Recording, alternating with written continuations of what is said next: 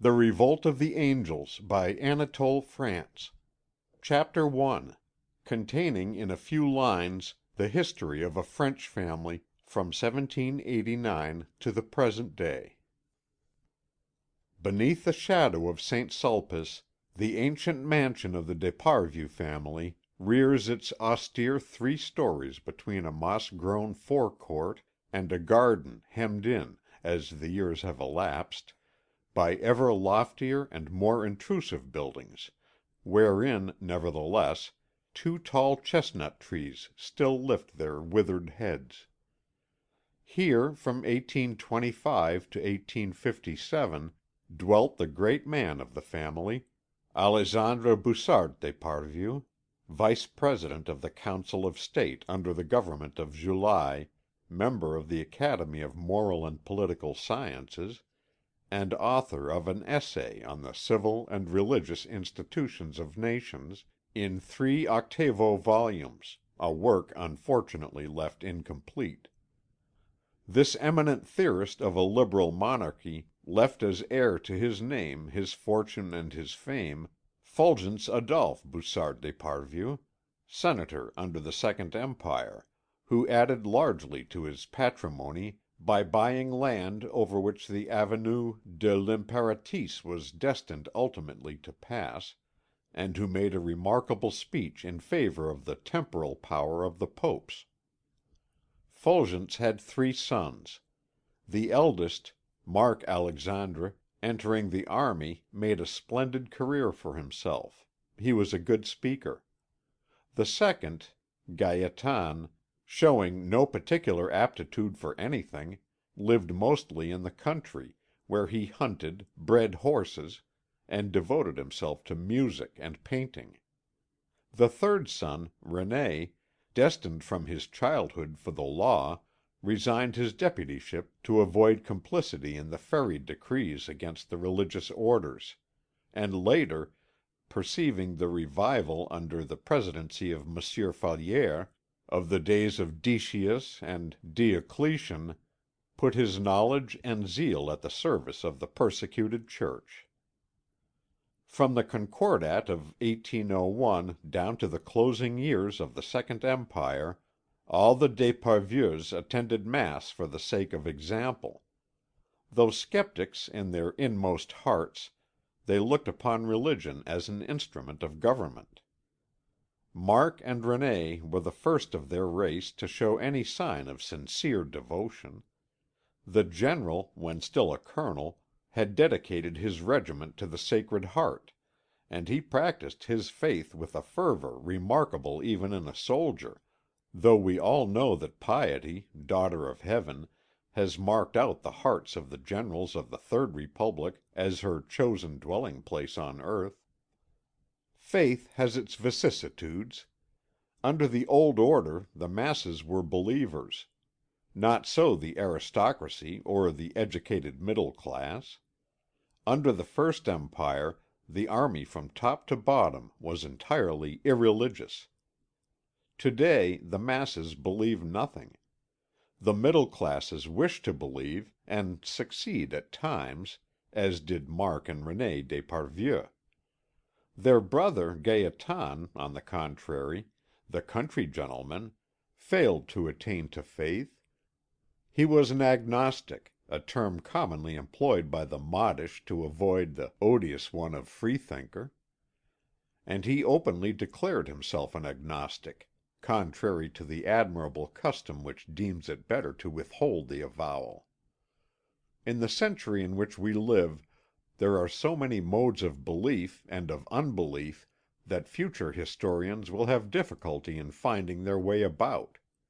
But are we any more successful in disentangling the condition of religious beliefs in the time of Symmachus or of Ambrose? A fervent Christian, René d'Esparvieu was deeply attached to the liberal ideas his ancestors had transmitted to him as a sacred heritage. Compelled to oppose a Jacobin and atheistical republic, he still called himself Republican. And it was in the name of liberty that he demanded the independence and sovereignty of the Church. During the long debates on the separation and the quarrels over the inventories, the synods of the bishops and the assemblies of the faithful were held in his house. While the most authoritatively accredited leaders of the Catholic party, prelates, generals, senators, deputies, journalists, were met together in the big green drawing room, and every soul present turned towards Rome with a tender submission or enforced obedience, while Monsieur d'Esparvieu, his elbow on the marble chimney piece, opposed civil law to canon law, and protested eloquently against the spoliation of the Church of France, two faces of other days, immobile and speechless, looked down on the modern crowd. On the right of the fireplace, painted by David, was Romain Boussard, a working farmer at Esparvieu in shirt sleeves and drill trousers, with a rough and ready air not untouched with cunning. He had good reason to smile. The worthy man laid the foundation of the family fortunes when he bought church lands. On the left, painted by Gerard in full dress, bedizened with orders, was the peasant's son, Baron Émile Boussard d'Esparvieu, prefect under the Empire, keeper of the Great Seal under Charles X, who died in 1837, churchwarden of his parish, with couplets from La Pucelle on his lips. René d'Esparvieu married in 1888 Marie Antoinette Coupel, daughter of Baron Coupel, ironmaster at Blainville, Haute Loire. Madame René d'Esparvieu had been president since 1903 of the Society of Christian Mothers. These perfect spouses, having married off their eldest daughter in 1908, had 3 children still at home, a girl and 2 boys. Léon, the younger, aged 7, had a room next to his mother and his sister Berthe. Maurice, the elder, lived in a little pavilion comprising 2 rooms at the bottom of the garden. The young man thus gained a freedom which enabled him to endure family life. He was rather good looking, smart without too much pretence, and the faint smile which merely raised one corner of his mouth did not lack charm. At 25, Maurice possessed the wisdom of Ecclesiastes. Doubting whether a man hath any profit of all his labour which he taketh under the sun, he never put himself out about anything. From his earliest childhood this young hopeful's sole concern with work had been considering how he might best avoid it. And it was through his remaining ignorant of the teaching of the École de Droit that he became a doctor of law and a barrister at the Court of Appeal. He neither pleaded nor practised. He had no knowledge and no desire to acquire any; wherein he conformed to his genius, whose engaging fragility he forbore to overload, his instinct fortunately telling him that it was better to understand little than to misunderstand a lot. As Monsieur l'Abbé Patouille expressed it, Maurice had received from heaven the benefits of a Christian education. From his childhood, piety was shown to him in the example of his home, and when on leaving college he was entered at the École de Droit, he found the lore of the doctors, the virtues of the confessors, and the constancy of the nursing mothers of the Church assembled around the paternal hearth. Admitted to social and political life at the time of the great persecution of the Church of France, Maurice did not fail to attend every manifestation of youthful Catholicism. He lent a hand with his parish barricades at the time of the inventories, and with his companions he unharnessed the Archbishop's horses when he was driven out from his palace. He showed on all these occasions a modified zeal. One never saw him in the front ranks of the heroic band exciting soldiers to a glorious disobedience, or flinging mud and curses at the agents of the law. He did his duty, nothing more. And if he distinguished himself on the occasion of the great pilgrimage of 1911 among the stretcher bearers at Lourdes, we have reason to fear it was but to please Madame de la Verdelière, who admired men of muscle. Abbé Patouille, a friend of the family and deeply versed in the knowledge of souls, knew that Maurice had only moderate aspirations to martyrdom. He reproached him with his lukewarmness, and pulled his ear, calling him a bad lot. Anyway, Maurice remained a believer. Amid the distractions of youth his faith remained intact, since he left it severely alone. He had never examined a single tenet. Nor had he inquired a whit more closely into the ideas of morality current in the grade of society to which he belonged. He took them just as they came. Thus, in every situation that arose, he cut an eminently respectable figure which he would have assuredly failed to do had he been given to meditating in the foundations of morality. He was irritable and hot-tempered, and possessed of a sense of honour which he was at great pains to cultivate. He was neither vain nor ambitious. Like the majority of Frenchmen, he disliked parting with his money. Women would never have obtained anything from him had they not known the way to make him give. He believed he despised them. The truth was, he adored them. He indulged his appetite so naturally that he never suspected that he had any. What people did not know, himself least of all, though the gleam that was occasionally shown in his fine, light brown eyes might have furnished the hint, was that he had a warm heart and was capable of friendship. For the rest, he was, in the ordinary intercourse of life, no very brilliant specimen. End of Chapter 1. Chapter 2, wherein useful information will be found concerning a library where strange things will shortly come to pass. Desirous of embracing the whole circle of human knowledge, and anxious to bequeath to the world a concrete symbol of his encyclopedic genius, and a display in keeping with his pecuniary resources, Baron Alexandre d'Esparvieu had formed a library of 360,000 volumes, both printed and in manuscript, whereof the greater part emanated from the Benedictines of Le Gouget.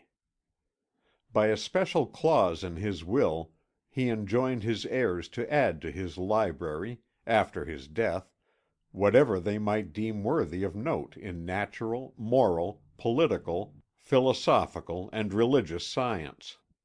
He had indicated the sums which might be drawn from his estate for the fulfilment of this object, and charged his eldest son, Fulgence Adolphe, to proceed with these additions.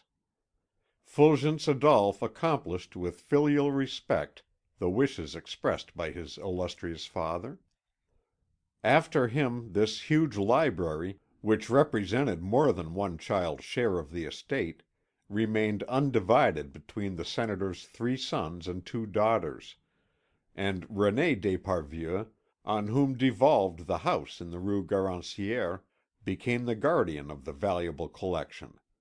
His 2 sisters, Madame Paulet de Saint-Fin and Madame Cuissart, repeatedly demanded that such a large but unremunerative piece of property should be turned into money. But René and Gaétan bought in the shares of their 2 co-legatees, and the library was saved. René d'Esparvieu even busied himself in adding to it, thus fulfilling the intentions of its founder. But from year to year he lessened the number and importance of the acquisitions, opining that the intellectual output in Europe was on the wane. Nevertheless, Gaétan enriched it, out of his funds, with works published both in France and abroad which he thought good, and he was not lacking in judgment, though his brothers would never allow that he had a particle. Thanks to this man of leisurely and inquiring mind, Baron Alexandre's collection was kept practically up to date.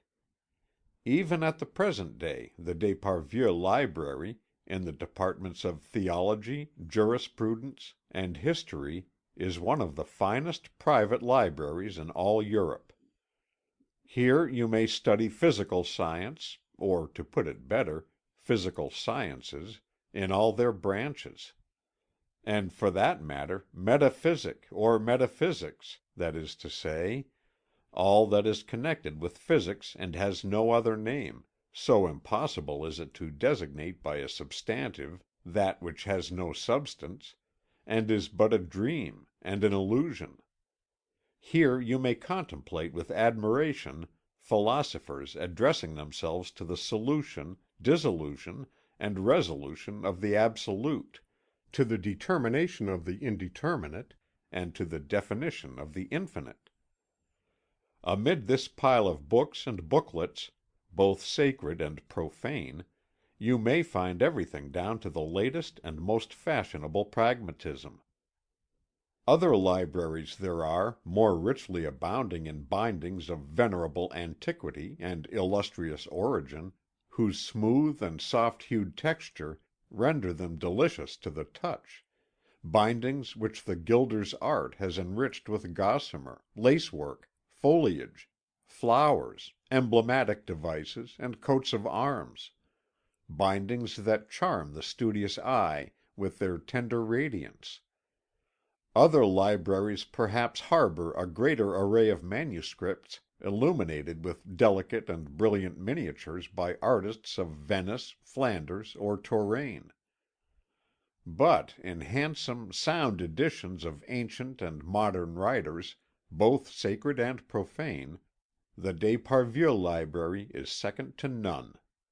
Here one finds all that has come down to us from antiquity, all the Fathers of the Church, the Apologists and the Decretalists, all the Humanists of the Renaissance, all the Encyclopedists, the whole world of philosophy and science. Therefore it was that Cardinal Merlin, when he deigned to visit it, remarked, "There is no man whose brain is equal to containing all the knowledge which is piled upon these shelves. Happily it doesn't matter." Monseigneur Cachepot, who worked there often when a curate in Paris, was in the habit of saying, "I see here the stuff to make many a Thomas Aquinas and many an Arius, if only the modern mind had not lost its ancient ardour for good and evil." There was no gainsaying that the manuscripts formed the more valuable portion of this immense collection. Noteworthy indeed was the unpublished correspondence of Gassendi, of Father Mersenne, and of Pascal, which threw a new light on the spirit of the 17th century. Nor must we forget the Hebrew Bibles, the Talmuds, the rabbinical treatises, printed and in manuscript, the Aramaic and Samaritan texts, on sheepskin and on tablets of sycamore. In fine, all these antique and valuable copies collected in Egypt and in Syria by the celebrated Moïse de Dina, and acquired at a small cost by Alexandre d'Esparvieu in 1836, when the learned Hebraist died of old age and poverty in Paris. The Esparvienne library occupied the whole of the second floor of the old house. The works thought to be of but mediocre interest, such as books of Protestant exegesis of the 19th and 20th centuries, the gift of Monsieur Gailletin, were relegated unbound to the limbo of the upper regions. The catalogue, with its various supplements, ran into no less than 18 folio volumes. It was quite up to date, and the library was in perfect order. Monsieur Julien Sariette, archivist and paleographer, who, being poor and retiring, used to make his living by teaching, became, in 1895, tutor to young Maurice on the recommendation of the Bishop of Agra, and with scarcely an interval found himself curator of the Bibliothèque Éparvienne. Endowed with businesslike energy and dogged patience, Monsieur Sariette himself classified all the members of this vast body. The system he invented and put into practice was so complicated, the labels he put on the books were made up of so many capital letters and small letters, both Latin and Greek, so many Arabic and Roman numerals, asterisks, double asterisks, triple asterisks, and those signs which in arithmetic express powers and roots, that the mere study of it would have involved more time and labour than would have been required for the complete mastery of algebra, and as no one could be found who would give the hours that might be more profitably employed in discovering the law of numbers to the solving of these cryptic symbols, Monsieur Sariette remained the only one capable of finding his way among the intricacies of his system, and without his help it had become an utter impossibility to discover, among the 360,000 volumes confided to his care, the particular volume one happened to require. Such was the result of his labours. Far from complaining about it, he experienced, on the contrary, a lively satisfaction. Monsieur Sariette loved his library. He loved it with a jealous love. He was there every day at 7 o'clock in the morning busy cataloguing at a huge mahogany desk. The slips in his handwriting filled an enormous case, standing by his side, surmounted by a plaster bust of Alexandre d'Esparvieu. Alexander wore his hair brushed straight back, and had a sublime look on his face. Like Chateaubriand, he affected little feathery side whiskers. His lips were pursed, his bosom bare. Punctually at midday, Monsieur Sariette used to sally forth to lunch at a creamery in the narrow, gloomy Rue de Canette. It was known as the Creamerie des Quatre Évêques, and had once been the haunt of Baudelaire, Theodore de Banville, Charles Asselineau, and a certain Grandet of Spain who had translated the Mysteries of Paris into the language of the conquistadors. And the ducks that paddled so nicely on the old stone sign which gave its name to the street used to recognize Monsieur Sariette. At 1:45, to the very minute, he went back to his library, where he remained until 7 o'clock. He then again betook himself to the Quatre Évêques, and sat down to his frugal dinner, with its crowning glory of stewed prunes. Every evening, after dinner, his crony, Monsieur Guinardon, universally known as Père Guinardon, a scene painter and picture restorer, who used to do work for churches, would come from his garret in the Rue Princesse to have his coffee and liqueur at the Quatre Évêques, and the two friends would play their game of dominoes. Old Guinardon, who was like some rugged old tree still full of sap, was older than he could bring himself to believe. He had known Chenavard. His chastity was positively ferocious, and he was forever denouncing the impurities of neo-paganism in language of alarming obscenity. He loved talking. Monsieur Sariette was a ready listener. Old Guinardon's favourite subject was the Chapelle des Anges in St. Sulpice, in which the paintings were peeled off the walls, and which he was one day to restore, when, that is, it should please God, for since the separation the churches belonged solely to God, and no one would undertake the responsibility of even the most urgent repairs. But old Guinardon demanded no salary.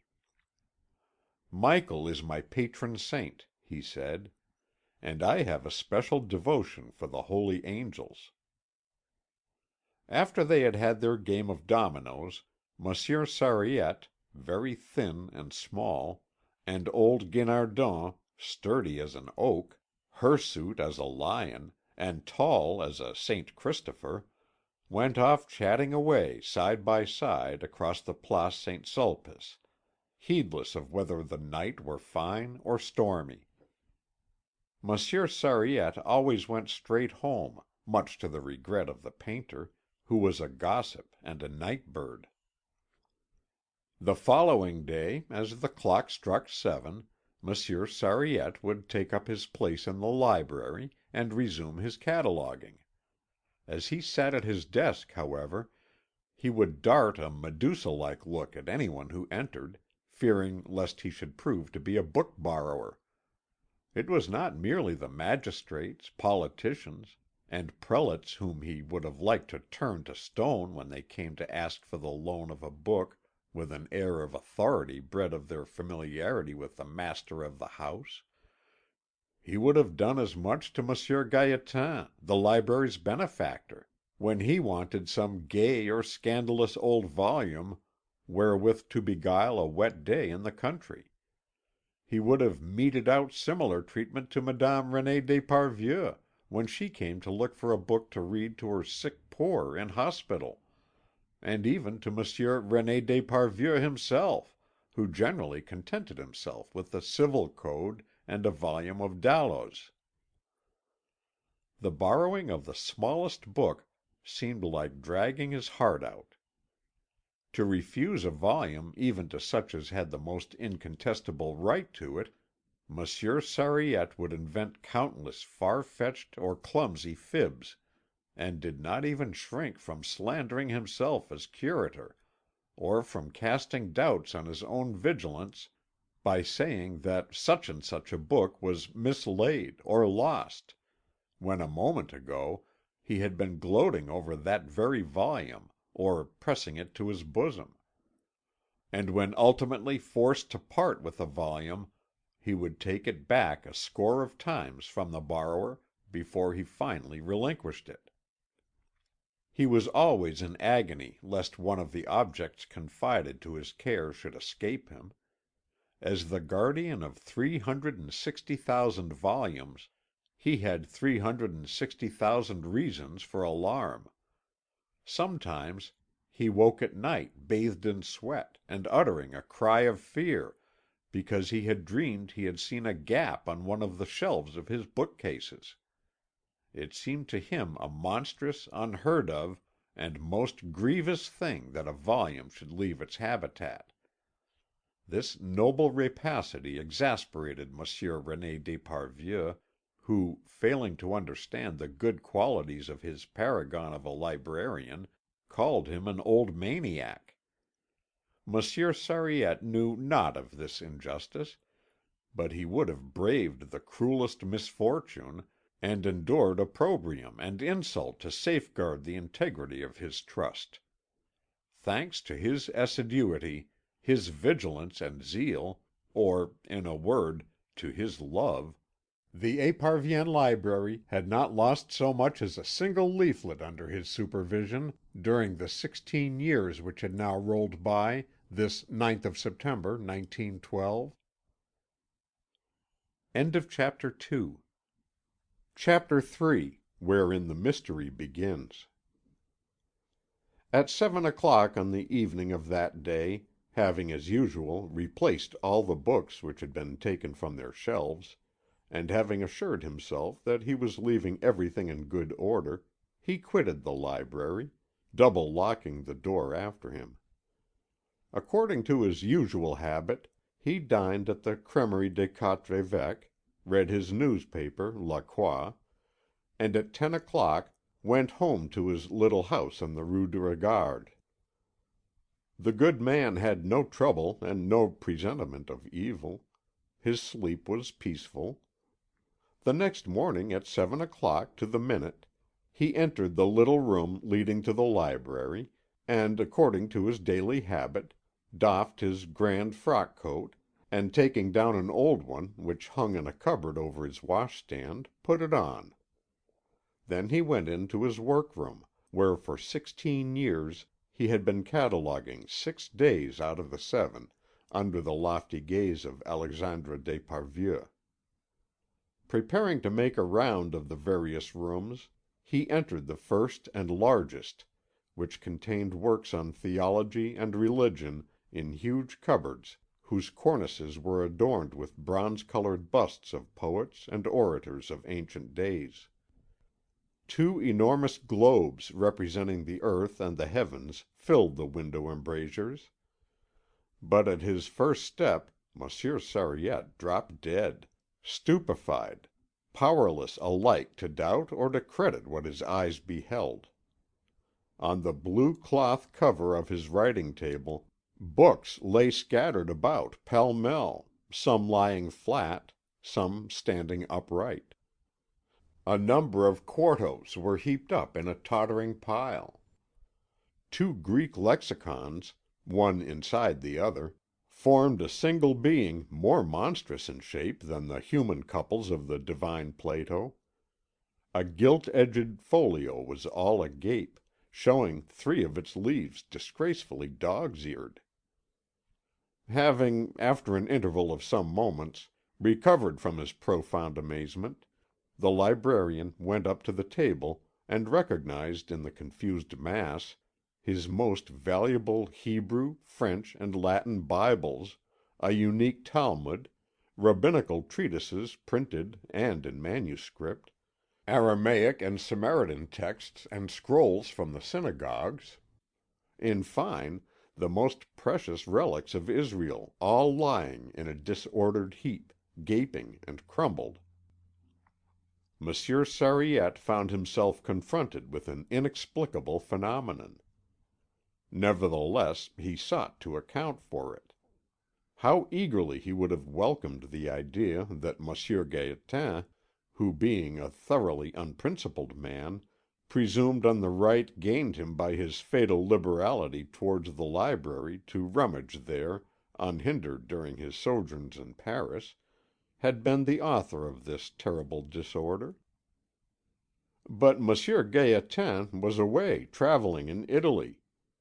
After pondering for some minutes, Monsieur Sariette's next supposition was that Monsieur René d'Esparvieu had entered the library late in the evening, with the keys of his manservant Hippolyte, who, for the past 25 years, had looked after the second floor and the attics. Monsieur René d'Esparvieu, however, never worked at night, and did not read Hebrew. Perhaps, thought Monsieur Sariette, perhaps he had brought or allowed to be brought to this room some priest, or Jerusalem monk, on his way through Paris, some Oriental savant given to scriptural exegesis. Monsieur Sariette next wondered whether the Abbé Patouille, who had an enquiring mind, and also a habit of dog's earing his books, had, peradventure, flung himself on these Talmudic and Biblical texts, fired with sudden zeal to lay bare the soul of Shem. He even asked himself for a moment whether Hippolyte, the old manservant, who had swept and dusted the library for a quarter of a century, and had been slowly poisoned by the dust of accumulated knowledge, had allowed his curiosity to get the better of him, and had been there during the night, ruining his eyesight and his reason, and losing his soul poring by moonlight over these undecipherable symbols. Monsieur Sariette even went so far as to imagine that young Maurice, on leaving his club or some nationalist meeting, might have torn these Jewish volumes from their shelves, out of hatred for old Jacob and his modern posterity. For this young man of family was a declared anti Semite, and only consorted with those Jews who were as anti Semitic as himself. It was giving a very free rein to his imagination, but Monsieur Sariette's brain could not rest, and went wandering about among speculations of the wildest extravagance. Impatient to know the truth, the zealous guardian of the library called the manservant. Hippolyte knew nothing. The porter at the lodge could not furnish any clue. None of the domestics had heard a sound. Monsieur Sariette went down to the study of Monsieur René d'Esparvieu, who received him in nightcap and dressing gown, listened to his story with the air of a serious man bored with idle chatter, and dismissed him with words which conveyed a cruel implication of pity. "Do not worry, my good Monsieur Sariette. Be sure that the books were lying where you left them last night." Monsieur Sariette reiterated his inquiries a score of times, discovered nothing, and suffered such anxiety that sleep entirely forsook him. When, on the following day, at 7 o'clock, he entered the room with the busts and globes, and saw that all was in order, he heaved a sigh of relief. Then suddenly his heart beat fit to burst. He had just seen lying flat on the mantelpiece a paper-bound volume, a modern work, the boxwood paper knife which had served to cut its pages still thrust between the leaves. It was a dissertation on the two parallel versions of Genesis, a work which Monsieur Sariette had relegated to the attic, and which had never left it up to now, no one in Monsieur d'Esparvieu's circle having had the curiosity to differentiate between the parts for which the polytheistic and monotheistic contributors were respectively responsible in the formation of the first of the sacred books. This book bore the label R greater than 3214 to the eighth divided by 2. And this painful truth was suddenly borne in upon the mind of Monsieur Sariette, to wit, that the most scientific system of numbering will not help to find a book if the book is no longer in its place. Every day of the ensuing month found the table littered with books. Greek and Latin lay cheek by jowl with Hebrew. Monsieur Sariette asked himself whether these nocturnal flittings were the work of evildoers, who entered by the skylights to steal valuable and precious volumes. But he found no traces of burglary, and, notwithstanding the most minute search, failed to discover that anything had disappeared.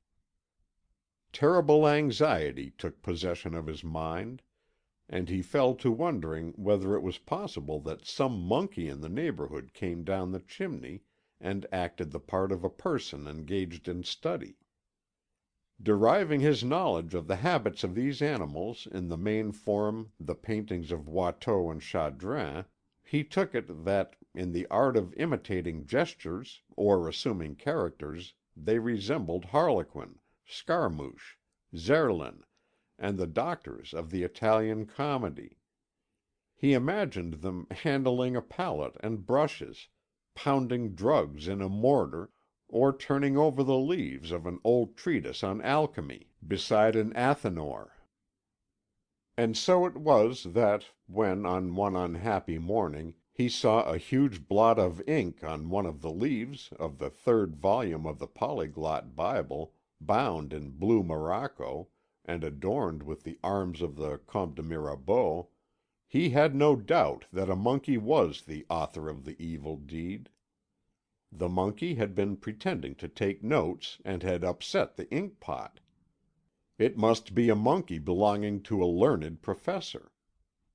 Imbued with this idea, Monsieur Sariette carefully studied the topography of the district, so as to draw a cordon round the group of houses amid which the d'Esparvieu house stood. Then he visited the 4 surrounding streets, asking at every door if there was a monkey in the house.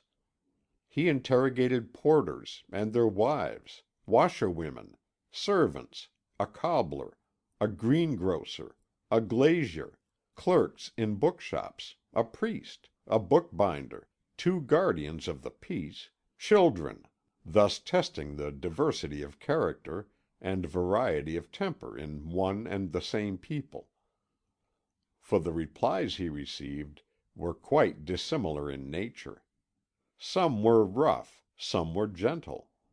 There were the coarse and the polished, the simple and the ironical, the prolix and the abrupt, the brief and even the silent. But of the animal he sought he had neither sight nor sound. When under the archway of an old house in the Rue Servandoni a small, freckled, red-haired girl, who looked after the door, made reply, "There is Monsieur Ordonneau's monkey. Would you care to see it?" And without another word she conducted the old man to a stable at the other end of the yard. There, on some rank straw and old bits of cloth, a young macaco with a chain around his middle sat and shivered. He was no taller than a 5-year-old child. His livid face, his wrinkled brow, his thin lips were all expressive of mortal sadness. He fixed on the visitor the still lively gaze of his yellow eyes. Then with his small dry hand he seized a carrot, put it in his mouth, and forthwith flung it away. Having looked at the newcomers for a moment, the exile turned away his head, as if he expected nothing further of mankind or of life. Sitting huddled up, one knee in his hand, he made no further movement, but at times a dry cough shook his breast. "It's Edgar," said the small girl. "He is for sale, you know." But the old book lover, who had come armed with anger and resentment, thinking to find a cynical enemy, a monster of malice, an anti-bibliophile, stopped short, surprised, saddened, and overcome before this little being devoid of strength and joy and hope. Recognizing his mistake, troubled by the almost human face which sorrow and suffering made more human still, he murmured, "Forgive me," and bowed his head. End of Chapter 3. Chapter 4, which in its forceful brevity projects us to the limits of the actual world. 2 months elapsed. The domestic upheaval did not subside, and Monsieur Sariette's thoughts turned to the Freemasons. The papers he read were full of their crimes. Abbé Patouille deemed them capable of the darkest deeds, and believed them to be in league with the Jews and meditating the total overthrow of Christendom.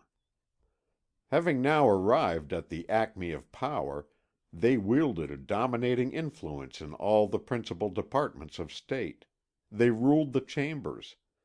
There were 5 of them in the ministry, and they filled the Élysée. Having some time since assassinated a president of the Republic because he was a patriot, they were getting rid of the accomplices and witnesses of their execrable crime. Few days passed without Paris being terror-stricken at some mysterious murder hatched in their lodges. These were facts concerning which no doubt was possible. By what means did they gain access to the library? Monsieur Sariette could not imagine. What task had they come to fulfil? Why did they attack sacred antiquity and the origins of the Church? What impious designs were they forming? A heavy shadow hung over these terrible undertakings. The Catholic archivist, feeling himself under the eye of the sons of Hiram, was terrified and fell ill. Scarcely had he recovered when he resolved to pass the night in the very spot where these terrible mysteries were enacted, and to take the subtle and dangerous visitors by surprise. It was an enterprise that demanded all his slender courage. Being a man of delicate physique and of nervous temperament, Monsieur Sariette was naturally inclined to be fearful. On the 8th of January, at 9 o'clock in the evening, while the city lay asleep under a whirling snowstorm, he built up a good fire in the room containing the busts of the ancient poets and philosophers, and ensconced himself in an armchair at the chimney corner, a rug over his knees. On a small stand within reach of his hand were a lamp, a bowl of black coffee, and a revolver borrowed from the youthful Maurice. He tried to read his paper, La Croix, but the letters danced beneath his eyes. So he stared hard in front of him, saw nothing but the shadows, heard nothing but the wind, and fell asleep. When he awoke the fire was out, the lamp was extinguished, leaving an acrid smell behind. But all around, the darkness was filled with milky brightness and phosphorescent lights. He thought he saw something flutter on the table. Stricken to the marrow with cold and terror, but upheld by a resolve stronger than any fear, he rose, approached the table, and passed his hands over the cloth. He saw nothing. Even the lights faded. But under his fingers he felt a folio wide open. He tried to close it.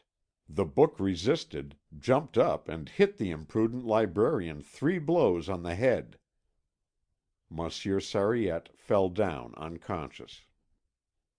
Since then things had gone from bad to worse. Books left their allotted shelves in greater profusion than ever, and sometimes it was impossible to replace them. They disappeared. Monsieur Sariette discovered fresh losses daily. The Bollandists were now an imperfect set. 30 volumes of exegesis were missing. He himself had become unrecognizable. His face had shrunk to the size of one's fist, and grown yellow as a lemon. His neck was elongated out of all proportion. His shoulders drooped. The clothes he wore hung on him as on a peg. He ate nothing, and at the Crèmerie des Quatre Évêques he would sit with dull eyes and bowed head, staring fixedly and vacantly at the saucer where in a muddy juice floated his stewed prunes. He did not hear old Guinardon relate how he had at last begun to restore the Delacroix paintings at St. Sulpice. Monsieur René d'Esparvieu, when he heard the unhappy curator's alarming reports, used to answer dryly: "These books have been mislaid, they are not lost. Look carefully, Monsieur Sariette, look carefully, and you will find them." And he murmured behind the old man's back: "Poor old Sariette is in a bad way." "I think," replied Abbé Patouille, "that his brain is going."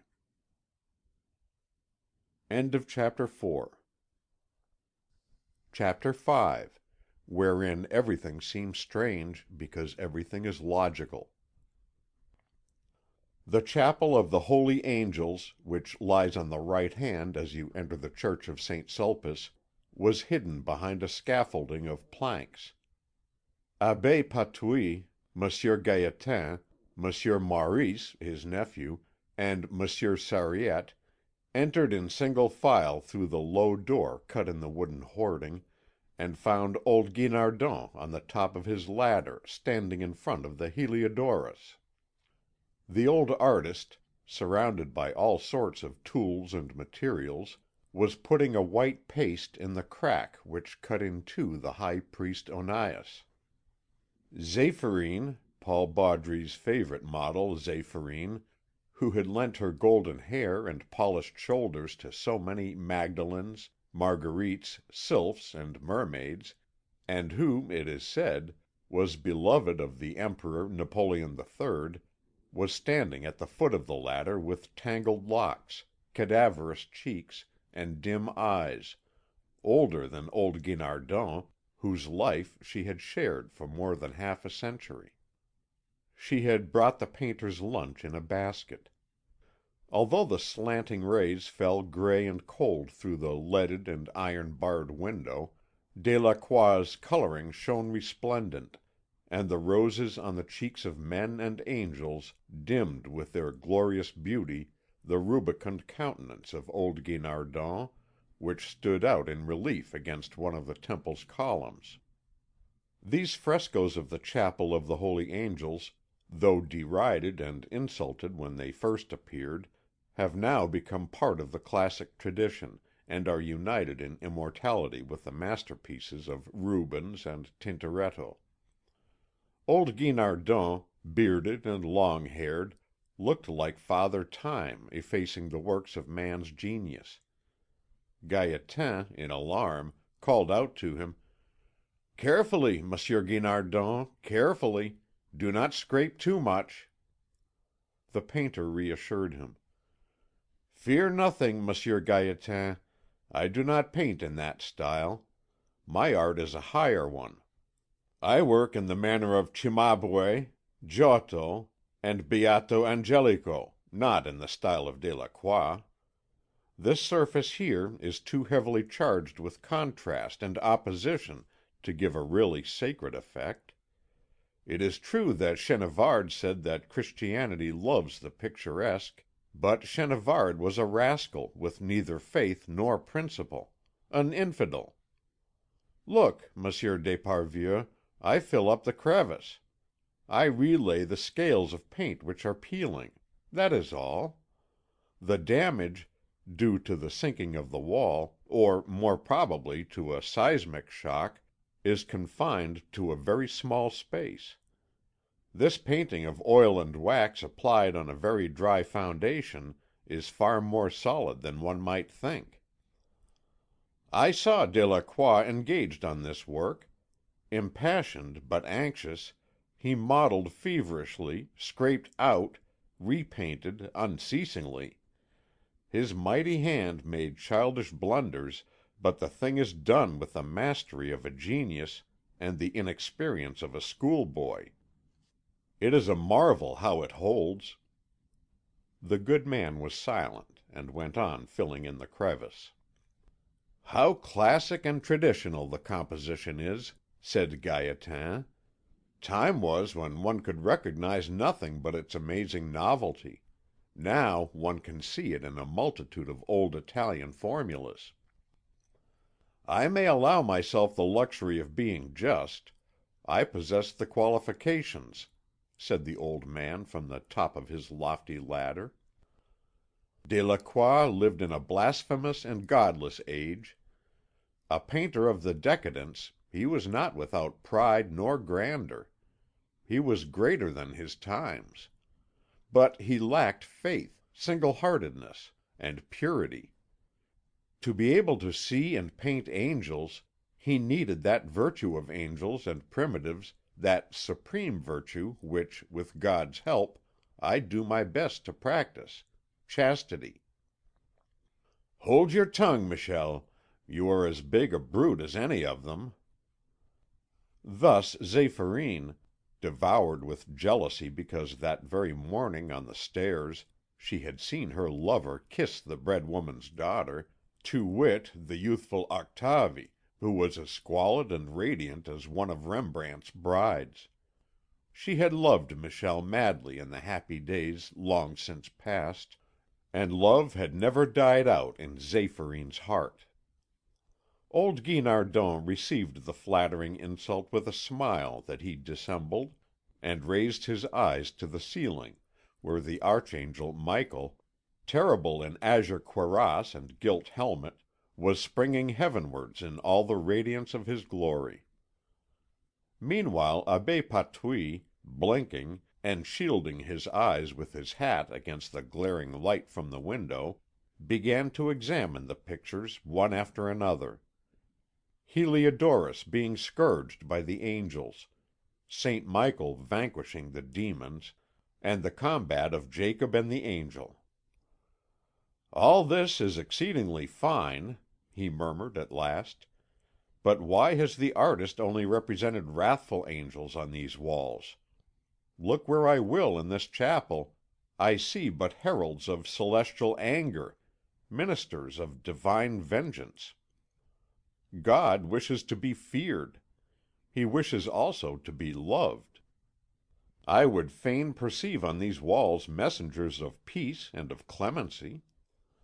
I should like to see the seraphim who purified the lips of the prophet, Saint Raphael who gave back his sight to old Tobias, Gabriel who announced the mystery of the Incarnation to Mary, The angel who delivered St. Peter from his chains, the cherubim who bore the dead St. Catherine to the top of Sinai. Above all, I should like to be able to contemplate those heavenly guardians which God gives to every man baptized in His name. We each have one who follows all our steps, who comforts us and upholds us. It would be pleasant indeed to admire these enchanting spirits, these beautiful faces. "Ah, Abbé, it depends on the point of view," answered Gaétan. "Delacroix was no sentimentalist. Old Ingres was not very far wrong in saying that this man's great work reeks of fire and brimstone. Look at the sombre, splendid beauty of those angels. Look at those androgynes so proud and fierce, at those pitiless youths who lift avenging rods against Heliodorus. Note this mysterious wrestler touching the patriarch on the hip." "Hush!" said Abbé Patouille. "According to the Bible, he is no angel like the others. If he be an angel, he is the angel of creation, the eternal Son of God. I am surprised that the venerable Curé of St. Sulpice, who entrusted the decoration of this chapel to Monsieur Eugène Delacroix, did not tell him that the patriarch's symbolic struggle with Him who was nameless took place in profound darkness, and that the subject is quite out of place here, since it prefigures the incarnation of Jesus Christ. The best artists go astray when they fail to obtain their ideas of Christian iconography from a qualified ecclesiastic. The institutions of Christian art form the subject of numerous works with which you are doubtless acquainted, Monsieur Sariette."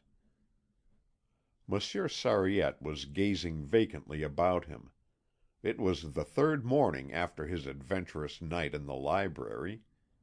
Being, however, thus called upon by the venerable ecclesiastic, he pulled himself together and replied: "On this subject we may with advantage consult Molanus' De Historia Sacrarum, Imaginum et Picturarum, in the edition given us by Noël Pacot, dated Louvain, 1771, Cardinal Federico Borromeo, De Pictura Sacra, and the Iconography of Didron. But this last work must be read with caution." Having thus spoken, Monsieur Sariette relapsed into silence. He was pondering on his devastated library. "On the other hand," continued Abbé Patouille, "since an example of the holy anger of the angels was necessary in this chapel, the painter is to be commended for having depicted for us, in imitation of Raphael, the heavenly messengers who chastised Heliodorus. Ordered by Seleucus, king of Syria, to carry off the treasures contained in the temple, Heliodorus was stricken by an angel in a cuirass of gold, mounted on a magnificently caparisoned steed. 2 other angels smote him with rods. He fell to earth, as Monsieur Delacroix shows us here, and was swallowed up in darkness. It is right and salutary that this adventure should be cited as an example to the Republican Commissioners of Police and to the sacrilegious agents of the law. There will always be Heliodoruses, but, let it be known, every time they lay their hands on the property of the Church, which is the property of the poor, they shall be chastised with rods and blinded by the angels.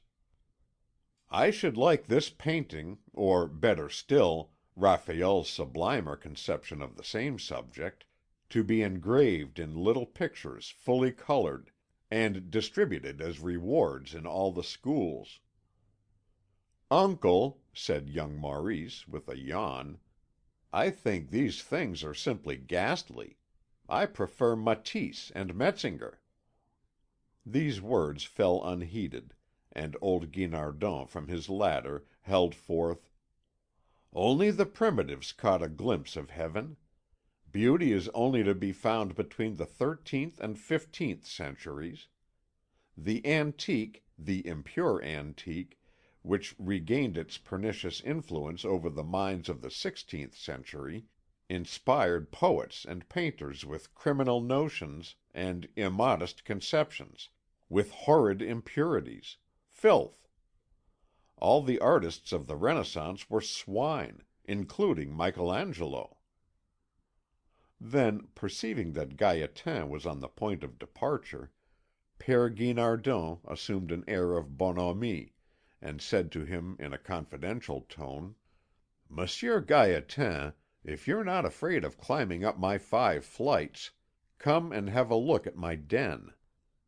I've got 2 or 3 little canvases I wouldn't mind parting with, and they might interest you. All good, honest, straightforward stuff. I'll show you, among other things, a tasty, spicy little Baudouin that would make your mouth water." At this speech Gaétan made off. As he descended the church steps and turned down the Rue Princesse, he found himself accompanied by old Sariette, and fell to unburdening himself to him, as he would have done to any human creature, or, indeed, to a tree, a lamp post, a dog, or his own shadow, of the indignation with which the aesthetic theories of the old painter inspired him. "Old Guinardon overdoes it with his Christian art and his primitives. Whatever the artist conceives of heaven is borrowed from earth. God, the Virgin, the angels, men and women, saints, the light, the clouds. When he was designing figures for the chapel windows at Dreux, old Ingres drew from life a pure, fine study of a woman, which may be seen, among many others, in the Musée Bonnat at Bayonne. Old Ingres had written at the bottom of the page, in case he should forget, 'Mademoiselle Cécile, admirable legs and thighs.' And so as to make Mademoiselle Cécile into a saint in Paradise, he gave her a robe, a cloak, a veil, inflicting thus a shameful decline in her estate, for the tissues of Lyons and Genoa are worthless compared with the youthful living tissue, rosy with pure blood. The most beautiful draperies are despicable compared with the lines of a beautiful body. In fact, clothing for flesh that is desirable and ripe for wedlock is an unmerited shame, and the worst of humiliations. And Gaétan, walking carelessly in the gutter of the Rue Garancière, continued: "Old Guinardon is a pestilential idiot. He blasphemes antiquity, sacred antiquity, the age when the gods were kind. He exalts an epoch when the painter and the sculptor had all their lessons to learn over again. In point of fact, Christianity has run contrary to art insomuch as it has not favoured the study of the nude. Art is the representation of nature, and nature is preeminently the human body. It is the nude." "Pardon, pardon," purred old Sariette.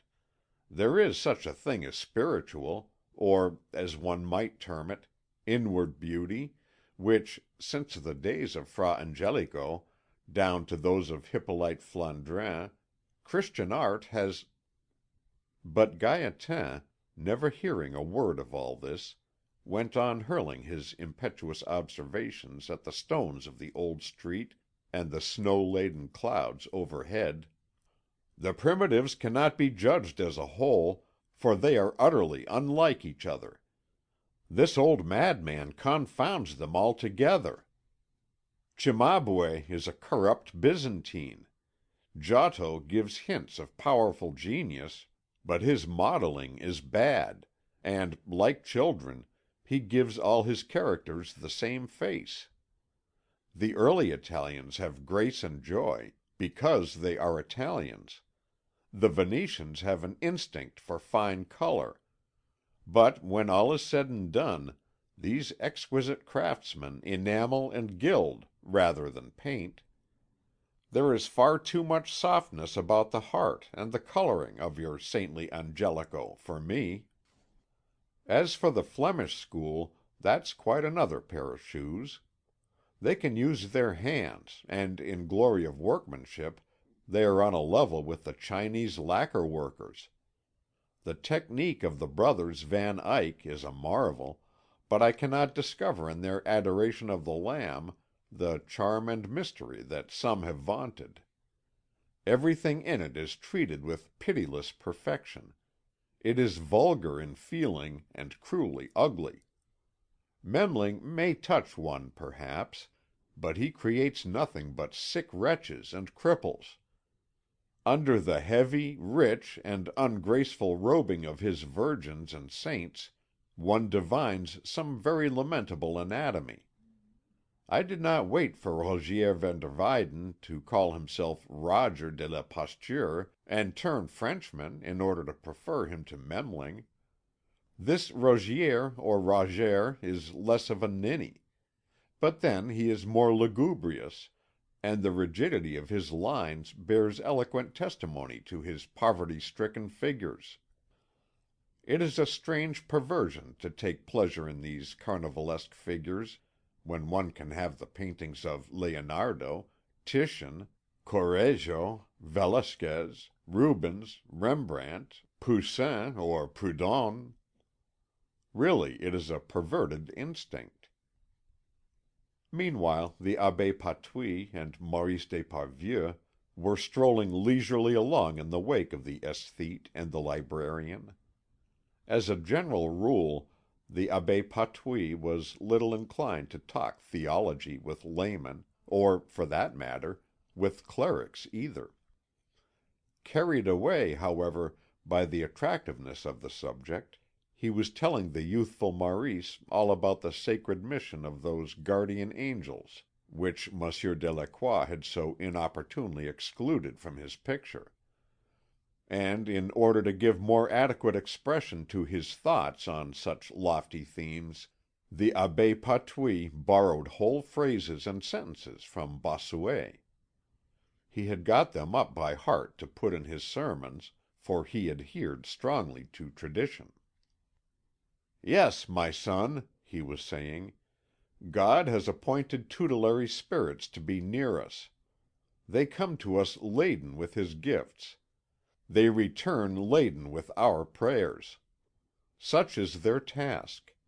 Not an hour, not a moment passes but they are at our side, ready to help us, ever fervent and unwearying guardians, watchmen that never slumber."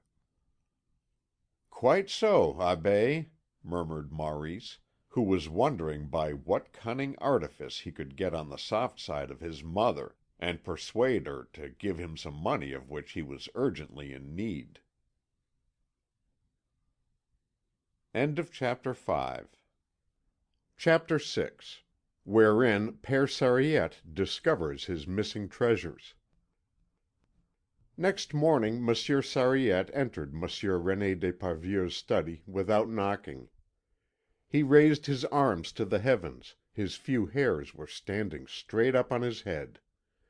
His eyes were big with terror. In husky tones he stammered out the dreadful news. A very old manuscript of Flavius Josephus, 60 volumes of all sizes, a priceless jewel, namely a Lucretius adorned with the arms of Philippe de Vendôme, Grand Prior of France, with notes in Voltaire's own hand, a manuscript of Richard Simon, and a set of Gassendi's correspondence with Gabriel Naudé, comprising 238 unpublished letters, had disappeared. This time the owner of the library was alarmed. He mounted in haste to the abode of the philosophers and the globes, and there with his own eyes confirmed the magnitude of the disaster. There were yawning gaps on many a shelf. He searched here and there, opened cupboards, dragged out brooms, dusters, and fire extinguishers, rattled the shovel in the coke fire, shook out Monsieur Sariette's best frock coat that was hanging in the cloak room, and then stood and gazed disconsolately at the empty places left by the Gassendi portfolios. For the past half century the whole learned world had been loudly clamouring for the publication of this correspondence. Monsieur René de Parvieu had not responded to the universal desire, unwilling either to assume so heavy a task or to resign it to others. Having found such boldness of thought in these letters, and many passages of more libertine tendency than the piety of the 20th century could endure, he preferred that they should remain unpublished. But he felt himself responsible for their safekeeping, not only to his country but to the whole civilized world. "How can you have allowed yourself to be robbed of such a treasure?" he asked severely of Monsieur Sariette. "How can I have allowed myself to be robbed of such a treasure?" repeated the unhappy librarian. "Monsieur, if you opened my breast you would find that question engraved upon my heart." Unmoved by this powerful utterance, Monsieur d'Esparvieu continued with pent-up fury: "And you have discovered no single sign that would put you on the track of the thief, Monsieur Sariette? You have no suspicion, not the faintest idea, of the way these things have come to pass? You have seen nothing, heard nothing, noticed nothing, learnt nothing? You must grant this is unbelievable. Think, Monsieur Sariette, think of the possible consequences of this unheard of theft, committed under your eyes.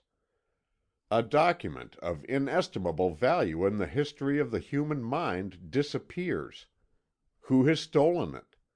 Why has it been stolen? Who will gain by it? Those who have got possession of it doubtless know that they will be unable to dispose of it in France. They will go and sell it in America or Germany. Germany is greedy for such literary monuments. Should the correspondence of Gassendi with Gabriel Naudé go over to Berlin, if it is published there by German savants, what a disaster, nay, what a scandal!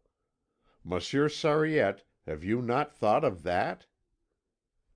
Beneath the stroke of an accusation all the more cruel in that he brought it against himself, Monsieur Sariette stood stupefied, and was silent. And Monsieur d'Esparvieu continued to overwhelm him with bitter reproaches. "And you make no effort. You devise nothing to find these inestimable treasures. Make enquiries, bestir yourself, Monsieur Sariette, use your wits. It is well worth while." And Monsieur d'Esparvieu went out, throwing an icy glance at his librarian. Monsieur Sariette sought the lost books and manuscripts in every spot where he had already sought them 100 times, and where they could not possibly be. He even looked in the coat box and under the leather seat of his armchair. When midday struck, he mechanically went downstairs. At the foot of the stairs he met his old pupil Maurice, with whom he exchanged a bow. But he only saw men and things as through a mist.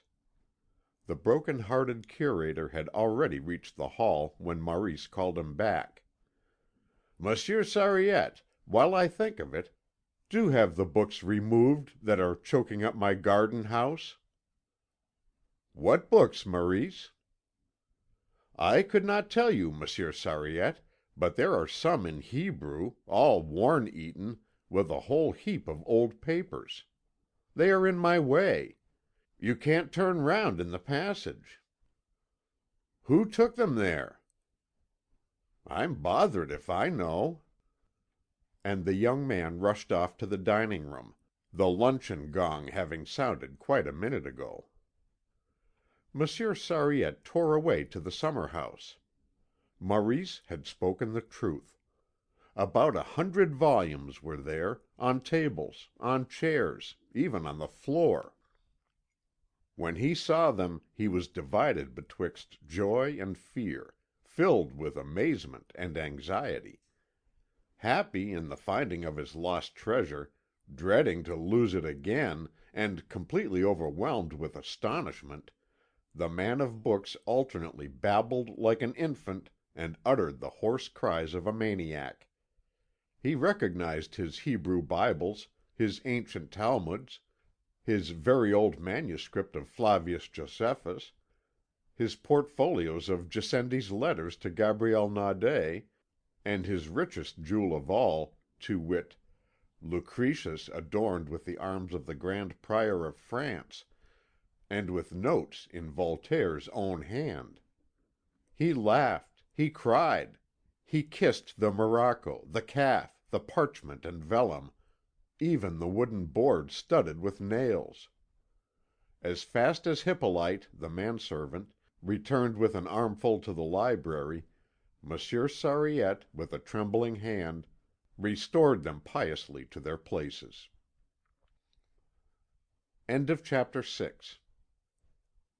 Chapter 7.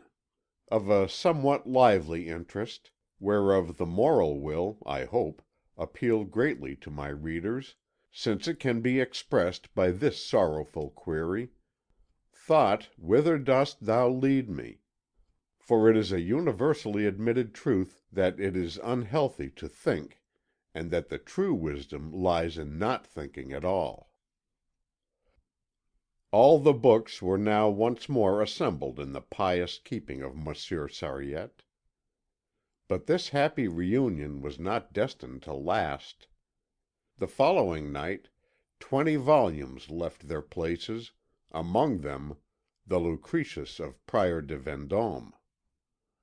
Within a week the old Hebrew and Greek texts had all returned to the summer house, and every night during the ensuing month they left their shelves and secretly went on the same path. Others betook themselves no one knew whither. On hearing of these mysterious occurrences, Monsieur René d'Esparvieu merely remarked with frigidity to his librarian: "My poor Sariette, all this is very queer indeed." And when Monsieur Sariette tentatively advised him to lodge a formal complaint, or to inform the Commissaire de Police, Monsieur d'Esparvieu cried out upon him: "What are you suggesting, Monsieur Sariette? Divulge domestic secrets? Make a scandal? You cannot mean it. I have enemies, and I am proud of it. I think I have deserved them. What I might complain about is that I am wounded in the house of my friend, attacked with unheard of violence, by fervent Loyalists, who, I grant you, are good Catholics, but exceedingly bad Christians. In a word, I am watched, spied upon, shadowed, and you suggest, Monsieur Sariette, that I should make a present of this comic opera mystery, this burlesque adventure, this story in which we both cut somewhat pitiable figures, to a set of spiteful journalists? Do you wish to cover me with ridicule?" The result of the colloquy was that the two gentlemen agreed to change all the locks in the library. Estimates were asked for, and workmen called in. For 6 weeks the d'Esparvieu household rang from morning till night with the sound of hammers, the hum of centre bits, and the grating of files. Fires were always going in the abode of the philosophers and globes, and the people of the house were simply sickened by the smell of heated oil. The old, smooth, easy running locks were replaced, on the cupboards and doors of the rooms, by stubborn and tricky fastenings. There was nothing but combinations of locks, letter padlocks, safety bolts, bars, chains, and electric alarm bells. All this display of ironmongery inspired fear. The lock cases glistened, and there was much grinding of bolts. To gain access to a room, a cupboard, or a drawer, it was necessary to know a certain number, of which Monsieur Sariette alone was cognizant. His head was filled with bizarre words and tremendous numbers, and he got entangled among all these cryptic signs, these square, cubic, and triangular figures. He himself couldn't get the doors and the cupboards undone, yet every morning he found them wide open, and the books thrown about, ransacked, and hidden away. In the gutter of the Rue Servandoni a policeman picked up a volume of Salomon Reinach on the identity of Barabbas and Jesus Christ. As it bore the bookplate of the d'Esparvieu library, he returned it to the owner. Monsieur René d'Esparvieu, not even deigning to inform Monsieur Sariette of the fact, made up his mind to consult a magistrate, a friend in whom he had complete confidence, to wit, a certain Monsieur des Aubels, counsellor of the law courts, who had put through many an important affair. He was a little plump man, very red, very bald, with a cranium that shone like a billiard ball. He entered the library one morning, feigning to come as a book lover, but he soon showed that he knew nothing about books. While all the busts of the ancient philosophers were reflected in his shining pate, he put divers insidious questions to Monsieur Sariette, who grew uncomfortable and turned red, for innocence is easily flustered. From that moment Monsieur des Aubels had a mighty suspicion that Monsieur Sariette was the perpetrator of the very thefts he denounced with horror, and it immediately occurred to him to seek out the accomplices of the crime. As regards motives, he did not trouble about them. Motives are always to be found. Monsieur des Aubels told Monsieur René d'Esparvieu that, if he liked, he would have the house secretly watched by a detective from the Prefecture. "I will see that you get Mignon," he said. "He is an excellent servant, assiduous and prudent." By 6 o'clock next morning Mignon was already walking up and down outside the d'Esparvieu's house, his head sunk between his shoulders, wearing love locks which showed from under the narrow brim of his bowler hat, his eye cocked over his shoulder. He wore an enormous dull black moustache, his hands and feet were huge. In fact, his whole appearance was distinctly memorable. He paced regularly up and down from the nearest of the big ram's head pillars which adorn the Hôtel de la Sordière to the end of the Rue Garancière, toward the apse of St. Sulpice Church and the dome of the Chapel of the Virgin. Henceforth it became impossible to enter or leave the d'Esparvieu's house without feeling that one's every action, that one's very thoughts, were being spied upon. Mignon was a prodigious person, endowed with powers that nature denies to other mortals. He neither ate nor slept. At all hours of the day and night, in wind and rain, he was to be found outside the house, and no one escaped the X-rays of his eye. One felt pierced through and through, penetrated to the very marrow, worse than naked, bare as a skeleton. It was the affair of a moment. The detective did not even stop, but continued his everlasting walk. It became intolerable. Young Maurice threatened to leave the paternal roof if he was to be so radiographed. His mother and his sister Berthe complained of his piercing look. It offended the chaste modesty of their souls.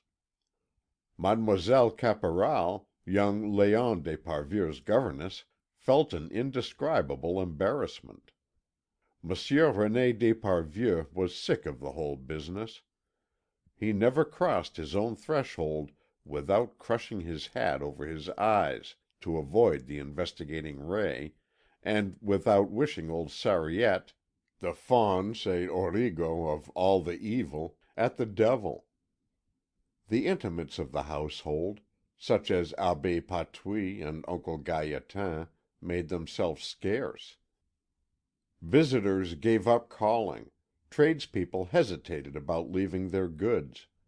The carts belonging to the big shops scarcely dared stop. But it was among the domestics that the spying roused the most disorder. The footman, afraid, under the eye of the police, to go and join the cobbler's wife over her solitary labours in the afternoon, found the house unbearable and gave notice. Odile, Madame d'Esparvieu's lady maid, not daring, as was her custom after her mistress had retired, to introduce Octave, the handsomest of the neighbouring booksellers' clerks, to her little room upstairs, grew melancholy, irritable, and nervous, pulled her mistress's hair while dressing it, spoke insolently, and made advances to Monsieur Maurice.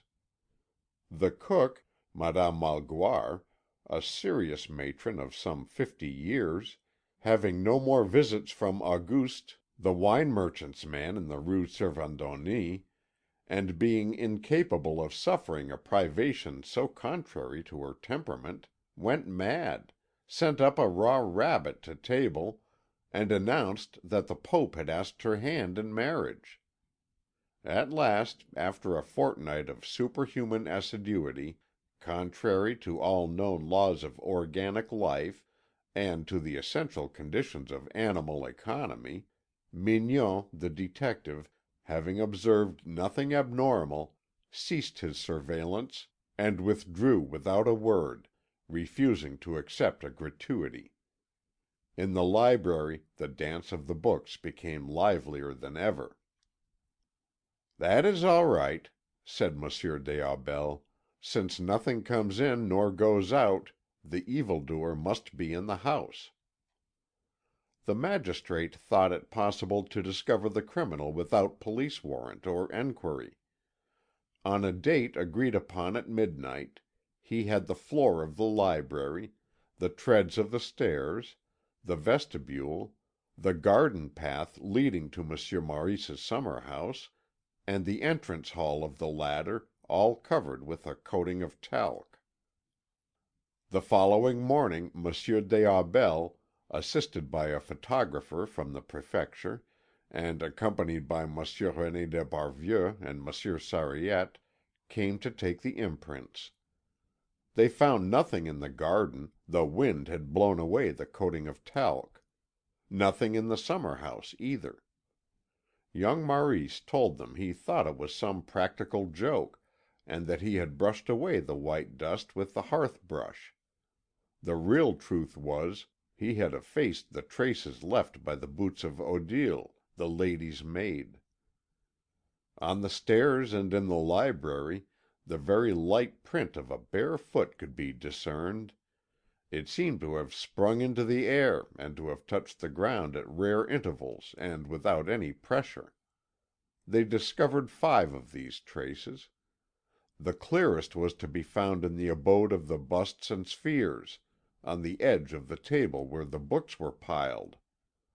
The photographer took several negatives of this imprint. "This is more terrifying than anything else," murmured Monsieur Sariette. Monsieur des Aubels did not hide his surprise. 3 days later the anthropometrical department of the Prefecture returned the proofs exhibited to them, saying that they were not in the records. After dinner Monsieur René showed the photographs to his brother Gaétan, who examined them with profound attention, and after a long silence exclaimed: "No wonder they have not got this at the Prefecture. It is the foot of a god or of an athlete of antiquity.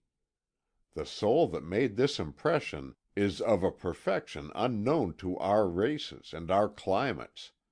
It exhibits toes of exquisite grace and a divine heel."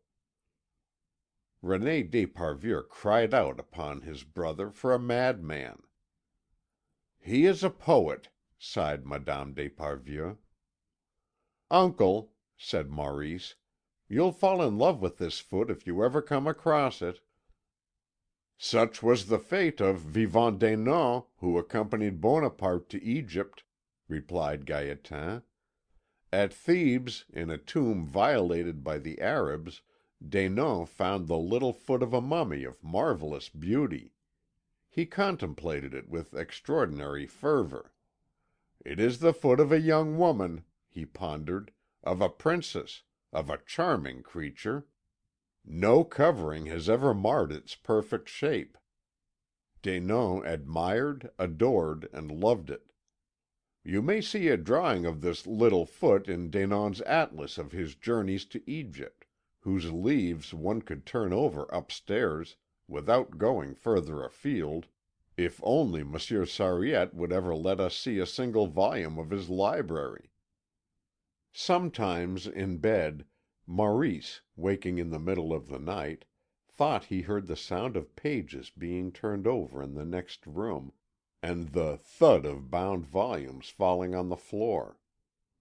One morning at 5 o'clock he was coming home from the club, after a night of bad luck, and while he stood outside the door of the summer house, hunting in his pocket for his keys, his ears distinctly heard a voice sighing, "Knowledge, whither dost thou lead me? Thought, whither dost thou lure me?" But entering the two rooms he saw nothing, and told himself that his ears must have deceived him.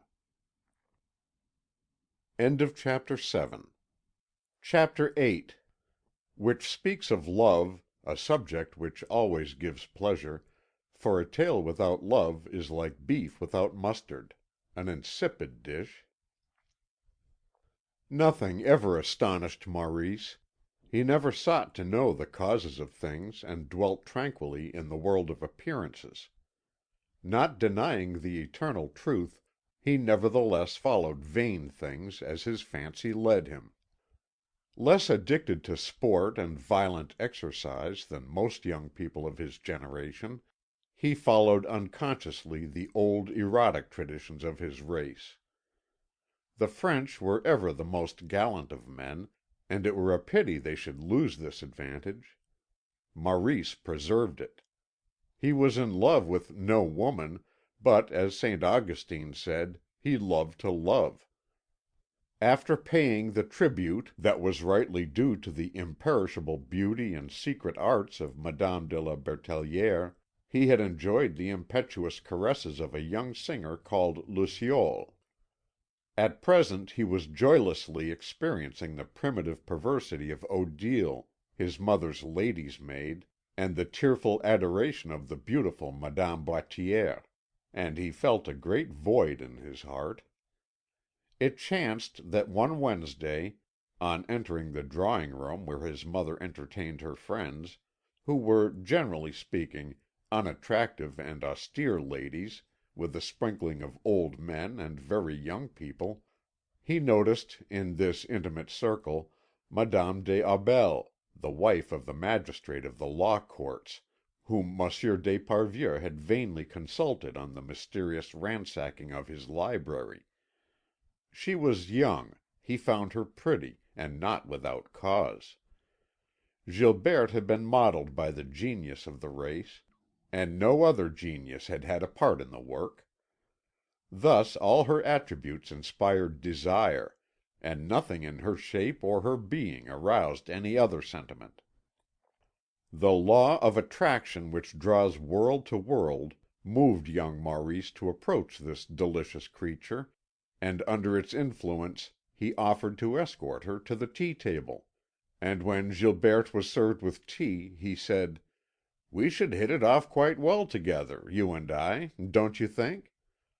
He spoke in this way, according to modern usage, so as to avoid inane compliments, and to spare a woman the boredom of listening to one of those old declarations of love which, containing nothing but what is vague and undefined, require neither a truthful nor an exact reply.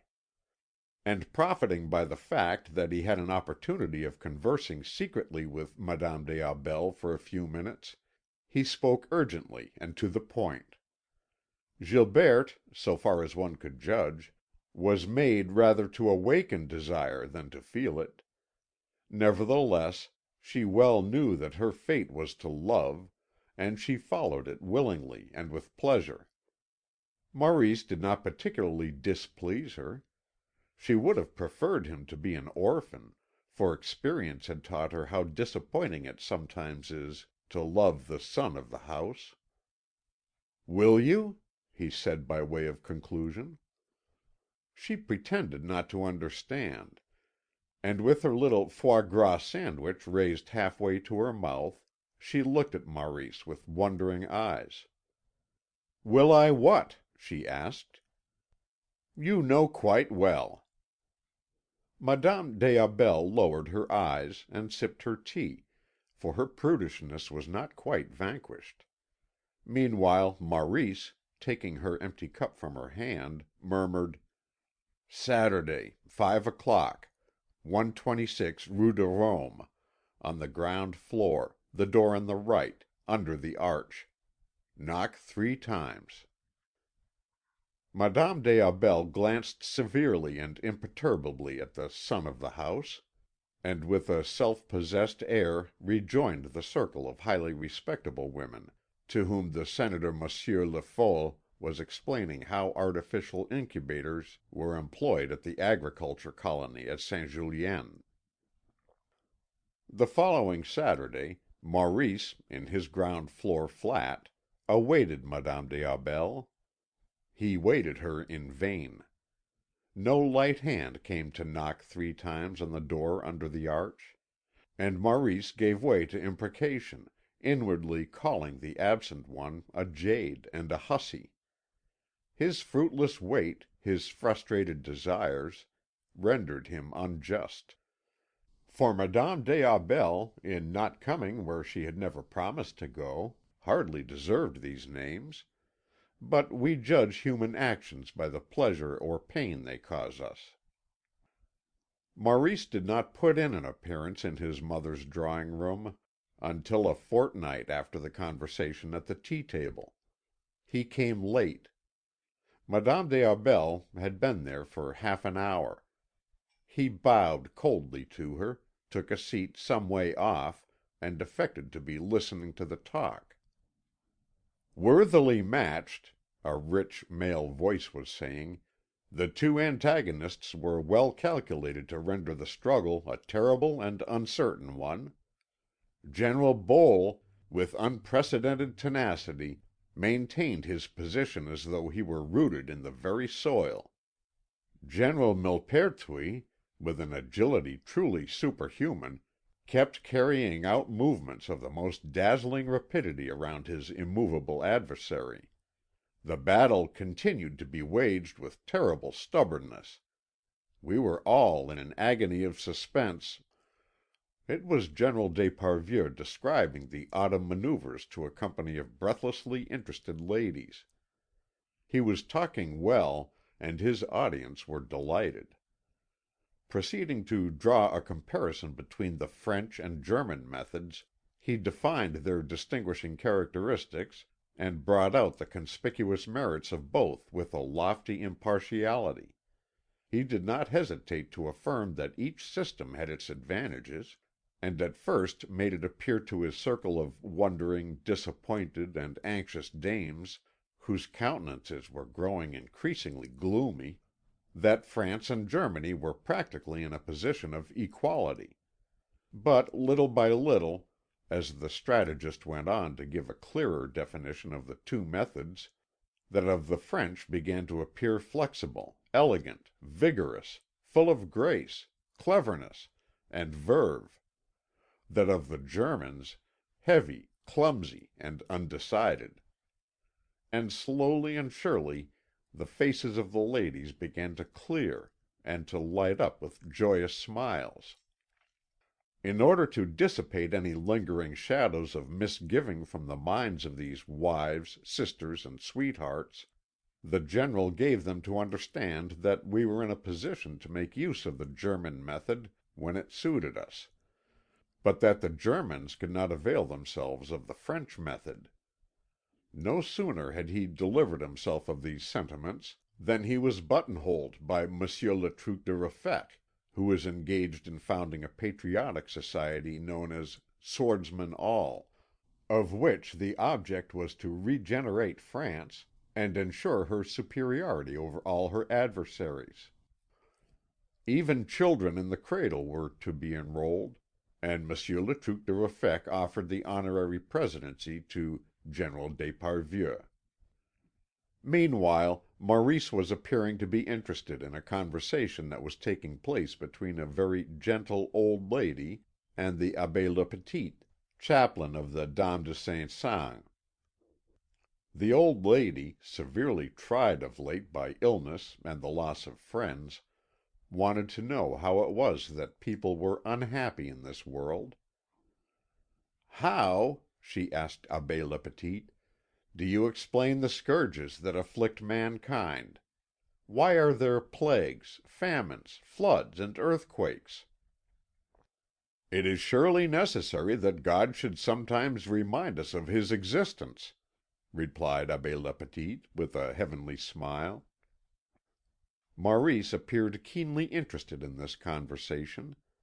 Then he seemed fascinated by Madame Philograndin, quite a personable young woman, whose simple innocence, however, detracted all piquancy from her beauty, all savour from her bodily charms. A very sour, shrill voiced old lady, who, affecting the dowdy woollen weeds of poverty, displayed the pride of a great lady in the world of Christian finance, exclaimed in a squeaky voice: "Well, my dear Madame d'Esparvieu, so you have had trouble here. The papers speak darkly of robbery, of thefts committed in Monsieur d'Esparvieu's valuable library, of stolen letters." "Oh," said Madame d'Esparvieu, "if we were to believe all the newspapers say." "Oh, so, dear Madame, you have got your treasures back? All's well that ends well." "The library is in perfect order," asserted Madame d'Esparvieu. "There is nothing missing." "The library is on the floor above this, is it not?" asked young Madame des Aubels, showing an unexpected interest in the books. Madame d'Esparvieu replied that the library occupied the whole of the second floor, and that they had put the least valuable books in the attics. "Could I not go and look at it?" The mistress of the house declared that nothing could be easier. She called to her son: "Maurice, go and do the honours of the library to Madame des Aubels." Maurice rose, and without uttering a word, mounted to the second floor in the wake of Madame des Aubels. He appeared indifferent, but inwardly he rejoiced, for he had no doubt that Gilberte had feigned her ardent desire to inspect the library simply to see him in secret; and, while affecting indifference, he promised himself to renew those offers which, this time, would not be refused. Under the romantic bust of Alexandre d'Esparvieu, they were met by the silent shadow of a little wan, hollow eyed old man, who wore a settled expression of mute terror. "Do not let us disturb you, Monsieur Sariette," said Maurice. "I am showing Madame des Aubels round the library." Maurice and Madame des Aubels passed on into the great room where against the four walls rose presses filled with books, and surmounted by bronze busts of poets, philosophers, and orators of antiquity. All was in perfect order, an order which seemed never to have been disturbed from the beginning of things.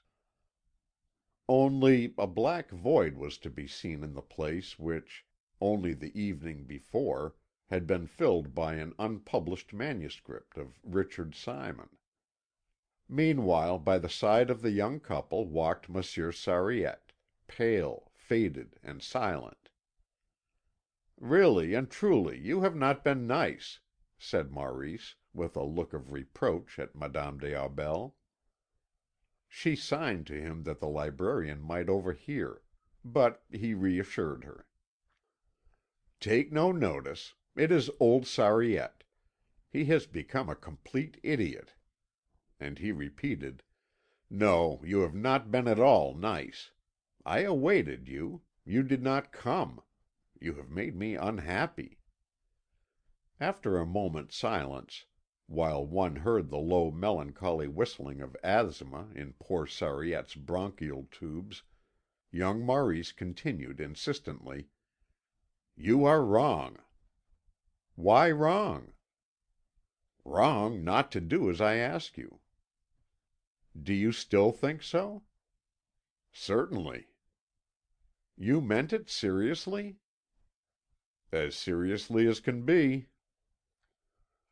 Touched by his assurance of sincere and constant feeling, and thinking she had resisted sufficiently, Gilberte granted to Maurice what she had refused him a fortnight ago. They slipped into an embrasure of the window, behind an enormous celestial globe whereon were graven the signs of the zodiac and the figures of the stars, and there their gaze fixed on the Lion, the Virgin, and the Scales, in the presence of a multitude of Bibles, before the works of the Fathers, both Greek and Latin, beneath the casts of Homer, Aeschylus, Sophocles, Euripides, Herodotus, Thucydides, Socrates, Plato, Aristotle, Demosthenes, Cicero, Virgil, Horace, Seneca, and Epictetus. They exchanged vows of love and a long kiss on the mouth. Almost immediately Madame des Aubels bethought herself that she still had some calls to pay, and that she must make her escape quickly, for love had not made her lose all sense of her own importance. But she had barely crossed the landing with Maurice when they heard a hoarse cry, and saw Monsieur Sariette plunge madly downstairs, exclaiming as he went: "Stop it! Stop it! I saw it fly away. It escaped from the shelf by itself. It crossed the room. There it is! There! It's going downstairs. Stop it! It has gone out of the door on the ground floor." "What?" asked Maurice. Monsieur Sariette looked out of the landing window, murmuring horror struck: "It's crossing the garden. It's going into the summer house. Stop it! Stop it!" "But what is it?" repeated Maurice. "In God's name, what is it?" "My Flavius Josephus!" exclaimed Monsieur Sariette. "Stop it!" And he fell down unconscious. "You see he is quite mad," said Maurice to Madame des Aubels, as he lifted up the unfortunate librarian. Gilberte, a little pale, said she also thought she had seen something in the direction indicated by the unhappy man, something flying. Maurice had seen nothing, but he had felt what seemed like a gust of wind. He left Monsieur Sariette in the arms of Hippolyte and the housekeeper, who had both hastened to the spot on hearing the noise. The old gentleman had a wound in his head. "All the better," said the housekeeper. "This wound may save him from having a fit." Madame des Aubels gave her handkerchief to stop the blood, and recommended an arnica compress. Chapter 9, wherein it is shown that, as an ancient Greek poet said, "Nothing is sweeter than Aphrodite the Golden." Although he had enjoyed Madame des Aubels' favours for 6 whole months, Maurice still loved her. True, they had had to separate during the summer. For lack of funds of his own, he had had to go to Switzerland with his mother, and then to stop with the whole family at the Château d'Esparvieu. She had spent the summer with her mother at Niort, and the autumn with her husband at a little Normandy seaside place, so that they had hardly seen each other 4 or 5 times. But since the winter, kindly to lovers, had brought them back to town again, Maurice had been receiving her twice a week in his little flat in the Rue de Rome, and received no one else. No other woman had inspired him with feelings of such constancy and fidelity. What augmented his pleasure was that he believed himself loved, and indeed he was not unpleasing. He thought that she did not deceive him, not that he had any reason to think so, but it appeared right and fitting that she should be content with him alone. What annoyed him was that she always kept him waiting, and was unpunctual in coming to their meeting place. She was invariably late, at times very late. Now, on Saturday, January 30th, since 4 o'clock in the afternoon, Maurice had been awaiting Madame des Aubels in the little pink room, where a bright fire was burning. He was gaily clad in a suit of flowered pyjamas, smoking Turkish cigarettes. At first he dreamed of receiving her with long kisses, with hitherto unknown caresses. A quarter of an hour having passed, he meditated serious and affectionate reproaches. Then, after an hour of disappointed waiting, he vowed he would meet her with cold disdain. At length she appeared, fresh and fragrant.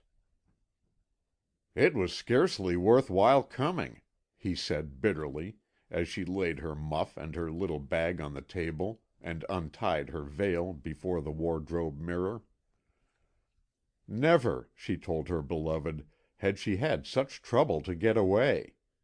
She was full of excuses, which he obstinately rejected. But no sooner had she the good sense to hold her tongue than he ceased his reproaches, and then nothing detracted from the longing with which she inspired him. The curtains were drawn, the room was bathed in warm shadows lit by the dancing gleams of the fire. The mirrors in the wardrobe and on the chimney piece shone with mysterious lights. Gilberte, leaning on her elbow, head on hand, was lost in thought. A little jeweller, a trustworthy and intelligent man, had shown her a wonderfully pretty pearl and sapphire bracelet. It was worth a great deal, and was to be had for a mere nothing. He had got it from a cocotte down on her luck, who was in a hurry to dispose of it. It was a rare chance. It would be a huge pity to let it slip. "Would you like to see it, darling? I will ask the little man to let me have it to show you." Maurice did not actually decline the proposal, but it was clear that he took no interest in the wonderful bracelet. When small jewellers come across a great bargain they keep it to themselves, and do not allow their customers to profit by it. Moreover, jewellery means nothing just now. Well-bred women have given up wearing it. Every one goes in for sport, and jewellery does not go with sport. Maurice spoke thus, contrary to truth, because having given his mistress a fur coat, he was in no hurry to give her anything more. He was not stingy, but he was careful with his money. His people did not give him a very large allowance, and his debts grew bigger every day. By satisfying the wishes of his inamorata too promptly, he feared to arouse others still more pressing. The bargain seemed less wonderful to him than to Gilberte. Besides, he liked to take the initiative in choosing his gifts. Above all, he thought that if he gave her too many presents, he would be no longer sure of being loved for himself. Madame des Aubels felt neither contempt nor surprise at this attitude. She was gentle and temperate. She knew men, and judged that one must take them as one found them, that for the most part they do not give very willingly, and that a woman should know how to make them give. Suddenly a gas lamp was lighted in the street, and shone through the gaps in the curtains. "6:30," she said. "We must be on the move." Pricked by the touch of Time's fleeting wing, Maurice was conscious of reawakened desires and reanimated powers. A white and radiant offering, Gilberte, with her head thrown back, her eyes half closed, her lips apart, sunk in dreamy languor, was breathing slowly and placidly, when suddenly she started up with a cry of terror. "Whatever is that?" "Stay still," said Maurice, holding her back in his arms. In his present mood, had the sky fallen in, it would not have troubled him. But in one bound she escaped from him. Crouching down, her eyes filled with terror, she was pointing with her finger at a figure which appeared in a corner of the room, between the fireplace and the wardrobe with a mirror. Then, unable to bear the sight, and nearly fainting, she hid her face in her hands. Chapter 10, which far surpasses in audacity the imaginative flights of Dante and Milton. Maurice at length turned his head, saw the figure, and perceiving that it moved, was also frightened.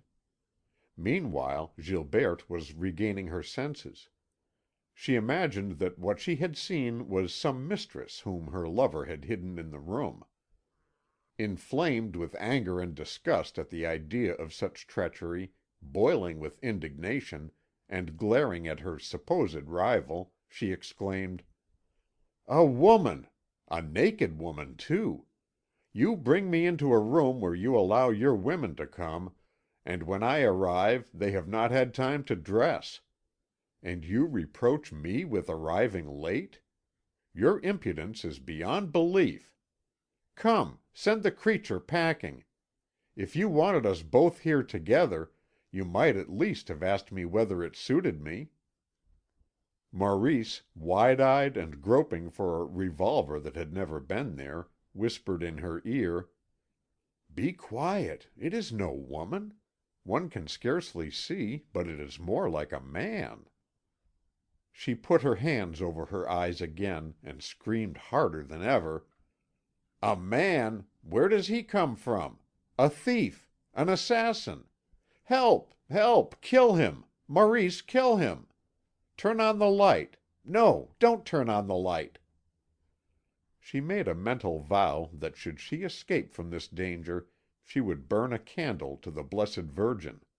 Her teeth chattered. The figure made a movement.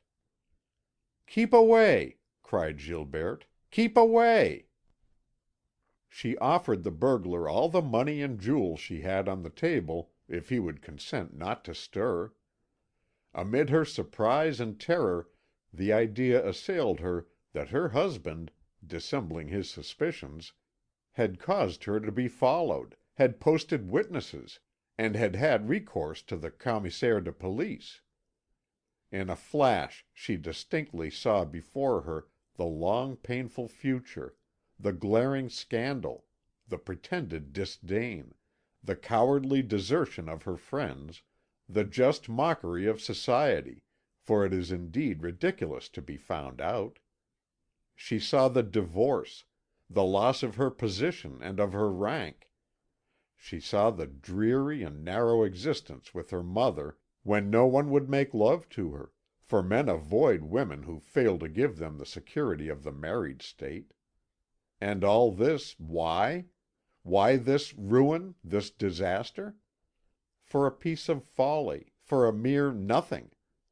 Thus in a lightning flash spoke the conscience of Gilberte des Aubels.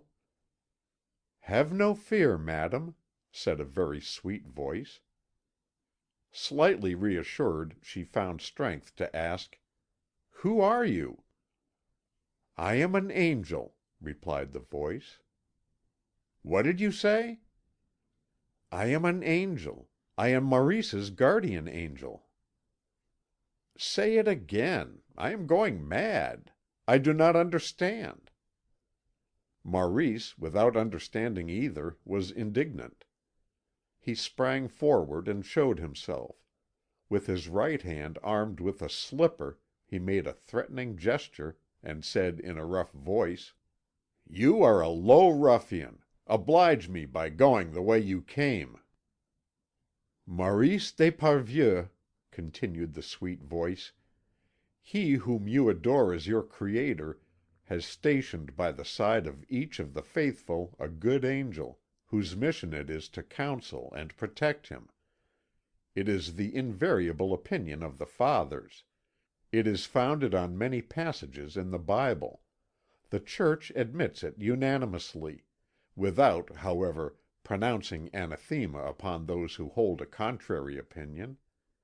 You see before you one of these angels, yours, Maurice. I was commanded to watch over your innocence and to guard your chastity." "That may be," said Maurice, "but you are certainly no gentleman. A gentleman would not permit himself to enter a room at such a moment. To be plain, what the deuce are you doing here?" "I have assumed this appearance, Maurice, because, having henceforth to move among mankind, I have to make myself like them.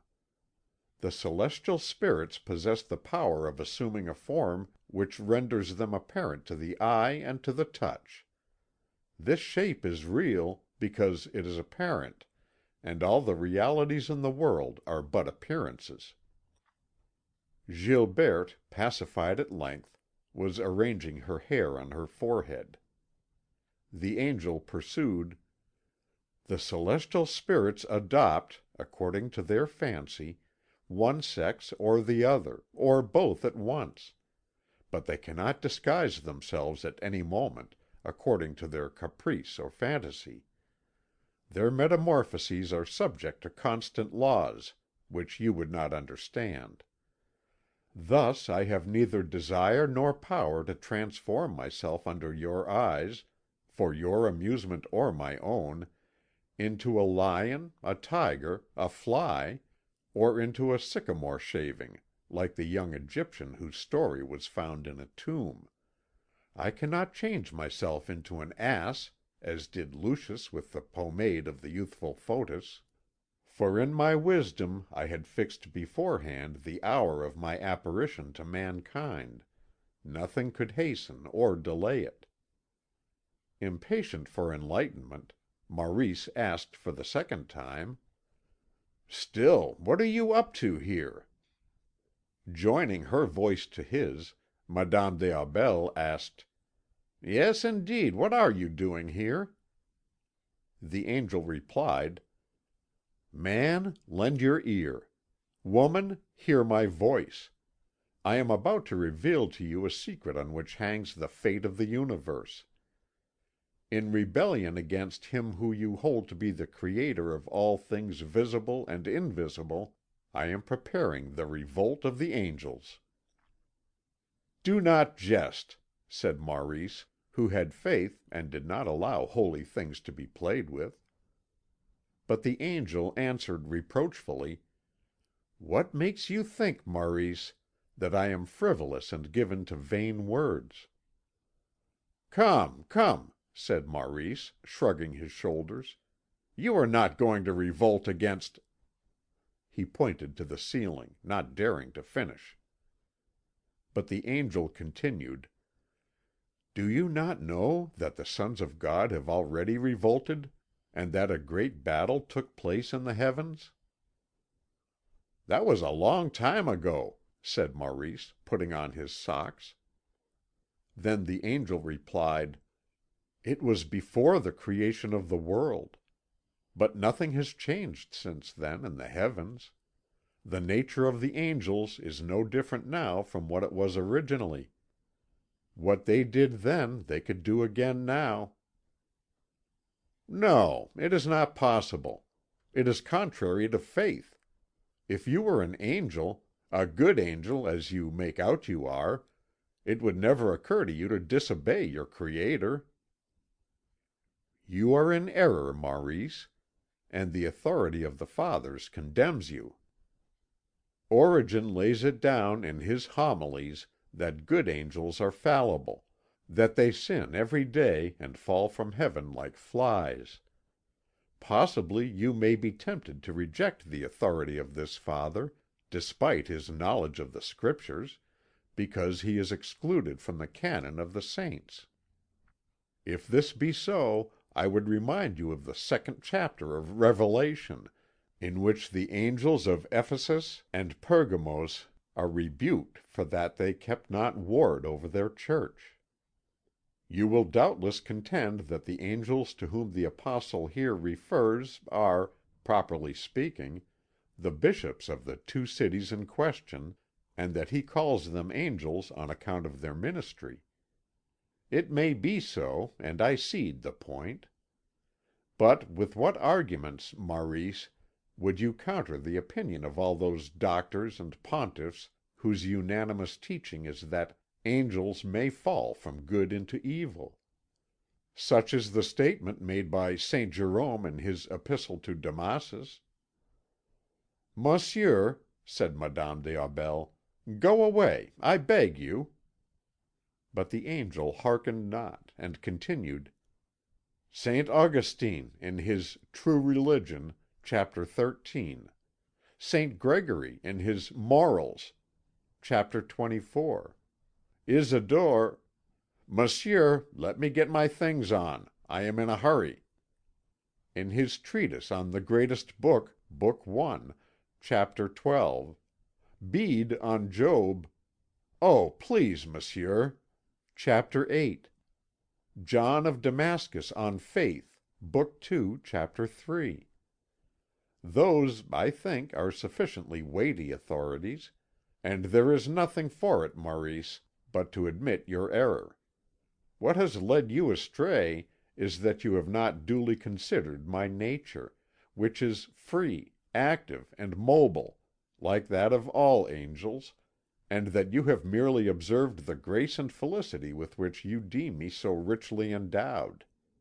Lucifer possessed no less, yet he rebelled." "But what on earth are you rebelling for?" asked Maurice. "Isaiah," answered the child of light. "Isaiah has already asked before you, Quomodo cessedisti de caelo, Lucifer, qui mane audiobaris?" Hearken, Maurice. Before time was, the angels rose up to win dominion over heaven, the most beautiful of the seraphim revolted through pride. As for me, it is science that has inspired me with a generous desire for freedom. Finding myself near you, Maurice, in a house containing one of the vastest libraries in the world, I acquired a taste for reading and a love of study. While fordone with the toils of a sensual life, you lay sunk in heavy slumber, I surrounded myself with books, I studied, I pondered over their pages, sometimes in one of the rooms of the library, under the busts of the great men of antiquity, sometimes at the far end of the garden, in the room in the summer house next to your own." On hearing these words, young d'Esparvieu exploded with laughter and beat the pillow with his fist, an infallible sign of uncontrollable mirth. Ah! It was you who pillaged Papa's library and drove poor old Sariette off his head. You know he has become completely idiotic." "Busily engaged," continued the angel, "in cultivating for myself a sovereign intelligence, I paid no heed to that inferior being, and when he thought to offer obstacles to my researches and to disturb my work, I punished him for his importunity. One particular winter's night in the abode of the philosophers and globes, I let fall a volume of great weight on his head, which he tried to tear from my invisible hand. Then, more recently, raising, with a vigorous arm composed of a column of condensed air, a precious manuscript of Flavius Josephus, I gave the imbecile such a fright that he rushed out screaming on to the landing, and, to borrow a striking expression from Dante Alighieri, fell even as a dead body falls. He was well rewarded, for you gave him, madame, to staunch the blood from his wound, your little scented handkerchief. It was the day, you may remember, when behind a celestial globe you exchanged a kiss on the mouth with Maurice."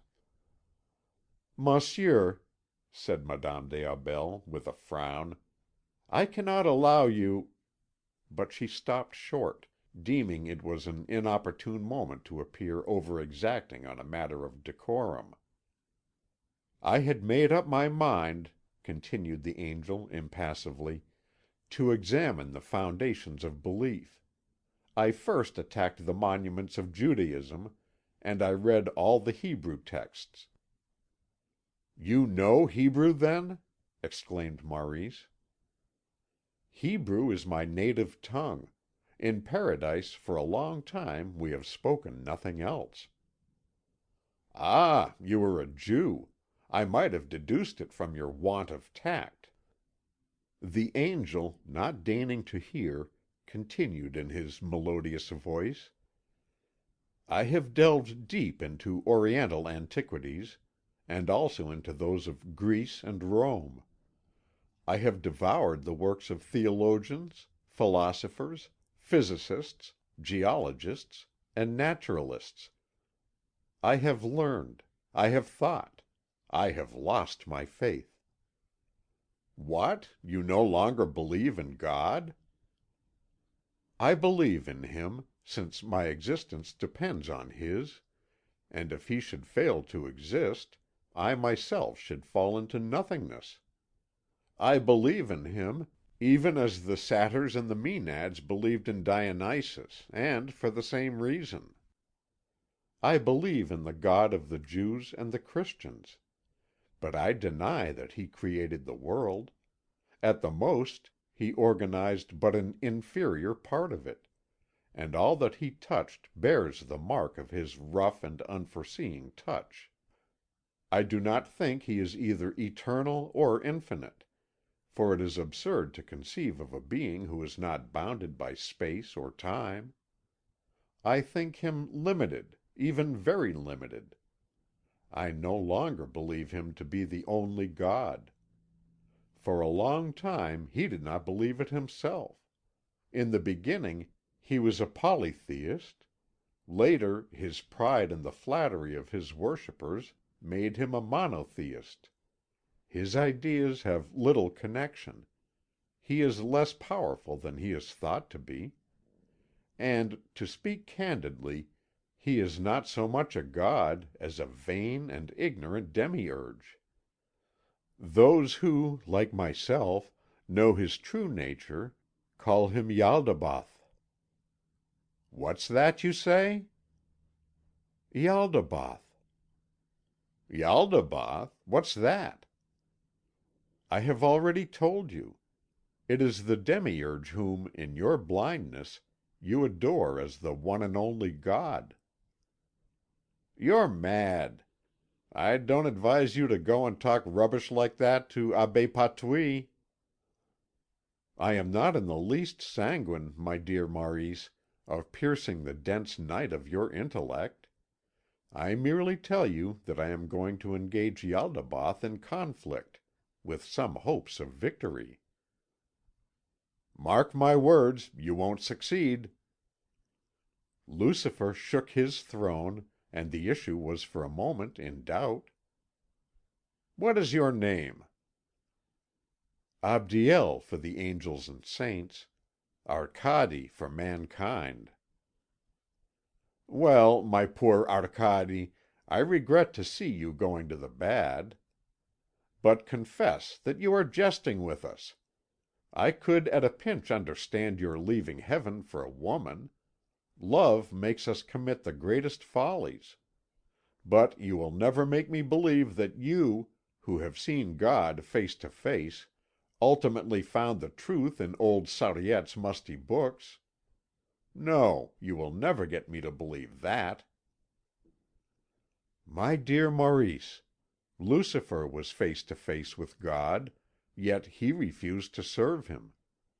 As to the kind of truth one finds in books, It is a truth that enables us sometimes to discern what things are not, without ever enabling us to discover what they are. And this poor little truth has sufficed to prove to me that he in whom I blindly believed is not believable, and that men and angels have been deceived by the lies of Yaldabaoth. There is no Yaldabaoth. There is God. Come, Arcade, do the right thing. Renounce these follies, these impieties. Disincarnate yourself. Become once more a pure spirit, and resume your office of guardian angel. Return to duty. I forgive you, but do not let us see you again." "I should like to please you, Maurice. I feel a certain affection for you, for my heart is soft. But fate henceforth calls me elsewhere towards beings capable of thought and action." "Monsieur Arcade," said Madame des Aubels, "withdraw, I implore you. It makes me horribly shy to be in this position before two men. I assure you I am not accustomed to it." Chapter 11. Recounts in what manner the angel, attired in the cast-off garments of a suicide, leaves the youthful Maurice without a heavenly guardian. "Reassure yourself, madam," replied the apparition. "Your position is not as risky as you say. You are not confronted with two men, but with one man and an angel." She examined the stranger with an eye which, piercing the gloom, was anxiously surveying a vague but by no means negligible indication, and asked: "Monsieur, is it quite certain that you are an angel?" The apparition prayed her to have no doubt about it, and gave some precise information as to his origin. "There are 3 hierarchies of celestial spirits, each composed of 9 choirs. The first comprises the seraphim, cherubim, and the thrones; the second, the dominations, the virtues, and the powers; the third, the principalities, the archangels, and the angels properly so called. I belong to the 9th choir of the 3rd hierarchy."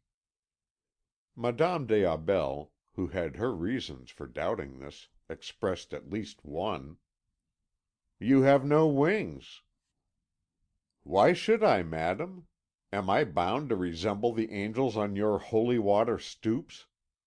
Those feathery oars that beat the waves of the air in rhythmic cadences are not always worn by the heavenly messengers on their shoulders. Cherubim may be Apteris, that all too beautiful angelic pair who spent an anxious night in the house of Lot, compassed about by an oriental horde, they had no wings.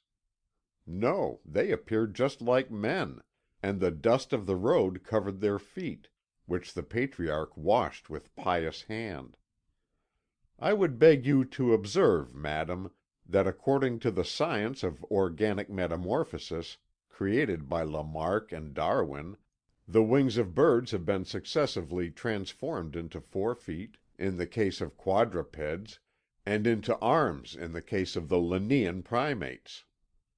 And you may remember, Maurice, that by a rather annoying reversion to type, Miss Kate, your English nurse, who used to be so fond of giving you a whipping, had arms very like the pinions of a plucked fowl.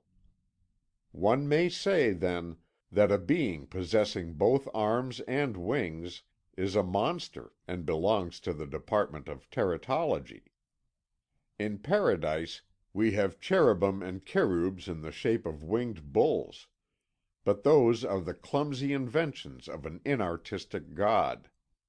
It is nevertheless true, quite true, that the victories of the Temple of Athena Nike in the Athenian Acropolis are beautiful, and possess both arms and wings.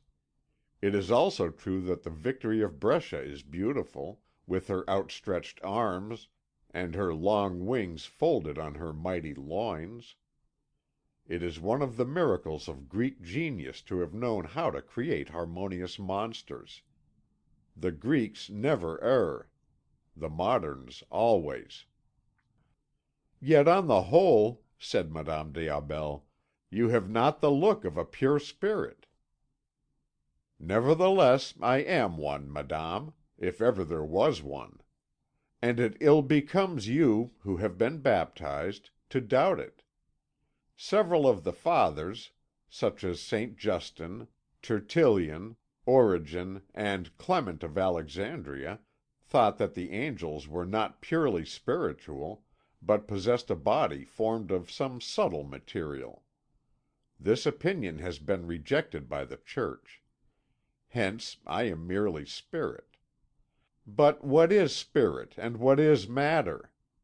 Formerly they were contrasted as being two opposites, and now your human science tends to reunite them as two aspects of the same thing. It teaches that everything proceeds from ether and everything returns to it, that the same movement transforms the waves of air into stones and minerals, and that the atoms scattered throughout illimitable space form, by the varying speed of their orbits, all the substance of this material world." But Madame des Aubels was not listening. She had something on her mind, and to put an end to her suspense she asked: "How long have you been here?" "I came with Maurice." "Well, that's a nice thing," said she, shaking her head. But the angel continued with heavenly serenity: "Everything in the universe is circular, elliptical, or hyperbolic, and the same laws which rule the stars govern this grain of dust. In the original and native movement of its substance my body is spiritual, but it may affect, as you perceive, this material state, by changing the rhythm of its elements." Having thus spoken, he sat down in a chair on Madame des Aubels's black stockings. A clock struck outside. "Good heavens, 7 o'clock!" exclaimed Gilberte. "What am I to say to my husband? He thinks I am at that tea party in the Rue de Rivoli. We are dining with the La Verdelières to night. Go away immediately, Monsieur Arcade. I must get ready to go. I have not a second to lose." The angel replied that he would have willingly obeyed Madame des Aubels, had he been in a state to show himself decently in public, but that he could not dream of appearing out of doors without any clothes. "Were I to walk naked in the street," he added, "I should offend a nation attached to its ancient habits, habits which it has never examined. They are the basis of all moral systems. Formerly," he added, "the angels, in revolt like myself, manifested themselves to Christians under grotesque and ridiculous appearances, black, horned, hairy, and cloven-footed. Pure stupidity! They were the laughing stock of people of taste. They merely frightened old women and children and met with no success." "It is true he cannot go out as he is," said Madame des Aubels with justice. Maurice tossed his pyjamas and his slippers to the celestial messenger. Regarded as outdoor habiliments, they were not adequate. Gilberte pressed her lover to run at once in quest of other clothes. He proposed to go and get some from concierge. She was violently opposed to this. It would, she said, be madly imprudent to drag the concierge into such an affair. "Do you want them to know that—" she exclaimed. She pointed to the angel and was silent. Young d'Esparvieu went out to seek a clothes shop. Meanwhile Gilberte, who could not delay any longer for fear of causing a horrible society scandal, turned on the light and dressed before the angel. She did it without any awkwardness, for she knew how to adapt herself to circumstances, and she took it that in such an unheard of encounter in which heaven and earth were mingled in unutterable confusion, it was permissible to retrench in modesty. Moreover, she knew that she possessed a good figure, and had garments as dainty as the fashion demanded. As the apparition's sense of delicacy would not permit him to don Maurice's pyjamas, Gilberte could not help observing by the lamplight that her suspicions were well founded, and that angels have the same appearance as men. Curious to know if the appearance were real or imaginary, she asked the child of light if angels were like monkeys, who, to win women, merely lack money. "Yes, Gilberte," replied Arcade. "Angels are capable of loving mortals. It is the teaching of the Scriptures. It is said in the 7th book of Genesis, 'When men become numerous on the face of the earth, and daughters were born to them, the sons of God saw that the daughters of men were beautiful, and they took as wives all those which pleased them.'" "Good heavens!" cried Gilberte all at once. "I shall never be able to fasten my dress. It hooks down the back."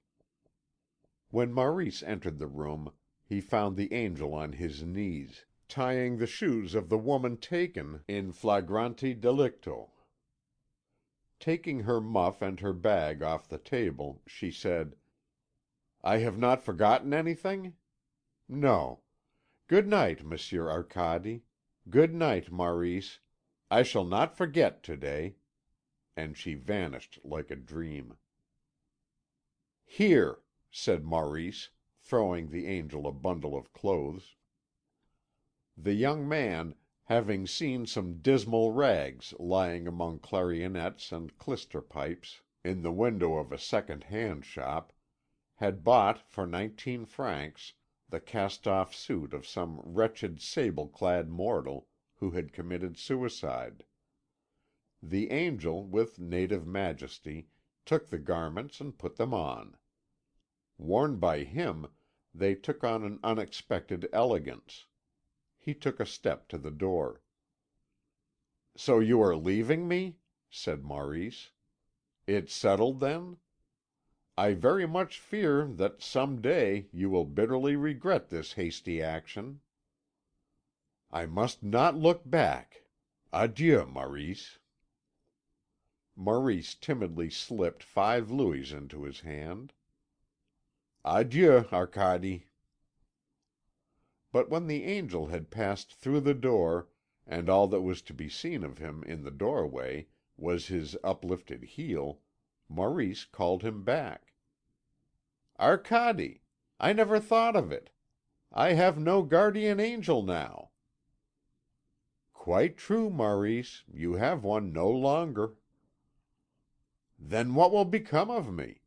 One must have a guardian angel. Tell me, are there not grave drawbacks? Is there no danger in not having one?" "Before replying, Maurice, I must ask you if you wish me to speak to you according to your belief, which formerly was my own, according to the teaching of the Church and the Catholic faith, or according to natural philosophy." "I don't care a straw for your natural philosophy. Answer me according to the religion I believe in, and which I profess, and in which I wish to live and die." "Very well, my dear Maurice. The loss of your guardian angel will probably deprive you of certain spiritual succour, of certain celestial grace. I am expressing to you the unvarying opinion of the Church on the matter. You will lack an assistance, a support, a consolation which would have guided and confirmed you in the way of salvation. You will have less strength to avoid sin, and as it was you hadn't much. In fact, in spiritual matters, you will be without strength and without joy. Adieu, Maurice. When you see Madame des Aubels, please remember me to her." You are going?" "Farewell." Arcade disappeared, and Maurice in the depths of an armchair sat for a long time with his head in his hands.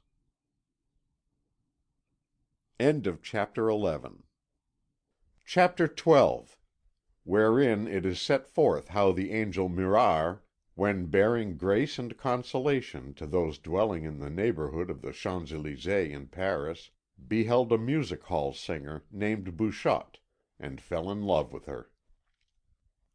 Through streets filled with brown fog, pierced with white and yellow lights, where horses exhaled their smoking breath, and motors radiated their rapid searchlights, the angel made his way, and mingling with the black flood of foot passengers, which rolled unceasingly along, proceeded across the town from north to south, till he came to the lonely boulevards on the left bank of the river.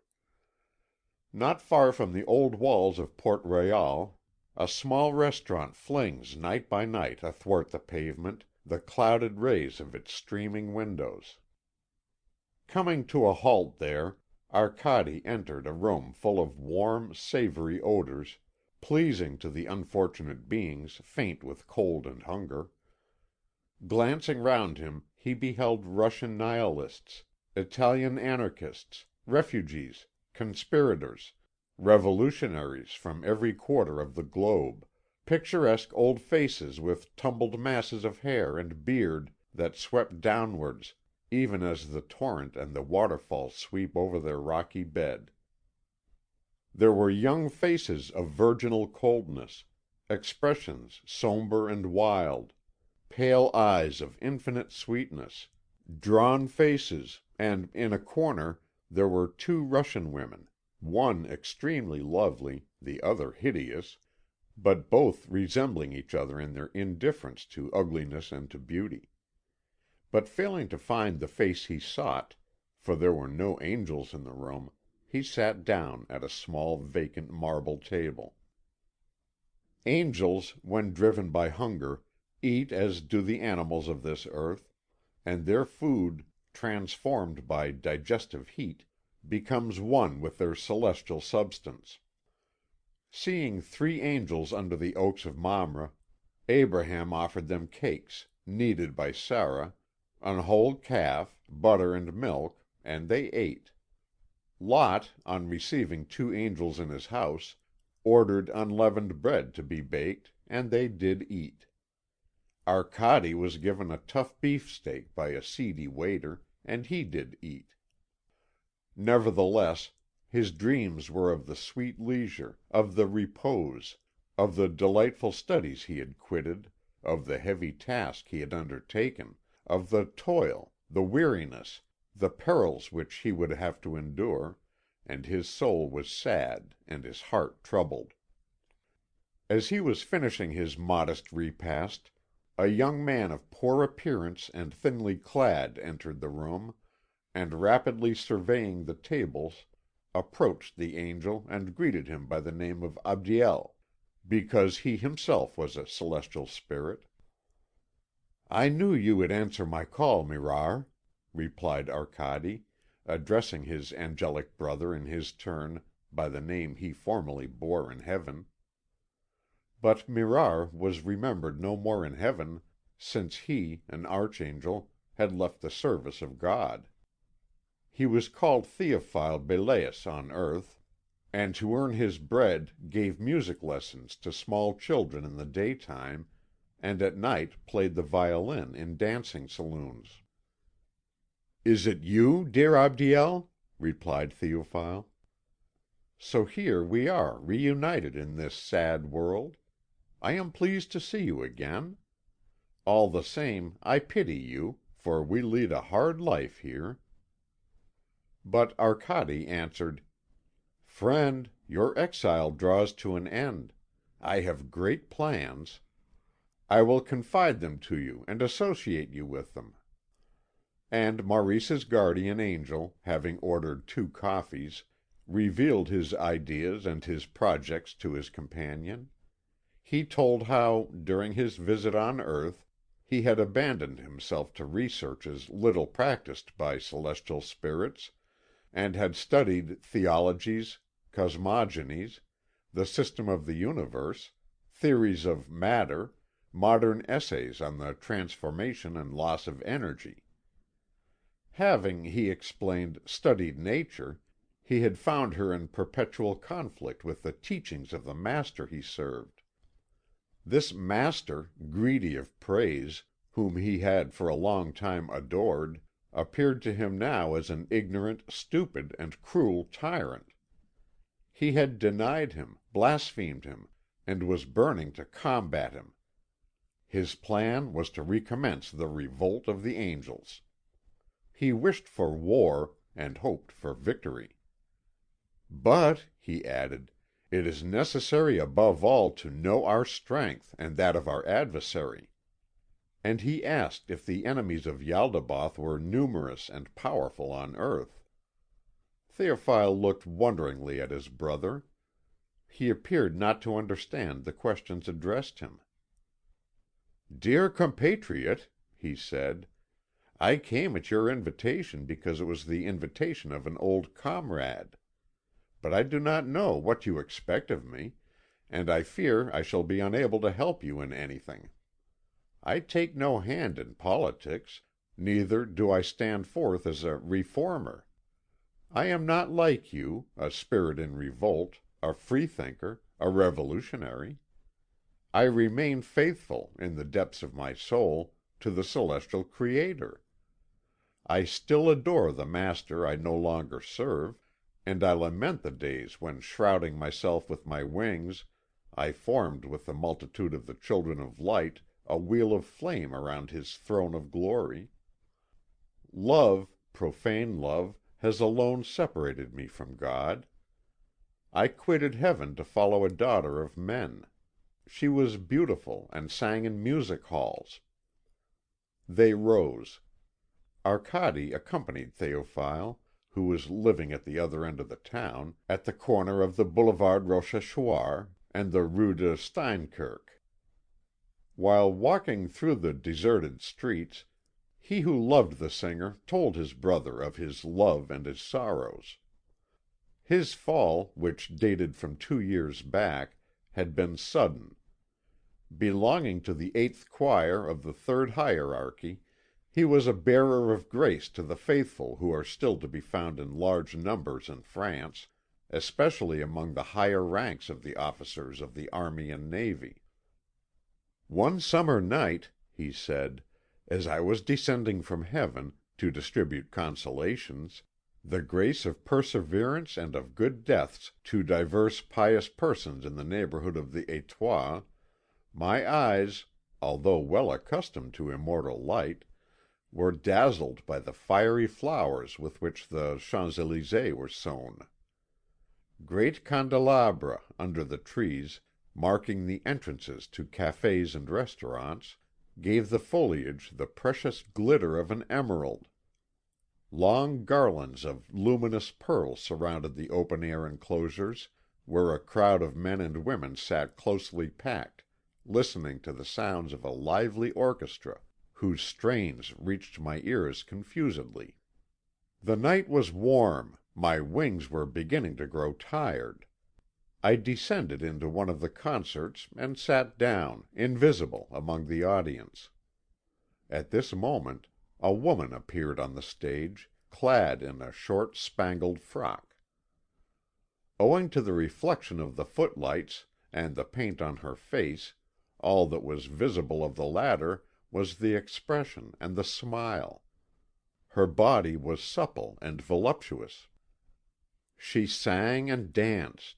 Arcade, I have always loved dancing and music, but this creature's thrilling voice and insidious movements created in me an uneasiness I had never known before. My colour came and went. My eyelids drooped, my tongue clove to my mouth. I could not leave the spot." And Théophile related, groaning, how, possessed by desire for this woman, he did not return to heaven again, but, taking the shape of a man, lived an earthly life, for it is written, "In those days the sons of God saw that the daughters of men were beautiful." A fallen angel, having lost his innocence along with the vision of God, Théophile at heart still retained his simplicity of soul. Clad in rags, filched from the stall of a Jewish hawker, he went to seek the woman he loved. She was called Bouchotte, and lodged in a small house in Montmartre. He flung himself at her feet, and told her she was adorable, that she sang delightfully, that he loved her madly, that, for her, he would renounce his family and his country, that he was a musician and had nothing to eat. Touched by such youthful ingenuousness, candour, poverty, and love, she fed, clothed, and loved him. However, after long and painful struggles, he procured employment as a music teacher, and made some money, which he brought to his mistress, keeping nothing for himself. From that time forward she loved him no longer. She despised him for earning so little, and did not conceal her indifference, weariness, and disgust. She overwhelmed him with reproaches, irony, and abuse, in spite of which she kept him, for she had had experience of worse partners, and was used to domestic quarrels. For the rest, she led a busy, serious, and rather hard life as artist and woman. Théophile loved her as he had loved her the first night, and he suffered. "She overworks herself," he told his celestial brother. "That is what makes her so hard to please, but I am certain she loves me. I hope soon to give her more comfort." And he spoke at length of an operetta at which he was working, and which he hoped to have brought out at a Paris theatre. A young poet had given him the libretto. It was the story of Aline, Queen of Golconda, after an 18th century tale. "I am strewing it profusely with melodies," said Théophile. "My music comes from my heart. My heart is an inexhaustible source of melody. Unfortunately, nowadays people like recondite arrangements, difficult scoring. They accuse me of being too fluid, too limpid, of not imparting enough colour to my style, not aiming at stronger effects in harmony and more vigorous contrasts. Harmony, harmony! No doubt it has given its merits, but it does not appeal to the heart. It is melody which carries us away and ravishes us and brings smiles and tears to our eyes." At these words he smiled and wept to himself. Then he continued with emotion: "I am a fountain of melody. But the orchestration, there's the rub. In Paradise, you know, Arcade, in the matter of instruments, we only possess the harp, the psaltery, and the hydraulic organ." Arcade was only listening to him with half an ear. He was meditating plans which filled his soul and swelled his heart. "Do you know any angels in revolt?" he asked his companion. "As for me, I know only one, Prince Istar, with whom I have exchanged a few letters, and who offered to share his attic with me while I was finding a lodging in this town, where I believe rents are very high." Of angels in revolt Théophile knew none. When he met a fallen spirit who had formerly been one of his comrades, he shook him by the hand, for he was a faithful friend. Sometimes he saw Prince Istar, but he avoided all those bad angels who shocked him by the violence of their opinions and whose conversations plagued him to death. "Then you don't approve of me?" asked the impulsive Arcade. "Friend, I neither approve of you nor blame you. I understand nothing of the ideas which trouble you. Neither do I think it good for an artist to concern himself with politics. One has quite sufficient to occupy oneself with one's art."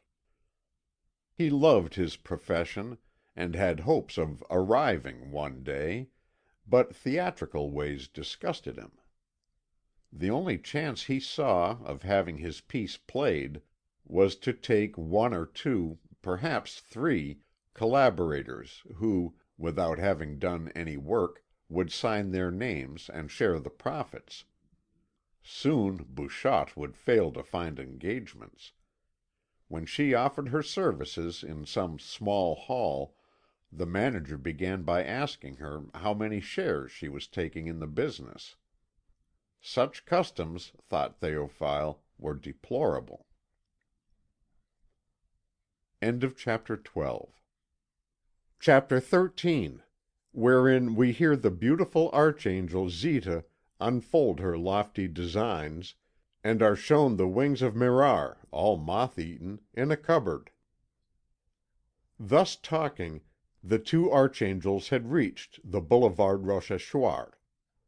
As his eye lighted on a tavern whence, through the mist, the light fell golden on the pavement, Théophile suddenly bethought himself of the archangel Ithuriel, who, in the guise of a poor but beautiful woman, was living in wretched lodgings on La Butte, and came every evening to read the papers at this tavern.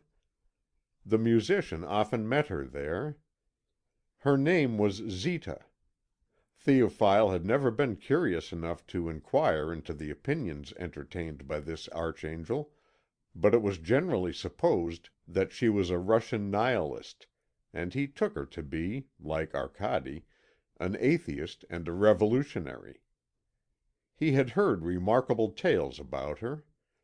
People said she was a hermaphrodite, and that as the active and passive principles were united within her in a condition of stable equilibrium, she was an example of a perfect being, finding in herself complete and continuous satisfaction, contented yet unfortunate in that she knew not desire.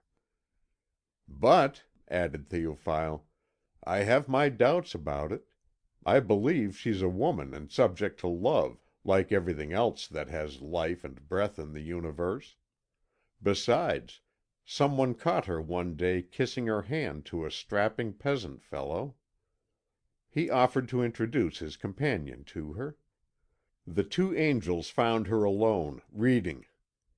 As they drew near, she lifted her great eyes, in whose deeps of molten gold little sparks of light were forever a dance. Her brows were contracted into that austere fold which we see on the forehead of the Pythian Apollo. Her nose was perfect, and descended without a curve. Her lips were compressed, and imparted a disdainful and supercilious air to her whole countenance. Her tawny hair, with its gleaming lights, was carelessly adorned with the tattered remnants of a huge bird of prey. Her garments lay about her in dark and shapeless folds. She was leaning her chin on a small ill-tended hand. Arcade, who had but recently heard references made to this powerful archangel, showed her marked esteem, and placed entire confidence in her. He immediately proceeded to tell of the progress his mind had made towards knowledge and liberty, of his lucubrations in the d'Esparvieu library, of his philosophical reading, his studies of nature, his works on exegesis, his anger and his contempt when he recognised the deception of the demiurge, his voluntary exile among mankind, and, finally, of his project to stir up rebellion in heaven. Ready to dare all against an odious master, whom he pursued with inextinguishable hatred, he expressed his profound happiness at finding in Ithuriel a mind capable of counselling and helping him in his great undertaking. "You are not a very old hand at revolutions," said Zita, smiling. Nevertheless, she doubted neither his sincerity nor the firmness of his declared resolve, and she congratulated him on his intellectual audacity. "That is what is most lacking in our people," she said. "They do not think." and she added almost immediately, "But on what can intelligence sharpen its wits in a country where the climate is soft and existence made easy? Even here, where necessity calls for intellectual activity, nothing is rarer than a person who thinks." "Nevertheless," replied Maurice's guardian angel, "man has created science. The important thing is to introduce it into heaven. When the angels possess some notions of physics, chemistry, astronomy, and physiology, when the study of matter shows them worlds in an atom, and an atom in the myriads of planets, when they see themselves lost between these two infinities, when they weigh and measure the stars, analyze their composition, and calculate their orbits, they will recognize that these monsters work in obedience to forces which no intelligence can define, or that each star has its particular divinity, or indigenous god; and they will realize that the gods of Aldebaran, Betelgeuse, and Sirius are greater than Yaldabaoth.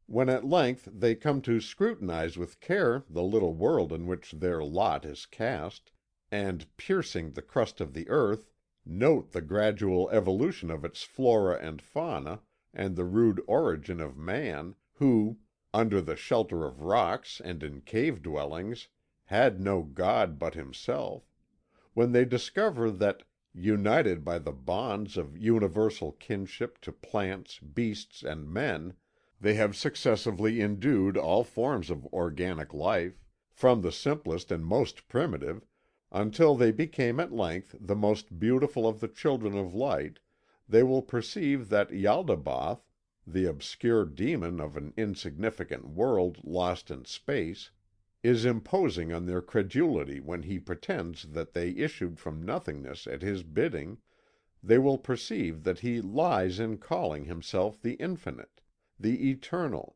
the Almighty, and that, so far from having created worlds, he knows neither their number nor their laws. They will perceive that he is like unto one of them; they will despise him, and, shaking off his tyranny, will fling him into the Gehenna where he has hurled those more worthy than himself." "Do you think so?" murmured Zita, puffing out the smoke of her cigarette. "Nevertheless, this knowledge by virtue of which you reckon to enfranchise heaven has not destroyed religious sentiment on earth.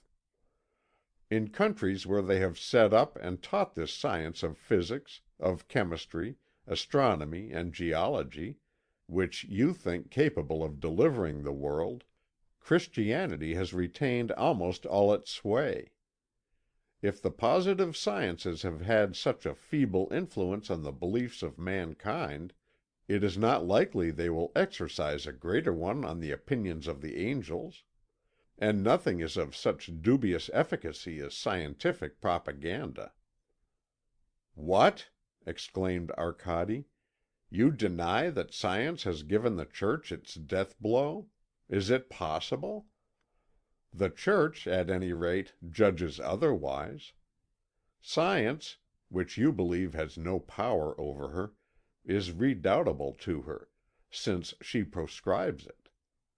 From Galileo's dialogues to Monsieur Aulard's little manuals, she has condemned all its discoveries, and not without reason. In former days, when she gathered within her fold all that was great in human thought, the Church held sway over the bodies as well as over the souls of men, and imposed unity of obedience by fire and sword. To day her power is but a shadow, and the elect among the great minds have withdrawn from her. That is the state to which science has reduced her." "Possibly," replied the beautiful archangel. "But how slowly? With what vicissitudes? At the price of what efforts? Of what sacrifices?"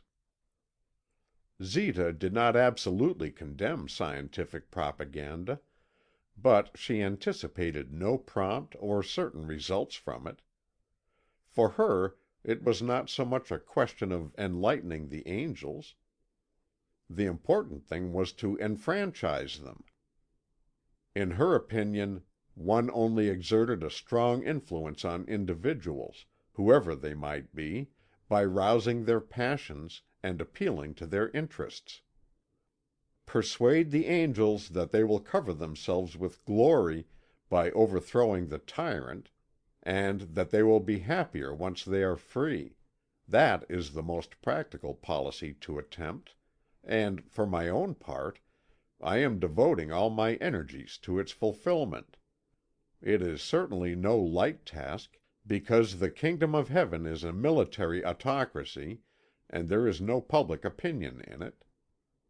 Nevertheless, I do not despair of starting an intellectual movement. I do not wish to boast, but no one is more closely acquainted than I with the different classes of angelic society." Throwing away her cigarette, Zita pondered for a moment.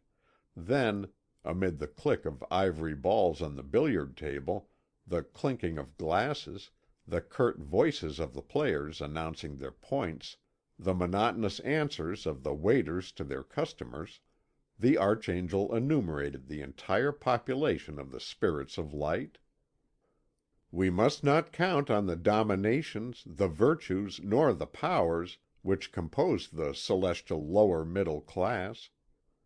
I have no need to tell you, for you know it as well as I, how selfish, base, and cowardly the middle classes are.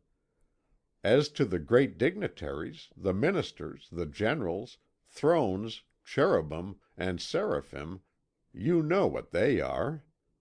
They will take no action. Let us, however, once prove ourselves the stronger, and we shall have them with us. For if autocrats do not readily acquiesce in their own downfall, once overthrown, all their forces recoil upon themselves. It will be well to work the army.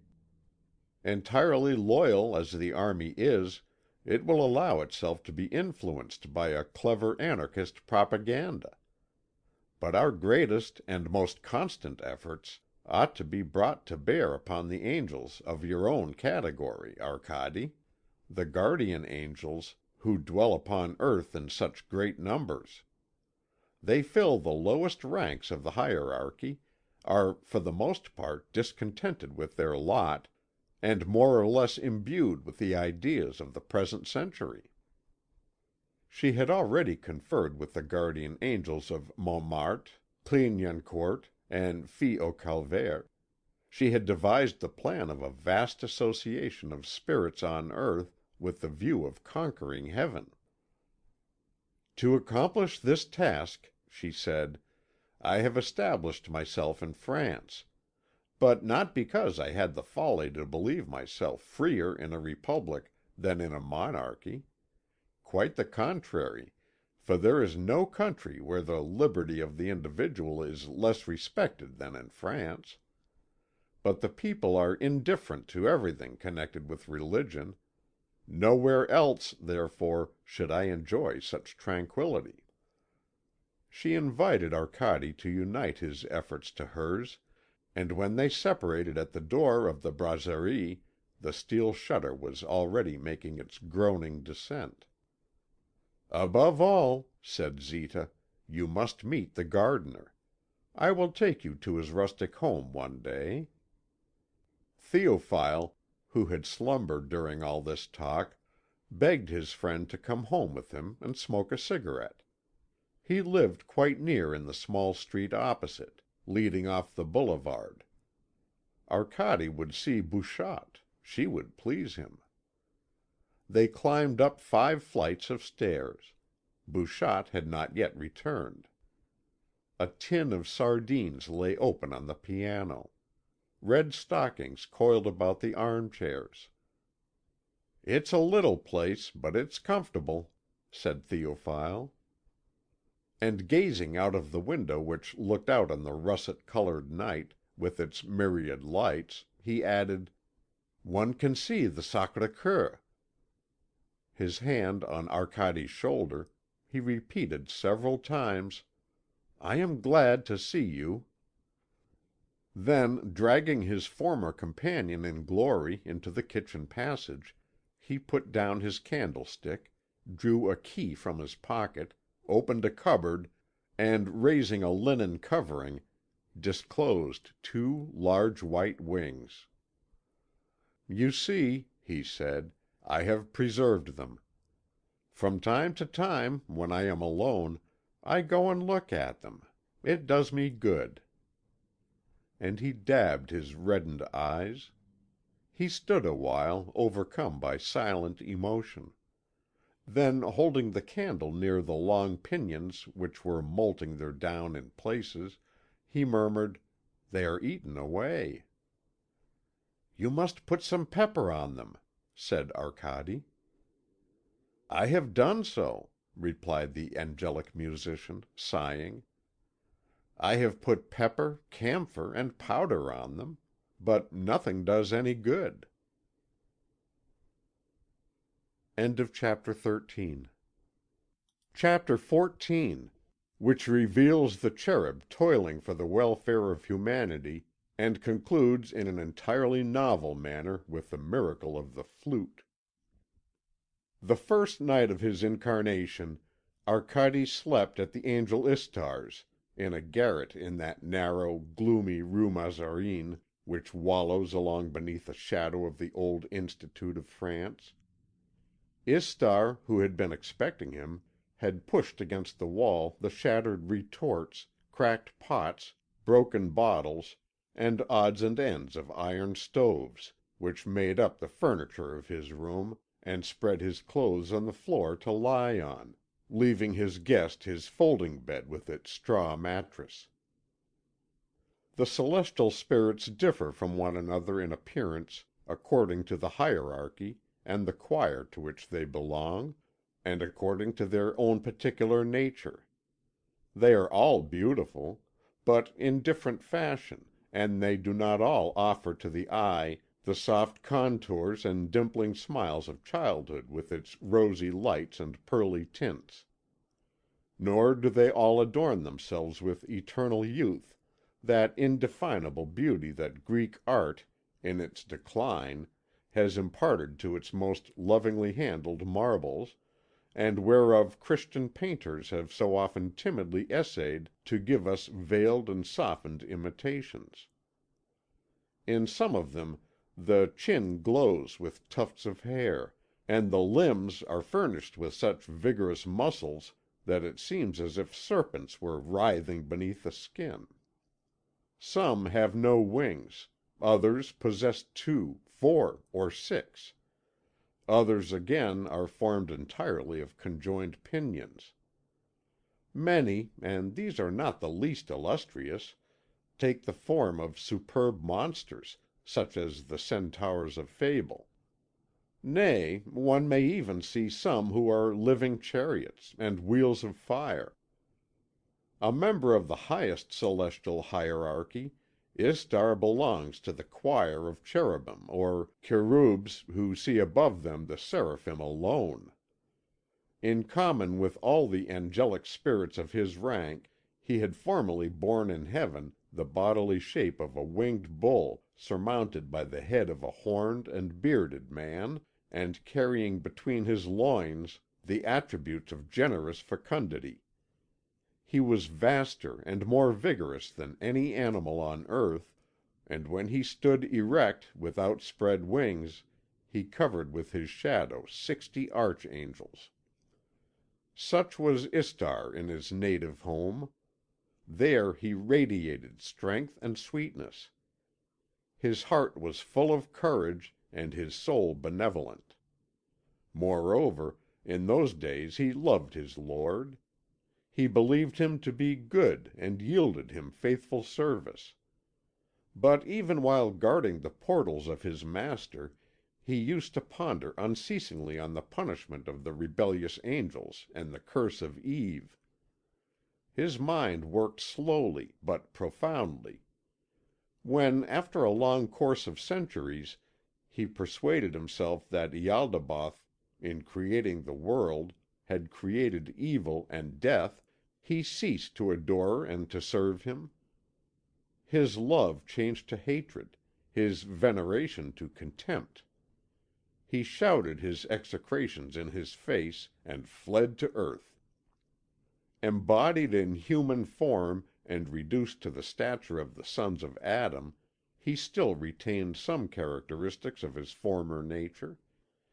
His big protruding eyes, his beaked nose, his thick lips framed in a black beard which descended in curls on to his chest, recalled those cherubs of the tabernacle of Yahveh, of which the bulls of Nineveh afforded us a pretty accurate representation.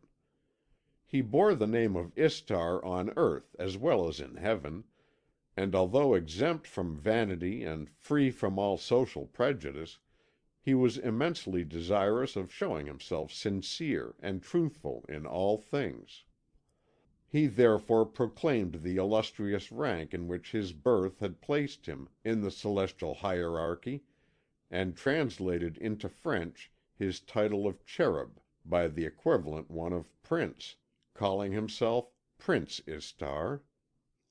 Seeking shelter among mankind, he had developed an ardent love for them. While awaiting the coming of the hour when he should deliver heaven from bondage, he dreamed of the salvation of regenerate humanity, and was eager to consummate the destruction of this wicked world, in order to raise upon its ashes, to the sound of the lyre, a city radiant with happiness and love. A chemist in the pay of a dealer in nitrates, he lived very frugally. He wrote for newspapers with advanced views on liberty, spoke at public meetings, and had got himself sentenced several times to several months' imprisonment for anti-militarism. Istar greeted his brother Arcade cordially, approved of his rupture with the party of crime, and informed him of the descent of 50 of the Children of Light who, at the present moment, formed a colony near Val de Grace, imbued with a really excellent spirit. "It is simply raining angels in Paris," he said, laughing. "Every day some dignitary of the sacred palace falls on one's head, and soon the Sultan of the Cherubs will have no one to make into viziers or guards but the little unbreeched vagabonds of his pigeon coops." Soothed by the good news, Arcade fell asleep, full of happiness and hope. He awoke in the early dawn and saw Prince Istar bending over his furnaces, his retorts, and his test tubes. Prince Istar was working for the good of humanity. Every morning when Arcade woke he saw Prince Istar fulfilling his work of tenderness and love. Sometimes the cherub, huddled up with his head in his hands, would softly murmur a few chemical formulae.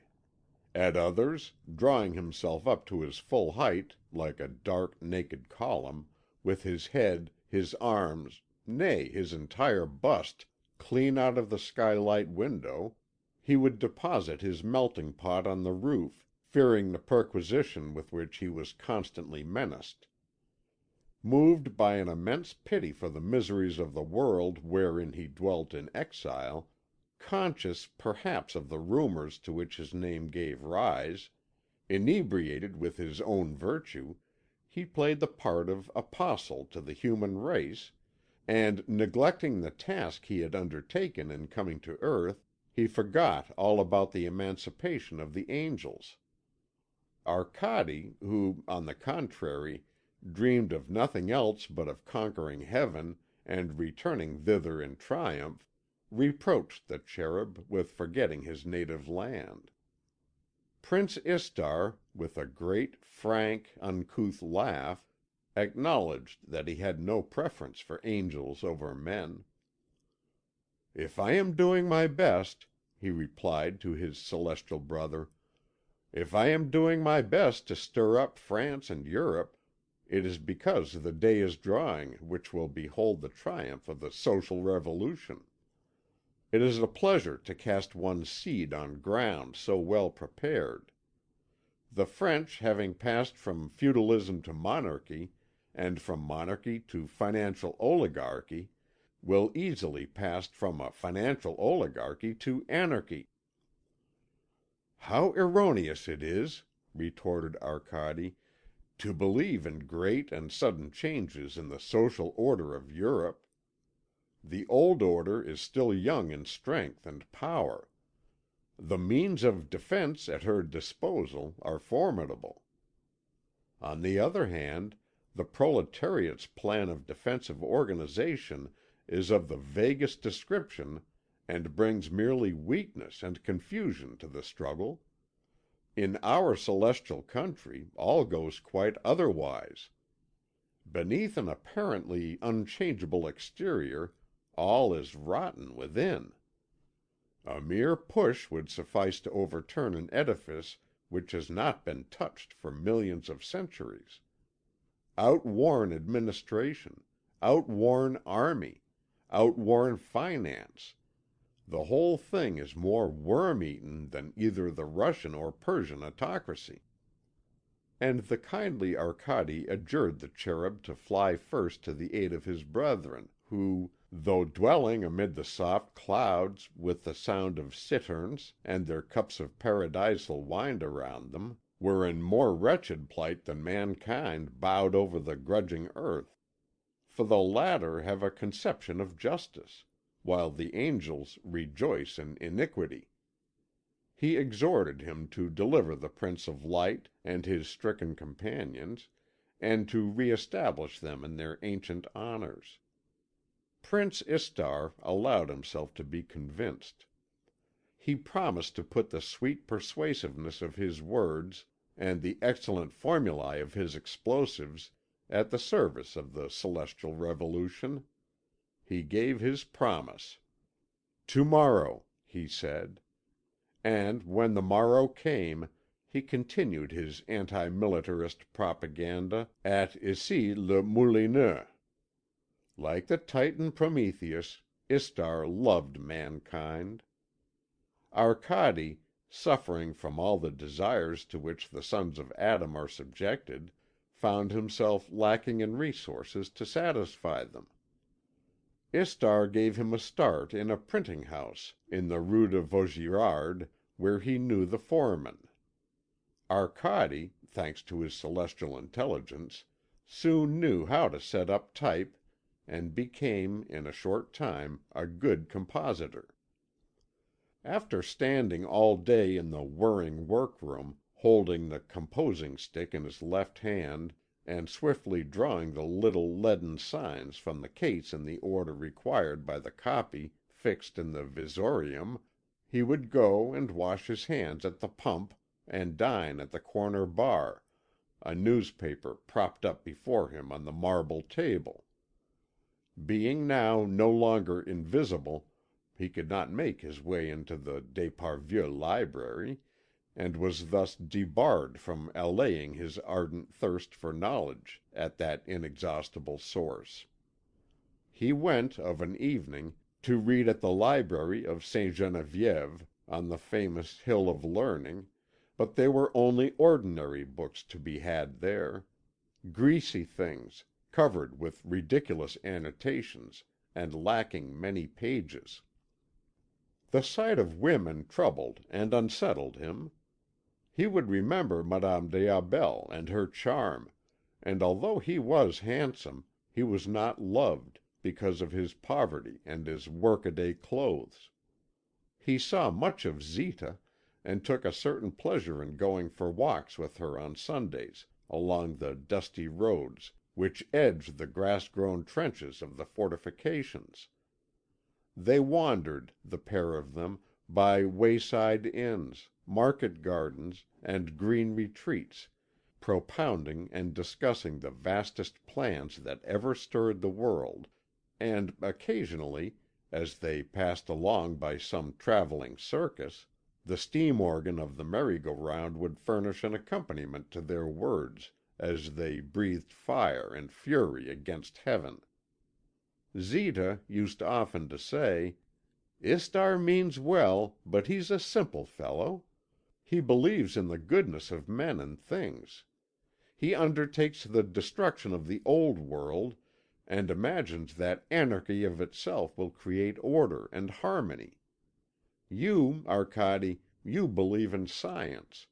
You deem that men and angels are capable of understanding, whereas, in point of fact, they are only creatures of sentiment.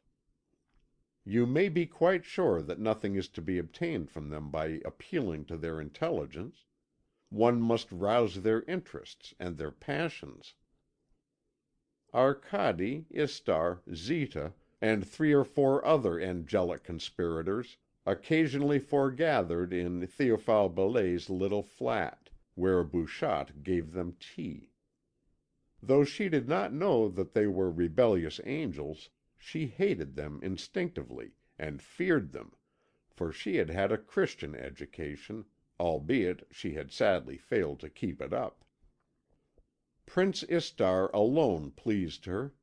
She thought there was something kind-hearted, and an air of natural distinction about him. He stove in the sofa, broke down the armchairs, and tore corners off sheets of music to make notes, which he thrust into pockets invariably crammed with pamphlets and bottles. The musician used to gaze sorrowfully at the manuscript of his operetta, Aline, Queen of Golconda, with its corners all torn off. The Prince also had a habit of giving Théophile Belay all sorts of things to take care of, mechanical contrivances, chemicals, bits of old iron, powders, and liquids which gave off noisome smells. Théophile Belay put them cautiously away in the cupboard where he kept his wings, and the responsibility weighed heavily upon him. Arcade was much pained at the disdain of those of his fellows who had remained faithful. When they met him as they went on their sacred errands, they regarded him as they passed by with looks of cruel hatred, or of pity that was crueler still.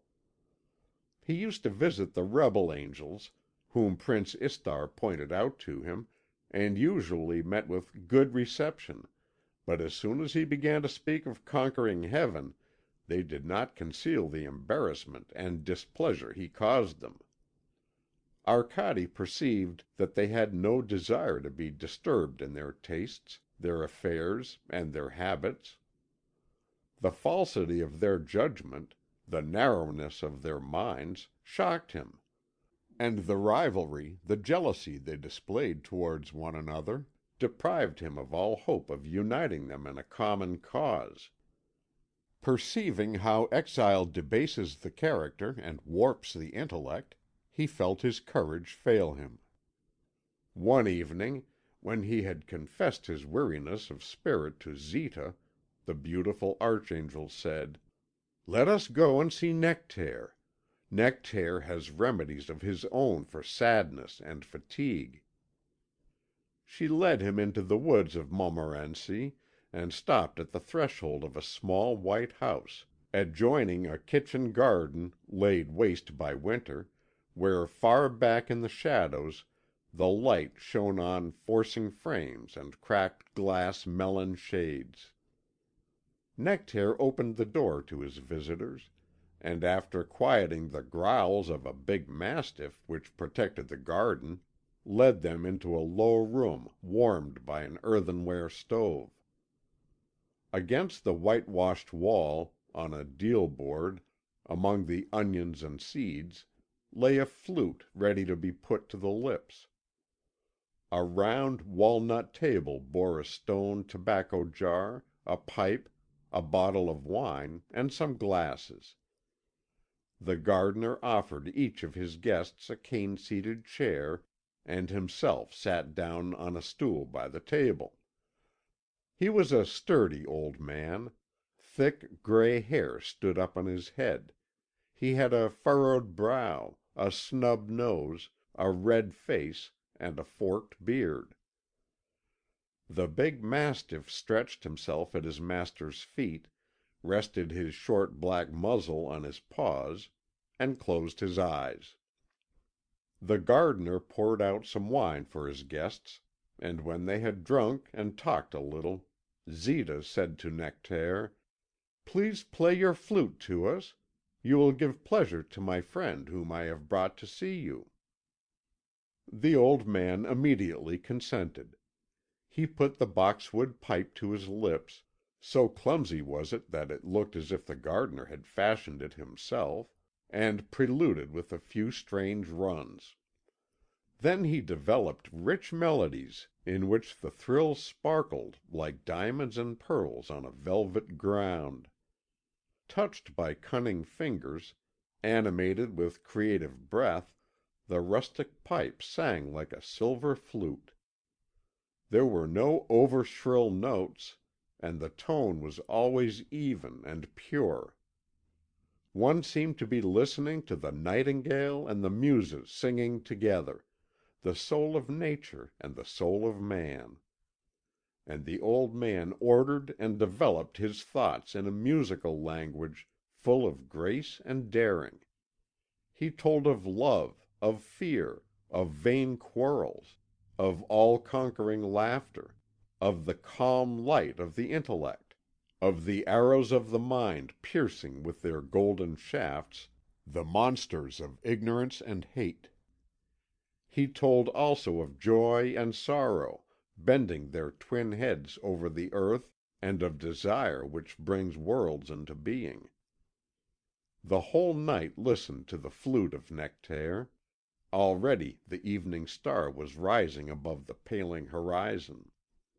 There they sat, Zita with hands clasped about her knees, Arcade, his head leaning on his hands, his lips apart. Motionless they listened. A lark, which had awakened hard by in a sandy field, lured by these novel sounds, rose swiftly in the air, hovered a few seconds, then dropped at one swoop into the musician's orchard. The neighbouring sparrows, forsaking the crannies of the mouldering walls, came and sat in a row on the window ledge, whence notes came welling forth that gave them more delight than oats or grains of barley. A jay, coming for the first time out of his wood, folded his sapphire wings on a leafless cherry tree.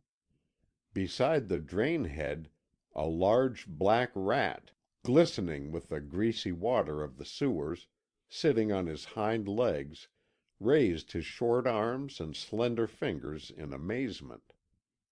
A field mouse, that dwelt in the orchard, was seated near him. Down from the tiles came the old tom cat, who retained the grey fur, the ringed tail, the powerful loins, the courage and the pride of his ancestors. He pushed against the half-open door with his nose, and approaching the flute player with silent tread, sat gravely down, pricking his ears that had been torn in many a nocturnal combat.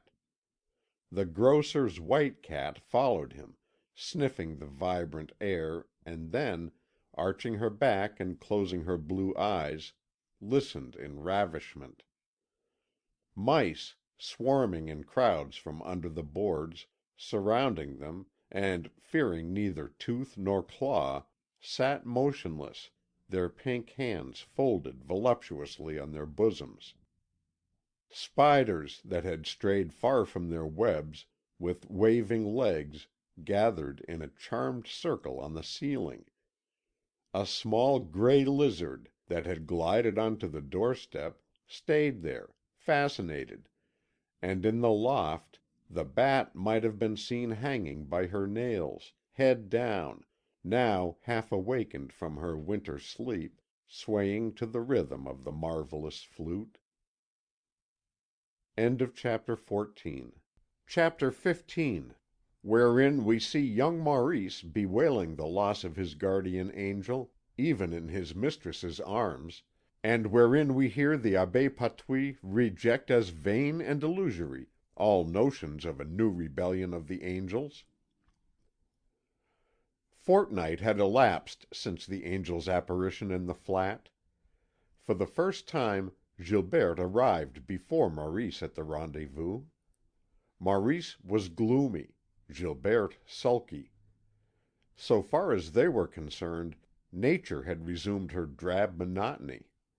They eyed each other languidly, and kept glancing towards the angle between the wardrobe with the mirror and the window where recently the pale shade of Arcady had taken shape, and where now the blue cretonne of the hangings was the only thing visible.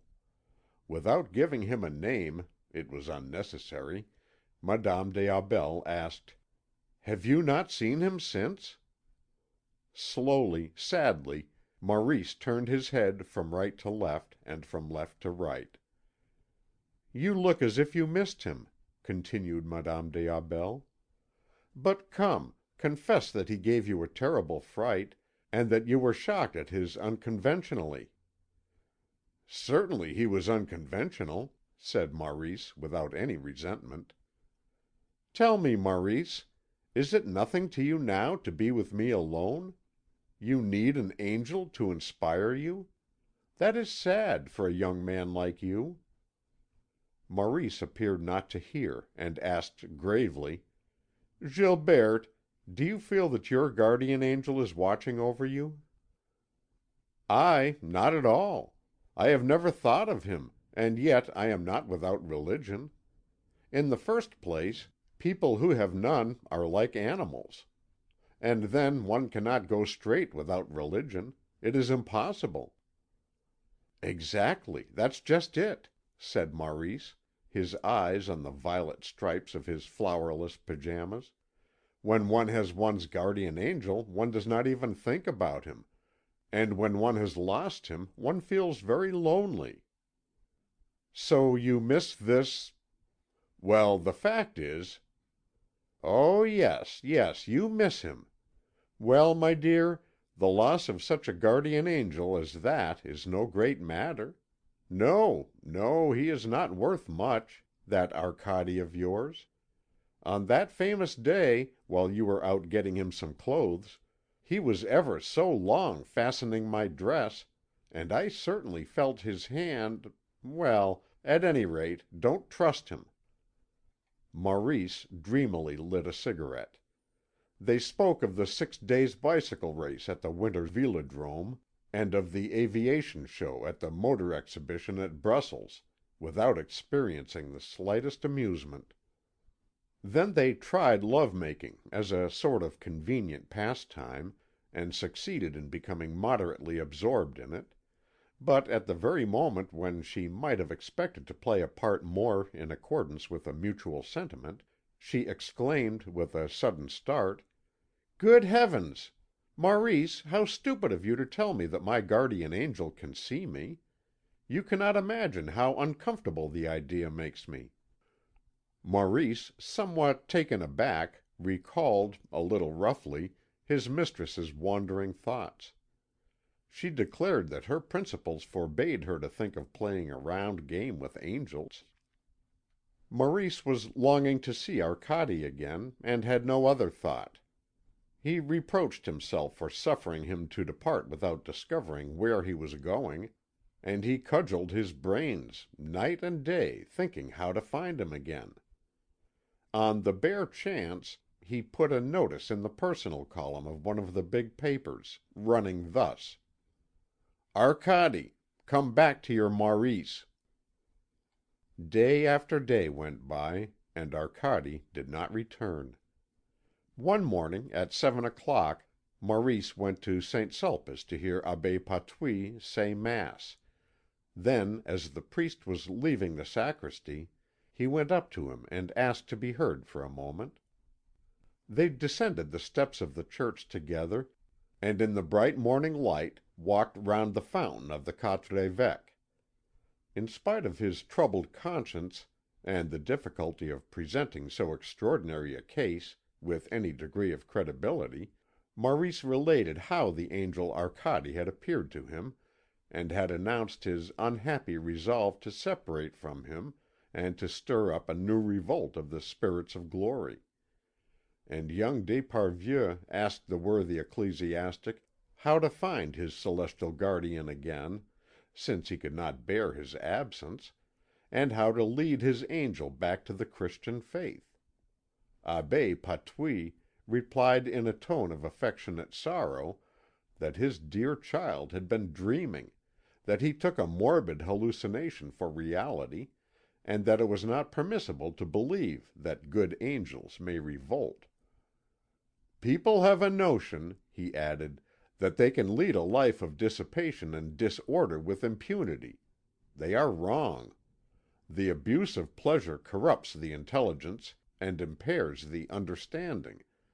The devil takes possession of the sinner's senses, penetrating even to his soul. He has deceived you, Maurice, by a clumsy artifice." Maurice objected that he was not in any way a victim of hallucinations, that he had not been dreaming, that he had seen his guardian angel with his eyes and heard him with his ears. "Monsieur l'Abbé," he insisted, "a lady who happened to be with me at the time, I need not mention her name, also saw and heard him. And moreover, she felt the angel's fingers straying well, anyhow, she felt them. Believe me, Monsieur l'Abbé, nothing could be more real, more positively certain than this apparition. The angel was fair, young, very handsome. His clear skin seemed, in the shadow, as if bathed in milky light. He spoke in a pure, sweet voice." "That alone, my child," the Abbé interrupted quickly, "proves you were dreaming. According to all the demonologies, bad angels have a hoarse voice, which grates like a rusty lock, and even if they did contrive to give a certain look of beauty to their faces, they cannot succeed in imitating the pure voice of the good spirits. This fact, attested by numerous witnesses, is established beyond all doubt." "But, Monsieur l'Abbé, I saw him. I saw him sit down, stark naked, in an armchair on a pair of black stockings. What else do you want me to tell you?" The Abbé Patouille appeared in no way disturbed by this announcement.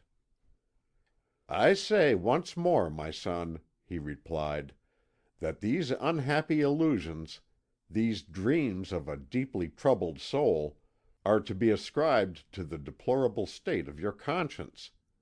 I believe, moreover, that I can detect the particular circumstance that has caused your unstable mind thus to come to grief. During the winter, in company with Monsieur Sariette and your uncle Gaétan, you came, in an evil frame of mind, to see the chapel of the Holy Angels in this church, then undergoing repair. As I observed on that occasion, it is impossible to keep artists too closely to the rules of Christian art. They cannot be too strongly enjoined to respect Holy Writ and its authorized interpreters. Monsieur Eugène Delacroix did not suffer his fiery genius to be controlled by tradition. He brooked no guidance, and here, in this chapel, he has painted pictures which in common parlance we call lurid, compositions of a violent, terrible nature, which, far from inspiring the soul with peace, quietude, and calm, plunge it into a state of agitation. In them the angels are depicted with wrathful countenances. Their features are sombre and uncouth. One might take them to be Lucifer and his companions meditating their revolt. Well, my son, it was these pictures, acting upon a mind already weakened and undetermined by every kind of dissipation, that have filled it with the trouble to which it is at present a prey." But Maurice would have none of it. "Oh no, Monsieur l'Abbé," he cried. "It is not Eugène Delacroix's pictures that have been troubling me. I didn't so much as look at them. I am completely indifferent to that kind of art." "Well then, my son, believe me, there is no truth, no reality in any of the story you have just related to me. Your guardian angel has certainly not appeared to you." "But, Abbé," replied Maurice, who had the most absolute confidence in the evidence of the senses. "I saw him tying up a woman's shoelaces and putting on the trousers of a suicide." And stamping his feet on the asphalt, Maurice called as witnesses to the truth of his words the sky, the earth, all nature, the towers of St. Sulpice, the walls of the great seminary, the fountain of the Quatre Évêques, the public lavatory, the cabman's shelter, the taxis and motor buses' shelter, the trees, the passers by, the dogs, the sparrows, the flower seller and her flowers. The Abbé made haste to end the interview. "All this is error, falsehood, and illusion, my child," said he. "You are a Christian. Think as a Christian. A Christian does not allow himself to be seduced by empty shadows. Faith protects him against the seduction of the marvellous. He leaves credulity to freethinkers. There are credulous people for you, freethinkers. There is no humbug they will not swallow. But the Christian carries a weapon which dissipates diabolical illusions, the sign of the cross. Reassure yourself, Maurice. You have not lost your guardian angel. He still watches over you. It lies with you not to make this task too difficult nor too painful for him. Good bye, Maurice. The weather is going to change, for I feel a burning in my big toe." And Abbé Patouille went off with his breviary under his arm, hobbling along with a dignity that seemed to foretell a mitre. That very day Arcade and Zita were leaning over the parapet of La Butte, gazing down on the mist and smoke that lay floating over the vast city. "Is it possible," said Arcade, "for the mind to conceive all the pain and suffering that lie pent within a great city? It is my belief that if a man succeeded in realizing it, the weight of it would crush him to the earth."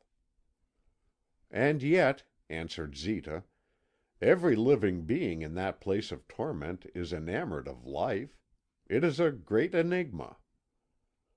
Unhappy, ill-fated while they live, the idea of ceasing to be is, nevertheless, a horror to them.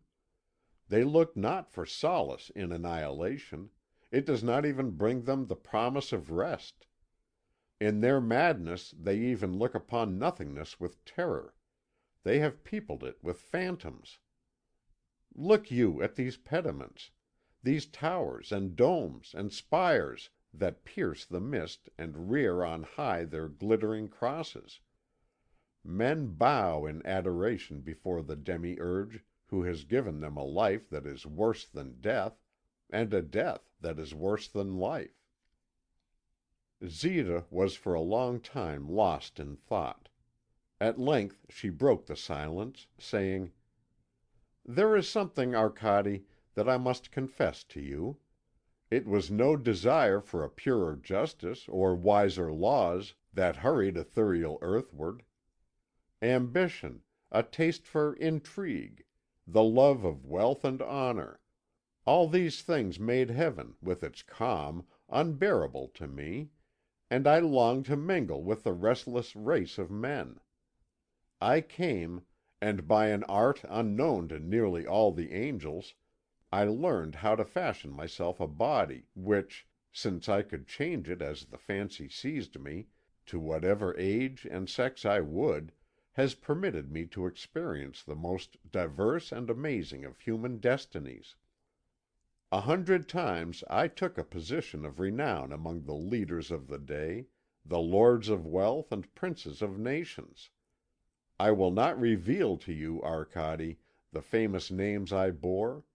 Know only that I was preeminent in learning, in the fine arts, in power, wealth, and beauty, among all the nations of the world. At last, it was but a few years since, as I was journeying in France, under the outward semblance of a distinguished foreigner, I chanced to be roaming at evening through the forest of Montmorency, when I heard a flute unfolding all the sorrows of heaven. The purity and sadness of its notes rent my very soul. Never before had I hearkened to aught so lovely.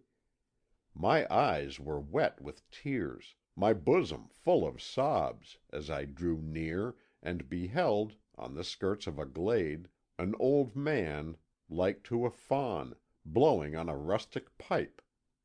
It was Nectaire. I cast myself at his feet, imprinted kisses on his hands and on his lips divine, and fled away. From that day forth, conscious of the littleness of human achievements, weary of the tumult and the vanity of earthly things, ashamed of my vast and profitless endeavours, and deciding to seek out a loftier aim for my ambition, I looked upwards towards my skyey home, and vowed I would return to it as a deliverer. I rid myself of titles, name, wealth, friends, the horde of sycophants and flatterers, and, as Zita the Obscure, set to work in indigence and solitude to bring freedom into heaven." "And I," said Arcade, "I too have heard the flute of Nectaire. But who is this old gardener who can thus woo from a rude wooden pipe notes that are so moving and so beautiful?" "You will soon know," answered Zita. Chapter 16, wherein Myra the seeress, Zéphyrine, and the fatal Amédée are successfully brought upon the scene, and wherein the notion of Euripides that those whom Zeus wishes to crush he first makes mad, is illustrated by the terrible example of Monsieur Sariette. Disappointed at his failure to enlighten an ecclesiastic, renowned for his clarity of mind, and frustrated in the hope of finding his angel again on the high road of orthodoxy, Maurice took it into his head to resort to occultism, and resolved to go and consult a seer. He would have undoubtedly applied to Madame de Thèbes, but he had already questioned her on the occasion of his early love troubles, and her replies showed such wisdom that he no longer believed her to be a soothsayer. He therefore had recourse to a fashionable medium, Madame Myra.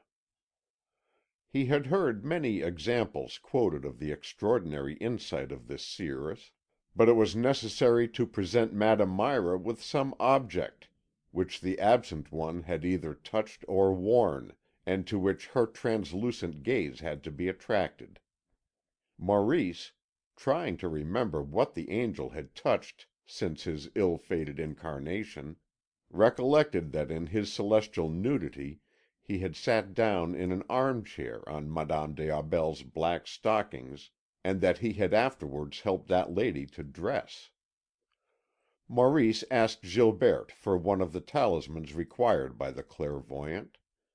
But Gilberte could not give him a single one, unless, as she said, she herself were to play the part of the talisman. For the angel had, in her case, displayed the greatest indiscretion and such agility that it was impossible always to forestall his enterprise.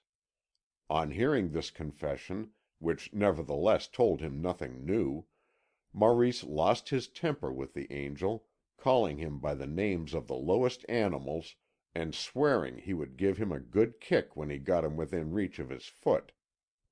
But his fury soon turned against Madame des Aubels.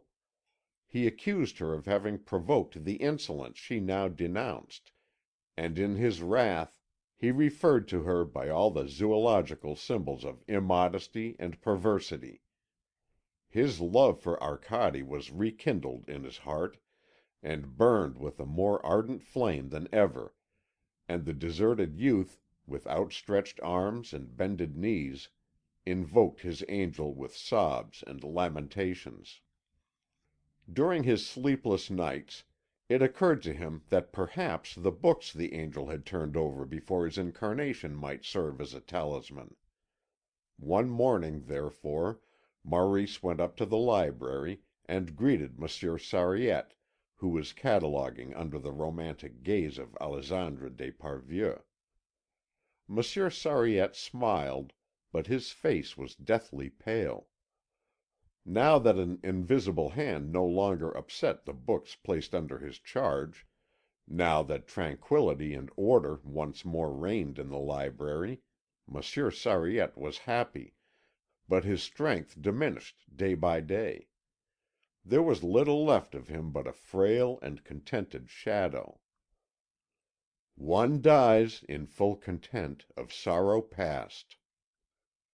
"Monsieur Sariette," said Maurice, "you remember that time when your books were disarranged every night, how armfuls disappeared, how they were dragged about, turned over, ruined, and sent rolling helter-skelter as far as the gutter in the Rue Palatine?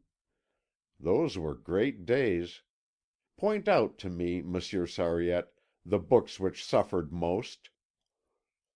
This proposition threw Monsieur Sariette into a melancholy stupor, and Maurice had to repeat his request 3 times before he could make the aged librarian understand. At length he pointed to a very ancient Talmud from Jerusalem as having been frequently touched by those unseen hands. An apocryphal Gospel of the 3rd century, consisting of 20 papyrus sheets, had also quitted its place time after time. Gazende's correspondence, too, seemed to have been well thumbed. "But," added Monsieur Sariette, "the book to which the mysterious visitant devoted the most particular attention was undoubtedly a little copy of Lucretius, adorned with the arms of Philippe de Vendôme, Grand Prieur de France, with autograph annotations by Voltaire, who, as is well known, frequently visited the temple in his younger days. The fearsome reader who caused me such terrible anxiety never grew weary of this Lucretius, and made it his bedside book, as it were. His taste was sound, for it's a gem of a thing. Alas, the monster made a blot of ink on page 137, which perhaps the chemists, with all their science at their disposal, will be powerless to erase." And Monsieur Sariette heaved a profound sigh. He repented having said all this when young d'Esparvieu asked him for the loan of the precious Lucretius. Vainly did the jealous custodian affirm that the book was being repaired at the binder's and was not available. Maurice made it clear that he wasn't to be taken in like that. He strode resolutely into the abode of the philosophers and the globes, and seating himself in an armchair, said, "I am waiting." Monsieur Sariette suggested his having another edition. There were some that, textually, were more correct, and were, therefore, preferable from the student's point of view. He offered him Barbot's edition, or Costellier's, or, better still, a French translation. He could have the Baron de Couture's version, which was perhaps a little old-fashioned, or Lagrange's, or those in the Nisard and Panckouke series.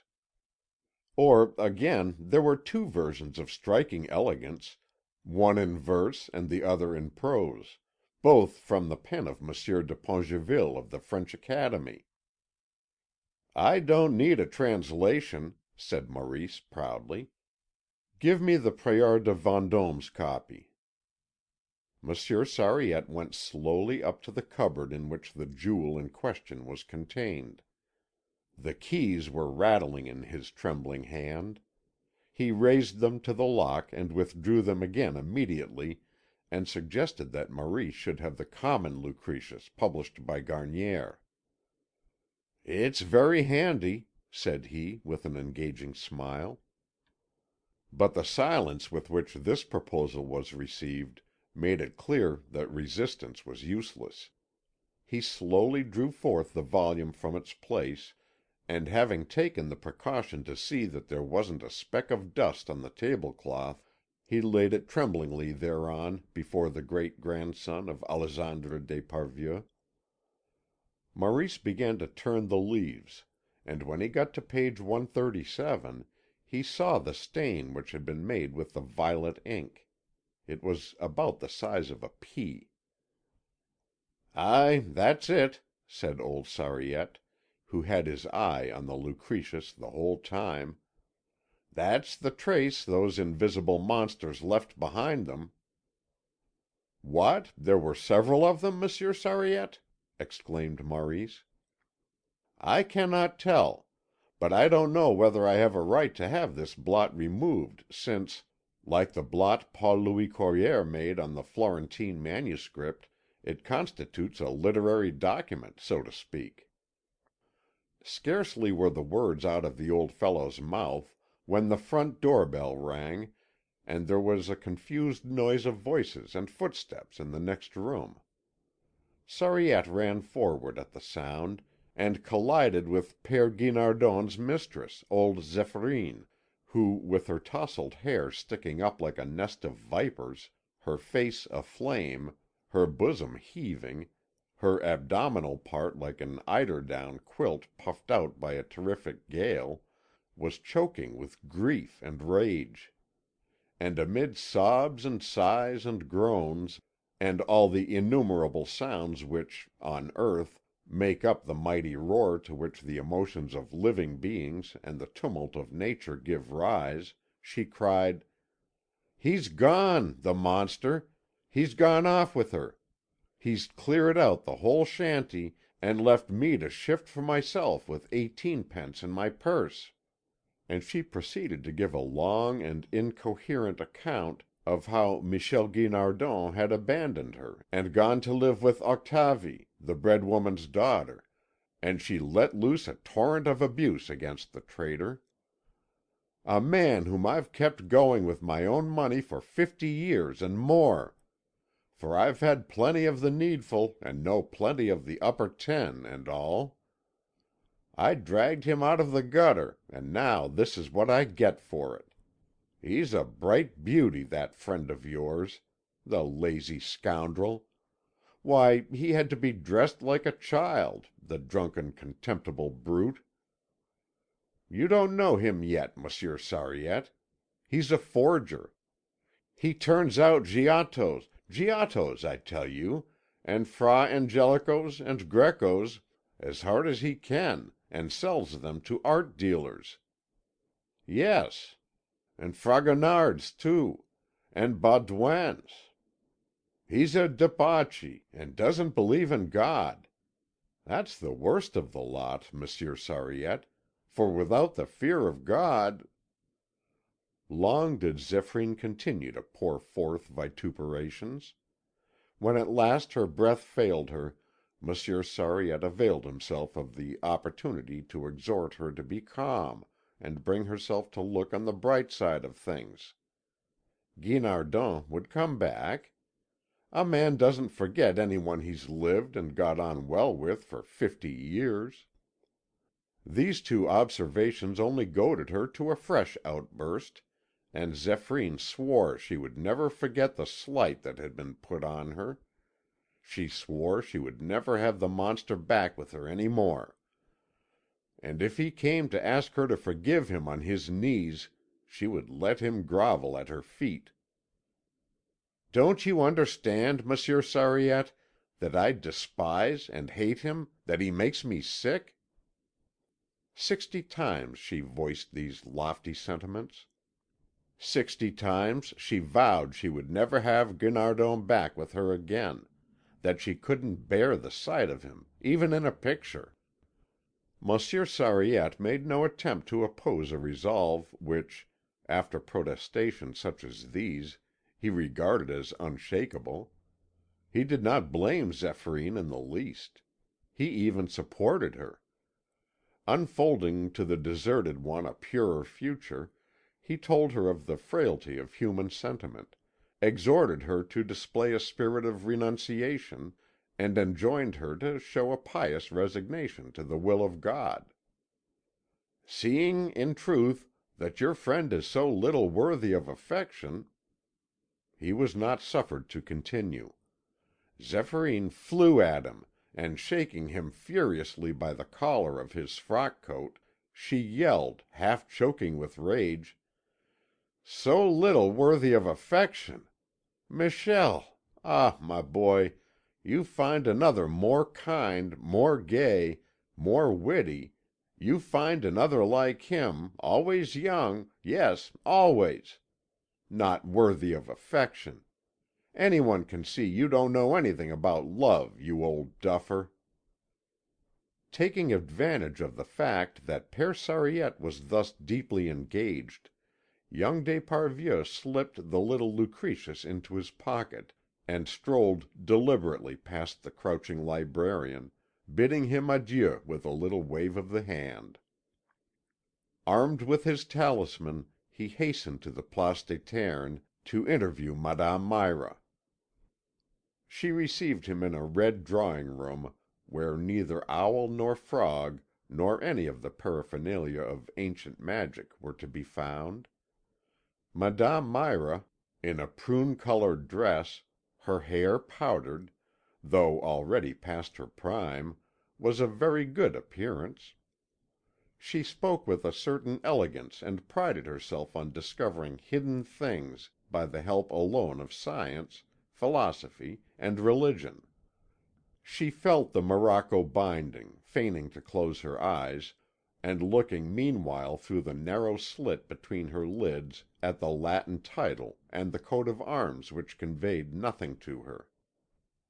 Accustomed to receive as tokens such things as rings, handkerchiefs, letters, and locks of hair, she could not conceive to what sort of individual this singular book could belong. By habitual and mechanical cunning she disguised her real surprise under a feigned surprise. "Strange," she murmured, "strange! I do not see quite clearly. I perceive a woman." As she let fall this magic word, she glanced furtively to see what sort of an effect it had, and beheld on her questioner's face an unexpected look of disappointment. Perceiving that she was off the track, she immediately changed her oracle. "But she fades away immediately. It is strange, strange! I have a confused impression of some vague form, a being that I cannot define."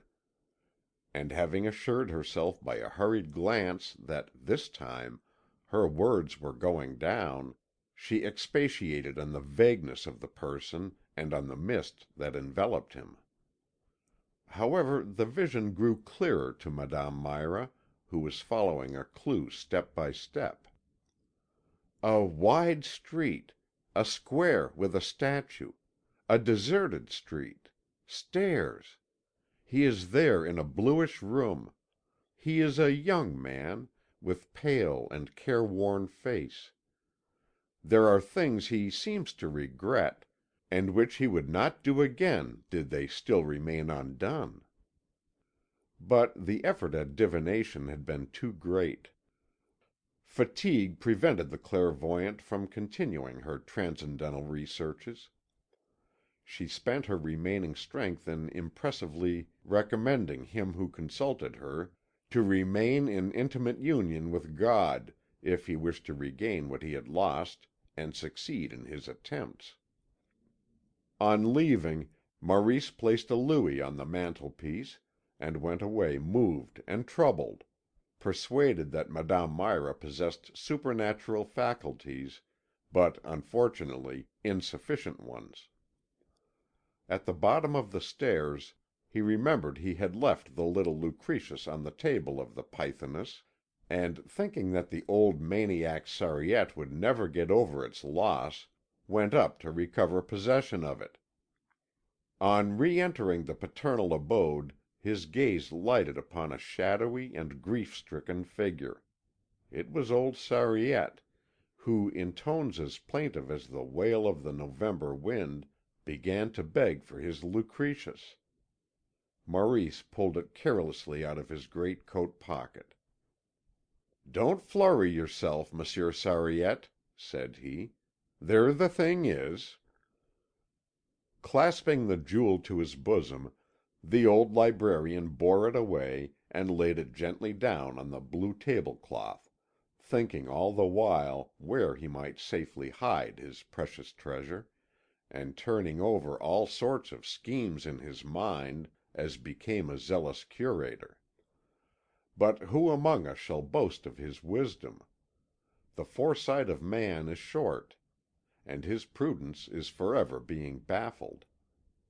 The blows of fate are ineluctable, no man shall evade his doom. There is no counsel, no caution that avails against destiny.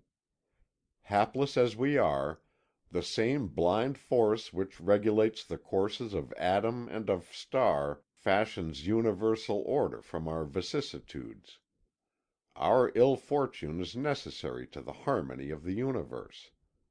It was the day for the binder, a day which the revolving seasons brought round twice a year, beneath the sign of the ram and the sign of the scales. That day, ever since morning, Monsieur Sariette had been making things ready for the binder.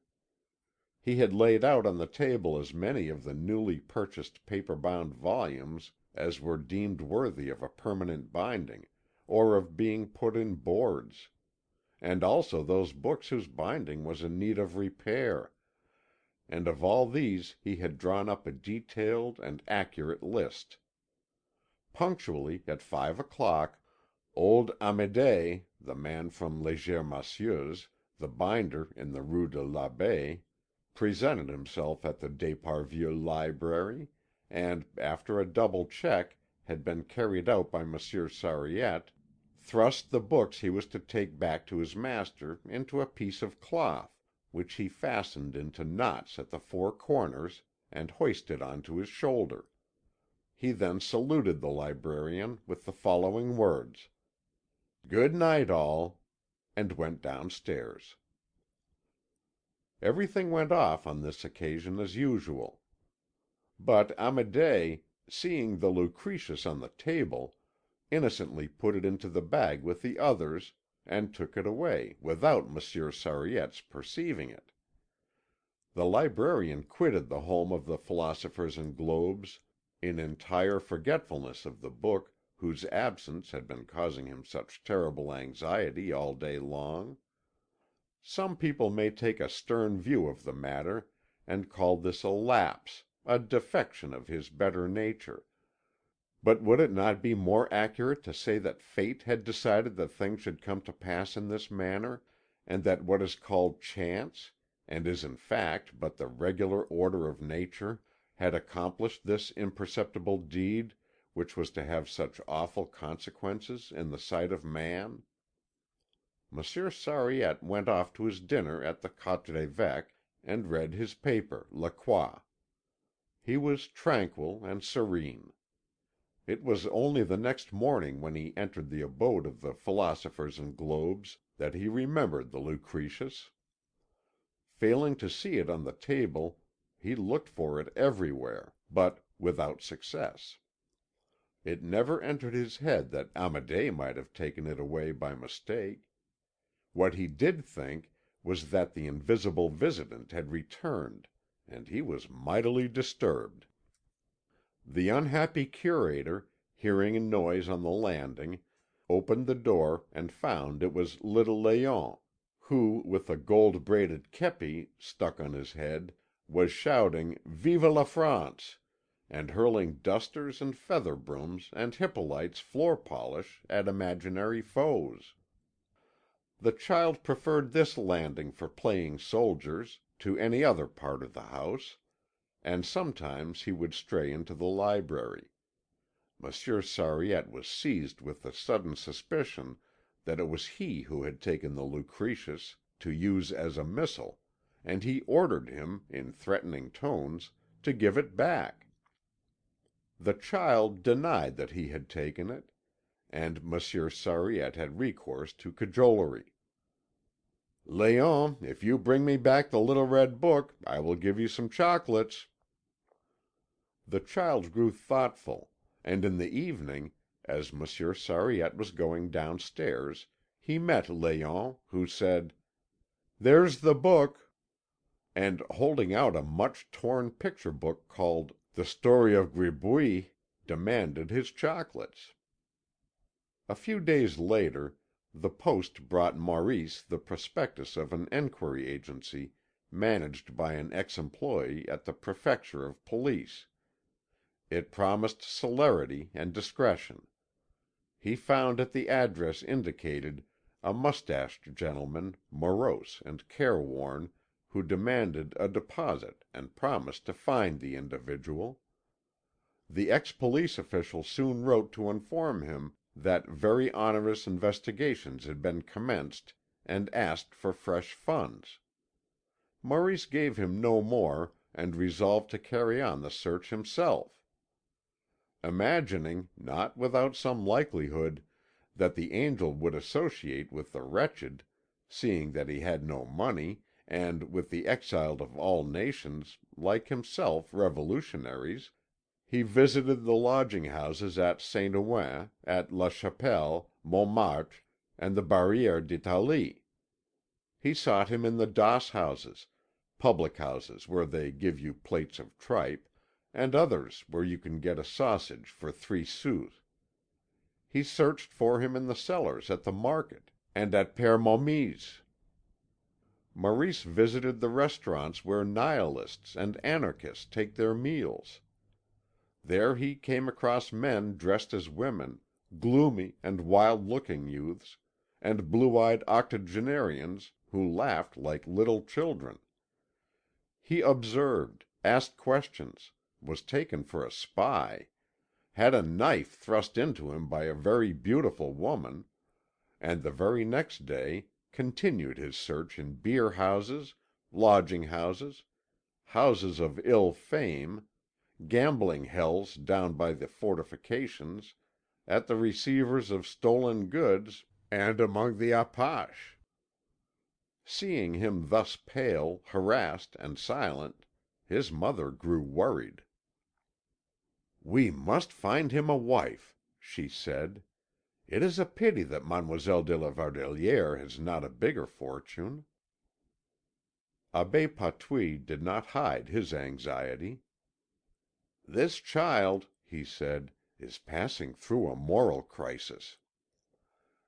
"I am more inclined to think," replied Monsieur René d'Esparvieu, "that he is under the influence of some bad woman. We must find him an occupation which will absorb him and flatter his vanity. I might get him appointed secretary to the Committee for the Preservation of Country Churches, or consulting counsel to the Syndicate of Catholic Plumbers.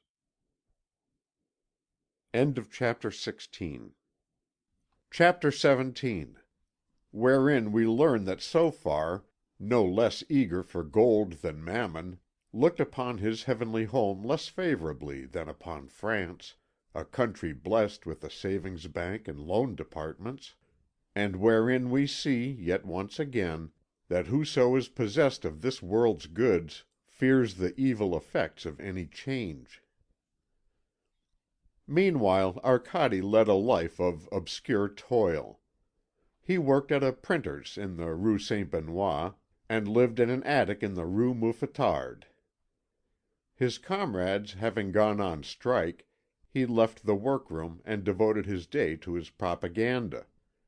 So successful was he that he won over to the side of Revolt 50,000 of those guardian angels who, as Zita had surmised, were discontented with their condition and imbued with the spirit of the times. But lacking money, he lacked liberty, and could not employ his time as he wished in instructing the sons of heaven.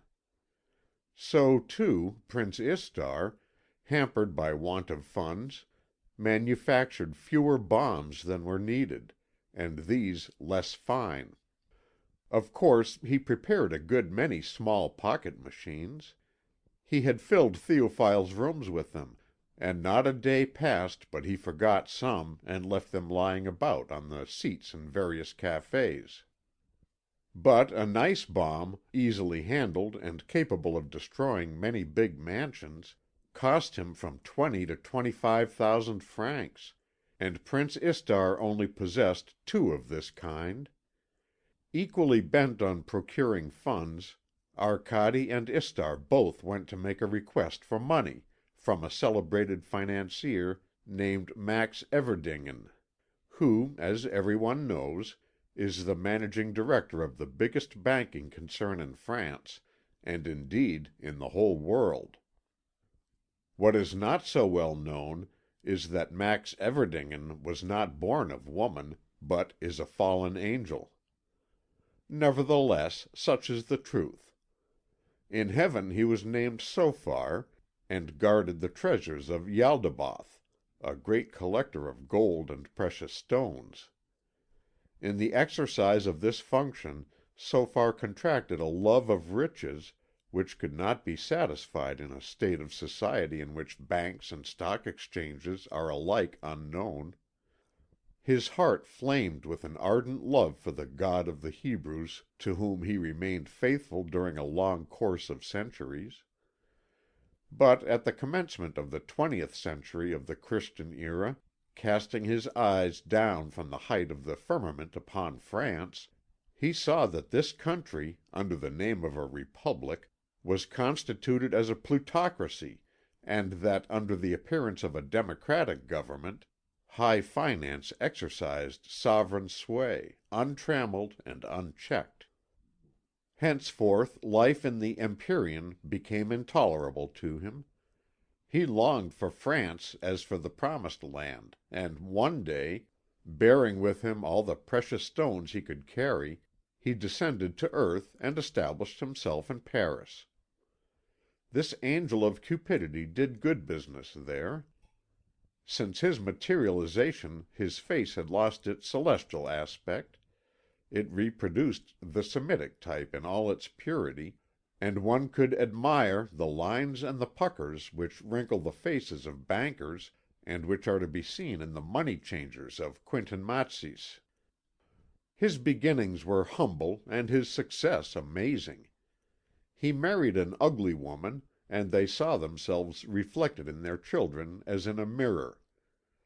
Baron Max Everdingen's large mansion, which rears itself on the heights of the Trocadero, is crammed with the spoils of Christian Europe. The Baron received Arcade and Prince Istar in his study, one of the most modest rooms in his mansion. The ceiling is decorated with a fresco of Tiepolo, taken from a Venetian palace. The bureau of the Regent, Philip of Orléans, is in this room, which is full of cabinets, showcases, pictures, and statues. Arcade allowed his gaze to wander over the walls.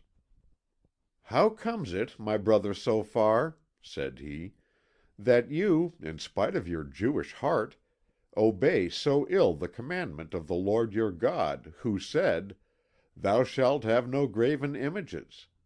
For here I see an Apollo of Houdon's, and a Hebe of Lemoine's, and several busts by Caffieri. And, like Solomon in his old age, O Son of God, you set up in your dwelling place the idols of strange nations. For such are this Venus of Boucher, this Jupiter of Rubens, and those nymphs that are indebted to Fragonard's brush for the gooseberry jam which smears their gleaming limbs. And here in this single showcase, so far, you keep the sceptre of Saint Louis, 600 pearls of Marie Antoinette's broken necklace, the imperial mantle of Charles V, the tiara wrought by Ghiberti for Pope Martin V, the Colonna, Bonaparte's sword, and I know not what besides." "Mere trifles," said Max Everdingen. "My dear Baron," said Prince Istar, "you even possess the ring which Charlemagne placed on a fairy's finger, and which was thought to be lost. But let us discuss the business on which we have come. My friend and I have come to ask you for money." "I can well believe it," replied Max Everdingen. "Everyone wants money, but for different reasons. What do you want money for?" Prince Istar replied simply, To stir up a revolution in France." "In France?" repeated the Baron. "In France? Well, I shall give you no money for that, you may be quite sure." Arcade did not disguise the fact that he had expected greater liberality and more generous help from a celestial brother. "Our project," he said, "is a vast one. It embraces both heaven and earth. It is settled in every detail. We shall first bring about a social revolution in France, in Europe, on the whole planet. Then we shall carry war into the heavens, where we shall establish a peaceful democracy. And to reduce the citadels of heaven, to overturn the mountain of God, to storm celestial Jerusalem, a vast army is needful, enormous resources, formidable machines, and electrophores of a strength yet unknown. It is our intention to commence with France." "You are madmen!" exclaimed Baron Everdingen. "Madmen and fools! Listen to me. There is not one single reform to carry out in France. All is perfect, finally settled, unchangeable. You hear? Unchangeable." And to add force to his statement, Baron Everdingen banged his fist 3 times on the Regent's bureau. "Our points of view differ," said Arcade sweetly. "I think, as does Prince Istar, that everything should be changed in this country. But what boots it to dispute the matter? Moreover, it is too late. We have come to speak to you, O my brother Sophar, in the name of 500,000 celestial spirits, all resolved to commence the universal revolution to morrow."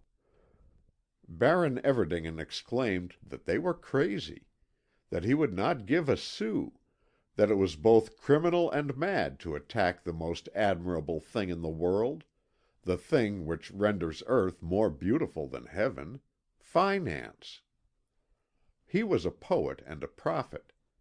His heart thrilled with holy enthusiasm.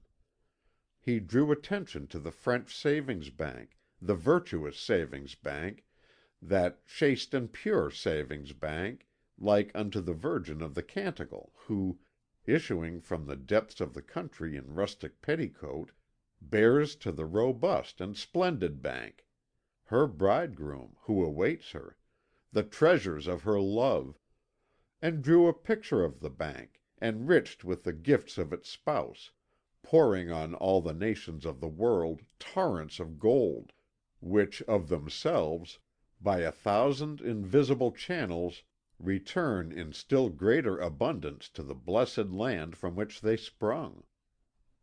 "By deposit and loan," he went on, "France has become the New Jerusalem, shedding her glory over all the nations of Europe, and the kings of the earth come to kiss her rosy feet. And that is what you would fain destroy? You are both impious and sacrilegious." Thus spoke the Angel of Finance. An invisible harp accompanied his voice, and his eyes darted lightning. Meanwhile Arcade, leaning carelessly against the Regent's bureau, spread out under the banker's eyes various ground plans, underground plans, and sky plans of Paris, with red crosses indicating the points where bombs should be simultaneously placed in cellars and catacombs, thrown on public ways, and flung by a flotilla of aeroplanes. All the financial establishments, and notably the Everdingen Bank and its branches, were marked with red crosses. The financier shrugged his shoulders. "Nonsense! You are but wretches and vagabonds, shadowed by all the police of the world. You are penniless. How can you manufacture all the machines?" By way of reply, Prince Istar drew from his pocket a small copper cylinder, which he gracefully presented to Baron Everdingen. "You see," said he, This ordinary looking box. It is only necessary to let it fall on the ground immediately to reduce this mansion, with its inmates, to a mass of smoking ashes, and to set a fire going which would devour all the Trocadero quarter. I have 10,000 like that, and I make 3 dozen a day." The financier asked the Cherub to replace the machine in his pocket, and continued in a conciliatory tone: "Listen to me, my friends. Go and start a revolution at once in Heaven, and leave things alone in this country. I will sign a cheque for you. You can procure all the material you need to attack celestial Jerusalem." And Baron Everdingen was already working up in his imagination a magnificent deal in electrophores and war material. Chapter 18, wherein is begun the gardener's story, in the course of which we shall see the destiny of the world unfolded in a discourse as broad and magnificent in its views as Bousset's discourse on the history of the universe is narrow and dismal. The gardener bade Arcade and Zita sit down in an arbour walled with bryony, at the far end of the orchard. "Arcade," said the beautiful archangel, "Nectaire will perhaps reveal to you to day the things you are burning to know. Ask him to speak." Arcade did so, and old Nectaire, laying down his pipe, began as follows: "I knew him. He was the most beautiful of all the seraphim. He shone with intelligence and daring.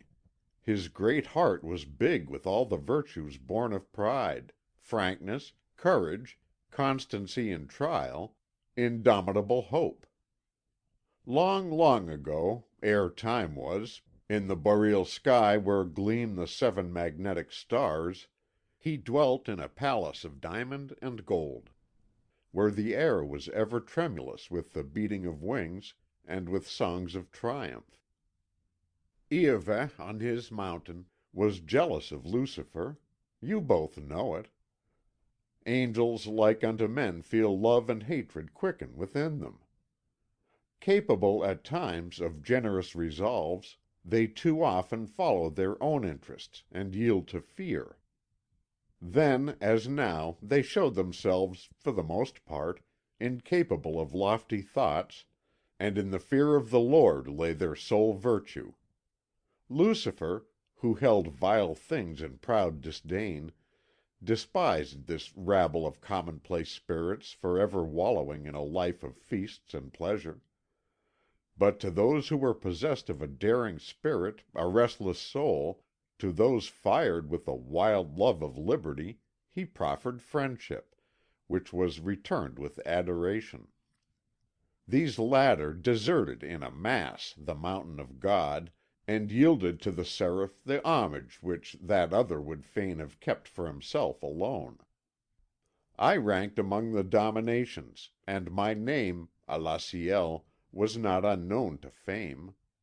To satisfy my mind, that was ever tormented with an insatiable thirst for knowledge and understanding, I observed the nature of things, I studied the properties of minerals, air, and water. I sought out the laws which govern nature, solid or ethereal, and after much pondering, I perceived that the universe had not been formed as its pretended creator would have us believe. I knew that all that exists, exists of itself and not by the caprice of Iahveh, that the world is itself its own creator, and the spirit its own god. Henceforth I despised Iahveh for his imposture, and I hated him because he showed himself to be opposed to all that I found desirable and good: liberty, curiosity, doubt. These feelings drew me towards the seraph. I admired him. I loved him. I dwelt in his light. When at length it appeared that a choice had to be made between him and that other, I ranged myself on the side of Lucifer, and knew no other aim than to serve him, no other desire than to share his lot. War having become inevitable, he prepared for it with indefatigable vigilance, and all the resourcefulness of a far-seeing mind. Making the thrones and dominations into Chalybes and Cyclops, he drew forth iron from the mountains bordering his domain, iron which he valued more than gold, and forged weapons in the caverns of heaven. Then in the desert plain of the north he assembled myriads of spirits, armed them, taught them, and drilled them. Although prepared in secret, the enterprise was too vast for his adversary not to be soon aware of it. It might in truth be said that he had always foreseen and dreaded it, for he had made a citadel of his abode and a warlike host of his angels, and he gave himself the name of the God of Hosts. He made ready his thunderbolts. More than half of the children of heaven remained faithful to him. Thronging round him, he beheld obedient souls and patient hearts. The Archangel Michael, who knew not fear, took command of these docile troops. Lucifer, as soon as he saw that his army could gain no more in numbers or in warlike skill, moved it swiftly against the foe, and promising his angels riches and glory, marched at their head toward the mountain upon whose summit stands the throne of the universe. For 3 days our host swept onward over the ethereal plains. Above our heads streamed the black standards of Revolt. And now, behold, the mountain of God shone rosy on the orient sky, and our chief scanned with his eyes the glittering ramparts. Beneath the sapphire walls the foe was drawn up in battle array, and, while we marched clad in our iron and bronze, they shone resplendent in gold and precious stones. Their gonfalons of red and blue floated in the breeze, and lightning flashed from the points of their lances. In a little while the armies were only sundered one from the other by a narrow strip of level and deserted ground, and at this sight even the bravest shuddered, as they thought that there in bloody conflict their fate would soon be sealed.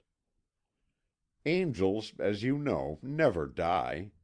But when bronze and iron, diamond point or flaming sword, tear their ethereal substance, the pain they feel is more acute than men may suffer, for their flesh is more exquisitely delicate; and should some essential organ be destroyed, they fall inert, and, slowly decomposing, are resolved into clouds and during long aeons float insensible in the cold ether. And when at length they resume spirit and form, they fail to recover full memory of their past life. Therefore it is but natural that angels shrink from suffering, and the bravest among them is troubled at the thought of being reft of light and sweet remembrance. Were it otherwise, the angelic race would know neither the delight of battle nor the glory of sacrifice. Those who, before the beginning of time, fought in the Empyrean for or against the God of armies, would have taken part without honour in mock battles, and it would not now become me to say to you, my children, with rightful pride, "Lo, I was there." Lucifer gave the signal for the onset and led the assault. We fell upon the enemy, thinking to destroy him then and there and carry the sacred citadel at the first onslaught. The soldiers of the jealous god, less fiery, but no whit less firm than ours, remained immovable. The Archangel Michael commanded them with the calmness and resolution of a mighty spirit. Thrice we strove to break through their lines. Thrice they opposed to our ironclad breast the flaming points of their lances, swift to pierce the stoutest cuirass. In millions the glorious bodies fell. At length our right wing pierced the enemy's left, and we beheld the principalities, the powers, the virtues, the dominations, and the thrones turn and flee in full career; while the angels of the third choir, flying distractedly above them, covered them with a snow of feathers mingled with a rain of blood. We sped in pursuit of them amid the débris of chariots and broken weapons, and we spurred their nimble flight. Suddenly a storm of cries amazed us. It grew louder and nearer. With desperate shrieks and triumphal clamour the right wing of the enemy, the giant archangels of the Most High, had flung themselves upon our left flank and broken it. Thus we were forced to abandon the pursuit of the fugitives, and hasten to the rescue of our own shattered troops. Our prince flew to rally them and re-establish the conflict. But the left wing of the enemy, whose ruin he had not quite consummated, no longer pressed by lance or arrow, regained courage, returned, and faced us yet again. Night fell upon the dubious field. While under the shelter of darkness, in the still silent air stirred ever and anon by the moans of the wounded, his forces were resting from their toils, Lucifer began to make ready for the next day's battle. Before dawn the trumpets sounded the reveille. Our warriors surprised the enemy at the hour of prayer, put them to rout, and long and fierce was the carnage that ensued. When all had either fallen or fled, the Archangel Michael, none with him save a few companions with 4 wings of flame, still resisted the onslaughts of a countless host. They fell back ceaselessly, opposing their breasts to us, and Michael still displayed an impassible countenance.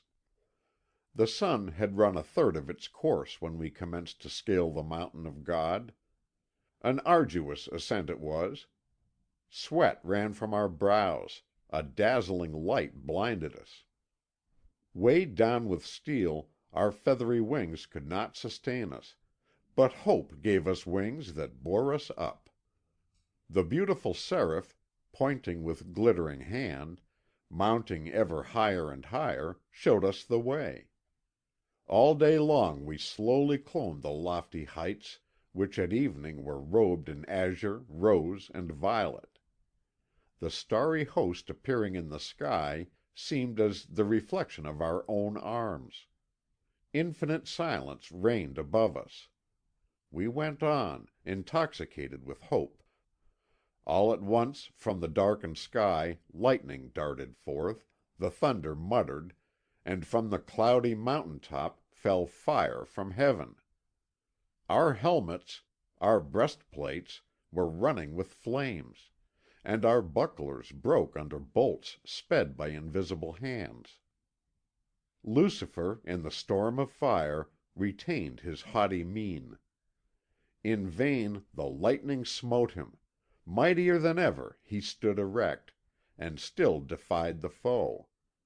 At length the thunder, making the mountain totter, flung us down pell mell, huge fragments of sapphire and ruby crashing down with us as we fell, and we rolled inert, swooning, for a period whose duration none could measure. I awoke in a darkness filled with lamentations, and when my eyes had grown accustomed to the dense shadows, I saw round me my companion in arms, scattered in thousands on the sulphurous ground, lit by fitful gleams of livid light. My eyes perceived but fields of lava, smoking craters, and poisonous swamps. Mountains of ice and shadowy seas shut in the horizon. A brazen sky hung heavy on our brows. And the horror of the place was such that we wept as we sat, crouched elbow on knee, our cheeks resting on our clenched hands. But soon, raising my eyes, I beheld the Seraph standing before me like a tower. Over his pristine splendor sorrow had cast its mantle of sombre majesty. "Comrades," said he, "we must be happy and rejoice, For behold, we are delivered from celestial servitude. Here we are free, and it were better to be free in hell than serve in heaven. We are not conquered, since the will to conquer is still ours. We have caused the throne of the jealous God to totter. By our hands it shall fall. Arise, therefore, and be of good heart." Thereupon, at his command, we piled mountain upon mountain, and on the topmost peak we reared engines which flung molten rocks against the divine habitations.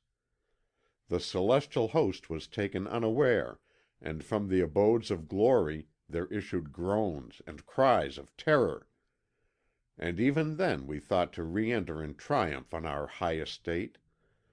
But the mountain of God was wreathed with lightnings, and thunderbolts, falling on our fortress, crushed it to dust. After this fresh disaster, the seraph remained awhile in meditation, his head buried in his hands. At length he raised his darkened visage. Now he was Satan, greater than Lucifer. Steadfast and loyal, the angels thronged about him. "Friends," he said, "if victory is denied us now, it is because we are neither worthy nor capable of victory. Let us determine wherein we have failed. Nature shall not be ruled, the sceptre of the universe shall not be grasped, Godhead shall not be won, save by knowledge alone. We must conquer the thunder, to that task we must apply ourselves unwearingly. It is not blind courage, no one this day has shown more courage than have you, which will win us the courts of heaven, but rather study and reflection. In these silent realms where we have fallen, let us meditate, seeking the hidden causes of things. Let us observe the course of nature. Let us pursue her with compelling ardour and all-conquering desire. Let us strive to penetrate her infinite grandeur, her infinite minuteness.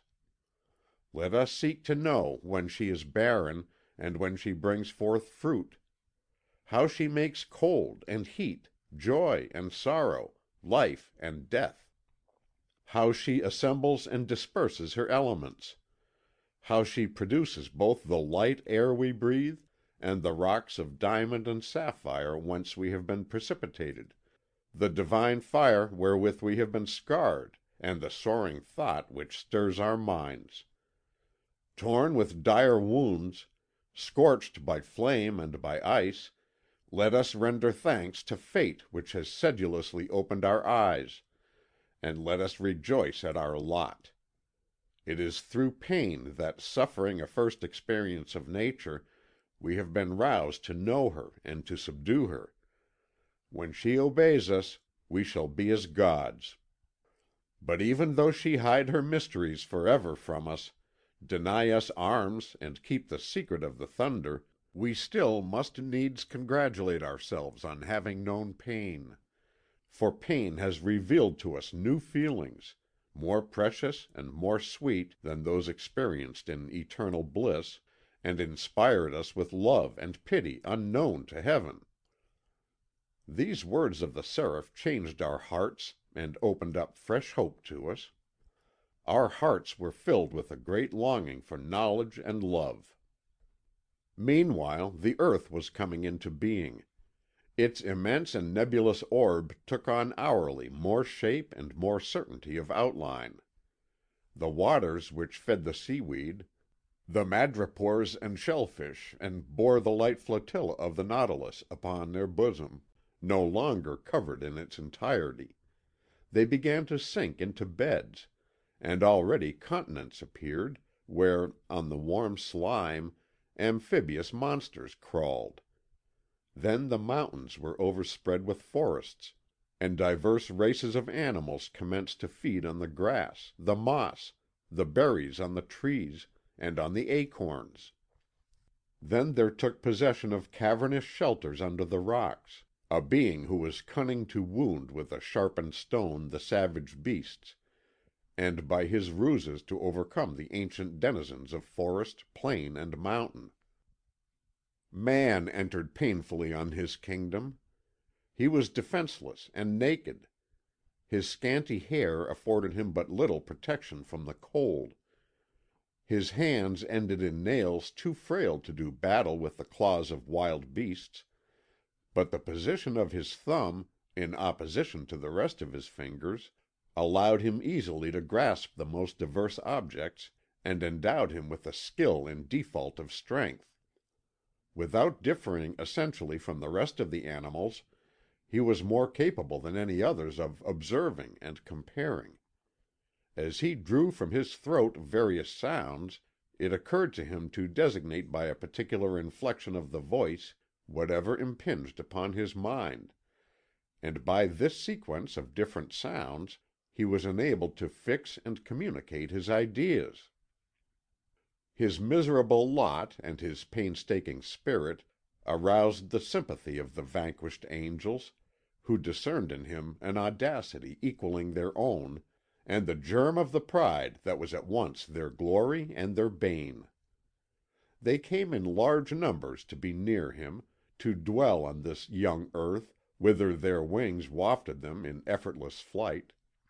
And they took pleasure in sharpening his talents and fostering his genius. They taught him to clothe himself in the skins of wild beasts, to roll stones before the mouths of caves to keep out the tigers and bears. They taught him how to make the flame burst forth by twirling a stick among the dried leaves and to foster the sacred fire upon the hearth. Inspired by the ingenious spirits he dared to cross the rivers in the hollowed trunks of cleft trees. He invented the wheel, the grinding mill, and the plough. The share tore up the earth, and the wound brought forth fruit, and the grain offered to him who ground it divine nourishment. He moulded vessels in clay, and out of the flint he fashioned various tools. In fine, taking up our abode among mankind, we consoled them and taught them. We were not always visible to them, but of an evening, at the turn of the road, we would appear to them under forms often strange and weird, at times dignified and charming, and we adopted at will the appearance of a monster of the woods and waters, of a venerable old man, of a beautiful child, or of a woman with broad hips. Sometimes we would mock them in our songs, or test their intelligence by some cunning prank. There were certain of us of a rather turbulent humour who loved to tease their women and children. But though lowly folk, they were our brothers, and we were never loath to come to their aid. Through our care their intelligence developed sufficiently to attain to mistaken ideas, and to acquire erroneous notions of the relations of cause and effect. As they supposed that some magic bond existed between the reality and its counterfeit presentment, they covered the walls of their caves with figures of animals, and carved in ivory images of the reindeer and the mammoth in order to secure as prey the creatures they represented. Centuries passed by with infinite slowness, while their genius was coming to birth. We sent them happy thoughts in dreams, inspired them to tame the horse, to castrate the bull, to teach the dog to guard the sheep. They created the family and the tribe. It came to pass one day that one of their wandering tribes was assailed by ferocious hunters. Forthwith the young men of the tribe formed an enclosed ring with their chariots, and in it they shut their women, children, old people, and treasures, and from the platform of their chariots they hurled murderous stones at their assailants. Thus was formed the first city. Born in misery and condemned to do murder by the law of Iahveh, man put his whole heart into doing battle, and to war he was indebted for his noblest virtues. He hallowed with his blood that sacred love of country which should, if man fulfills his destiny to the very end, enfold the whole earth in peace. One of us, Daedalus, brought him the axe, the plumb line, and the sail. Thus we rendered the existence of mortals less hard and difficult. By the shores of the lakes they built dwellings of osier, where they might enjoy a meditative quiet unknown to the other inhabitants of the earth, and when they had learned to appease their hunger without too painful efforts, we breathed into their hearts the love of beauty. They raised up pyramids, obelisks, towers, colossal statues which smiled stiff and uncouth, and genetic symbols. Having learnt to know us, or trying at least to divine what manner of beings we were, they felt both friendship and fear for us. The wisest among them watched us with sacred awe, and pondered our teaching. In their gratitude, the people of Greece and of Asia consecrated us to stones, trees, shadowy woods, offered us victims, and sang us hymns. In fact, we became gods in their sight, and they called us Horus, Isis, Astarte, Zeus, Cybele, Demeter, and Triptolemus. Satan was worshipped under the names of Evan, Dionysus, Aeacus, and Linnaeus. He showed in his various manifestations all the strength and beauty which it is given to mortals to conceive. His eyes had the sweetness of the wood violet. His lips were brilliant with the ruby red of the pomegranate. A down finer than the velvet of the peach covered his cheeks and his chin. His fair hair, wound like a diadem and knotted loosely on the crown of his head, was encircled with ivy. He charmed the wild beasts, and penetrating into the deep forests, drew to him all wild spirits, everything that climbed in trees and peered through the branches, with wild and timid gaze. On all these creatures, fierce and fearful, that lived on bitter berries and beneath whose hairy breasts a wild heart beat, half-human creatures of the woods, on all he bestowed loving kindness and grace, and they followed him drunk with joy and beauty. He planted the vine and showed mortals how to crush the grapes underfoot to make the wine flow.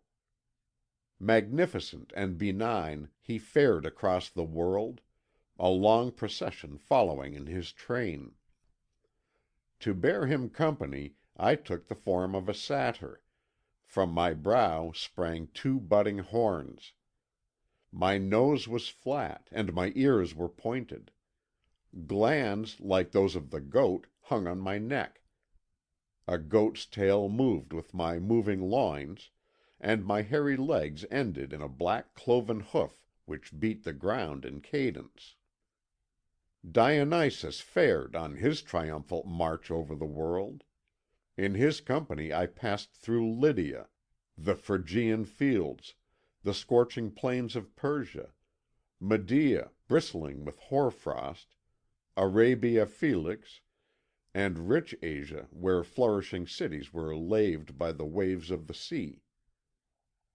He proceeded on a car drawn by lions and lynxes, to the sound of flutes, cymbals, and drums, invented for his mysteries. Bacchantes, Thyades, and Maenades, girt with the dappled fawn skin, waved the thyrsus encircled with ivy. He bore in his train the satyrs, whose joyous troop I led, Sileni, Pans, and Centaurs. Under his feet flowers and fruit sprang to life, and striking the rocks with his wand, he made limpid streams gush forth. In the month of the vintage he visited Greece, and the villagers ran forth to meet him. Stained with the green and ruddy juices of the plants, they wore masks of wood, or bark, or leaves. In their hands they bore earthen cups, and danced wanton dances. Their womenfolk, imitating the companions of the god, their heads wreathed with green smilax, fastened round their supple loins skins of fawn or goat. The virgins twined about their throats garlands of fig leaves. they kneaded cakes of flour, and bore the phallus in the mystic basket. And the vine dressers, all daubed with lees of wine, standing up in their wains and bandying mockery or abuse with the passers by, invented tragedy. Truly, it was not in dreaming beside a fountain, but by dint of strenuous toil that Dionysus taught them to grow plants and to make them bring forth succulent fruits. And while he pondered the art of transforming the rough woodlanders into a race that should love music and submit to just laws, more than once over his brow, burning with the fire of enthusiasm, did melancholy and gloomy fever pass. But his profound knowledge and his friendship for mankind enabled him to triumph over every obstacle. O days divine! Beautiful dawn of life! We led the Bacchanals on the leafy summits of the mountains, and on the yellow shores of the seas. The Naiads and the Oreads mingled with us at our play. Aphrodite, at our coming, rose from the foam of the sea to smile upon us. End of chapter 18. Chapter 19. The Gardener's Story, continued. When men had learned to cultivate the earth, to herd cattle, to enclose their holy places within walls, and to recognize the gods by their beauty, I withdrew to that smiling land girdled with dark woods, and watered by the Stymphalos, the Olbios, the Erymanthus, and the proud Crathes, swollen with the icy waters of the Styx, and there, in a green valley at the foot of a hill, planted with arbutus, olive, and pine, beneath a cluster of white poplars and plane trees, by the side of a stream, flowing with soft murmur amid tufted mastic trees, I sang to the shepherds and the nymphs of the birth of the world, the origin of fire, of the tenuous air, of water, and of earth. I told them how primeval men had lived wretched and naked in the woods, before the ingenious spirits had taught them the arts. Of God, too, I sang to them, and why they gave Dionysus Semele to mother, because his desire to befriend mankind was born amid the thunder. It was not without effort that this people, more pleasing than all the others in the eyes of the gods, these happy Greeks, achieved good government and a knowledge of the arts. Their first temple was a hut composed of laurel branches; their first image of the gods, a tree; their first altar, a rough stone stained with the blood of Iphigenia. But in a short time they brought wisdom and beauty to a point that no nation had attained before them, that no nation has since approached. Whence comes it, Arcade, this solitary marvel on the earth? Wherefore did the sacred soil of Ionia and of Attica bring forth this incomparable flower? Because nor priesthood, nor dogma, nor revelation ever found a place there. Because the Greeks never knew the jealous God. It was his own grace, his own genius that the Greek enthroned and deified as his God, and when he raised his eyes to the heavens it was his own image that he saw reflected there. He conceived everything in due measure, and to his temples he gave perfect proportion. All therein was grace, harmony, symmetry, and wisdom. All were worthy of the immortals who dwelt within them, and who under names of happy choice, in realized shapes, figured forth the genius of man.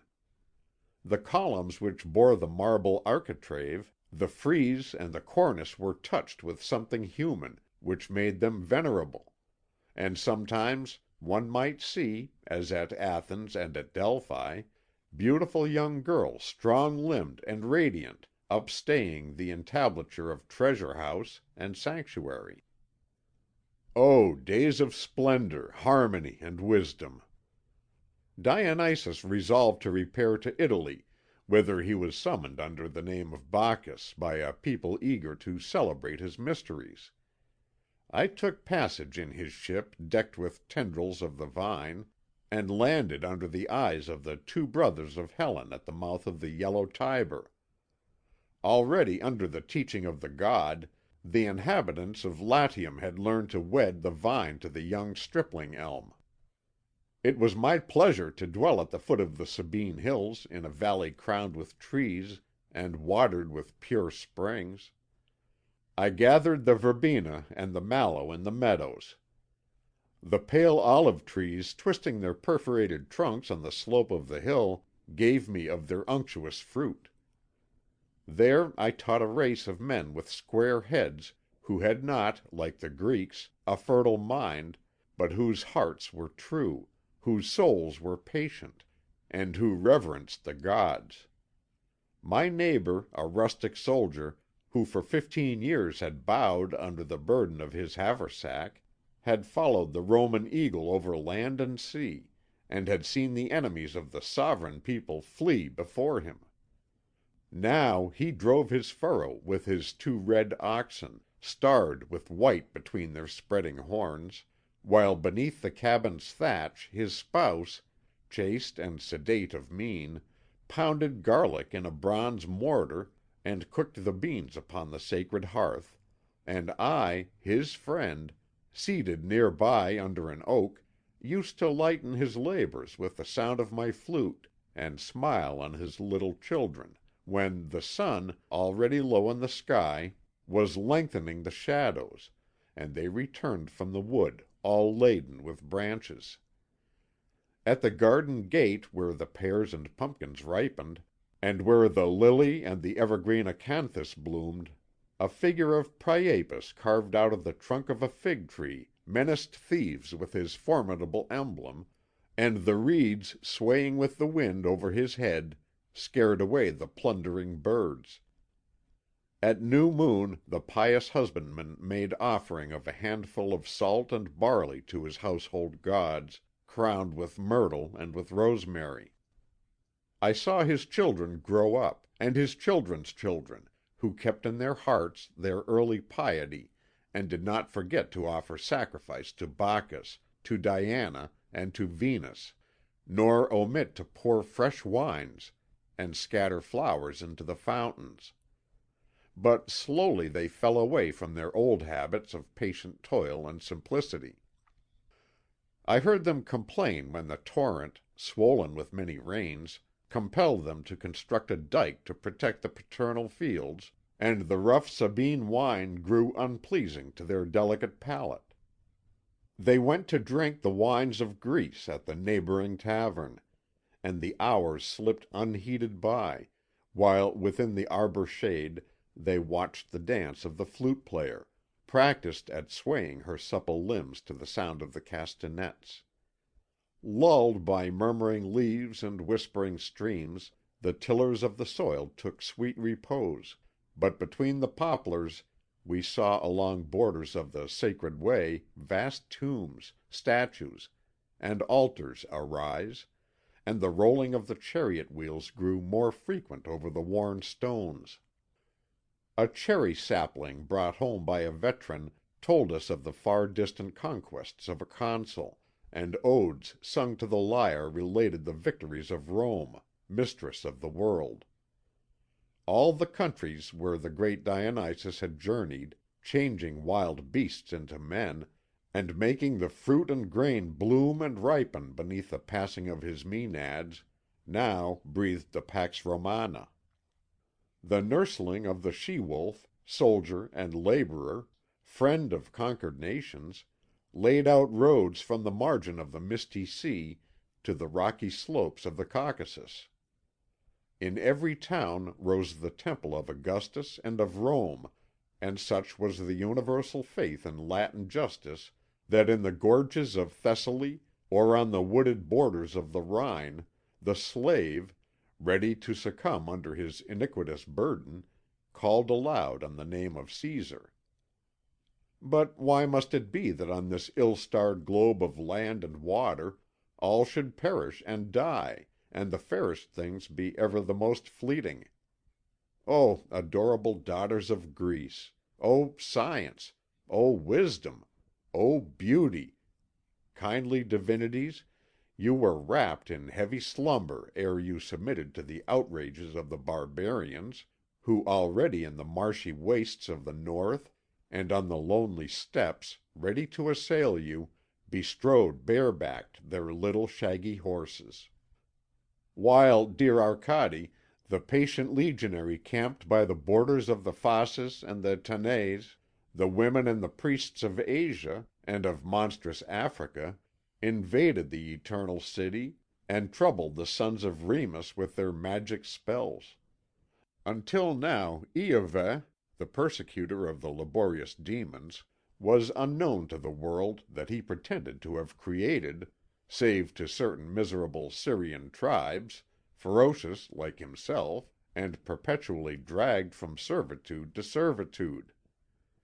Profiting by the Roman peace, which assured free travel and traffic everywhere, and favoured the exchange of ideas and merchandise, this old god insolently made ready to conquer the universe. He was not the only one, for the matter of that, to attempt such an undertaking. At the same time a crowd of gods, demiurges, and demons, such as Mithra, Thammuz, the good Isis, and Eubulus, meditated taking possession of the peace enfolded world. Of all the spirits, Iahveh appeared the least prepared for victory.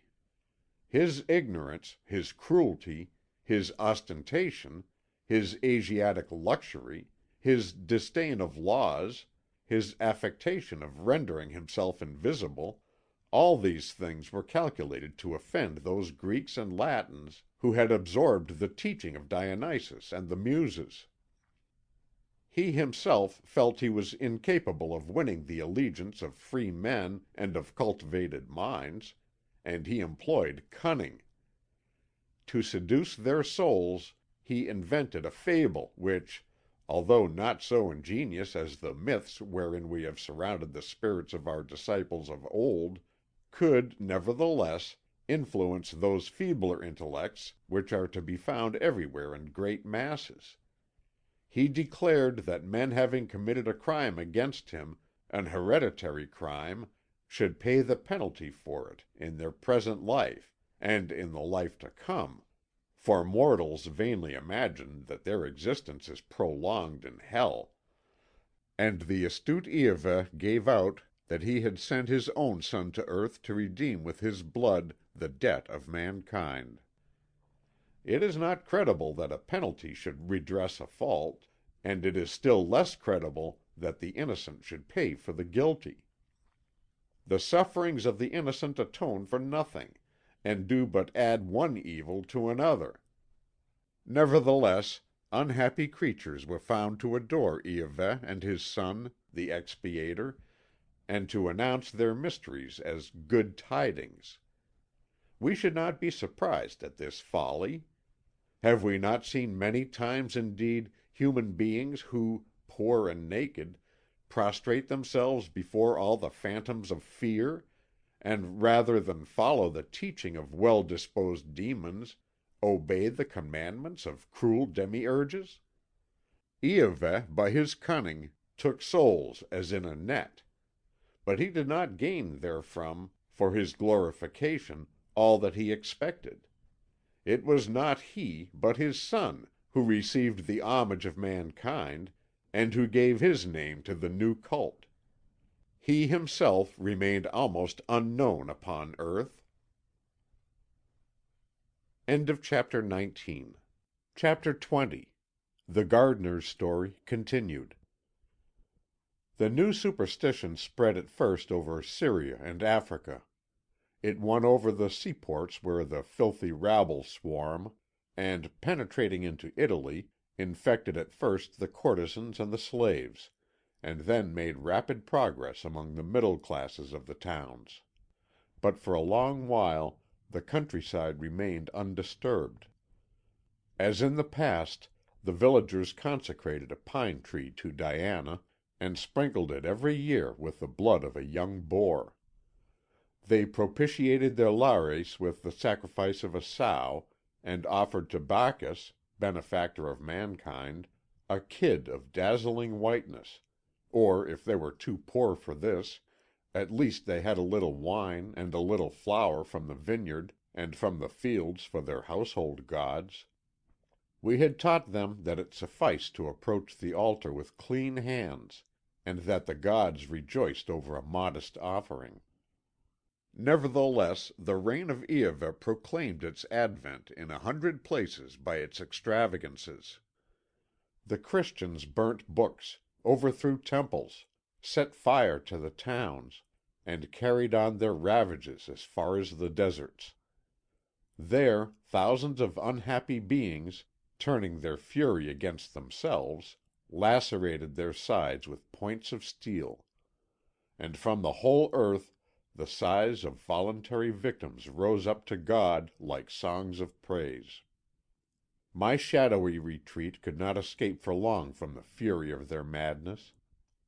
On the summit of the hill which overlooked the olive woods, brightened daily with the sounds of my flute, had stood since the earliest days of the Pax Romana a small marble temple, round as the huts of our forefathers. It had no walls, but on a base of 7 steps 16 columns rose in a circle with the acanthus of the capitals, bearing a cupola of white tiles. This cupola sheltered a statue of Love fashioning his bow, the work of an Athenian sculptor. The child seemed to breathe, joy was welling from his lips, all his limbs were harmonious and polished.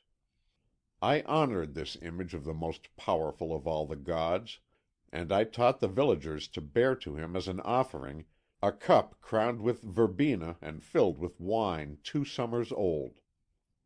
One day, when seated as my custom was at the feet of the god, pondering precepts and songs, an unknown man, wild-looking, with unkempt hair, approached the temple, sprang at one bound up the marble steps, and with savage glee exclaimed, "Die, poisoner of souls, and joy and beauty perish with you!" He spoke thus, and drawing an axe from his girdle, raised it against the god. I stayed his arm, I threw him down, and trampled him under my feet. "Demon!" he cried desperately, "suffer me to overturn this idol, and you may slay me afterwards."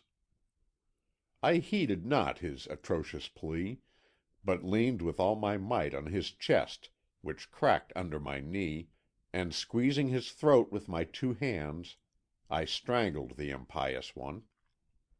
While he lay there, with purple face and lolling tongue, at the feet of the smiling god, I went to purify myself at the sacred stream. Then, leaving this land, now the prey of the Christian, I passed through Gaul, and gained the banks of the Saône, whither Dionysus had, in days gone by, carried the vine. The God of the Christians had not yet been proclaimed to this happy people. They worshipped for its beauty a leafy beech tree, whose honoured branches swept the ground, and they hung fillets of wool thereon. They also worshipped a sacred stream, and set up images of clay in a dripping grotto. They made offering of little cheeses and a bowl of milk to the nymphs of the woods and mountains. But soon an apostle of sorrow was sent to them by the new god. He was drier than a smoked fish. Although attenuated with fasting and watching, he taught with unabated ardour all manner of gloomy mysteries. He loved suffering and thought it good. His anger fell upon all that was beautiful, comely, and joyous. The sacred tree fell beneath his hatchet. He hated the nymphs because they were beautiful, and he flung imprecations at them when their shining limbs gleamed among the leaves at evening, and he held my melodious flute in aversion. The poor wretch thought that there were certain forms of words wherewith to put to flight the deathless spirits that dwell in the cool groves, and in the depths of the woods, and on the tops of the mountains.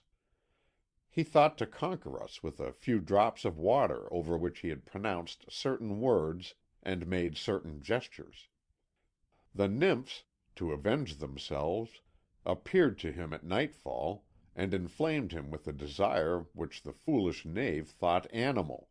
Then they fled, their laughter scattered like grain over the fields, while their victim lay tossing with burning limbs on his couch of leaves.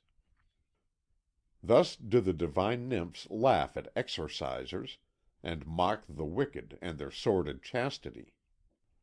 The apostle did not do as much harm as he wished, because his teaching was given to the simple souls living in obedience to nature, and because the mediocrity of most of mankind is such that they gain but little from the principles inculcated in them. The little wood in which I dwelt belonged to a Gaul of senatorial family, who retained some traces of Latin elegance. He loved his young freedwoman and shared with her his bed of broidered purple. His slaves cultivated his garden and his vineyard. He was a poet, and sang, in imitation of Ausonius, Venus whipping her son with roses. Although a Christian, he offered me milk, fruit, and vegetables as if I were the genius of the place. In return, I charmed his idle moments with the music of my flute, and I gave him happy dreams. In fact, these peaceful Gauls knew very little of Iahveh and his son. But now behold fires looming on the horizon, and ashes driven by the windfall within our forest glades. Peasants come driving a long file of wagons along the roads or urging their flocks before them. Cries of terror rise from the villages. "The Burgundians are upon us!" Now one horseman is seen, lance in hand, clad in shining bronze, his long red hair falling in two plaits on his shoulders. Then come 2, then 20, then thousands, wild and blood-stained. Old men and children they put to the sword, aye, even aged grandams whose grey hairs cleave to the soles of the slaughterers' boots, mingled with the brains of babes new-born. My young Gaul and his young freedwoman stain with their blood the couch broidered with narcissi. The barbarians burn the basilicas to roast their oxen whole, shatter the amphora, and drain the wine in the mud of the flooded cellars. Their women accompany them, huddled, half naked, in their war chariots. When the Senate, the dwellers in the cities, and the leaders of the churches had perished in the flames, the Burgundians, soddened with wine, lay down to slumber beneath the arcades of the Forum. 2 weeks later one of them might have been seen smiling in his shaggy beard at the little child, whom, on the threshold of their dwelling, his fair-haired spouse gathers in her arms, while another, kindling the fire of his forge, hammers out his iron with measured stroke. Another sings beneath the oak tree to his assembled comrades of the gods and heroes of his race. And yet others spread out for sale stones fallen from heaven, aurochs' horns, and amulets. And the former inhabitants of the country, regaining courage little by little, crept from the woods where they had fled for refuge, and returned to rebuild their burnt-down cabins, plough their fields, and prune their vines. Once more life resumed its normal course. But those times were the most wretched that mankind had yet experienced. The barbarians swarmed over the whole empire. Their ways were uncouth, and as they nurtured feelings of vengeance and greed, they firmly believed in the ransom of sin. The fable of Iahveh and his son pleased them, and they believed it all the more easily, in that it was taught them by the Romans whom they knew to be wiser than themselves, and to whose arts and mode of life they yielded secret admiration. Alas!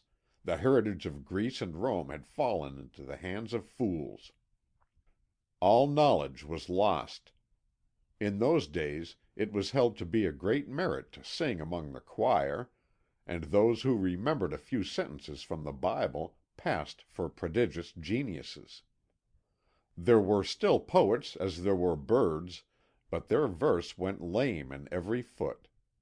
The ancient demons, the good genii of mankind, shorn of their honours, driven forth, pursued, hunted down, remained hidden in the woods.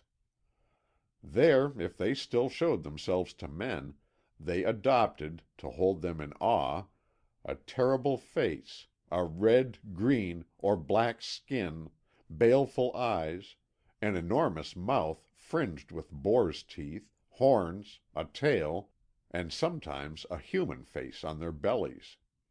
The nymphs remained fair, and the barbarians, ignorant of the winsome names they bore in other days, called them fairies, and, imputing to them a capricious character and puerile tastes, both feared and loved them. We had suffered a grievous fall, and our ranks were sadly thinned. Nevertheless, we did not lose courage, and maintaining a laughing aspect and a benevolent spirit, we were in those direful days the real friends of mankind. Perceiving that the barbarians grew daily less sombre and less ferocious, we lent ourselves to the task of conversing with them under all sorts of disguises. We incited them, with 1,000 precautions, and by prudent circumlocutions, not to acknowledge the old Iahveh as an infallible master, not blindly to obey his orders, and not to fear his menaces. When need was, we had recourse to magic. We exhorted them unceasingly to study nature, and to strive to discover the traces of ancient wisdom. These warriors from the north, rude though they were acquainted with some mechanical arts. They thought they saw combats in the heavens. The sound of the harp drew tears from their eyes, and perchance they had souls capable of greater things than the degenerate Gauls and Romans, whose lands they had invaded. They knew not how to hew stone or to polish marble, but they caused porphyry and columns to be brought from Rome and from Ravenna. Their chief men took for their seal a gem engraved by a Greek in the days when beauty reigned supreme. They raised walls with bricks, cunningly arranged like ears of corn, and succeeded in building quite pleasing-looking churches, with cornices upheld by consoles depicting grim faces, and heavy capitals whereon were represented monsters devouring one another. We taught them letters and sciences. A mouthpiece of their god, one Gerbert, took lessons in physics, arithmetic, and music with us, and it was said that he had sold us his soul. Centuries passed, and man's ways remained violent. It was a world given up to fire and blood. The successors of the studious Gerbert, not content with the possession of souls, the profit one gains thereby are lighter than air, wished to possess bodies also. They pretended that their universal and prescriptive monarchy was held from a fisherman on the lake of Tiberias. One of them thought for a moment to prevail over the loutish Germanus, successor to Augustus. But finally the spiritual had to come to terms with the temporal, and the nations were torn between two opposing masters. Nations took shape amid horrible tumult. On every side were wars, famines, and internecine conflicts. Since they attributed their innumerable ills that fell upon them to their God, they called him the Most Good, not by way of irony, but because to them the best was he who smote the hardest. In those days of violence, to give myself leisure for study, I adopted a rôle which may surprise you, but which was exceedingly wise. Between the Saône and the mountains of Charolais, where the cattle pasture, there lies a wooded hill sloping gently down to fields watered by a clear stream. There stood a monastery celebrated throughout the Christian world. I hid my cloven feet under a robe, and became a monk in this abbey, where I lived peacefully, sheltered from the men at arms, who, to friend or foe alike, showed themselves equally exacting.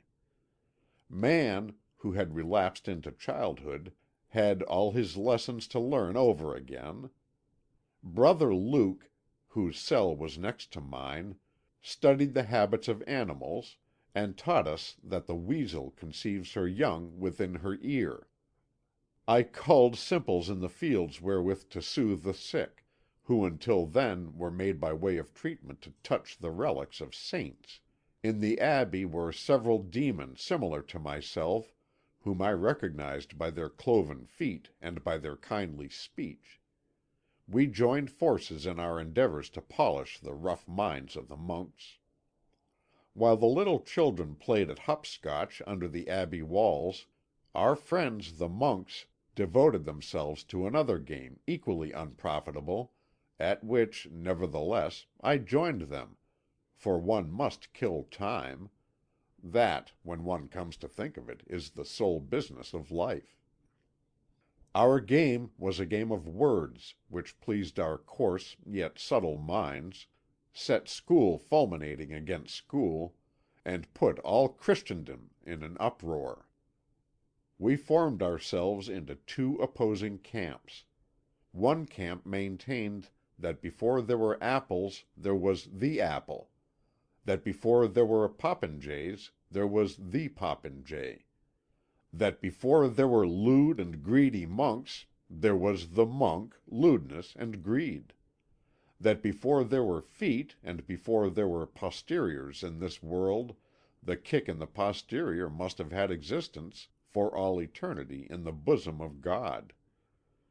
The other camp replied that, on the contrary, apples gave man the idea of the apple, popinjays the idea of the popinjay, monks the idea of the monk, greed, and lewdness, and that the kick in the posterior existed only after having been duly given and received.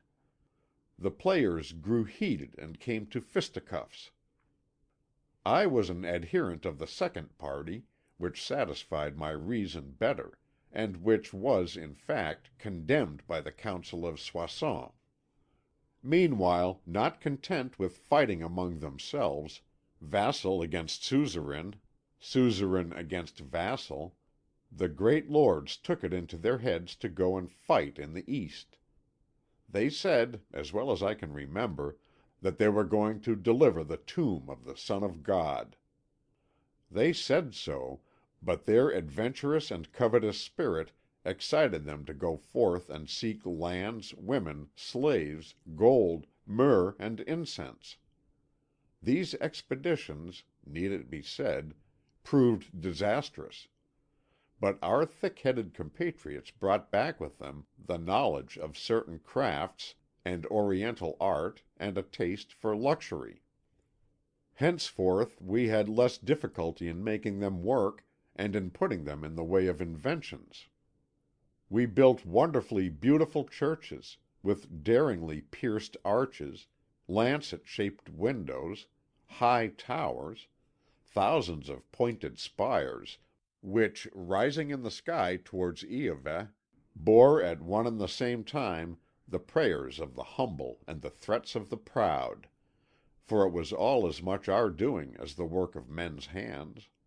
And it was a strange sight to see men and demons working together at a cathedral, each one sawing, polishing, collecting stones, graving, on capital and on cornice, nettles, thorns, thistles, wild parsley, and wild strawberry, carving faces of virgins and saints and weird figures of serpents, fishes with asses' heads, apes scratching their buttocks, each one, in fact, putting his own particular talent, mocking, sublime, grotesque, modest, or audacious, into the work and making of it all a harmonious cacophony, a rapturous anthem of joy and sorrow, a babel of victory.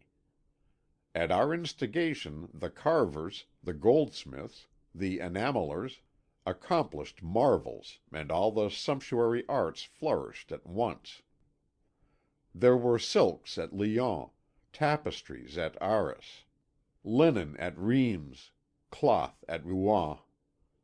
The good merchants rode on their palfreys to the fairs, bearing pieces of velvet and brocade, embroideries, orfraies, jewels, vessels of silver, and illuminated books. Strollers and players set up their trestles in the churches and in the public squares, and represented, according to their lights, simple chronicles of heaven, earth, and hell. Women decked themselves in splendid raiment and lisped of love.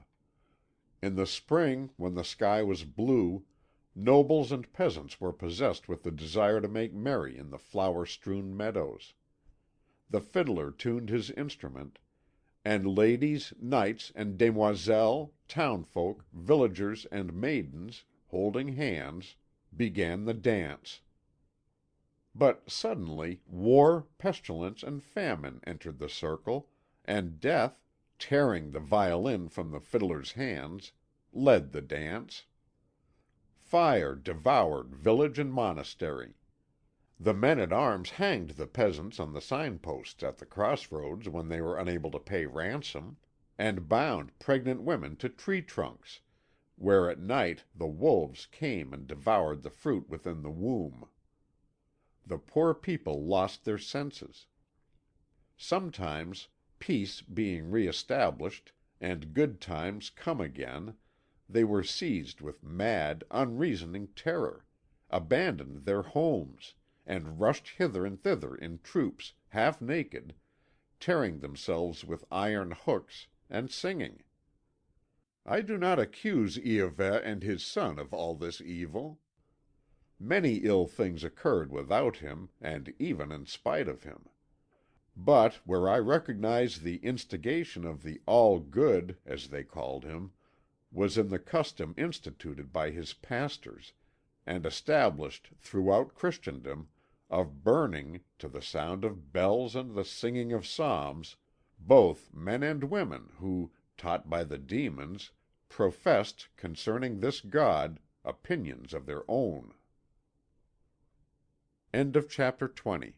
Chapter 21. The Gardener's Story concluded. It seemed as if science and thought had perished for all eternity, and that the earth would never again know peace, joy, and beauty. But one day, under the walls of Rome, some workmen, excavating the earth on the borders of an ancient road, found a marble sarcophagus which bore carved on its sides simulacra of love and the triumphs of Bacchus. The lid being raised, a maiden appeared whose face shone with dazzling freshness.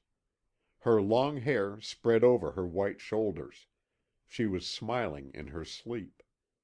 A band of citizens, thrilled with enthusiasm, raised the funeral couch and bore it to the Capitol. The people came in crowds to contemplate the ineffable beauty of the Roman maiden, and stood around in silence, watching for the awakening of the divine soul held within this form of adorable beauty. And it came to pass that the city was so greatly stirred by this spectacle that the Pope, fearing, not without reason, the birth of a pagan cult from this radiant body, caused it to be removed at night and secretly buried. The precaution was vain, the labour fruitless. After so many centuries of barbarism, the beauty of the antique world had appeared for a moment before the eyes of men. It was long enough for its image, graven on their hearts, to inspire them with an ardent desire to love and to know. Henceforth the star of the God of the Christians paled and sloped to its decline. Bold navigators discovered worlds inhabited by numerous races who knew not old Iahveh, and it was suspected that he was no less ignorant of them, since he had given them no news of himself or of his son the Expiator. A Polish cannon demonstrated the true motions of the earth, and it was seen that, far from having created the world, the old demiurge of Israel had not even an inkling of its structure. The writings of philosophers, orators, jurisconsults, and ancient poets were dragged from the dust of the cloisters, and passing from hand to hand inspired men's minds with the love of wisdom. The vicar of the jealous God, the Pope himself, no longer believed in him who he respected on earth. He loved the arts and had no other care than to collect ancient statues and to rear sumptuous buildings wherein were displayed the orders of Vitruvius re established by Bramante. We began to breathe anew.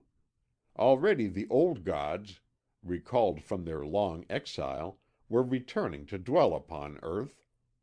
There they found once more their temples and their altars. Leo, placing at their feet the ring, the 3 crowns, and the keys, offered them in secret the incense of sacrifices.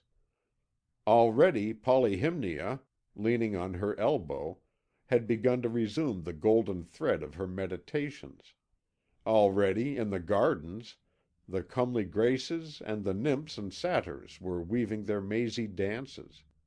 And at length the earth had joy once more within its grasp. But, O calamity, unlucky fate, most tragic circumstance! A German monk, all swollen with beer and theology, rose up against this renaissance of paganism, hurled menaces against it, shattered it, and prevailed single-handed against the princes of the Church. Inciting the nations, he called upon them to undertake a reform which saved that which was about to be destroyed. Vainly did the cleverest among us try to turn him from his work. A subtle demon, on earth called Beelzebub, marked him out for attack, now embarrassing him with learned controversial argument, now tormenting him with cruel mockery. The stubborn monk hurled his inkpot at his head, and went on with his dismal reformation. What ultimately happened? The sturdy mariner repaired, caulked, and refloated the damaged ship of the Church. Jesus Christ owes it to this shaveling that his shipwreck was delayed for perhaps more than 10 centuries. Henceforth things went from bad to worse. In the wake of this loutish monk, this beer swiller and brawler, came that tall, dry doctor from Geneva, filled with the spirit of the ancient Iahveh, strove to bring the world back again to the abominable days of Joshua and the judges of Israel. A maniac was he, filled with cold fury, a heretic and a burner of heretics, the most ferocious enemy of the Graces. These mad apostles and their mad disciples made even demons like myself, even the horned devils, look back longingly at the time when the Son, with his Virgin Mother, reigned over the nations dazzled with splendours.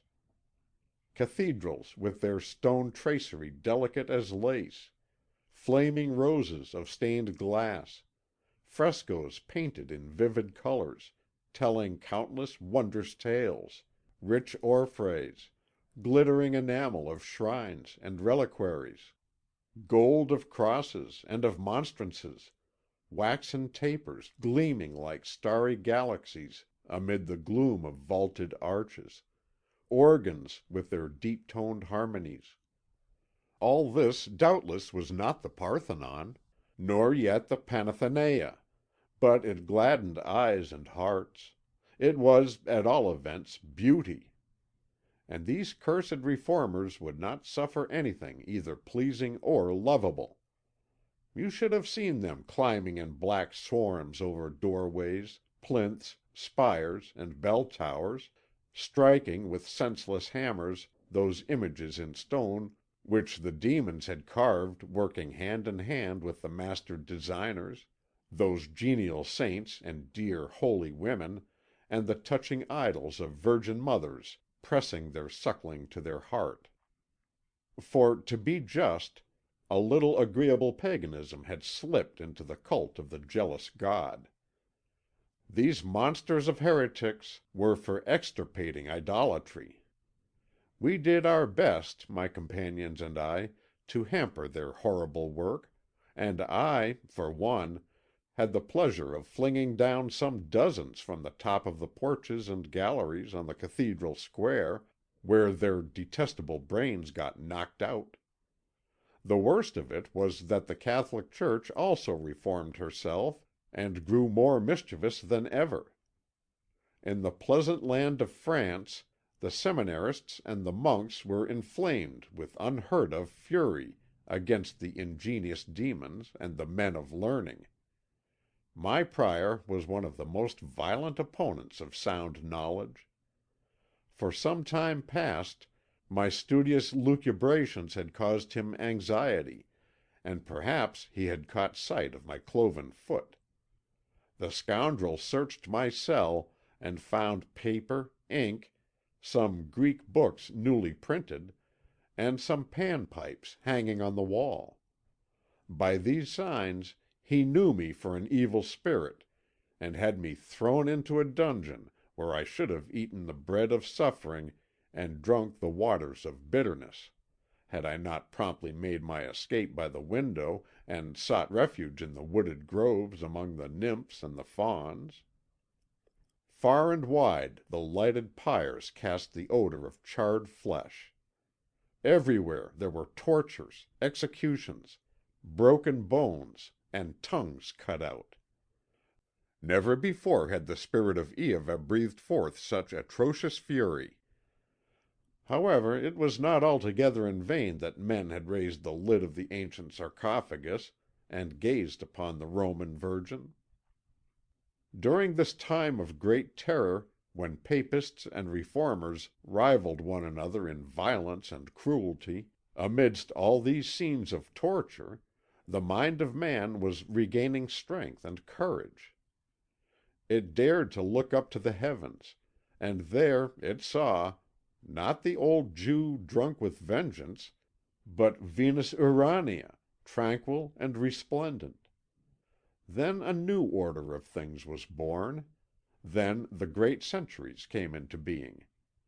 Without publicly denying the God of their ancestors, men of intellect submitted to his mortal enemies, science and reason, and Abbé Gassendi relegated him gently to the far distant abyss of first causes.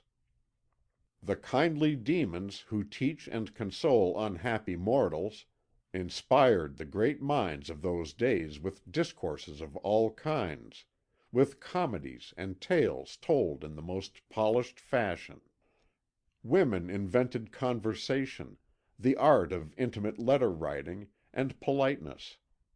Manners took on a sweetness and a nobility unknown to preceding ages. One of the finest minds of that age of reason, the amiable Bernier, wrote one day to Saint Evremond, "It is a great sin to deprive oneself of a pleasure." And this pronouncement alone should suffice to show the progress of intelligence in Europe. Not that there had not always been Epicureans, but, unlike Bernier, Chapelle, and Molière, they had not the consciousness of their talent. Then even the very devotees understood nature. And Racine, fierce bigot that he was, knew as well as such an atheistical physician as Guy Patin how to attribute to diverse states of the organs the passions which agitate mankind. Even in my abbey, whither I had returned after the turmoil, and which sheltered only the ignorant and the shallow thinker, a young monk, less of a dunce than the rest, confided to me that the Holy Spirit expresses itself in bad Greek to humiliate the learned. Nevertheless, theology and controversy were still raging in this society of thinkers. Not far from Paris, in a shady valley, there were to be seen solitary beings known as les Messieurs, who called themselves disciples of St. Augustine, and argued with honest conviction that the God of the Scriptures strikes those who fear him, spares those who confront him, holds works of no account, and damns, should he so wish it, his most faithful servant. For his justice is not our justice, and his ways are incomprehensible. One evening I met one of these gentlemen in his garden, where he was pacing thoughtfully among the cabbage plots and lettuce beds. I bowed my horned head before him, and murmured these friendly words: "May old Jehovah protect you, sir. You know him well. Oh, how well you know him, and how perfectly you have understood his character." The holy man thought he discerned in me a messenger from hell, concluded he was eternally damned, and died suddenly of fright. The following century was the century of philosophy. The spirit of research was developed, reverence was lost. The pride of the flesh was diminished, and the mind acquired fresh energy. Manners took on an elegance until then unknown. On the other hand, the monks of my order grew more and more ignorant and dirty, and the monastery no longer offered me any advantage now that good manners reigned in the town. I could bear it no longer. Flinging my habit to the nettles, I put a powdered wig on my horned brow, hid my goat's legs under white stockings, and, cane in hand, my pockets stuffed with gazettes, I frequented the fashionable world, visited the modish promenades, and showed myself assiduously in the cafés, where men of letters were to be found. I was made welcome in salons where, as a happy novelty, there were armchairs that fitted the form, and where both men and women engaged in rational conversation. The very metaphysicians spoke intelligibly. I acquired great weight in the town as an authority on matters of exegesis, and, without boasting, I was largely responsible for the Testament of the Curé Messier and the Bible Explained, brought out by the chaplains to the King of Prussia. At this time a comic and cruel misadventure befell the ancient Iahveh. An American Quaker, by means of a kite, stole his thunderbolts. I was living in Paris, and was at the supper where they talked of strangling the last of the priests with the entrails of the last of the kings. France was in a ferment. A terrible revolution broke out. The ephemeral leaders of the disordered state carried on a reign of terror amidst unheard of perils. They were, for the most part, less pitiless and less cruel than the princes and judges instituted by Iahveh in the kingdoms of the earth. Nevertheless, they appeared more ferocious, because they gave judgment in the name of humanity. Unhappily, they were easily moved to pity and of great sensibility. Now, men of sensibility are irritable and subject to fits of fury. They were virtuous. They had moral laws, that is to say, they conceived certain narrowly defined moral obligations, and judged human actions not by their natural consequences, but by abstract principles. Of all the vices which contribute to the undoing of a statesman, virtue is the most fatal. It leads to murder. To work effectively for the happiness of mankind, a man must be superior to all morals, like the divine Julius. God, so ill used for some time past, did not, on the whole, suffer excessively harsh treatment from these new men. He found protectors among them, and was adored under the name of the Supreme Being. One might even go so far as to say that terror created a diversion from philosophy, and was profitable to the old demiurge, in that he appeared to represent order, public tranquillity, and the security of person and property. While liberty was coming to birth amid the storm, I lived at Auteuil, and visited Madame Helvetius, where freethinkers in every branch of intellectual activity were to be met with. Nothing could be rarer than a freethinker, even after Voltaire's day. A man who will face death without trembling dare not say anything out of the ordinary about morals. That very same respect for humanity which prompts him to go forth to his death makes him bow to public opinion. In those days I enjoyed listening to the talk of Volney, Cabanis, and Tracy. Disciples of the great Condillac, they regarded the senses as the origin of all our knowledge. They called themselves ideologists, were the most honourable people in the world, and grieved the vulgar minds by refusing them immortality. For the majority of people, though they do not know what to do with this life, long for another that shall have no end. During the turmoil, our small philosophical society was sometimes disturbed in the peaceful shades of Auteuil by patrols of patriots. Condorcet, our great man, was an outlaw. I myself was regarded as suspect by the friends of the people, who, in spite of my rustic appearance and my frieze coat, believed me to be an aristocrat, and I confess that independence of thought is the proudest of all aristocracies. One evening, while I was stealthily watching the dryads of Boulogne, who gleamed amid the leaves like the moon rising above the horizon, I was arrested as a suspect and put in prison. It was a pure misunderstanding, but the Jacobins of those days, like the monks whose place they had usurped, laid great stress on unity of obedience. After the death of Madame Helvetius, our society gathered together in the salon of Madame de Condorcet. Bonaparte did not disdain to chat with us sometimes.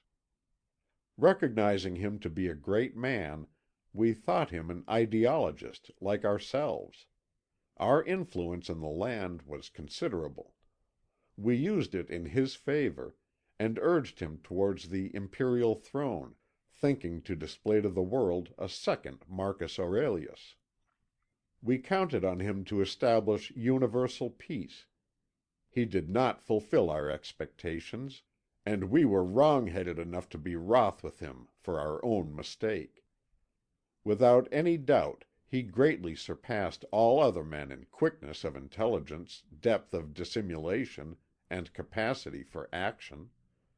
What made him an accomplished ruler was that he lived entirely in the present moment, and had no thoughts for anything beyond the immediate and actual reality. His genius was far-reaching and agile; his intelligence, vast in extent, but common and vulgar in character, embraced humanity, but did not rise above it. He thought what every grenadier in the army thought, but he thought it with unprecedented force. He loved the game of chance, and it pleased him to tempt fortune by urging pygmies in their hundreds and thousands against each other. It was the game of a child as big as the world. He was too wily not to introduce old Iahveh into the game, Iahveh, who was still powerful on earth, and who resembled him in his spirit of violence and domination. He threatened him, flattered him, caressed him, and intimidated him. He imprisoned his vicar, of whom he demanded, with the knife at his throat, that right of unction which, since the days of Saul of old, has bestowed might upon kings.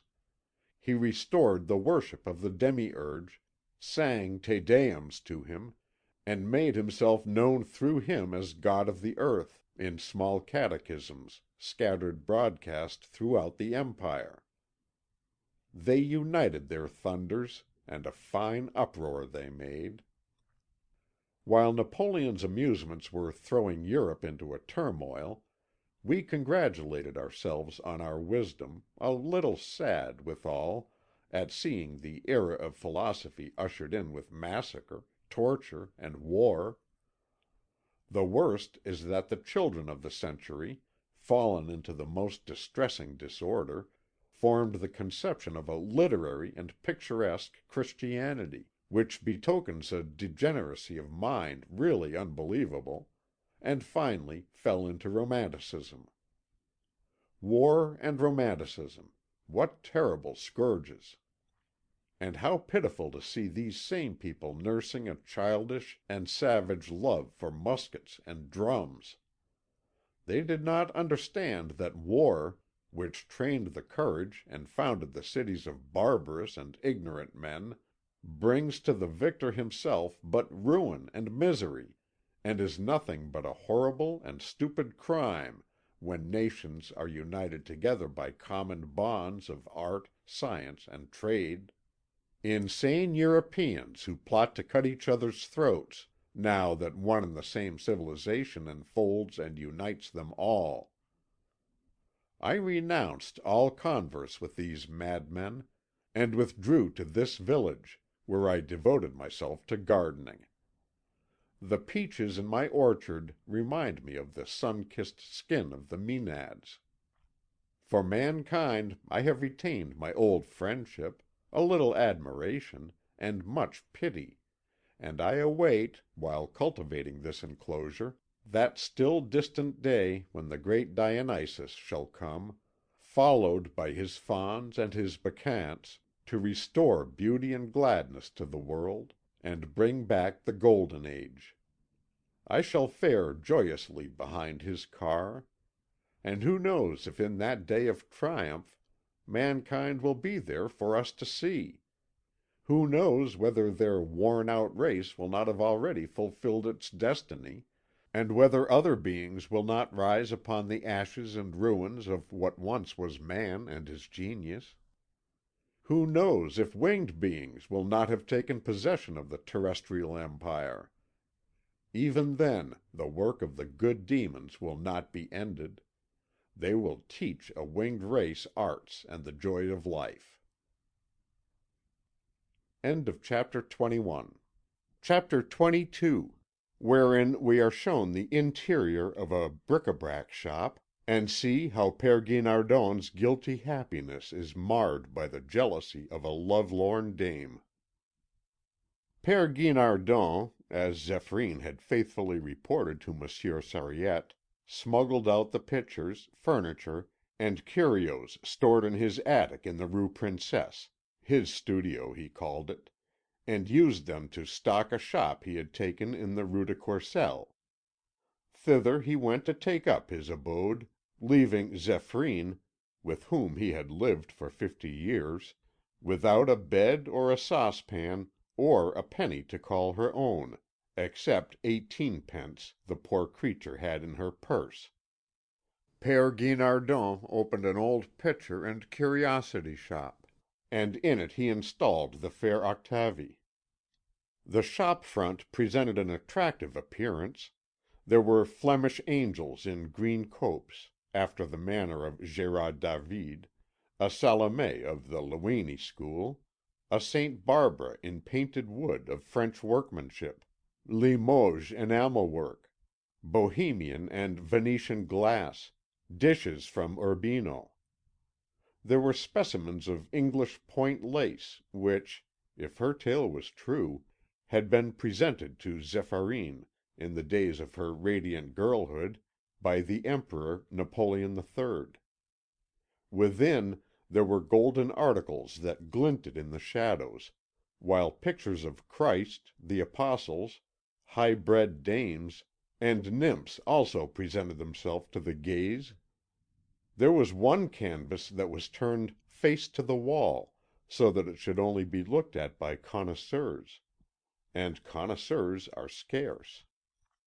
It was a replica of Fragonard's Gimblette, a brilliant painting that looked as if it had barely had time to dry. Papa Guinardon himself remarked on the fact. At the far end of the shop was a king wood cabinet, the drawers of which were full of all manner of treasures: water-colours by Baudouin, 18th-century books of illustrations, miniatures, and so forth. But the real masterpiece, the marvel, the gem, the pearl of great price, stood upon an easel veiled from public view. It was a Coronation of the Virgin by Fra Angelico, an exquisitely delicate thing in gold and blue and pink. Père Guinardon was asking 100,000 francs for it. Upon a Louis XV chair beside an Empire work table, on which stood a vase of flowers, sat the fair Octavie, broidery in hand. She, having left her glistening rags behind her in the garret in the Rue Princesse, no longer presented the appearance of a touched-up Rembrandt, but shone, rather, with the soft radiance and limpidity of a Vermeer of Delft, for the delectation of the connoisseurs who frequented the shop of Papa Guinardon. Tranquil and demure, she remained alone in the shop all day, while the old fellow himself was up aloft, working away at the deuce knows what picture. About 5 o'clock he used to come downstairs and have a chat with the habitués of the establishment. The most regular caller was the Comte des Maisons, a thin, cadaverous man. A strand of hair issued from the deep hollow under each cheek bone, and, broadening as it descended, shed upon his chin and chest torrents of snow, in which he was forever trailing his long, fleshless, gold-ringed fingers. For 20 years he had been mourning the loss of his wife, who had been carried off by consumption in the flower of her youth and beauty. Since then he had spent his whole life in endeavouring to hold converse with the dead, and in filling his lonely mansion with second-rate paintings. His confidence in Guinardon knew no bounds. Another client who was a scarcely less frequent visitor to the shop was Monsieur Blancmesnil, a director of a large financial establishment. He was a florid, prosperous-looking man of 50. He took no great interest in matters of art, and was perhaps an indifferent connoisseur, but, in his case, it was the fair Octavie seated in the middle of the shop, like a song bird in its cage, that offered the attraction. Monsieur Blancmesnil soon established relations with her, a fact which Père Guinardon alone failed to perceive, for the old fellow was still young in his love affair with Octavie. Monsieur Gaétan d'Esparvieu used to pay occasional visits to Père Guinardon's shop out of mere curiosity, for he strongly suspected the old man of being a first-rate faker. And then that doughty swordsman, Monsieur Le Truc de Ruffec, also came to see the old antiquary on one occasion, and acquainted him with a plan he had on foot. Monsieur Le Truc de Ruffec was getting up a little historical exhibition of small arms at the Petit Palais in aid of the fund for the education of the native children in Morocco, and wanted Père Guinardon to lend him a few of the most valuable articles in his collection. "Our first idea," he said, "was to organize an exhibition to be called 'The Cross and the Sword.'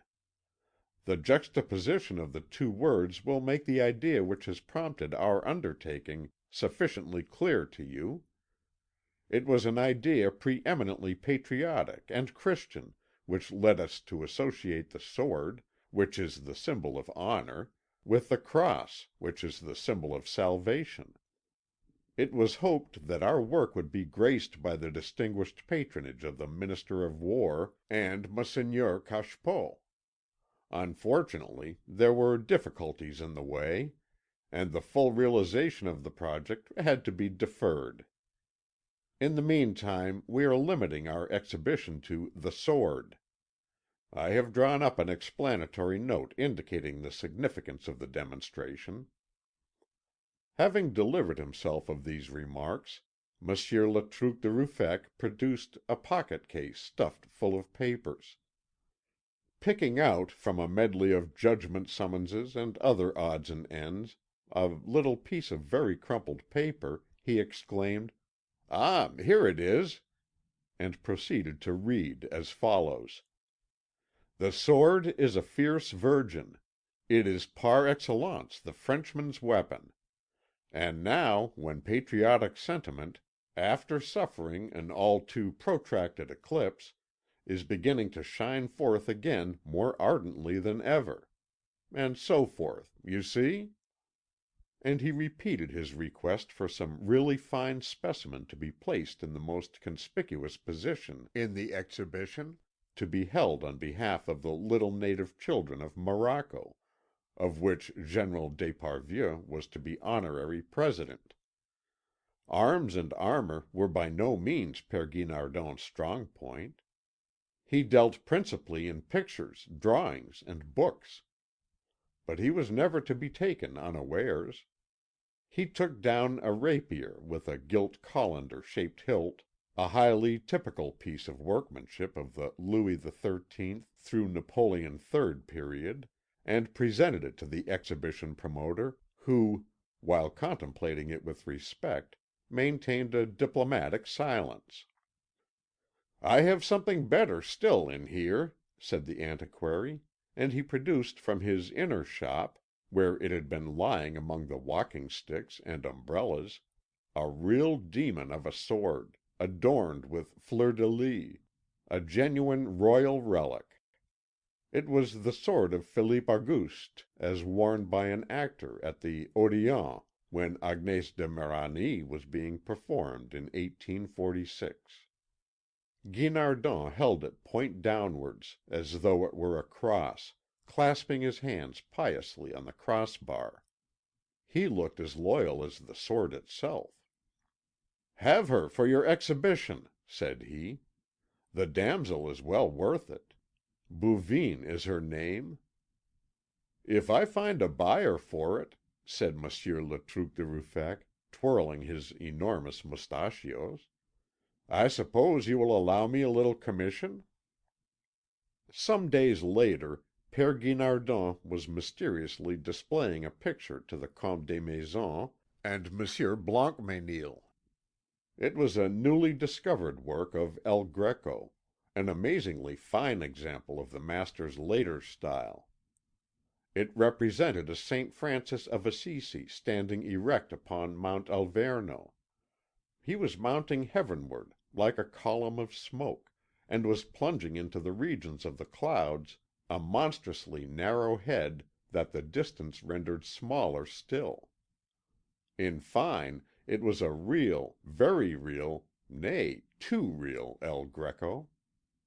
The two collectors were attentively scrutinizing the work, while Père Guinardon was belauding the depth of the shadows and the sublimity of the expression.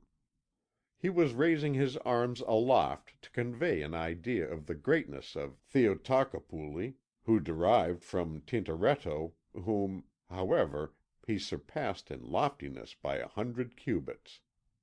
He was chaste and pure and strong, a mystic, a visionary. Comte Desmaisons declared that El Greco was his favourite painter. In his inmost heart Blancmesnil was not so entirely struck with it. The door opened, and Monsieur Gaétan quite unexpectedly appeared on the scene. He gave a glance at the St. Francis and said, "Bless my soul!" Monsieur Blancmesnil, anxious to improve his knowledge, asked him what he thought of this artist, who was now so much in vogue. Gaétan replied, glibly enough, that he did not regard El Greco as the eccentric, the madman that people used to take him for. It was rather his opinion that a defective vision from which Theotocopuli suffered compelled him to deform his figures. "Being affected with astigmatism and strabismus," Gaétan went on, "he painted the things he saw exactly as he used to see them." Comte Desmaisons was not readily disposed to accept so natural an explanation, which, however, by its very simplicity, highly commended itself to Monsieur Blancmesnil. Père Guinardon, quite beside himself, exclaimed: "Are you going to tell me, Monsieur d'Esparvieu, that Saint Jean was astigmatic because he beheld a woman clothed with the sun, crowned with the stars, with the moon about her feet? The beast with 7 heads and 10 horns, and the 7 angels robed in white linen that bore the 7 cups filled with the wrath of the living God? After all, said Monsieur Gaétan, by way of conclusion, people are right in admiring El Greco if he had genius enough to impose his morbidity of vision upon them. By the same token, the contortions to which he subjects the human countenance may give satisfaction to those who love suffering, a class more numerous than is generally supposed. Monsieur, replied the Comte des Maisons, stroking his luxuriant beard with his long thin hand, we must love those that love us. Suffering loves us and attaches itself to us. We must love it if life is to be supportable to us. In the knowledge of this truth lies the strength and value of Christianity. Alas, I do not possess the gift of faith. It is that which drives me to despair." The old man thought of her for whom he had been mourning 20 years, and forthwith his reason left him, and his thoughts abandoned themselves unresistingly to the morbid imaginings of gentle and melancholy madness. Having, he said, made a study of psychic matters, and having, with the cooperation of a favourable medium, carried out experiments concerning the nature and duration of the soul, he had obtained some remarkable results, which, however, did not afford him complete satisfaction. He had succeeded in viewing the soul of his dead wife under the appearance of a transparent and gelatinous mass, which bore not the slightest resemblance to his adored one. The most painful part about the whole experiment, which he had repeated over and over again, was that the gelatinous mass, which was furnished with a number of extremely slender tentacles, maintained them in constant motion in time to a rhythm apparently intended to make certain signs, but of what these movements were supposed to convey there was not the slightest clue. During the whole of this narrative, Monsieur Blancmesnil had been whispering in a corner with the youthful Octavie, who sat mute and still, with her eyes on the ground. Now Zéphyrine had by no means made up her mind to resign her lover into the hands of an unworthy rival. She would often go round of a morning, with her shopping basket on her arm, and prowl about outside the curio shop. Torn betwixt grief and rage, tormented by warring ideas, she sometimes thought she would empty a saucepan full of vitriol on the head of the faithless one. At others she would fling herself at his feet, and shower tears and kisses on his precious hands. One day, as she was thus eyeing her Michel, her beloved but guilty Michel, she noticed through the window the fair and youthful Octavie, who was sitting with her embroidery at a table upon which, in a vase of crystal, a rose was swooning to death. Zéphyrine, in a transport of fury, brought down her umbrella on her rival's fair head, and called her a bitch and a trollop. Octavie fled in terror and ran for the police, while Zéphyrine, beside herself with grief and love, kept digging away with her old gamp at the gimblette of Fragonard, the fuliginous Saint Francis of El Greco, the Virgins, the Nymphs, and the Apostles, and knocked the gilt off the Fra Angelico, shrieking all the while: "All those pictures there, the El Greco, the Beato Angelico, the Fragonard, the Gérard David, and the Baudouin, Guinardon painted the whole lot of them himself, the wretch, the scoundrel. That Fra Angelico there, why, I saw him painting it on my ironing board. And that Gérard David he executed on an old midwife's sign board. You and that bitch of yours, Why, I'll do for the pair of you just as I'm doing for these pictures." And tugging away at the coat of an aged collector who, trembling all over, had hidden himself in the darkest corner of the shop, she called him to witness to the crimes of Guinardon, perjurer and impostor. The police had simply to tear her out of the ruined shop. As she was being taken off to the station, followed by a great crowd of people, she raised her fiery eyes to heaven, crying in a voice choked with sobs: "But don't you know Michel? If you knew him, you would understand that it is impossible to live without him. Michel! He is handsome and good and charming. He is a very god. He is love itself. I love him. I love him. I love him. I have known men high up in the world, dukes, ministers of state, and higher still. Not one of them was worthy to clean the mud off Michel's boots. My good, kind sirs, give him back to me again." End of chapter 22.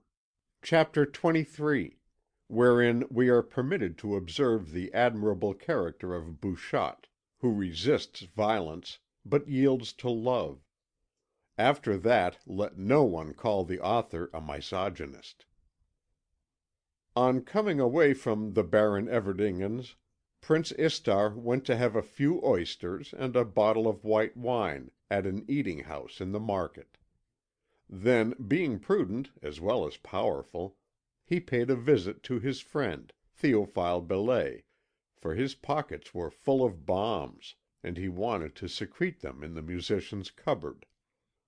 The composer of Aline, Queen of Golconda, was not at home. However, the Cherub found Bouchotte busily working up the rôle of Zigouille, for the young artist was booked to play the principal part in Les Apaches, an operetta that was then being rehearsed in one of the big music halls. The part in question was that of a street walker, who by her obscene gestures lures a passer by into a trap, and then, while her victim is being gagged and bound, repeats with fiendish cruelty the lascivious motions by which he had been led astray. The part required that she should appear both as mime and singer, and she was in a state of high enthusiasm about it. The accompanist had just left.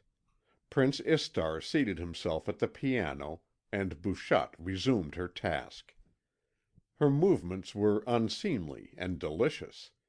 Her tawny hair was flying in all directions in wild, disordered curls. Her skin was moist. It exhaled a scent of violets and alkaline salts which made the nostrils throb. Even she herself felt the intoxication. Suddenly, inebriated with her intoxicating presence, Prince Istar arose, and with never a word or a look caught her into his arms and drew her onto the couch, the little couch with the flowered tapestry which Théophile had procured at one of the big shops by promising to pay 10 francs a month for a long term of years. Now Istar might have solicited Bouchotte's favours.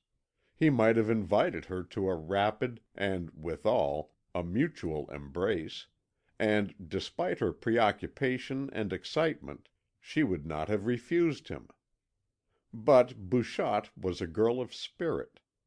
The merest hint of coercion awoke all her untamable pride.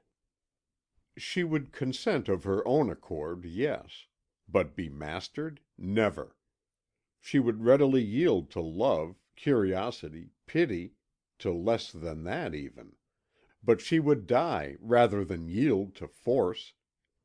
Her surprise immediately gave place to fury. She fought her aggressor with all her heart and soul. With nails, to which fury lent an added edge, she tore at the cheeks and eyelids of the Cherub, and though he held her as in a vice, she arched herself so stiffly, and made such excellent play with knee and elbow, that the human-headed bull, blinded with blood and rage, was sent crashing into the piano, which gave forth a prolonged groan, while the bombs, tumbling out of his pockets, fell on the floor with a noise like thunder.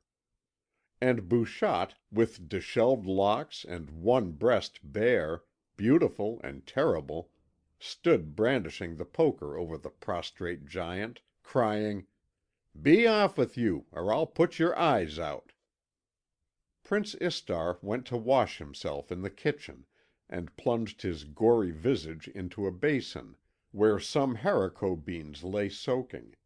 Then he withdrew without anger or resentment, for he had a noble soul. Scarcely had he gone when the door bell rang. Bouchotte, calling upon the absent maid in vain, slipped on a dressing gown and opened the door herself. A young man, very correct in appearance and rather good looking, bowed politely, and apologising for having to introduce himself, gave his name. It was Maurice d'Esparvieu. Maurice was still seeking his guardian angel. Upheld by a desperate hope, he sought him in the queerest places. He inquired for him at the houses of sorcerers, magicians, and thaumaturgists, who, in filthy hovels, lay bare the ineffable secrets of the future, and who, though masters of all the treasures of the earth, wear trousers without any seats to them, and eat pigs' brains. That very day, having been to a back street in Montmartre to consult a priest of Satan, who practised black magic by piercing waxen images, Maurice had gone on to Bouchotte's, having been sent by Madame de la Verdelière, who, being about to give a fête in aid of the Fund for the Preservation of Country Churches, was anxious to secure Bouchotte's services, since she had suddenly become, no one knew why, a fashionable artist. Bouchotte invited the visitor to sit down on the little flowered couch. At his request she seated herself beside him, and our young man of fashion explained to the singer what Madame de la Verdelière desired of her. The lady wished Bouchotte to sing one of those apache songs which were giving such delight in the fashionable world. Unfortunately, Madame de la Verdelière could only offer a very modest fee, one out of all proportion to the merits of the artist. But then it was for a good cause. Bouchotte agreed to take part, and accepted the reduced fee with the accustomed liberality of the poor towards the rich, and of artists towards society people. Bouchotte was not a selfish girl. The work for the preservation of country churches interested her. She remembered with sobs and tears her first communion, and she still retained her faith. When she passed by a church she wanted to enter it, especially in the evening. And so she did not love the Republic, which had done its utmost to destroy both the Church and the army. Her heart rejoiced to see the rebirth of national sentiment. France was lifting up her head. What was most applauded in the music halls were songs about the soldiers and the kind nuns. Meanwhile, Maurice inhaled the odour of her tawny hair, the subtle, bitter perfume of her body, all the odours of her person, and desire grew in him. He felt her near him on the little couch, very warm and very soft. He complimented the artist on her great talent. She asked him what he liked best in all her repertory. He knew nothing about it; still he made replies that satisfied her. She had dictated them herself without knowing it. The vain creature spoke of her talent, of her success, as she wished others to speak of them. She never ceased talking of her triumphs, yet withal she was candour itself. Maurice in all sincerity praised Bouchotte's beauty, her fresh skin, her purity of line. She attributed this advantage to the fact that she never made up, and never put messes on her face. As to her figure, she admitted that there was enough everywhere and none too much, and to illustrate this assertion she passed her hand over all the contours of her charming body, rising lightly to follow the delightful curves on which she reposed. Maurice was quite moved by it. It began to grow dark. She offered to light up. He begged her to do nothing of the sort. Their talk, at first gay and full of laughter, grew more intimate and very sweet, with a certain languor in its tone. It seemed to Bouchotte that she had known Monsieur Maurice d'Esparvieu for a long time, and holding him for a man of delicacy, she gave him her confidence. She told him that she was by nature a good woman, but that she had had a grasping and unscrupulous mother. Maurice recalled her to the consideration of her own beauty, and exalted by subtle flattery the excellent opinion she had of herself. Patient and calculating, in spite of the burning desire growing in him, he aroused and increased in the desired one the longing to be still further admired. The dressing gown opened and slipped down of its own accord, the living satin of her shoulders gleamed in the mysterious light of evening. He, so prudent, so clever, so adroit, let her sink in his arms, ardent and half swooning before she had even perceived she had granted anything at all. Their breath and their murmurs intermingled, and the little flowery couch sighed in sympathy with them. When they recovered the power to express their feelings in words, she whispered in his ear that his cheek was even softer than her own. He answered, holding her embraced: "It is charming to hold you like this. One would think you had no bones." She replied, closing her eyes: "It is because I love you. Love seems to dissolve my bones. It makes me as soft and melting as a pig's foot à la Sainte Meneboul." Hereupon Théophile came in, and Bouchotte called upon him to thank Monsieur Maurice d'Esparvieu, who had been amiable enough to be the bearer of a handsome offer from Madame la Comtesse de la Verdelière. The musician was happy, feeling the quiet and peace of the house after a day of fruitless applications, of colourless lessons, of failure and humiliation. 3 new collaborators had been thrust upon him who would add their signatures to his on his operetta, and receive their share of the author's rights, and he had been told to introduce the tango into the court of Golconda. He pressed young d'Esparvieu's hand and dropped wearily on to the little couch, which, being now at the end of its strength, gave way at the 4 legs and suddenly collapsed. And the angel, precipitated to the ground, rolled terror-struck on to the watch, matchbox, and cigarette case that had fallen from Maurice's pocket, and on to the bombs Prince Istar had left behind him. End of chapter 23. Chapter 24. Containing an account of the vicissitudes that befell the Lucretius of the Prior de Vendôme.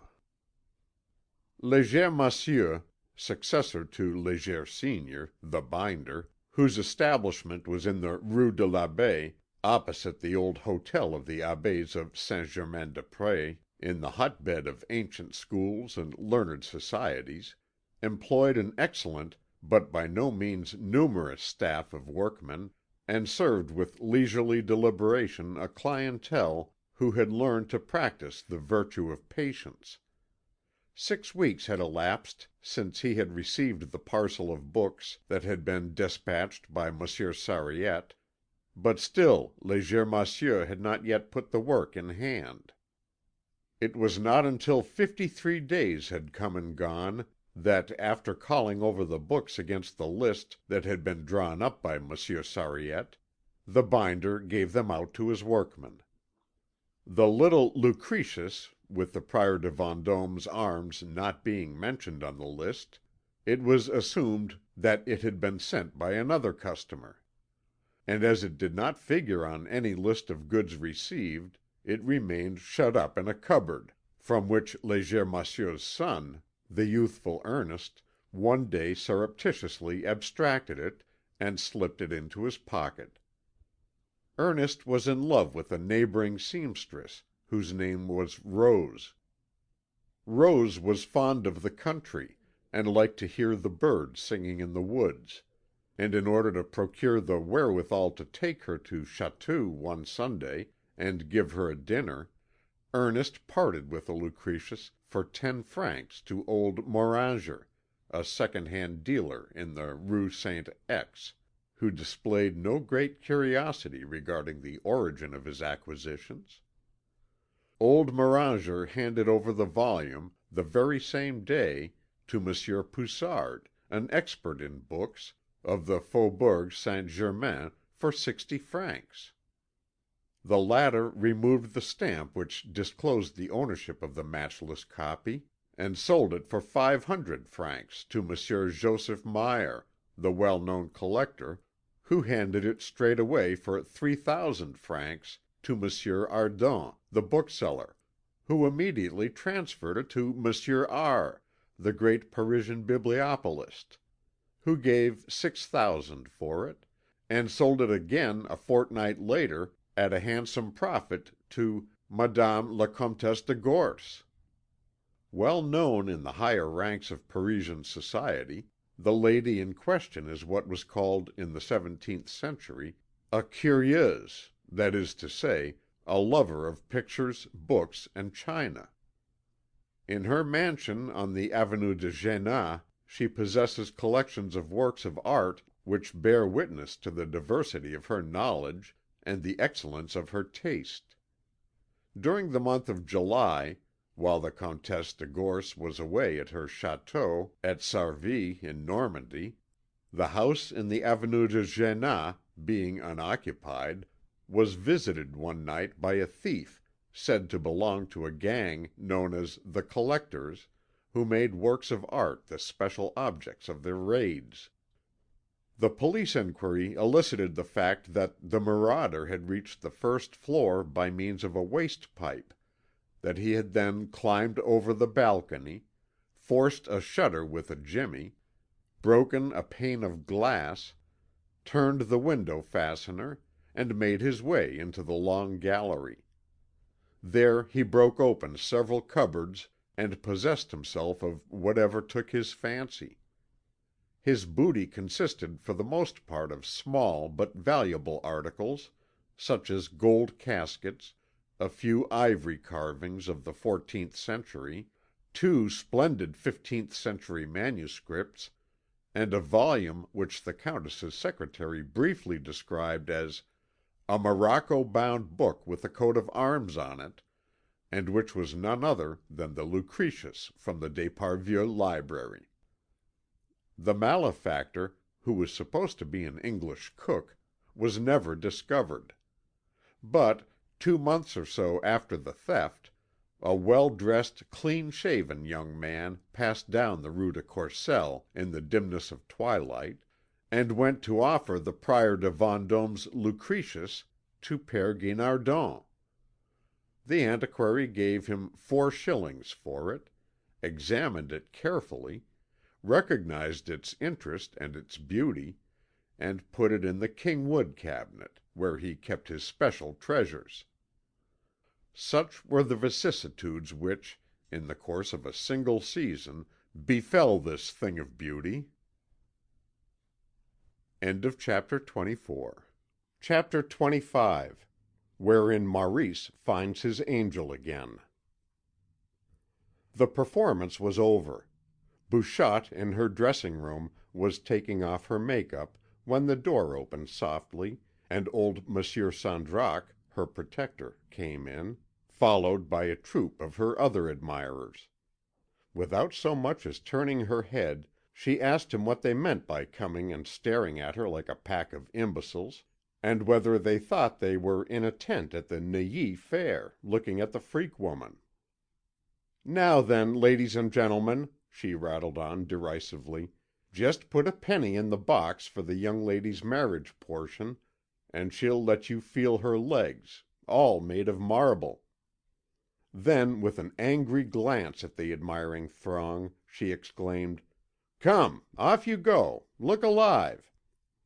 She sent them all packing, her sweetheart Théophile among them, the pale-faced, long-haired, gentle, melancholy, short-sighted, and dreamy Théophile. But recognizing her little Maurice, she gave him a smile. He approached her, and leaning over the back of the chair on which she was seated, congratulated her on her playing and singing, duly performing a kiss at the end of every compliment. She did not let him escape thus, and with reiterated inquiries, pressing solicitations, feigned incredulity, obliged him to repeat his stock panegyrics 3 or 4 times over, and when he stopped she seemed so disappointed that he was forced to take up the strain again immediately. He found it trying, for he was no connoisseur, but he had the pleasure of kissing her plump curved shoulders all golden in the light, and of catching glimpses of her pretty face in the mirror over the toilet table. "You were delicious." "Really? You think so?" "Adorable! Suddenly he gave a loud cry. His eyes had seen in the mirror a face appear at the back of the dressing room. He turned swiftly around, flung his arms about Arcade, and drew him into the corridor. "What manners!" exclaimed Bouchotte, gasping. But pushing his way through a troop of performing dogs, and a family of American acrobats, young d'Esparvieu dragged his angel towards the exit. He hurried him forth into the cool darkness of the boulevard, delirious with joy, and wondering whether it was all too good to be true. "Here you are!" he cried. "Here you are! I have been looking for you a long time, Arcade, or Mirar if you like, and I have found you at last. Arcade, you have taken my guardian angel from me. Give him back to me. Arcade, do you love me still?" Arcade replied that in accomplishing the super angelic task he had set himself, he had been forced to crush underfoot friendship, pity, love, and all those feelings which tend to soften the soul, but that, on the other hand, his new state, by exposing him to suffering and privation, disposed him to love humanity, and that he felt a certain mechanical friendship for his poor Maurice. "Well, then," exclaimed Maurice, "if only you love me, come back to me, stay with me. I cannot do without you. While I had you with me I was not aware of your presence, but no sooner did you depart than I felt a horrible blank. Without you I am like a body without a soul. Do you know that in the little flat in the Rue de Rome, with Gilberte by my side, I feel lonely, I miss you sorely, and long to see you and to hear you as I did that day when you made me so angry. Confess I was right, and that your behaviour on that occasion was not that of a gentleman. That you of so high an origin, so noble a mind, could commit such an indiscretion is extraordinary, when one comes to think about it. Madame des Aubels has not yet forgiven you. She blames you for having frightened her by appearing at such an inconvenient moment, and for being insolent and forward while hooking her dress and tying her shoes. I have forgotten everything. I only remember that you are my celestial brother, the saintly companion of my childhood. No, Arcade, you must not, you cannot leave me. You are my angel, you are my property. Arcade explained to young d'Esparvieu that he could no longer be guiding angel to a Christian, having himself gone down into the pit. And he painted a horrible picture of himself. He described himself as breathing hatred and fury, in fact, an infernal spirit. "All nonsense," said Maurice, smiling, his eyes big with tears. "Alas! Our ideas, our destiny, everything tends to part us, Maurice. But I cannot stifle the tenderness I feel for you, and your candour forces me to love you." "No," sighed Maurice, "you do not love me. You have never loved me. In a brother or a sister such indifference would be natural. In a friend it would be ordinary. In a guardian angel it is monstrous. Arcade, you are an abominable being. I hate you." "I have loved you dearly, Maurice, and I still love you. You trouble my heart which I deemed encased in a triple bronze. You show me my own weakness. When you were a little innocent boy, I loved you as tenderly and purely as Miss Kate, your English governess, who caressed you with so much fervour.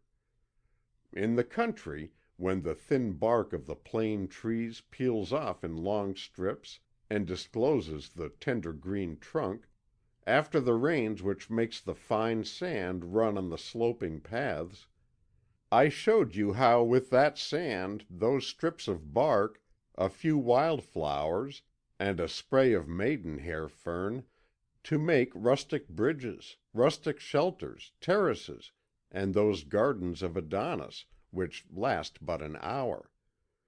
During the month of May, in Paris, we raised an altar to the Virgin, and we burnt incense before it, the scent of which, permeating all the house, reminded Marceline the cook of her village church and her lost innocence, and drew from her floods of tears. It also gave your mother a headache, your mother who, with all her wealth, was crushed with the ennui that is common to the fortunate ones of this world. When you went to college, I interested myself in your progress, I shared your work and your play, I pondered with you over arduous problems in arithmetic, I sought the impenetrable meaning of a phrase of Julius Caesar's. What fine games of prisoner's base and football we had together! More than once did we know the intoxication of victory, and our young laurels were not soaked in blood or tears. Maurice, I did all I could to protect your innocence, but I could not prevent your losing it at the age of 14.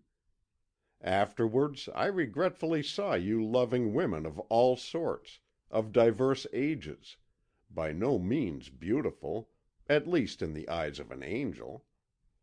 Saddened at the sight, I devoted myself to study.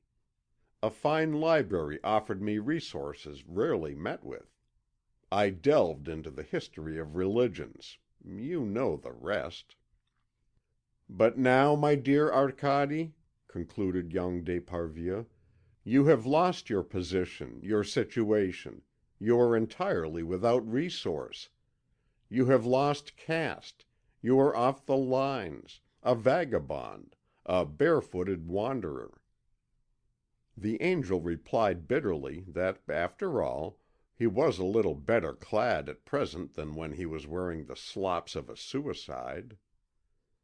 Maurice alleged, in excuse, that when he dressed his naked angel in a suicide's slops, he was irritated with that angel's infidelity. But it was useless to dwell on the past or to recriminate. What was really needful was to consider what steps to take in future. And he asked, "Arcade, what do you think of doing?" "Have I not already told you, Maurice?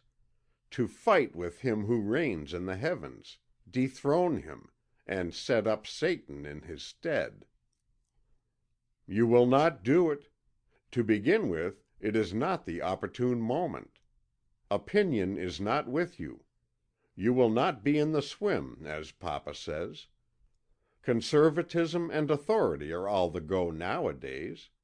We like to be ruled, and the President of the Republic is going to parley with the Pope. Do not be obstinate, Arcade. You are not as bad as you say.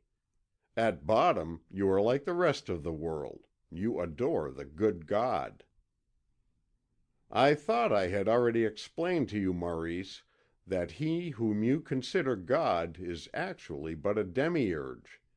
He is absolutely ignorant of the divine world above him, and in all good faith believes himself to be the true and only God. You will find in The History of the Church, by Monsieur Duchesne, Volume 1, page 162, that this proud and narrow-minded demiurge is named Yaldabaoth.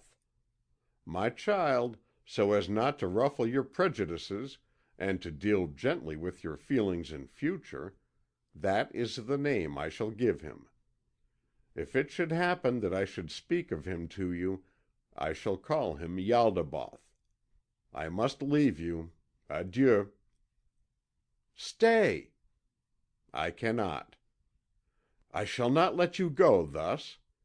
You have deprived me of my guardian angel. It is for you to repair the injury you have caused me. Give me another one." Arcade objected that it was difficult for him to satisfy such a demand. That having quarrelled with the sovereign dispenser of guardian spirits, he could obtain nothing from that quarter. "My dear Maurice," he added, smiling, "ask for one yourself from Yaldabaoth." "No, no, no!" exclaimed Maurice. "You have taken away my guardian angel. Give him back to me." "Alas, I cannot." "Is it, Arcade, because you are a revolutionary that you cannot?" "Yes." "An enemy of God?" "Yes." "A satanic spirit?" "Yes." "Well, then," exclaimed young Maurice, "I will be your guardian angel. I will not leave you." And Maurice d'Esparvieu took Arcade to have some oysters at Pise. Chapter 26. The Conclave. That day, convoked by Arcade and Zita, the rebellious angels met together on the banks of the Seine at La Jonchère, in a deserted and tumble-down entertainment hall that Prince Istar had hired from a pothouse keeper called Baratin. 300 angels crowded together in the stalls and boxes.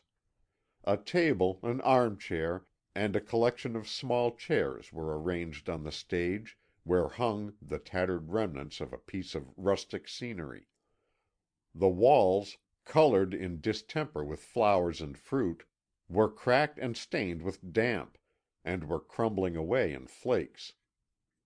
The vulgar and poverty-stricken appearance of the place rendered the grandeur of the passions exhibited therein all the more striking.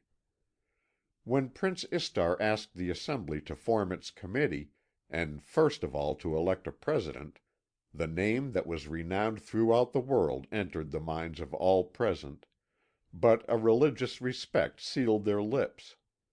And after a moment's silence, the absent Nectaire was elected by acclamation. Having been invited to take the chair between Zita and an angel of Japan, Arcade immediately began as follows: "Sons of Heaven, my comrades, you have freed yourselves from the bonds of celestial servitude.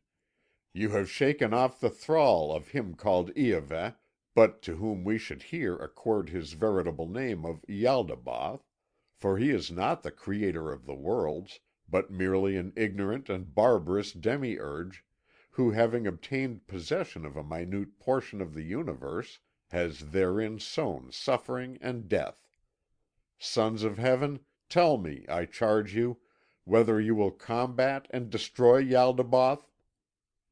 All with one voice made answer: "We will." and many speaking all together swore they would scale the mountain of Yaldabaoth, and hurl down the walls of jasper and porphyry, and plunge the tyrant of heaven into eternal darkness. But a voice of crystal pierced through the sullen murmur. "Tremble, ye impious, sacrilegious madmen! The Lord hath already lifted his dread arm to smite you."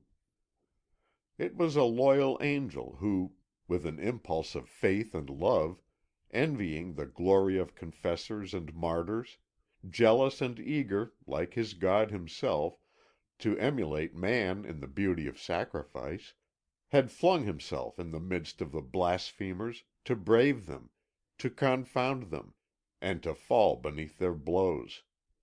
The assembly turned upon him with furious unanimity. Those nearest to him overwhelmed him with blows. He continued to cry in a clear ringing voice, "Glory to God! Glory to God! Glory to God!" A rebel seized him by the neck and strangled his praises of the Almighty in his throat. He was thrown to the ground, trampled underfoot.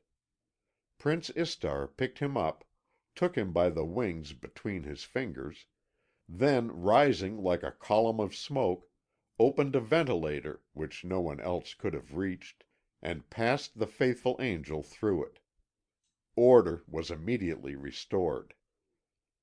"Comrades," continued Arcade, "now that we have affirmed our stern resolve, we must examine the possible plans of campaign, and choose the best.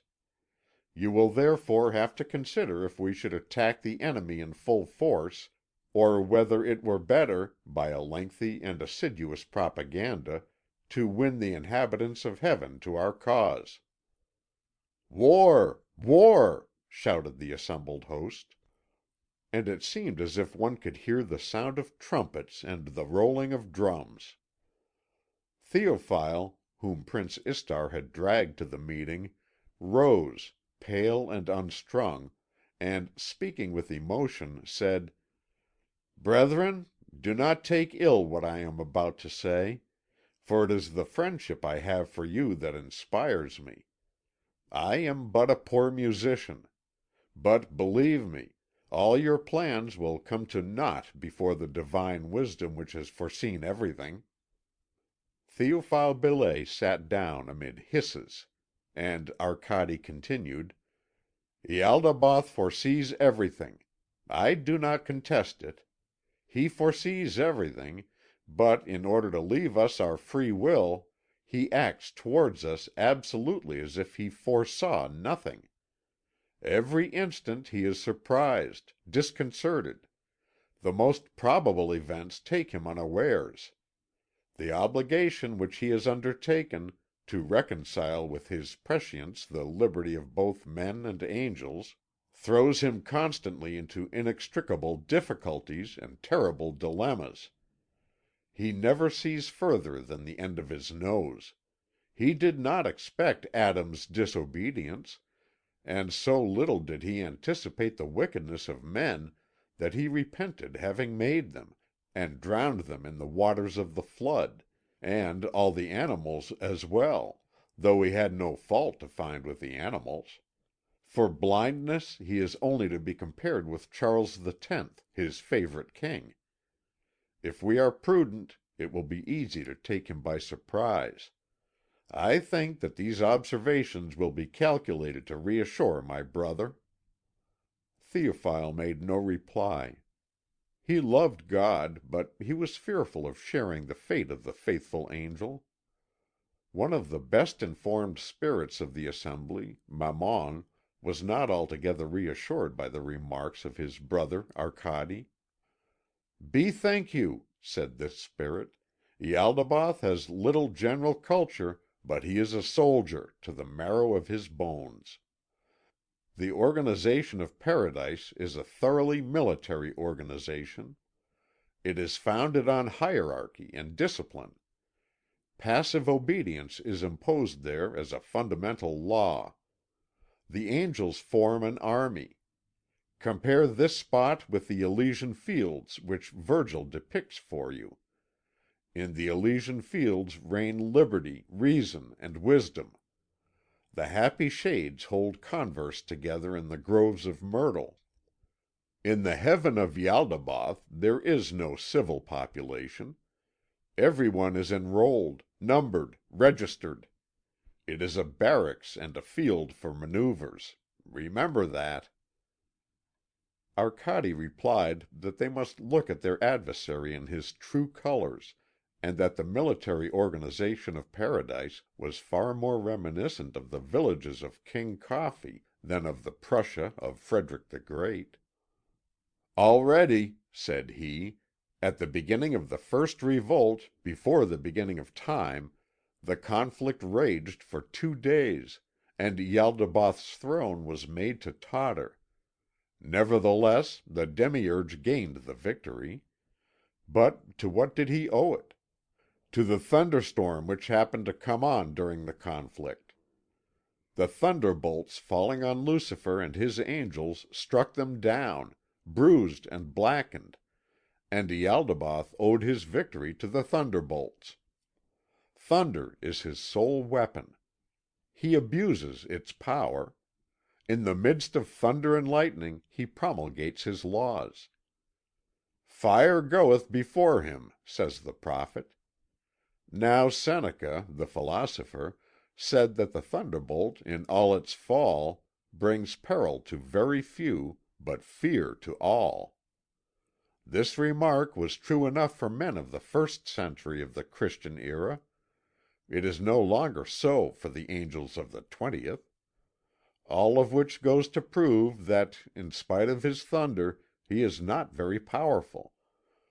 It was acute terror that made men rear him a tower of unbaked brick and bitumen. When myriads of celestial spirits, furnished with machines which modern science puts at their disposal, makes an assault upon the heavens, think you, comrades, that the old master of the solar system surrounded with his angels, armed as in the time of Abraham, will be able to resist them? To this day the warriors of the demiurge wear helmets of gold and shields of diamond. Michael, his best captain, knows no other tactics than the hand-to-hand combat. To him Pharaoh's chariots are still the latest thing, and he has never heard of the Macedonian phalanx." And young Arcade lengthily prolonged the parallel between the armed herds of Yaldabaoth and the intelligent fighting men of the rebel army. Then the question of pecuniary resources arose. Zita asserted that there was enough money to commence war, that the electrophores were in order, that an initial victory would obtain them credit. The discussion continued, amid turbulence and confusion. In this parliament of angels, as in the synods of men, empty words flowed in abundance. Disturbances grew more violent and more frequent as the time for putting the resolution drew near. It was beyond question that supreme command would be entrusted to him who had first raised the flag of revolt. But as everyone aspired to act as Lucifer's lieutenant, each in describing the kind of fighting man to be preferred drew a portrait of himself. Thus Alcor, the youngest of the rebellious angels, arose and spoke rapidly as follows: "In Yaldabaoth's army, happily for us, the officers obtain their posts by seniority. This being the case, there is little likelihood of the command falling into the hands of a military genius, for men are not made leaders by prolonged habits of obedience, and close attention to minutiae is not a good apprenticeship for the evolution of vast plans of campaign.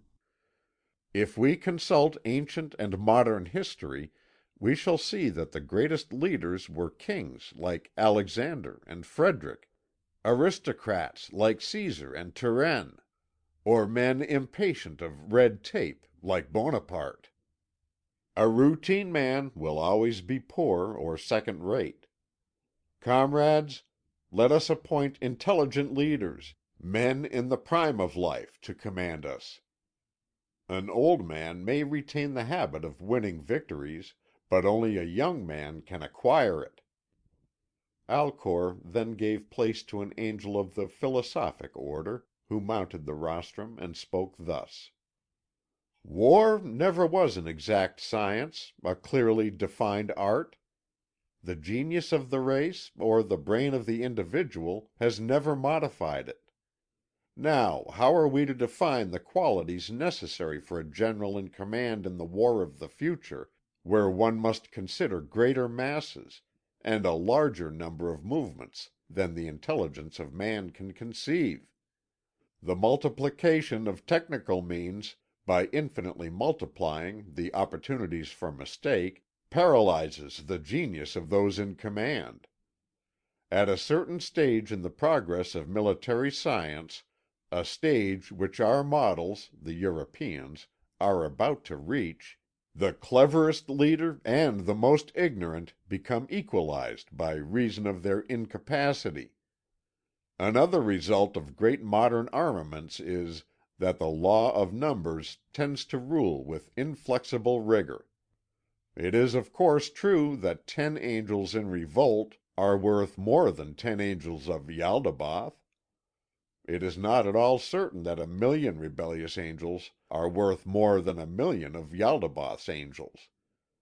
Great numbers, in war as elsewhere, annihilate intelligence and individual superiority in favour of a sort of exceedingly rudimentary collective soul."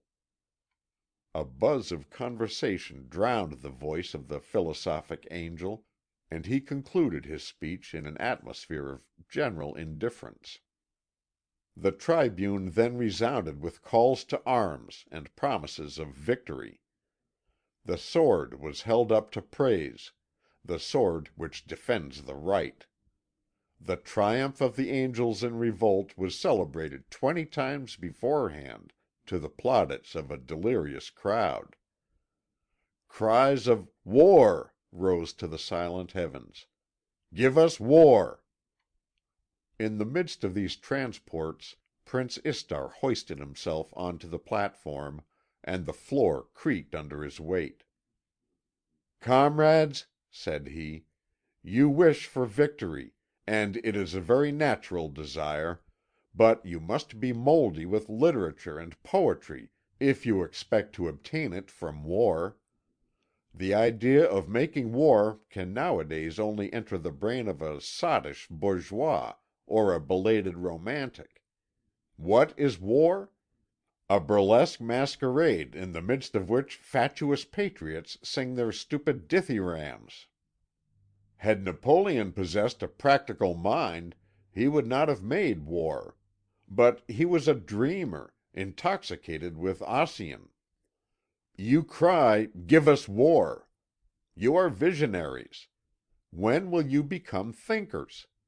The thinkers do not look for power and strength from any of the dreams which constitute military art, tactics, strategy, fortifications, artillery, and all that rubbish. They do not believe in war, which is a fantasy. They believe in chemistry, which is a science. They know the way to put victory into an algebraic formula." And drawing from his pocket a small bottle, which he held up to the meeting, Prince Istar exclaimed: "Victory! It is here!" Chapter 27, wherein we shall see revealed a dark and secret mystery, and learn how it comes about that empires are often hurled against empires, and ruin falls alike upon the victors and the vanquished; and the wise reader, if such there be, which I doubt, will meditate upon this important utterance: a war is a matter of business. The angels had dispersed. At the foot of the slopes at Moudon, seated on the grass, Arcade and Zita watched the Seine flowing by the willows. "In this world," said Arcade, "in this world, which we call a cosmos, though it is but a microcosm, no thinking being can imagine that he is able to destroy even one atom. At the utmost, All we can hope for is that we shall succeed in modifying, here and there, the rhythm of some group of atoms and the arrangement of certain cells. That, when one thinks of it, must be the limit of our great enterprise. And when we shall have set up the contradictor in the place of Yaldabaoth, we shall have done no more. Zita, is the evil in the nature of things or in their arrangement? That is what we ought to know. Zita, I am profoundly troubled." "Arcade," replied Zita, "if to act we had to know the secret of nature, one would never act at all, and neither would one live, since to live is to act. Arcade, is your resolution failing you already?" Arcade assured the beautiful angel that he was resolved to plunge the demiurge into eternal darkness. A motor car passed by on the road, followed by a long trail of dust. It stopped before the two angels, and the hooked nose of Baron Everdingen appeared at the window. "Good morning, my celestial friends, good morning," said the capitalist. "Sons of Heaven, I am pleased to meet you. I have a word of importance to say to you. Do not remain idle, do not go to sleep. Arm! Arm! You may be surprised by Yaldabaoth. You have a big war fund. Employ it without stint. I have just learned that the Archangel Michael has given large orders in heaven for thunderbolts and arrows. If you take my advice you will procure 50,000 more electrophores. I will take the order. Good day, angels. Long live the celestial country!" And Baron Everdingen flew by the flowery shores of Louveciennes in the company of a pretty actress. "Is it true that they are taking up arms at the demiurge's?" asked Arcade. "It may be," replied Zita, "that up there another Baron Everdingen is inciting to arms." The guardian angel of young Maurice remained pensive for some moments. Then he murmured, "Can it be that we are the sport of financiers?" "Pooh!" said the beautiful archangel. "War is a business. It has always been a business." Then they discussed at length the means of executing their immense enterprise. Rejecting disdainfully the anarchistic proceedings of Prince Istar, they conceived a formidable and sudden invasion of the Kingdom of Heaven by their enthusiastic and well-drilled troops. Now Baratan, the innkeeper of La Jonchère, who had let the entertainment hall to the rebellious angels, was in the employ of the secret police.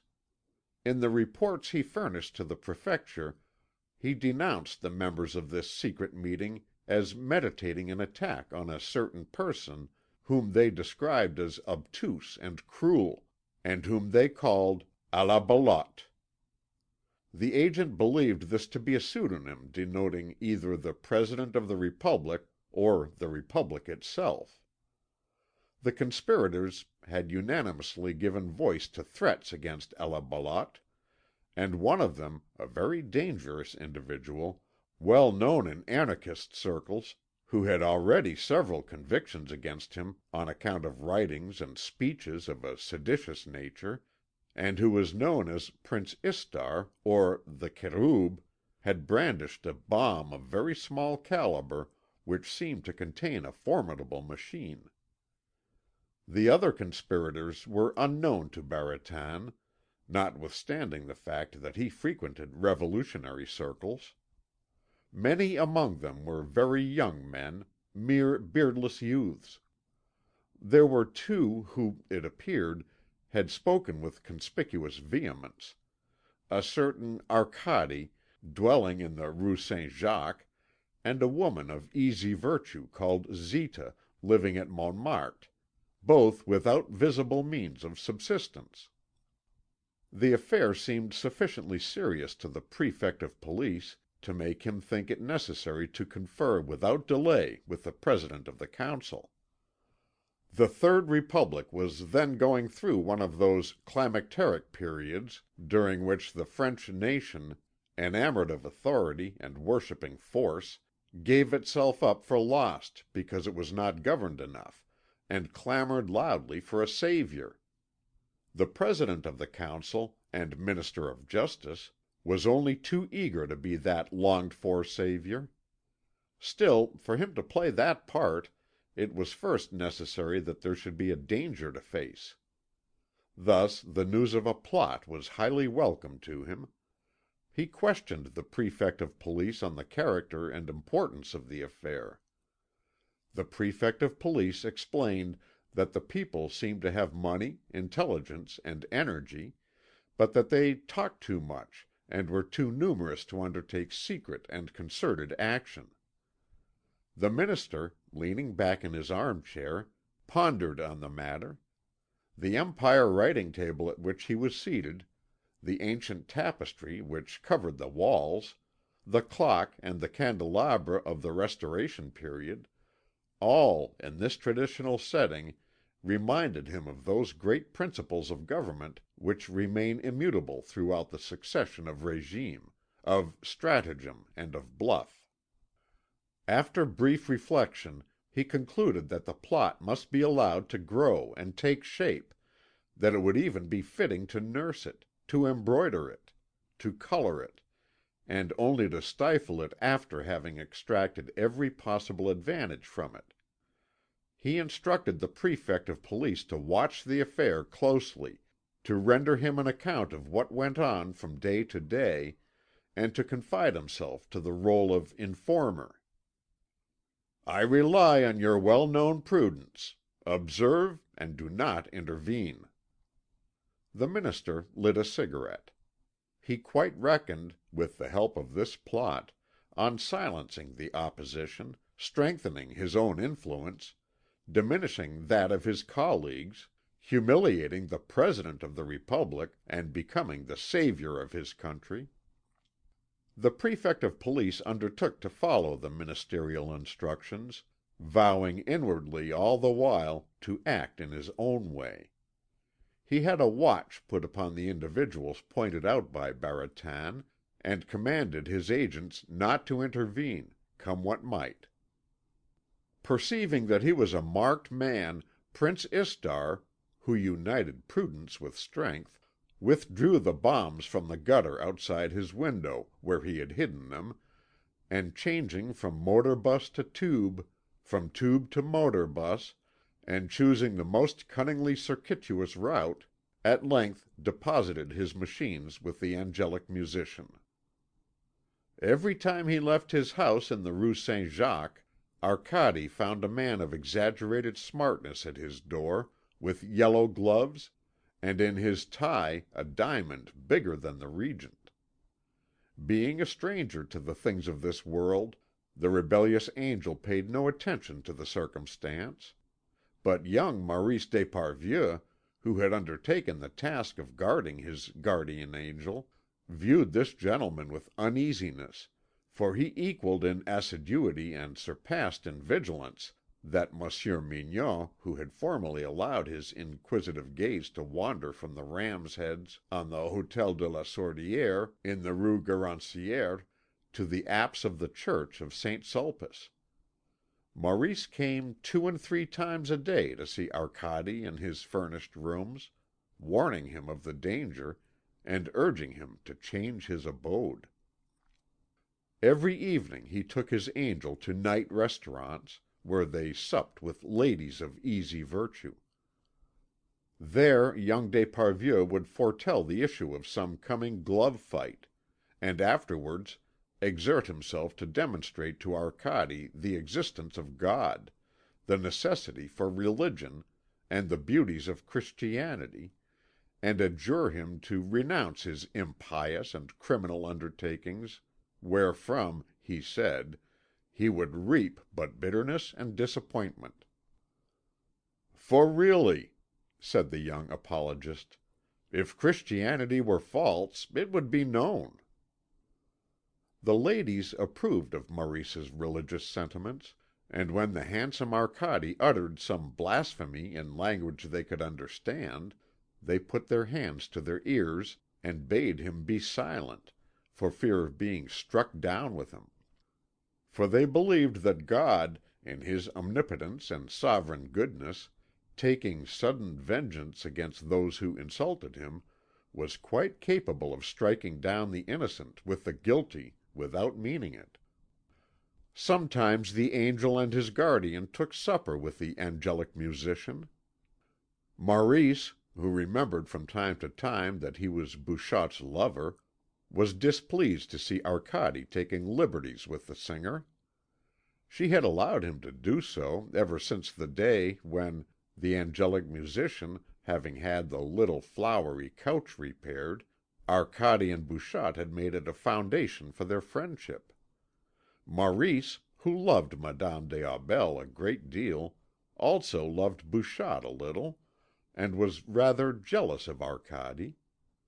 Now jealousy is a feeling natural to man and beast, and causes them, however slight the attack, keen unhappiness. Therefore, suspecting the truth, which Bouchotte's temperament and the angel's character made sufficiently obvious, he overwhelmed Arcade with sarcasm and abuse, reproaching him with the immorality of his ways. Arcade answered tranquilly that it was difficult to subject physiological impulses to perfectly defined rules, and that moralists encountered great difficulties in the case of certain natural necessities. "Moreover," added Arcade, "I freely acknowledge that it is almost impossible systematically to constitute a natural moral law. Nature has no principles. She furnishes us with no reason to believe that human life is to be respected. Nature, in her indifference, makes no distinction between good and evil." "You see, then," replied Maurice, "that religion is necessary." "Moral law," replied the angel, "which is supposed to be revealed to us, is drawn in reality from the grossest empiricism. Custom alone regulates morals. What Heaven prescribes is merely the consecration of ancient customs. The divine law, promulgated amid fireworks on some Mount Sinai, is never anything but the codification of human prejudice. And from this fact, namely that morals change, religions which endure for a long time, such as Judeo Christianity, vary their moral law." "At any rate," said Maurice, whose intelligence was swelling visibly, "you will grant me that religion prevents much profligacy and crime?" "Except when it promotes crime, as, for instance, the murder of Iphigenia." "Arcade," exclaimed Maurice, "when I hear you argue, I rejoice that I am not an intellectual." Meanwhile Théophile, with his head bent over the piano, his face hidden by the long fair veil of his hair, bringing down from on high his inspired hands onto the keys, was playing and singing the full score of Aline, Queen of Golconda. Prince Istar used to come to their friendly reunions, his pockets filled with bombs and bottles of champagne, both of which he owed to the liberality of Baron Everdingen. Bouchotte received the Cherub with pleasure, since he saw in him the witness and the trophy of the victory she had gained on the little flowered couch. He was to her as the severed head of Goliath in the hands of the youthful David. And she admired the Prince for his cleverness as an accompanist, his vigour, which she had subdued, and his prodigious capacity for drink. One night, when young d'Esparvieu took his angel home in his car from Bouchotte's house to the lodgings in the Rue Saint Jacques, it was very dark. Before the door the diamond in the spy's necktie glittered like a beacon. 3 cyclists, standing in a group under its rays, made off in diverse directions at the car's approach. The angel took no notice, but Maurice concluded that Arcade's movements interested various important people in the State. he judged the danger to be pressing, and at once made up his mind. The next morning he came to seek the suspect, to take him to the Rue de Rome. The angel was in bed. Maurice urged him to dress and to follow him. "Come," said he, "this house is no longer safe for you. You are watched. One of these days you will be arrested. Do you wish to sleep in jail? No? Well then, come. I will put you in a safe place." The Spirit smiled with some little compassion on his naïve preserver. "Do you not know," he said, "that an angel broke open the doors of the prison where Peter was confined, and delivered the Apostle? Do you believe me, Maurice, to be inferior in power to that heavenly brother of mine? And do you suppose that I am unable to do for myself what he did for the fishermen of the Lake of Tiberias?" "Do not count on it, Arcade. He did it miraculously. Or by a stroke of luck, as a modern historian of the Church has it. But no matter. I will follow you. Just allow me to burn a few letters, and to make a parcel of some books I shall need." He threw some papers in the fireplace, put several volumes in his pockets, and followed his guide to the car, which was waiting for them not far off, outside the College of France. Maurice took the wheel. Imitating the Carib's prudence, he made so many windings and turnings, and so many rapid twists, that he put all the swift and numerous cyclists, speeding in pursuit, off the scent. At length, having left wheel marks in every direction all over the town, he stopped in the Rue de Rome before the first door flat, where the angel had first appeared. On entering the dwelling which he had left 18 months before to carry out his mission, Arcade remembered the irreparable past, and breathing in the scent used by Gilberte, his nostrils throbbed.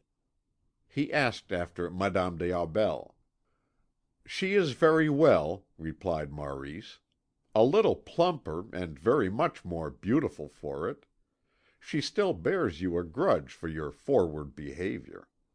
I hope that she will one day forgive you, as I have forgiven you, and that you will forget your offence. But she is still very annoyed with you." Young d'Esparvieu did the honours of his flat to his angel with the manners of a well bred man and the tender solicitude of a friend. He showed him the folding bed which was opened every evening in the entrance hall and pushed into a dark cupboard in the morning.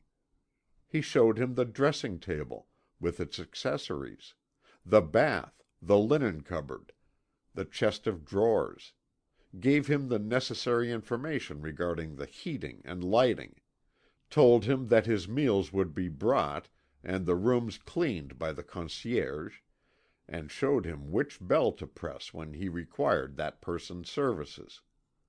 He told him also that he must consider himself at home, and receive whom he wished. Chapter 28, which treats of a painful domestic scene. So long as Maurice confined his selection of mistresses to respectable women, his conduct had called forth no reproach. It was a different matter when he took up with Bouchotte.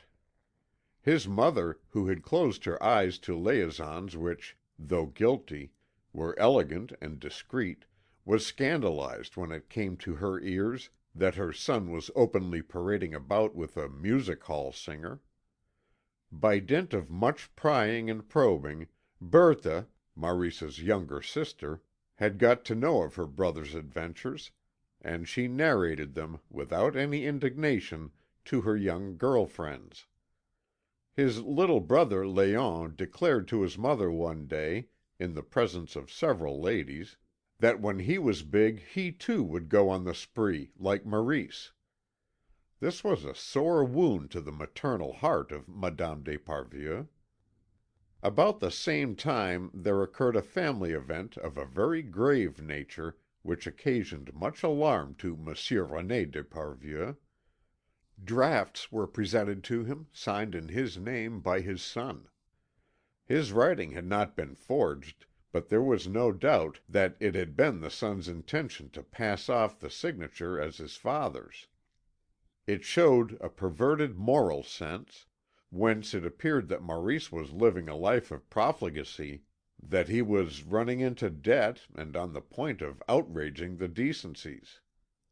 The paterfamilias talked the matter over with his wife. It was arranged that he should give his son a very severe lecture, hint at vigorous corrective measures, and that in due course the mother should appear with gentle and sorrowing mien and endeavour to soothe the righteous indignation of the father. This plan being agreed upon, Monsieur René d'Esparvieu sent for his son to come to him in his study. To add to the solemnity of the occasion, he had arrayed himself in his frock coat. As soon as Maurice saw it, he knew there was something serious in the wind.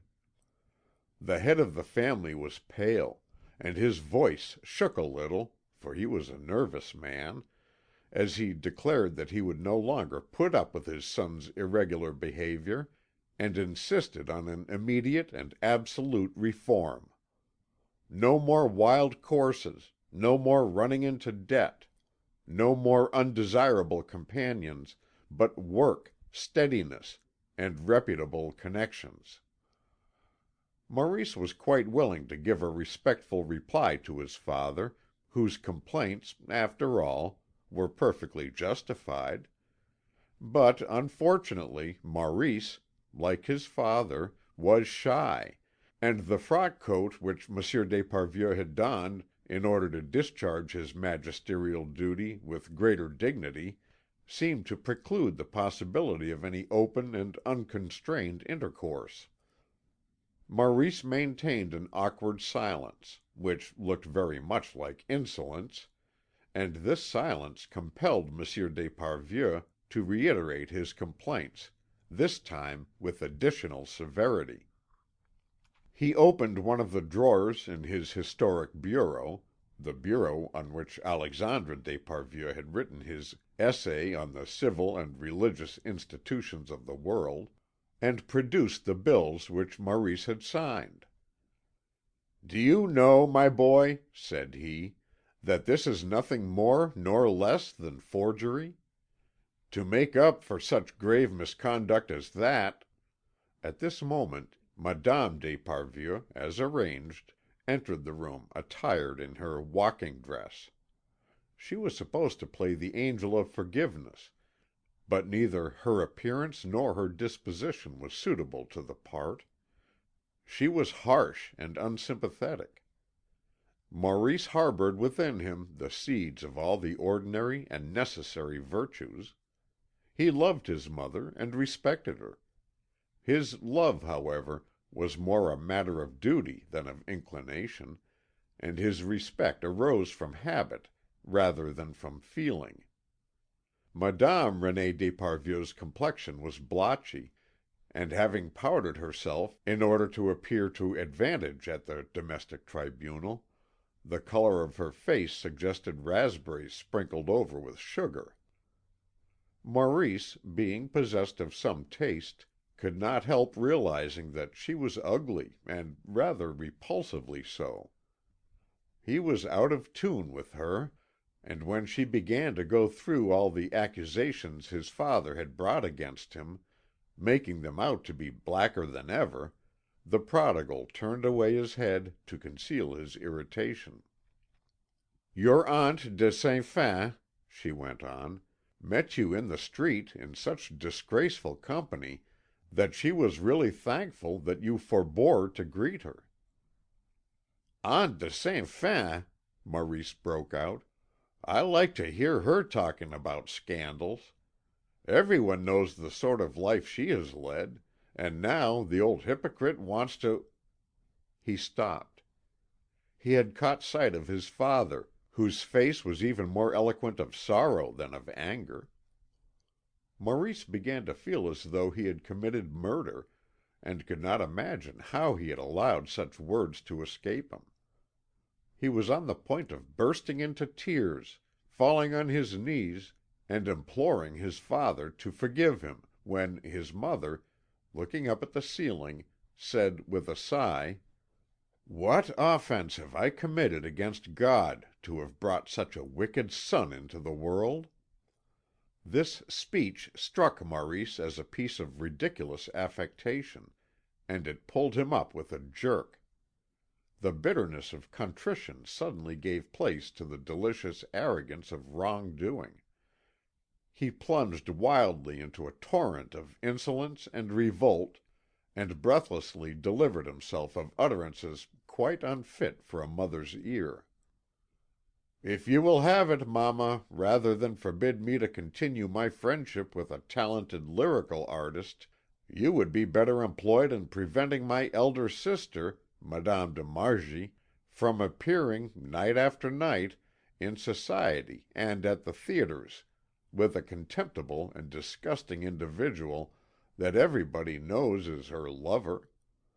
You should also keep an eye on my little sister, Jeanne, who writes objectionable letters to herself in a disguised hand, and then, pretending she has found them in her prayer book, shows them to you with assumed innocence, to worry and alarm you. It would be just as well, too, if you prevented my little brother Léon, a child of 7, from being quite so much with Mademoiselle Caporal, and you might tell your maid—" "Get out, sir. I will not have you in the house," cried Monsieur René d'Esparvieu, white with anger, pointing a trembling finger at the door. CHAPTER XXIX. Wherein we see how the angel, having become a man, behaves like a man, coveting another's wife, and betraying his friend. In this chapter the correctness of young d'Esparvieu's conduct will be made manifest. The angel was pleased with his lodging. He worked of a morning, went out in the afternoon, heedless of detectives, and came home to sleep. As in days gone by, Maurice received Madame des Aubels twice or thrice a week in the room in which they had seen the apparition. All went very well until one morning Gilberte, having the night before left her little velvet bag on the table in the blue room, came to find it, and discovered Arcade stretched on the couch in his pyjamas, smoking a cigarette, and dreaming of the conquest of heaven. She gave a loud scream. "You, monsieur! Had I thought to find you here, you may be quite sure I should not... I came to fetch my little bag, which is in the next room. Allow me," and she slipped past the angel, cautiously and quickly, as if he were a brazier. Madame des Aubels that morning, in her pale green tailor made costume, was deliciously attractive. Her tight skirt displayed her movements, and her every step was one of those miracles of nature which fills men's hearts with amazement. She reappeared, bag in hand. "Once more, I ask your pardon. I never dreamt that..." Arcade begged her to sit down and to stay a moment. "I never expected, monsieur," said she, "that you would be doing the honours of this flat. I knew how dearly Monsieur d'Esparvieu loved you; nevertheless, I had no idea that..." The sky had suddenly grown overcast. A brownish glare began to steal into the room. Madame des Aubels told him she had walked for her health's sake, but a storm was brewing, and she asked if a carriage could be called for her. Arcade flung himself at Gilberte's feet, took her in his arms as one takes a precious piece of china, and murmured words which, being meaningless in themselves, expressed desire. She put her hands over his eyes and on his lips, and exclaimed, "I hate you!" And shaking with sobs, she asked for a drink of water. She was choking. the angel went to her assistance. In this moment of extreme peril she defended herself courageously. She kept saying, "No, no, I will not love you. I should love you too well." Nevertheless she succumbed. In the sweet familiarity which followed their mutual astonishment, she said to him: "I have often asked after you. I knew that you were an assiduous frequenter of the playhouses at Montmartre, that you were often seen with Mademoiselle Bouchotte, who, nevertheless, is not at all pretty. I knew that you had become very smart, and that you were making a good deal of money. I was not surprised. You were born to succeed. The day of your," and she pointed at the spot between the window and the wardrobe with the mirror, "apparition, I was vexed with Maurice for having given you a suicide's rags to wear. You pleased me. Oh, it was not your good looks. Don't think that women are as sensitive as people say to outward attractions. We consider other things in love. There is a sort of well, anyhow, I loved you as soon as I saw you." The shadows grew deeper. She asked: "You are not an angel, are you? Maurice believes you are, but he believes so many things, Maurice." She questioned Arcade with her eyes, and smiled maliciously. "Confess that you have been fooling him, and that you are no angel." Arcade replied: "I only aspire to please you. I will always be what you want me to be." Gilberte decided that he was no angel. First, because no one is ever an angel. Secondly, for more detailed reasons which drew her thoughts to the question of love. He did not argue the matter with her, and once again words were found inadequate to express their feelings. Outside the rain was falling thick and fast, the windows were streaming, lightning lit up the muslin curtains, and thunder shook the panes. Gilberte made the sign of the cross, and remained with her head hidden in her lover's bosom. At this moment Maurice entered the room. He came in wet and smiling, confident, tranquil, happy, to announce to Arcade the good news that, with his half share in the previous day's race at Longchamp, the angel had won 12 times his stake. Surprising the lady and the angel in their embrace, he became furious. Anger gripped the muscles of his throat. His face grew red with blood, and the veins stood out on his forehead. He sprang with clenched fists towards Gilberte, and then suddenly stopped. Interrupted motion was transformed into heat. Maurice fumed. His anger did not arm him, like Archilochus, with lyrical vengeance. He merely applied an offensive epithet to his unfaithful one. Meanwhile she had recovered her dignified bearing. She rose, full of modesty and grace, and gave her accuser a look which expressed both offended virtue and loving forgiveness. But as young d'Esparvieu continued to shower coarse and monotonous insults on her, she grew angry in her turn. "You are a pretty sort of person, are you not?" she said. "Did I run after this Arcade of yours? It was you who brought him here, and in what a state, too! You had only one idea, to give me up to your friend. Well, monsieur, you can do as you like. I am not going to oblige you." Maurice d'Esparvieu replied simply, "Get out of it, you trollop," and he made a motion as if to push her out. It pained Arcade to see his mistress treated so disrespectfully, but he thought he lacked the necessary authority to interfere with Maurice. Madame des Aubels, who had lost none of her dignity, fixed young d'Esparvieu with her imperious gaze, and said: "Go and get me a carriage." and so great is the power of woman over a well bred soul in a gallant nation that the young Frenchman went immediately and told the concierge to call a taxi. Madame des Aubels, with a studied exhibition of charm in every movement, took leave of them, throwing Maurice the contemptuous look that a woman owes to him whom she has deceived.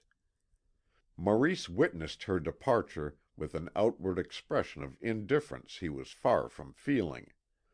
Then he turned to the angel, clad in the flowered pyjamas which Maurice himself had worn the day of the apparition, and this circumstance, trifling in itself, added fuel to the anger of the host who had been thus shamefully deceived.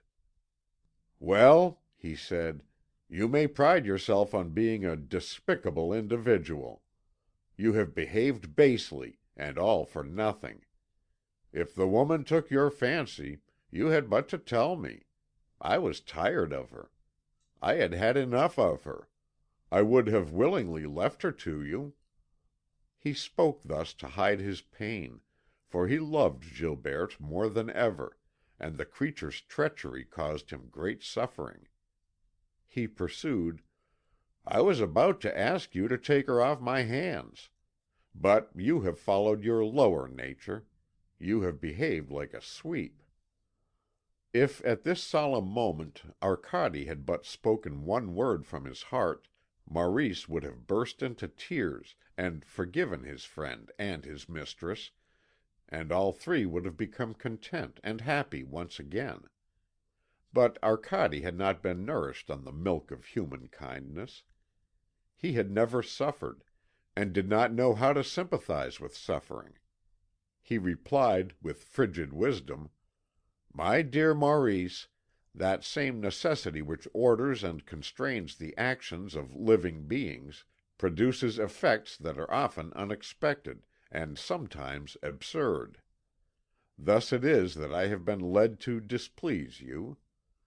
You would not reproach me if you had a good philosophical understanding of nature, for you would then know that free will is but an illusion, and that physiological affinities are as exactly determined as are chemical combinations, and, like them, may be summed up in a formula. I think that in your case it might be possible to inculcate these truths, but it would be a difficult task, and maybe they would not bring you the serenity which eludes you. It is fitting, therefore, that I should leave this spot, and—" "Stay!" said Maurice. Maurice had a very clear sense of social obligations. He put honour, when he thought about it, above everything. So now he told himself very forcibly that the outrage he had suffered could only be wiped out with blood. This traditional idea instantly lent an unexpected nobility to his speech and bearing.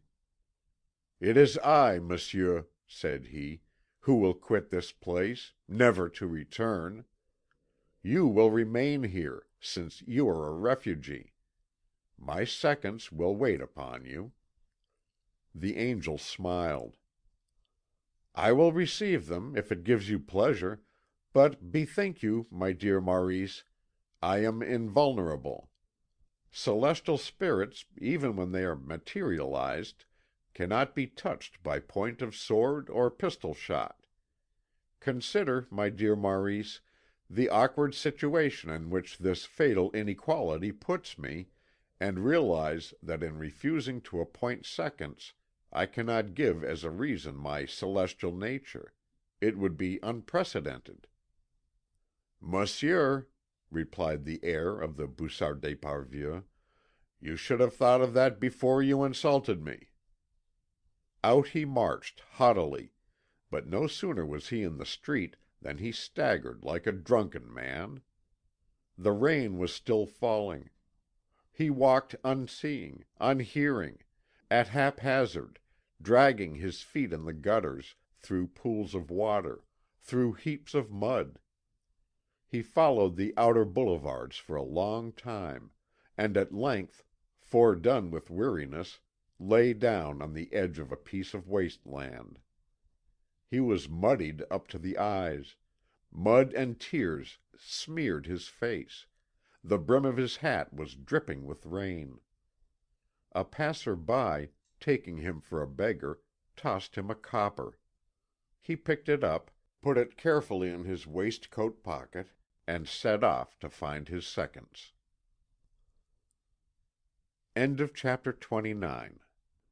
Chapter 30, which treats of an affair of honour, and which will afford the reader an opportunity of judging whether, as Arcady affirms, the experience of our faults makes better men and women of us.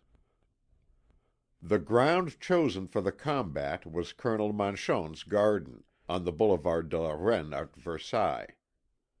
Messieurs de la Verdelière and Le Truc de Ruffec, who had both of them constant practice in affairs of honour, and knew the rules with great exactness, assisted Maurice d'Esparvieu. No duel was ever fought in the Catholic world without Monsieur de la Verdelière being present, and in making application to this swordsman, Maurice had conformed to custom, though not without a certain reluctance, for he had been notorious as the lover of Madame de la Verdelière. But Monsieur de la Verdelière was not to be looked upon as a husband. He was an institution.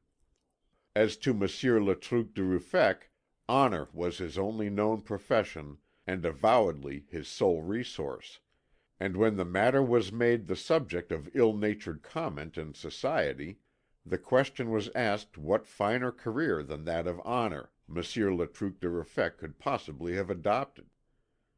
Arcady's seconds were Prince Istar and Théophile. The celestial musician had not voluntarily, nor with a good grace, taken a hand in this affair. He had a horror of every kind of violence, and disapproved of single combat. The report of pistols and the clash of swords were intolerable to him, and the sight of blood made him faint. This gentle son of heaven had obstinately refused to act as second to his brother, Arcady, and to bring him to the starting point, the cherub had had to threaten to break a bottle of panclastite over his head. Besides the combatants, the seconds, and the doctors, the only people in the garden were a few officers from the barracks at Versailles, and several reporters. Although young d'Esparvieu was known merely as a young man of family, and Arcady had never been heard of at all, the duel had attracted quite a large crowd of inquisitive individuals, and the windows of the adjoining houses were crammed with photographers, reporters, and society people. What had aroused much curiosity was that a woman was known to be the cause of the quarrel. Many mentioned Bouchotte, but the majority said it was Madame des Aubels. It had been remarked upon, moreover, that duels in which Monsieur de la Verdelière acted as second drew all Paris. The sky was a soft blue, the garden all abloom with roses, a blackbird was piping in a tree. Monsieur de la Verdelière, who, stick in hand, conducted the affair, laid the points of the swords together, and said, "Allez, messieurs." Maurice d'Esparvieu attacked by doubling and beating the blade. Arcady retired, keeping his sword in line. The first engagement was without result. The seconds were under the impression that Monsieur d'Esparvieu was in a grievous state of nervous irritability, and that his adversary would wear him down. In the second encounter, Maurice attacked wildly, spread out his arms, and exposed his breast. He attacked as he advanced, gave a straight thrust, and the point of his sword grazed Arcady on the shoulder. The latter was thought to be wounded, but the seconds ascertained with surprise that it was Maurice who had received a scratch on the wrist. Maurice asserted that he felt nothing, and Dr. Kiel declared, after examination, that his client might continue the fight. After the regulation quarter of an hour, the duel was resumed. Maurice attacked with fury. His adversary was obviously nursing him, and, what disturbed Monsieur de la Verdelière, seemed to be paying very little attention to his own defence. At the opening of the fifth bout, a black spaniel that had got into the garden no one knew how, rushed out from a clump of rose bushes, made its way on the space reserved for the combatants, and, in spite of sticks and cries, ran in between Maurice's legs. The latter seemed as though his arm were benumbed, merely gave a shoulder thrust at his invulnerable opponent. He then delivered a straight lunge and impaled his arm on his adversary's sword, which made a deep wound just below the elbow.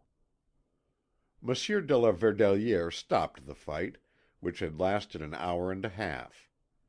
Maurice was conscious of a painful shock. They laid him down on a grassy bank against a wall covered with wisteria. While the surgeon was dressing the wound, Maurice called Arcade and offered him his wounded hand. And when the victor, saddened with his victory, advanced, Maurice embraced him tenderly, saying, "Be generous, Arcade. Forgive my treachery. Now that we have fought, I can ask you to be reconciled with me." He embraced his friend, weeping, and whispered in his ear, "Come and see me, and bring Gilberte." Maurice, who was still unreconciled with his parents, was taken to the little flat in the Rue de Rome. No sooner was he stretched out on the bed at the far end of the bedroom, where the curtains were drawn as on the day of the apparition, than he saw Arcade and Gilberte appear. He began to suffer greatly from his wound. His temperature was rising, but he was at peace, happy and contented. Angel and woman, both in tears, drew themselves at the foot of the bed. He took both their hands with his left, smiled on them, and kissed them tenderly. "I am sure now that I shall never quarrel with either of you again. You will deceive me no more. I now know you are capable of anything." Gilberte, weeping, swore that Maurice had been misled by appearances, that she had never betrayed him with Arcade, that she had never betrayed him at all. And in a great gush of sincerity she persuaded herself that this was so. "You wrong yourself, Gilberte," replied the wounded man. "It did happen. It had to. And it is well. Gilberte, you were basely false to me with my best friend in this very room, and you were right. If you had not been, we should not be here, reunited, all three of us, and I should not be at your side tasting the greatest happiness of my life. Oh, Gilberte, how wrong of you to deny a perfect and accomplished fact!" "If you wish, my friend," replied Gilberte a little acidly, "I will not deny it. But it will only be to please you." Maurice made her sit down on the bed, and begged Arcade to be seated in the armchair. "My friend," said Arcade, "I was innocent. I became man. Straightway I did evil, then I became better." "Do not let us exaggerate things," said Maurice. "Let's have a game of bridge."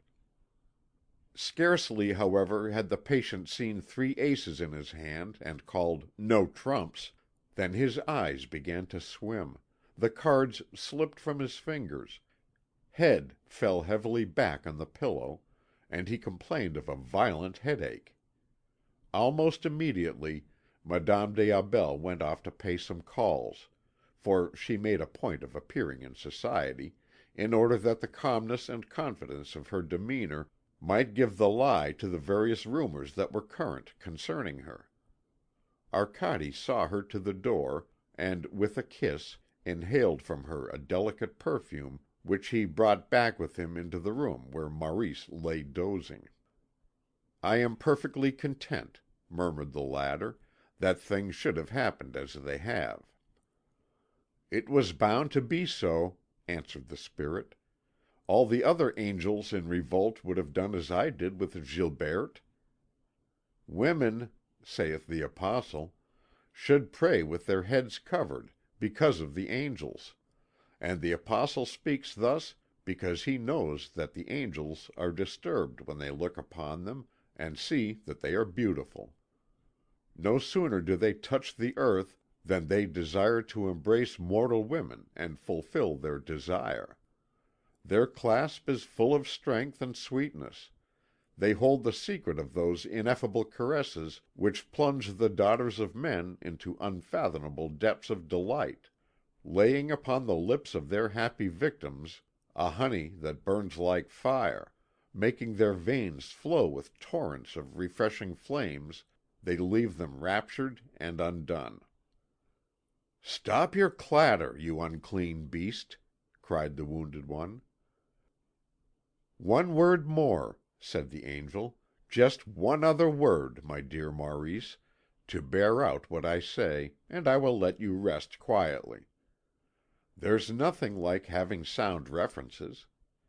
In order to assure yourself that I am not deceiving you, Maurice, on this subject of the amorous embraces of angels and women, look up Justin, Apologies 1 and 2, Flavius Josephus, Jewish Antiquities, Book 1, Chapter 3, Athenagoras, Concerning the Resurrection, Lactantius, Book 2, Chapter 15, Tertullian, on the Veil of the Virgins, Marcus of Ephesus in Cellus, Eusebius, Preparatio Evangelica, Book 5, Chapter 4, St. Ambrose, in his book on Noah and the Ark, Chapter 5, St. Augustine in his City of God, Book 15, Chapter 23, Father Maldonat, the Jesuit, Treatise on Demons, page 248,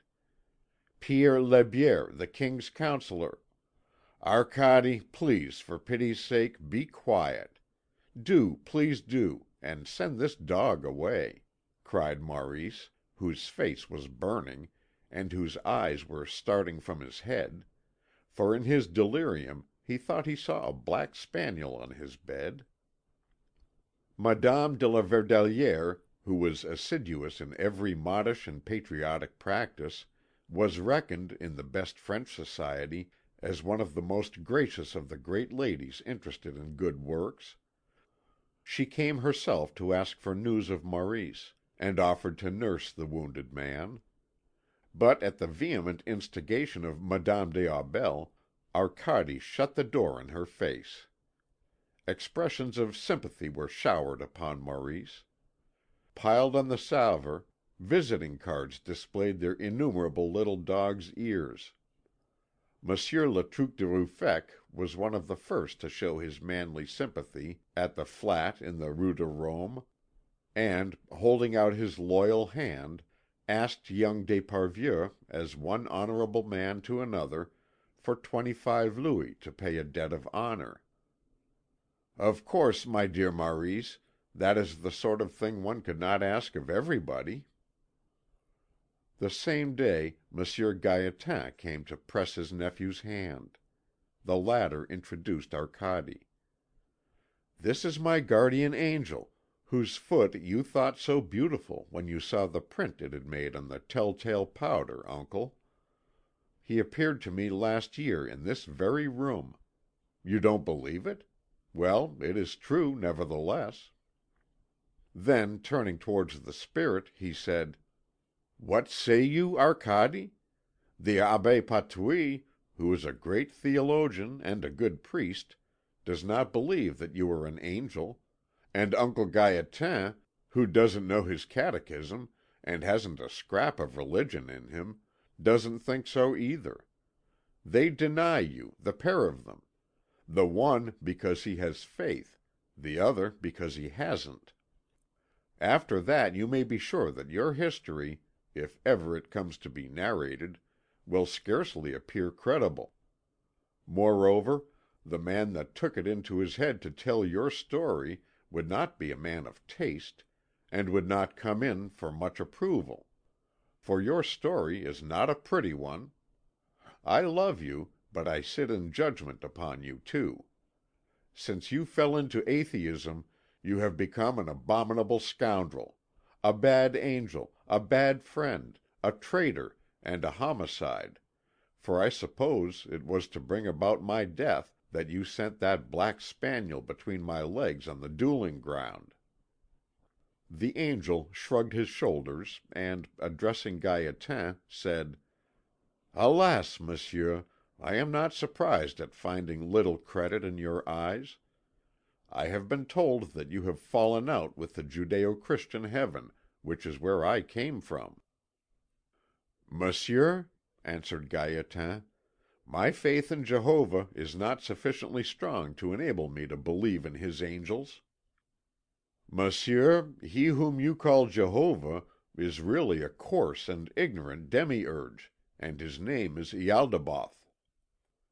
"In that case, monsieur, I am perfectly ready to believe in him. He is a narrow minded ignoramus, is he? Then belief in his existence offers me no further difficulty. How is he getting on?" "Badly. We are going to lay him low next month." "Don't make too sure of that, monsieur. You remind me of my brother in law, Cuissart, who has been expecting to hear of the fall of the Republic for the past 30 years." "You see, Arcade," exclaimed Maurice, "Uncle Gaétan thinks as I do. He knows you won't succeed." "And pray, Monsieur Gaétan, what makes you think I shall not succeed?" "Your Ialdabaoth is still very powerful in this world, if he isn't in the other.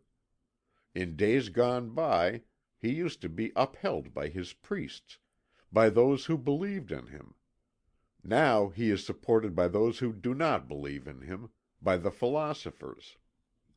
A pedant of a fellow called Picrochole has recently come on the scene, who wants to make a bankrupt of science in order to do a good turn to the Church. And just lately, pragmatism has been invented for the express purpose of gaining credit for religion in the minds of rationalists." "You have been studying pragmatism?" "Not I. I was frivolous once, and I went in for metaphysics. I read Hegel and Kant. I have become serious with years, and now I only trouble myself about things evident to the senses, what the eye can see or what the ear can hear. Man is summed up in art. All the rest is moonshine." Thus the conversation went on until evening. It was marked by obscenities that would have brought a blush, I will not say to a cuirassier, for cuirassiers are frequently chaste, but even to a Parisienne. Monsieur Sariette came to see his old pupil. When he entered the room, the bust of Alexandre d'Esparvieu seemed to take shape behind the librarian's bald head. He drew near the bed.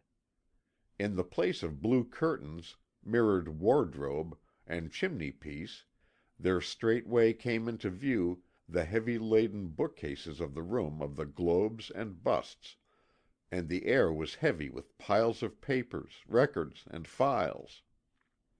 Monsieur Sariette could not be disassociated from his library. One could not conceive of him or even see him apart from it. He himself was paler, more vague, more shadowy, and more a creature of the fancy than the fancies he evoked. Maurice, who had grown very quiet, was sensible of this mark of friendship. "Sit down, Monsieur Sariette. You know Madame des Aubels. May I introduce Arcade to you, my guardian angel?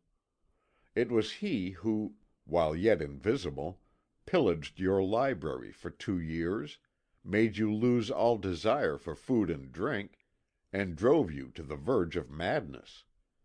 He it was who moved piles of books from the room of the busts to my summer house one day. Under your very nose he took away I know not what precious volumes, and was the cause of your falling on the staircase.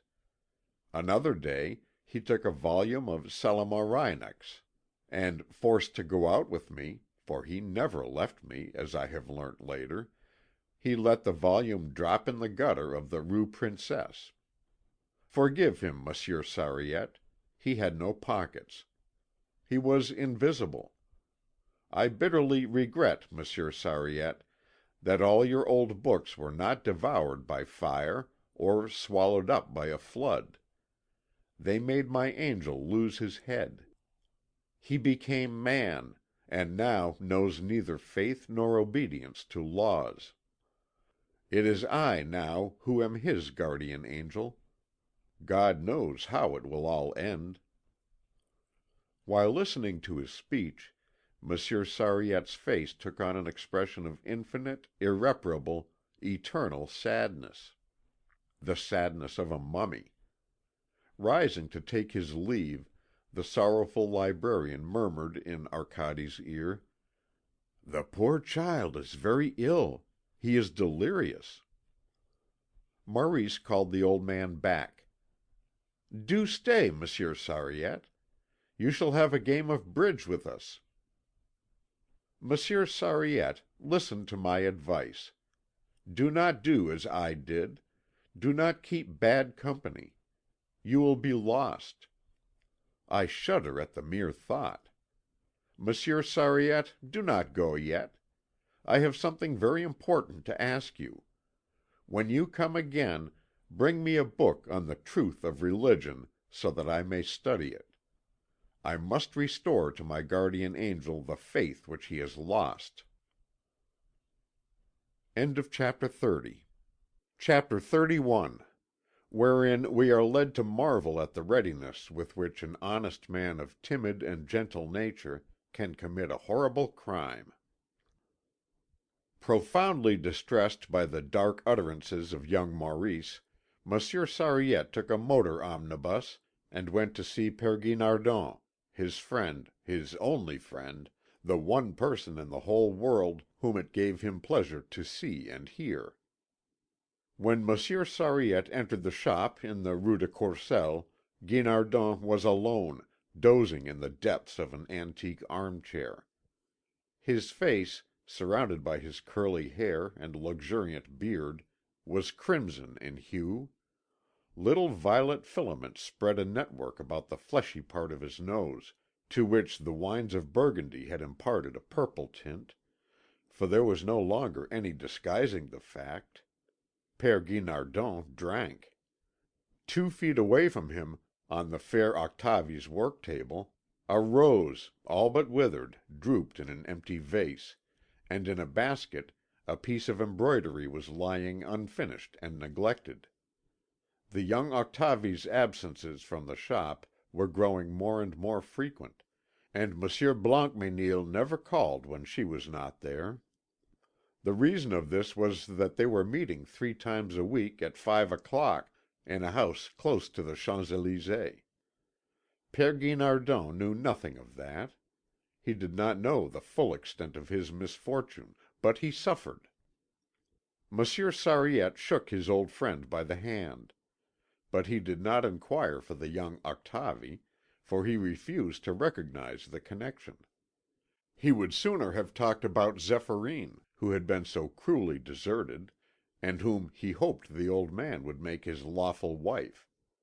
But Monsieur Sariette was prudent.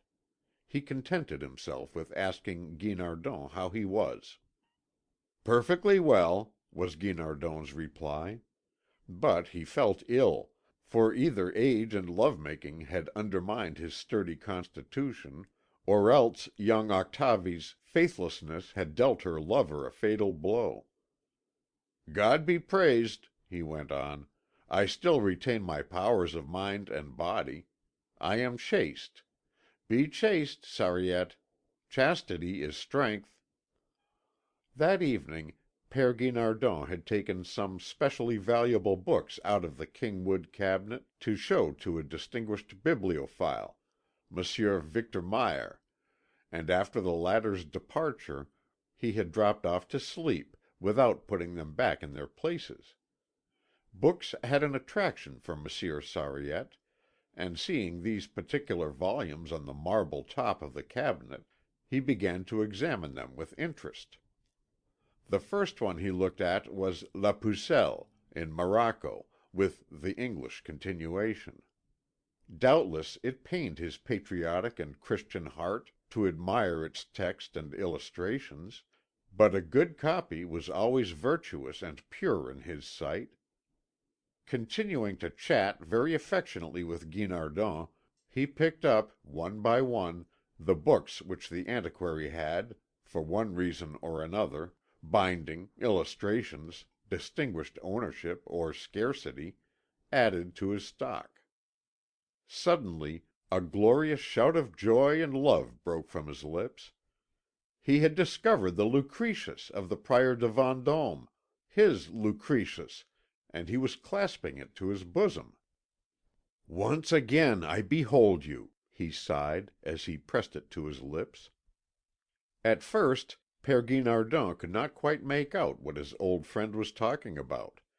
But when the latter declared to him that the volume was from the d'Esparvieu collection, that it belonged to him, Sariette, and that he was going to take it away without further ado, the antiquary completely woke up, got on his legs, declared emphatically that the book belonged to him, Guinardon, by right of true and lawful purchase, and that he would not part with it unless he got 5,000 francs for it, cash down.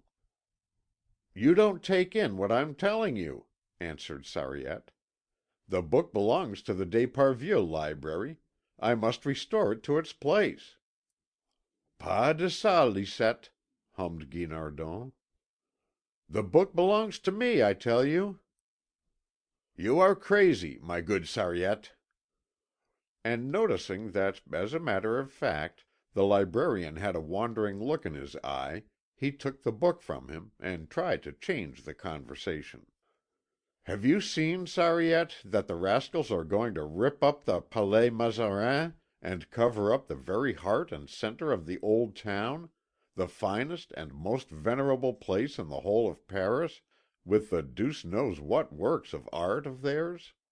They are worse than the Vandals, for the Vandals, although they destroyed the buildings of antiquity, did not replace them with hideous and disgusting erections and atrocious bridges like the Pont d'Alexandre.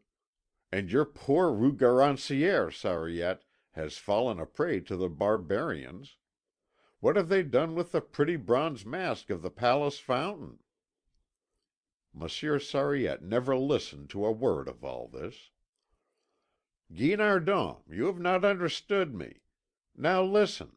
This belongs to the d'Esparvieu library. It was taken away, how or by whom I know not. Dreadful and mysterious things went on in that library. But anyhow, the book was stolen. I need scarcely appeal to your sentiments of scrupulous probity, my dear friend. You would not like to be regarded as the receiver of stolen goods. Give me the book. I will return it to Monsieur d'Esparvieu, who will duly requite you. Of that you may be sure. Rely on his generosity, and you will be acting like the downright good fellow that you are." The antiquary smiled a bitter smile. "Catch me relying on the generosity of that old curmudgeon of a d'Esparvieu! Why, he'd skin a flea to get its coat. Look at me, Sariette, old boy, and tell me if I look like a dunderhead. You know perfectly well that d'Esparvieu refused to give 50 francs on a second-hand shop for a portrait of Alexandre d'Esparvieu, the founder of the family, by Hersent, and that consequently the founder of the family has had to remain on the Boulevard Montparnasse, propped against a Jew hawker's stall, just opposite the cemetery, where all the dogs of the neighbourhood come and make water on him. Catch me trusting to Monsieur d'Esparvieu's liberality. You've got some bright ideas in your head, you have. Very well, Guinardon. I myself will undertake to pay you any indemnity that a board of arbitrators may fix upon. Do you hear? Now don't go and do the handsome for people who won't give you so much as a thank you. This man, d'Esparvieu, has taken your knowledge, your energies, your whole life, for a salary that even a valet wouldn't accept. So leave that idea alone. In any case, it is too late. The book is sold." "Sold? To whom?" asked Sariette in agonized tones. "What does that matter? You'll never see it again. You'll hear no more about it. It's off to America." "To America? The Lucretius with the arms of Philippe de Vendôme and Marginalia in Voltaire's own hand? My Lucretius off to America?" Père Guinardon began to laugh. "My dear Sariette, you remind me of the Chevalier de Grieux when he learns that his darling mistress is to be transported to the Mississippi. 'My dear mistress going to the Mississippi?' says he. 'No, no,' answered Sariette, very pale.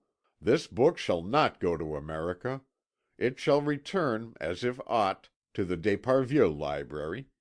Let me have it, Guinardon.' The antiquary made a second attempt to put an end to an interview that now looked as if it might take an ugly turn. 'My good Sariette, you haven't told me what you think of my Greco. You never so much as glanced at it. It's an admirable piece of work all the same.' And Guinardon, putting the picture in a good light, went on: 'Now just look at Saint Francis here, the poor man of the Lord, the brother of Jesus.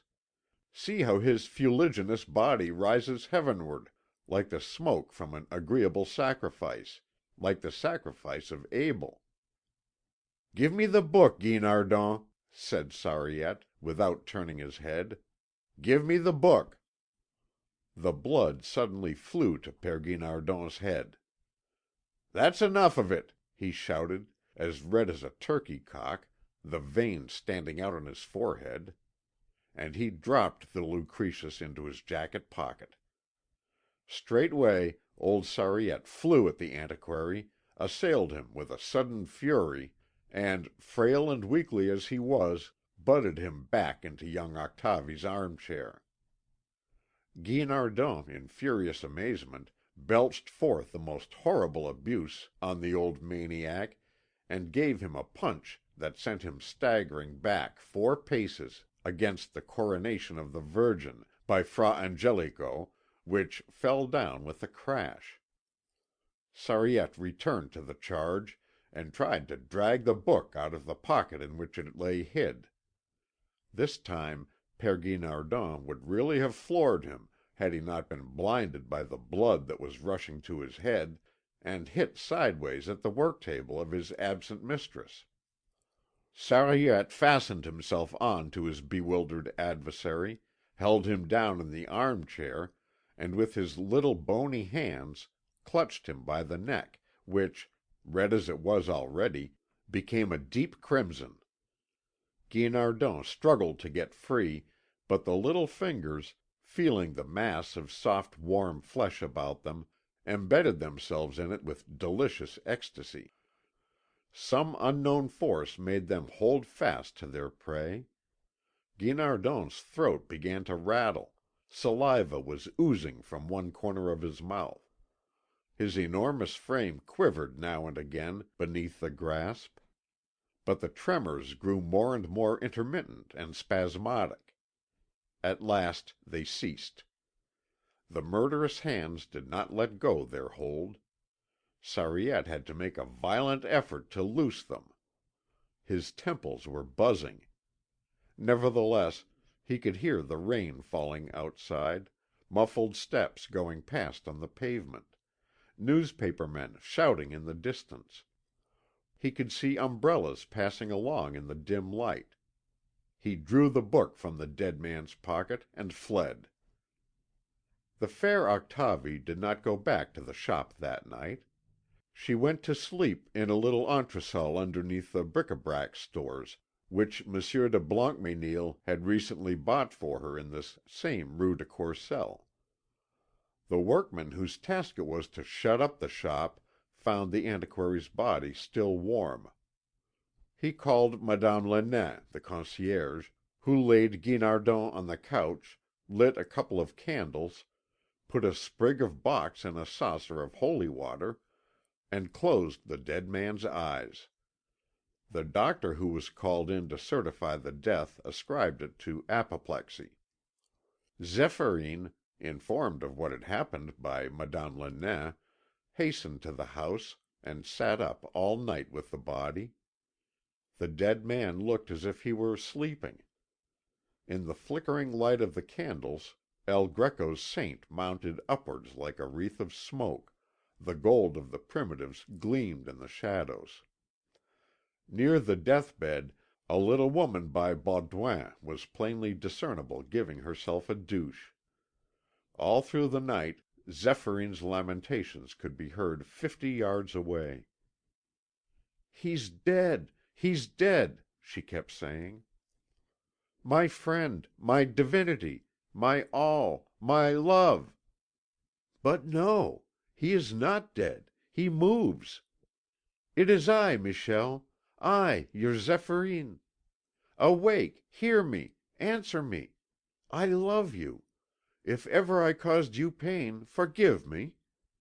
Dead, dead, oh my God! See how beautiful he is. He was so good, so clever, so kind. My God, my God, my God! If I had been there he would not now be lying dead. Michel, Michel!" When morning came she was silent. They thought she had fallen asleep. She was dead too.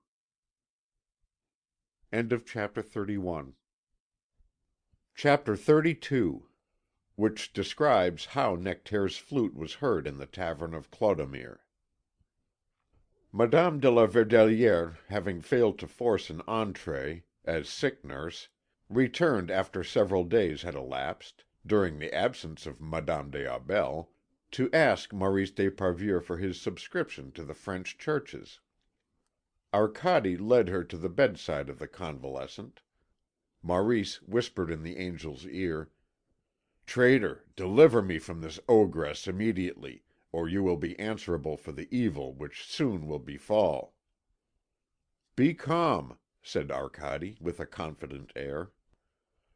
After the conventional complimentary flourishes, Madame de la Verdelière signed to Maurice to dismiss the angel.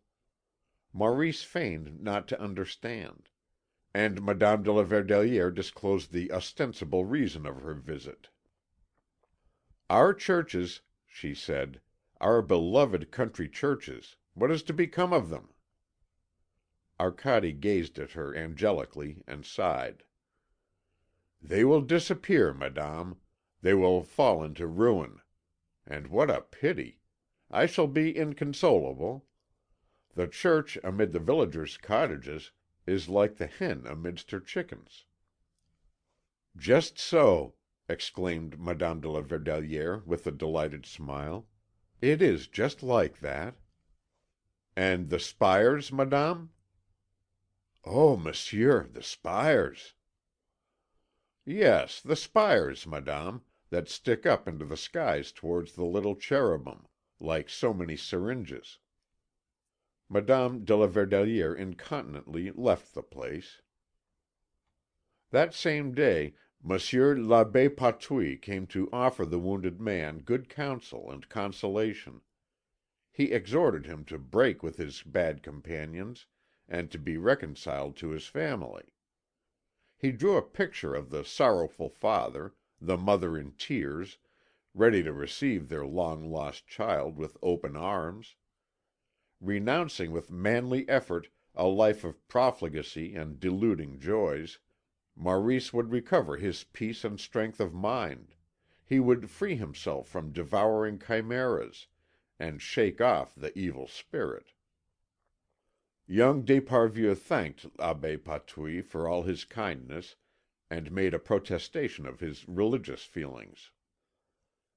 "Never," said he, "have I had such faith, and never have I been in such need of it. Just imagine, Monsieur l'Abbé, I have to teach my guardian angel his catechism all over again, for he has quite forgotten it." Monsieur l'Abbé Patouille heaved a deep sigh, and exhorted his dear child to pray, there being no other resource but prayer for a soul assailed by the devil. "Monsieur l'Abbé," asked Maurice, "may I introduce my guardian angel to you? Do stay a moment. He has gone to get me some cigarettes." "Unhappy child!" And Abbé Patouille's fat cheeks drooped in token of affliction.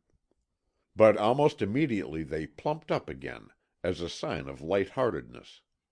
For in his heart there was a matter for rejoicing. Public opinion was improving. The Jacobins, the Freemasons, the Coalitionists were everywhere in disgrace. The smart set led the way. The Académie Française was of the right way of thinking. The number of Christian schools was increasing by leaps and bounds. The young men of the Quartier Latin were submitting to the Church, and the École Normale exhaled the perfume of the seminary. The Cross was gaining the day, but money was wanted, more money, always money. After 6 weeks' rest, Maurice was allowed by his doctor to take a drive. He wore his arm in a sling; his mistress and his friend went with him. They drove to the Bois, and took a gentle pleasure in looking upon the grass and the trees. They smiled on everything, and everything smiled on them. As Arcade had said, their faults had made them better. By the unlooked for ways of jealousy and anger, Maurice had attained to calm and kindliness. He still loved Gilberte, and he loved her with an indulgent love. The angel still desired her as much as ever, but having once possessed her, his desire had lost the sting of curiosity. Gilberte forbore trying to please, and thereby pleased the more. They drank milk at the cascade and found it good. They were all three innocent. Arcade forgot the injustice of the old tyrant of the world, but he was soon to be reminded of it. On entering his friend's house, he found Zita awaiting him, looking like a statue in ivory and gold. "You excite my pity," she said to him. "The day is at hand the like of which has never dawned since the beginning of time, and perhaps will never dawn again before the sun enters with all its train into the constellation of Hercules. We are on the eve of surprising Ialdabaoth in his palace of porphyry, and you, who are burning to deliver the heavens, who were so eager to enter in triumph into your emancipated country, you suddenly forget your noble purpose and fall asleep in the arms of the daughters of men. What pleasure can you find in intercourse with these unclean little animals, composed, as they are, of elements so unstable that they may be said to be in a state of constant evanescence? Oh, Arcade, I was indeed right to distrust you. You are but an intellectual, you do but feel idle curiosity, you are incapable of action." "You misjudge me, Zita," replied the angel. "It is the nature of the sons of heaven to love the daughters of men. Corruptible though it be, the material part of women and of flowers charms the senses none the less. But not one of these little animals can make me forget my hatred and my love, and I am ready to rise up against Ialdabaoth." Zita expressed her satisfaction at seeing him in this resolute mood. She urged him to pursue the accomplishment of this vast undertaking with undiminished ardour. Nothing must be hurried or deferred. A great action, Arcade, is made up of a multitude of small ones. The most majestic whole is composed of 1,000 minute details. Let us neglect nothing. She had come to take him to a meeting where his presence was required. They were to take a census of the revolutionaries. She added but one word: "Nectaire will be there." When Maurice saw Zita, he deemed her lacking in attraction. She failed to please him because she was perfectly beautiful, and because true beauty always caused him painful surprise. Zita inspired him with antipathy when he learned that she was an angel in revolt, and that she had come to seek Arcade to take him away among the conspirators. The poor child tried to retain his companion by all means that his wit and the circumstances afforded him.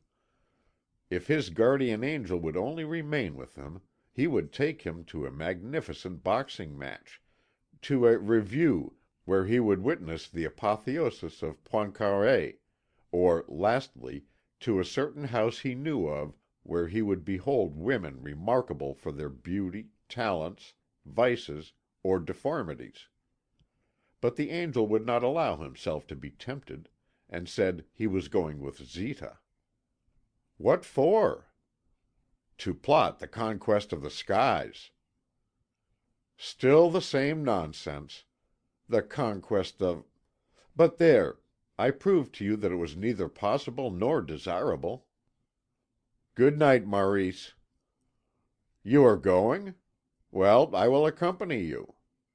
And Maurice, his arm in a sling, went with Arcade and Zita all the way to Clodomir's restaurant at Montmartre, where the tables were laid in an arbour in the garden. Prince Istar and Théophile were already there, with a little creature who looked like a child, and was, in fact, a Japanese angel. "We are only waiting for Nectaire," said Zita. And at that moment the old gardener noiselessly appeared. He took his seat, and his dog lay down at his feet. French cooking is the best in the world. It is a glory that will transcend all others when humanity has grown wise enough to put the spit above the sword. Clodomir served the angels, and the mortal who was with them, with a soup made of cabbages and bacon, a loin of pork and kidneys cooked in wine, thereby proving himself a real Montmartre cook, and showing that he had not been spoilt by the Americans, who corrupt the most excellent chefs of the city of restaurants. Clodomir brought forth some Bordeaux, which, though unrecorded among the renowned vintages of Médoc, gave evidence by its choice and delicate aroma of the high nobility of its origin. We must not omit to chronicle that, after this wine and many others had been drunk, the cellarman, in solemn state, produced a Burgundy choice and rare, full-bodied yet not heavy, generous yet delicate, rich with the true Burgundian mellowness, a noble and, withal, a somewhat heady wine, that brought delight alike to mind and sense. "Hail to thee, Dionysus, greatest of the gods!" cried old Nectaire, raising his glass on high. "I drink to thee who wilt restore the golden age, and give again to mortal men, who will become heroes as of old, the grapes which the Lesbians used to cull, long since, from the vines of Methymna, who wilt restore the vineyards of Thasos, the white clusters of Lake Mareotis, the storehouses of Falernus, the vines of Tmolus, and the wine of Phanae, of all wines the king. And the juice thereof shall be divine, and, as in old Silenus' day, men shall grow drunk with wisdom and with love." When the coffee was served, Prince Istar, Zita, Arcade, and the Japanese angel took it in turns to give an account of the forces assembled against Ialdabaoth. Angels, in exchanging eternal bliss for the sufferings of an earthly life, grow in intelligence, acquire the means of going astray, and the faculty of self-contradiction. Consequently their meetings, like those of men, are tumultuous and confused. Did one of them deal in figures, the others immediately called them in question. They could not add one number to another without quarrelling, and arithmetic itself, subjected to passion, lost its certitude. The cherub, who had brought with him the pious Théophile, waxed indignant when he heard the musician praising the Lord, and rained down such blows on his head as would have felled an ox. But the head of a musician is harder than a bucranium, and the blows which Théophile received did not avail to modify that angel's notion of divine providence. Arcade, having at great length set up his scientific idealism in opposition to Zita's pragmatism, the beautiful archangel told him that he argued badly. "And you are surprised at that?" exclaimed young Maurice's guardian angel. "I argue, like you, in the language of human beings. And what is human language but the cry of the beasts of the forests or the mountains, complicated and corrupted by arrogant anthropoids? How, then, Zita, can one be expected to argue well with a collection of angry or plaintive sounds like that? Angels do not reason at all. Men, being superior to the angels, reason imperfectly. I will not mention the professors who think to define the Absolute with the aid of cries that they have inherited from the pithecanthropoid monkeys, marsupials, and reptiles, their ancestors. It is a colossal joke. How it would amuse the demiurge if he had any brains!" It was a beautiful starlight night. The gardener was silent. "Nectaire," said the beautiful archangel, "play to us on your flute, if you are not afraid that the earth and heaven will be stirred to their depths thereby." Nectaire took up his flute. Young Maurice lighted a cigarette. The flame burnt brightly for a moment, casting back the sky and its stars into the shadows, and then died out. And Nectaire sang of the flame on his divine flute. The silvery voice soared aloft and sang: "That flame was a whole universe which fulfilled its destiny in less than a minute. Suns and planets were formed therein. Venus Urania apportioned the orbits of the wandering spheres in those infinite spaces. Beneath the breath of Eros, the first of the gods, plants, animals, and thoughts sprang into being.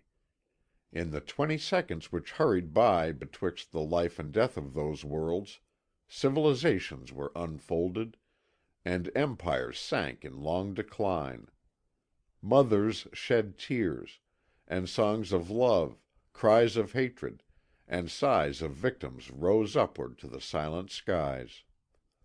In proportion to its minuteness, that universe lasted as long as this one, whereof we see a few atoms glittering above our heads, has lasted or will last. They are, no one less than the other, but a gleam in the infinite." As the clear pure notes welled up into the charmed air, the earth melted into a soft mist, the stars revolved rapidly in their orbits, the Great Bear fell asunder, its parts flew far and wide. Orion's belt was shattered. The Pole Star forsook its magnetic axis. Sirius, whose incandescent flame had lit up the far horizon, grew blue, then red, flickered, and suddenly died out. The shaken constellations formed new signs, which were extinguished in their turn. By its incantations, the magic flute had compressed into one brief moment the life and the movement of this universe, which seems unchanged and eternal both to men and angels. It ceased, and the heavens resumed their immemorial aspect. Nectaire had vanished. Clodomir asked his guests if they were pleased with the cabbage soup, which, in order that it might be strong, had been kept simmering for 24 hours on the fire, and he sang the praises of the Beaujolais which they had drunk. The night was mild. Arcade, accompanied by his guardian angel, Théophile, Prince Istar, and the Japanese angel, escorted Zita home. End of Chapter 32. Chapter 33. How a Dreadful Crime Plunges Paris into a State of Terror. The city was asleep. Their footsteps rang loudly on the deserted pavement. Having reached the corner of the Rue Fortière, halfway up Montmartre, the little company halted before the dwelling of the beautiful angel. Arcade was talking about the thrones and dominations with Zita, who, her finger on the bell, could not make up her mind to ring. Prince Istar was tracing the mechanism of a new sort of bomb on the pavement with the end of his stick, and bellowed so loudly that he woke the sleeping citizens and stirred into activity the amatory passions of the neighbouring Pasiphaës. Théophile was singing the barcarolle from the second act of Aline, Queen of Golconda, at the top of his voice. Maurice, his arm in a sling, was fencing left-handed with the Japanese, striking parts from the pavement, and crying, "A hit! A hit!" in a piercing voice. Meanwhile, Inspector Grolle at the corner of the next street was dreaming. He had the bearing of a Roman legionary, and displayed all the characteristics of that proudly servile race, who, ever since men first took to building cities, have been the mainstays of empires and the support of ruling houses. Inspector Grolle was very strong, but very tired. He suffered from an arduous profession and from lack of food. He was a man devoted to duty, but still a man, and he was unable to resist the wiles, the charms, and the blandishments of the gay ladies whom he met in swarms in the shadows along the empty streets and round about pieces of waste ground. He loved them. He loved like a soldier under arms. It tired him, but courage conquered fatigue. Though he had not yet reached the middle of life's way, he longed for sweet repose and peaceful country pursuits. At the corner of the Rue Muller, on this mild night, he stood lost in thought.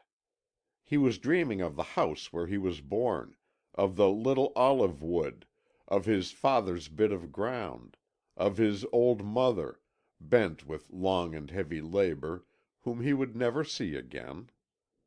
Roused from his reverie by the nocturnal tumult, Inspector Grolle turned the corner of the street, and looked rather unfavourably at the band of loiterers, wherein his social instinct suspected enemies of law and order. He was patient and resolute. After a lengthy silence, he said with awe-inspiring calm, "Move on there." But Maurice and the Japanese angel were fencing and heard nothing. The musician heard nothing but his own melodies. Prince Istar was absorbed in the explanation of explosive formulae. Zita was discussing with Arcade the greatest enterprise that had ever been conceived since the solar system issued from its original nebula, and thus they all remained unconscious of their surroundings. "Move on, I tell you," repeated Inspector Grolle. This time the angels heard the solemn word of warning, but either through indifference or contempt they neglected to obey, and continued their talk, their songs, and their cries. "So you want to be taken up, do you?" shouted Inspector Grolle, clapping his great hand on Prince Istar's shoulder. The Cherub was indignant at this vile contact, and with one blow from his formidable fist sent the Inspector flying into the gutter. But Constable Fesandet was already running to his comrade's aid, and they both fell upon the Prince, whom they belaboured with mechanic fury, and whom, notwithstanding his strength and weight, they would perchance have dragged all bleeding to the police station, had not the Japanese angel overset them, one after the other, without effort, and reduced them to writhing and shrieking in the mud, before Maurice, Arcade, and Zita had time to intervene. As to the angelic musician, he stood apart trembling, and invoked the heavens. At this moment 2 bakers, who were kneading their dough in a neighbouring cellar, ran out at the noise, in their white aprons, stripped to the waist. With an instinctive feeling for social solidarity, they took the side of the downfallen police. Théophile conceived a just fear at the sight of them, and fled away. They caught him, and were about to hand him over to the guardians of the peace, when Arcade and Zita tore him from their hands. The fight continued, unequal and terrible, between the two angels and the two bakers. Like an athlete at Lysippus in strength and beauty, Arcade smothered his heavy adversary in his arms. The beautiful archangel drove her dagger into the baker who had attacked her. A dark stream of blood flowed down over his hairy chest, and the two white-capped supporters of the law sank to the ground. Constable Fesandet had fainted face downward in the gutter. But Inspector Groll, who had got up, blew a blast on his whistle loud enough to be heard at the neighbouring police station, and sprang upon young Maurice, who, having but one arm with which to defend himself, fired his revolver with his left hand at the inspector, who put his hand to his heart, staggered, and dropped down. He gave a long sigh, and the shadows of eternity darkened his eyes. Meanwhile, windows opened one by one, and heads looked out on the street. A sound of heavy steps approached. Two policemen on bicycles debouched upon the street. Thereupon Prince Istar flung a bomb which shook the ground, put out the gas, shattered some of the houses, and enveloped the flight of young Maurice and the angels in a dense smoke. Arcade and Maurice came to the conclusion that the safest thing to do after this adventure was to return to the little flat in the Rue de Rome. They would certainly not be sought for immediately, and probably not at all, the bomb thrown by the Carib having fortunately wiped out all witnesses of the affair. They fell asleep towards dawn, and they had not yet awoke at 10 o'clock in the morning, when the concierge brought their tea. While eating his toast and butter and slice of ham, young d'Esparvieu remarked to the angel: "I used to think that a murder was something very extraordinary. Well, I was mistaken. It is the simplest, the most natural action in the world." "And of most ancient tradition," replied the angel. "For long centuries it was both usual and necessary for man to kill and despoil his fellows. It is still recommended in warfare. It is also honourable to attempt human life in certain definite circumstances, and people approved when you wanted to assassinate me, Maurice, because it appeared to you that I had been intimate with your mistress. But killing a police inspector is not the action of a man of fashion." "Be silent!" exclaimed Maurice. "Be silent, scoundrel! I killed the poor inspector instinctively, not knowing what I was doing. I am grieved to my heart about it. But it is not I, it is you who are the guilty one, and you who are the murderer. It was you who lured me along this path of revolt and violence, which leads to the pit. You have been my undoing. You have sacrificed my peace of mind, my happiness, to your pride and your wickedness, and all in vain. For I warn you, Arcade, you will not succeed in what you are undertaking." The concierge brought in the newspapers. On seeing them, Maurice grew pale. They announced the outrage in the Rue de Rame in huge headlines: "An inspector killed. 2 cyclist policemen and 2 bakers seriously wounded. 3 houses blown up. Numerous victims." Maurice let the paper drop, and said in a weak, plaintive voice: "Arcade, why did you not slay me in the little garden at Versailles amidst the roses, to the song of the blackbirds?" Meanwhile terror reigned in Paris.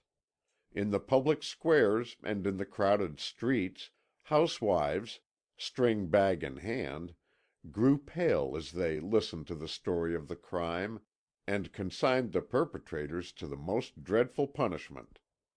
Shopkeepers, standing at the doors of their shops, put it all down to the anarchists, syndicalists, socialists, and radicals, and demanded that special measures should be taken against them.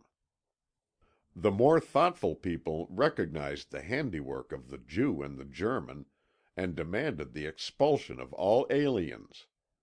Many vaunted the ways of America and advocated lynching. In addition to the printed news, sinister rumors became current. Explosions had been heard at various places. Everywhere bombs had been discovered. Everywhere individuals, taken for malefactors, had been struck down by the popular arm and given up to justice, torn to ribbons. On the Place de la République, a drunkard who was crying, "Down with the police!" was torn to pieces by the crowd. The President of the Council and Minister of Justice held long conferences with the Prefect of Police, and they agreed to take immediate action. In order to allay the excitement of the Parisians, they arrested 5 or 6 hooligans out of the 30,000 which the capital contains. The chief of the Russian police, believing he recognized in this attack the methods of the Nihilists, demanded, on behalf of his government, that a dozen refugees should be given up. The demand was immediately granted. Proceedings were also taken for certain individuals to be extradited to ensure the safety of the King of Spain. On learning of these energetic measures, Paris breathed once more, and the evening papers congratulated the government. There was excellent news of the wounded. They were out of danger, and identified as their assailants all who were brought before them. True, Inspector Gros was dead, but 2 Sisters of Mercy kept vigil at his side, and the President of the Council came and laid the cross of honour on the breast of this victim of duty. At night there were panics.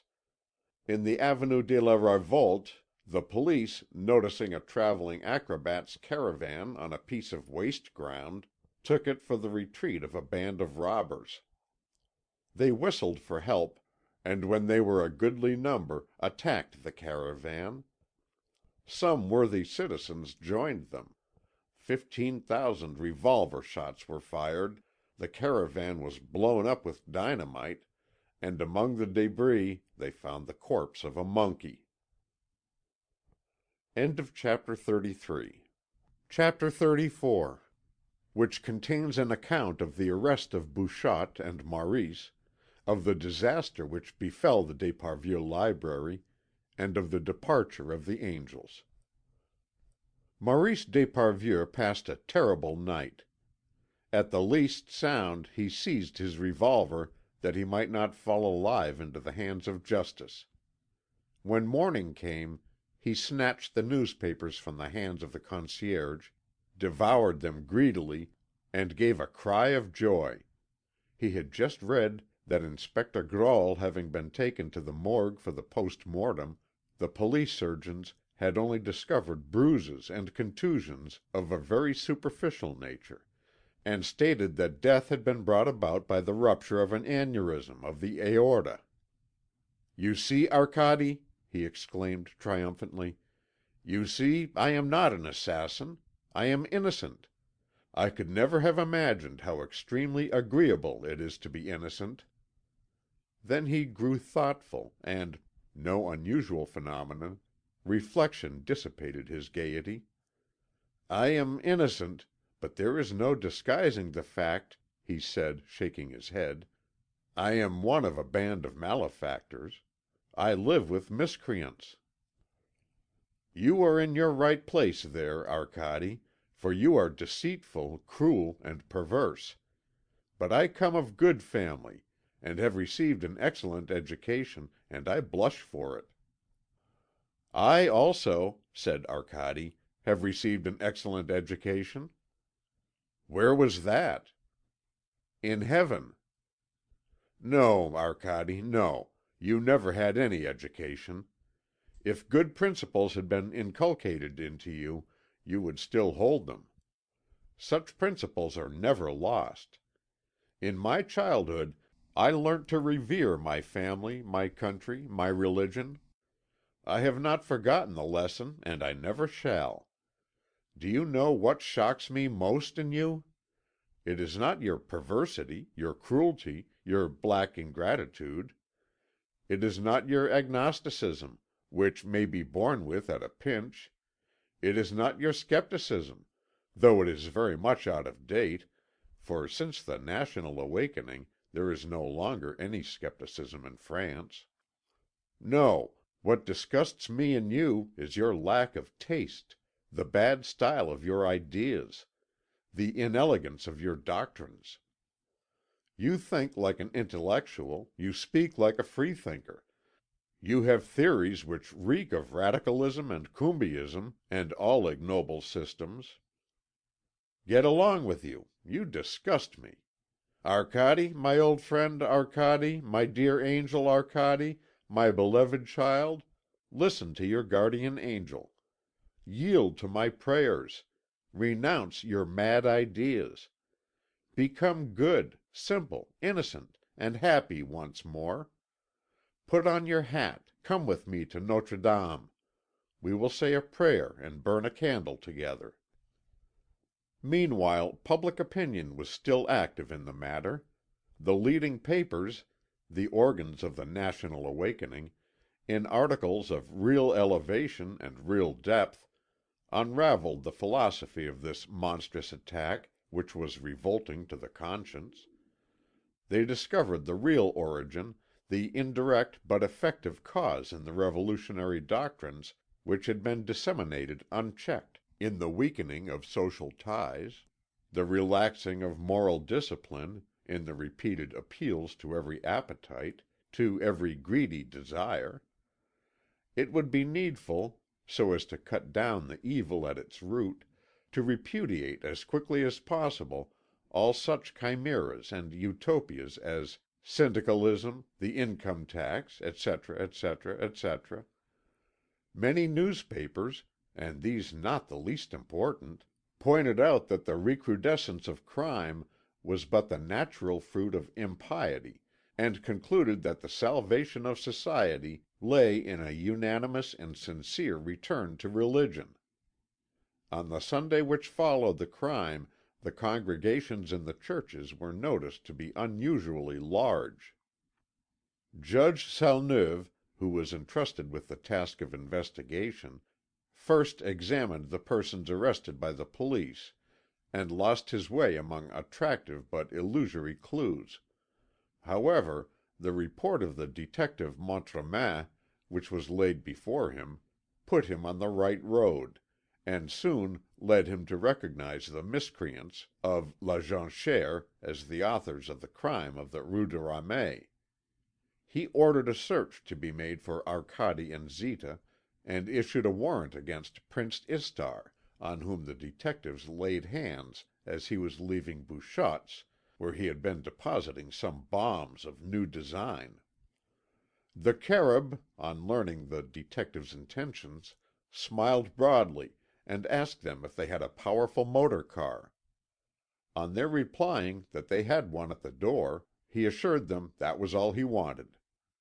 Thereupon he felled the two detectives on the stairs, walking up to the waiting car, flung the chauffeur under a motor bus which was opportunely passing, and seized the steering wheel under the eyes of the terrified crowd.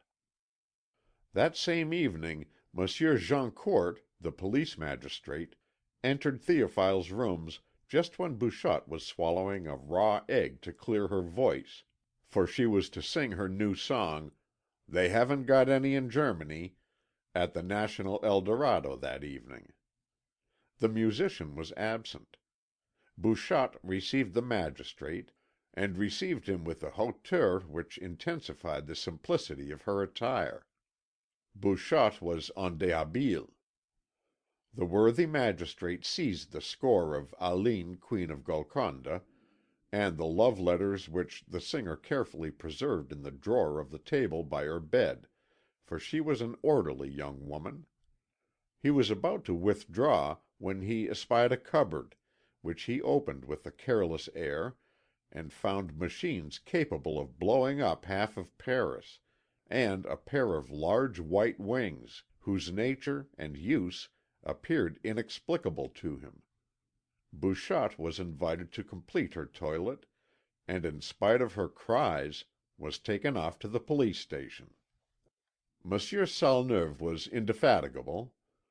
After the examination of the papers seized in Bouchotte's house, and acting on the information of Montremain, he issued a warrant for the arrest of young d'Esparvieu, which was executed on Wednesday, the 27th of May, at 7 o'clock in the morning, with great discretion.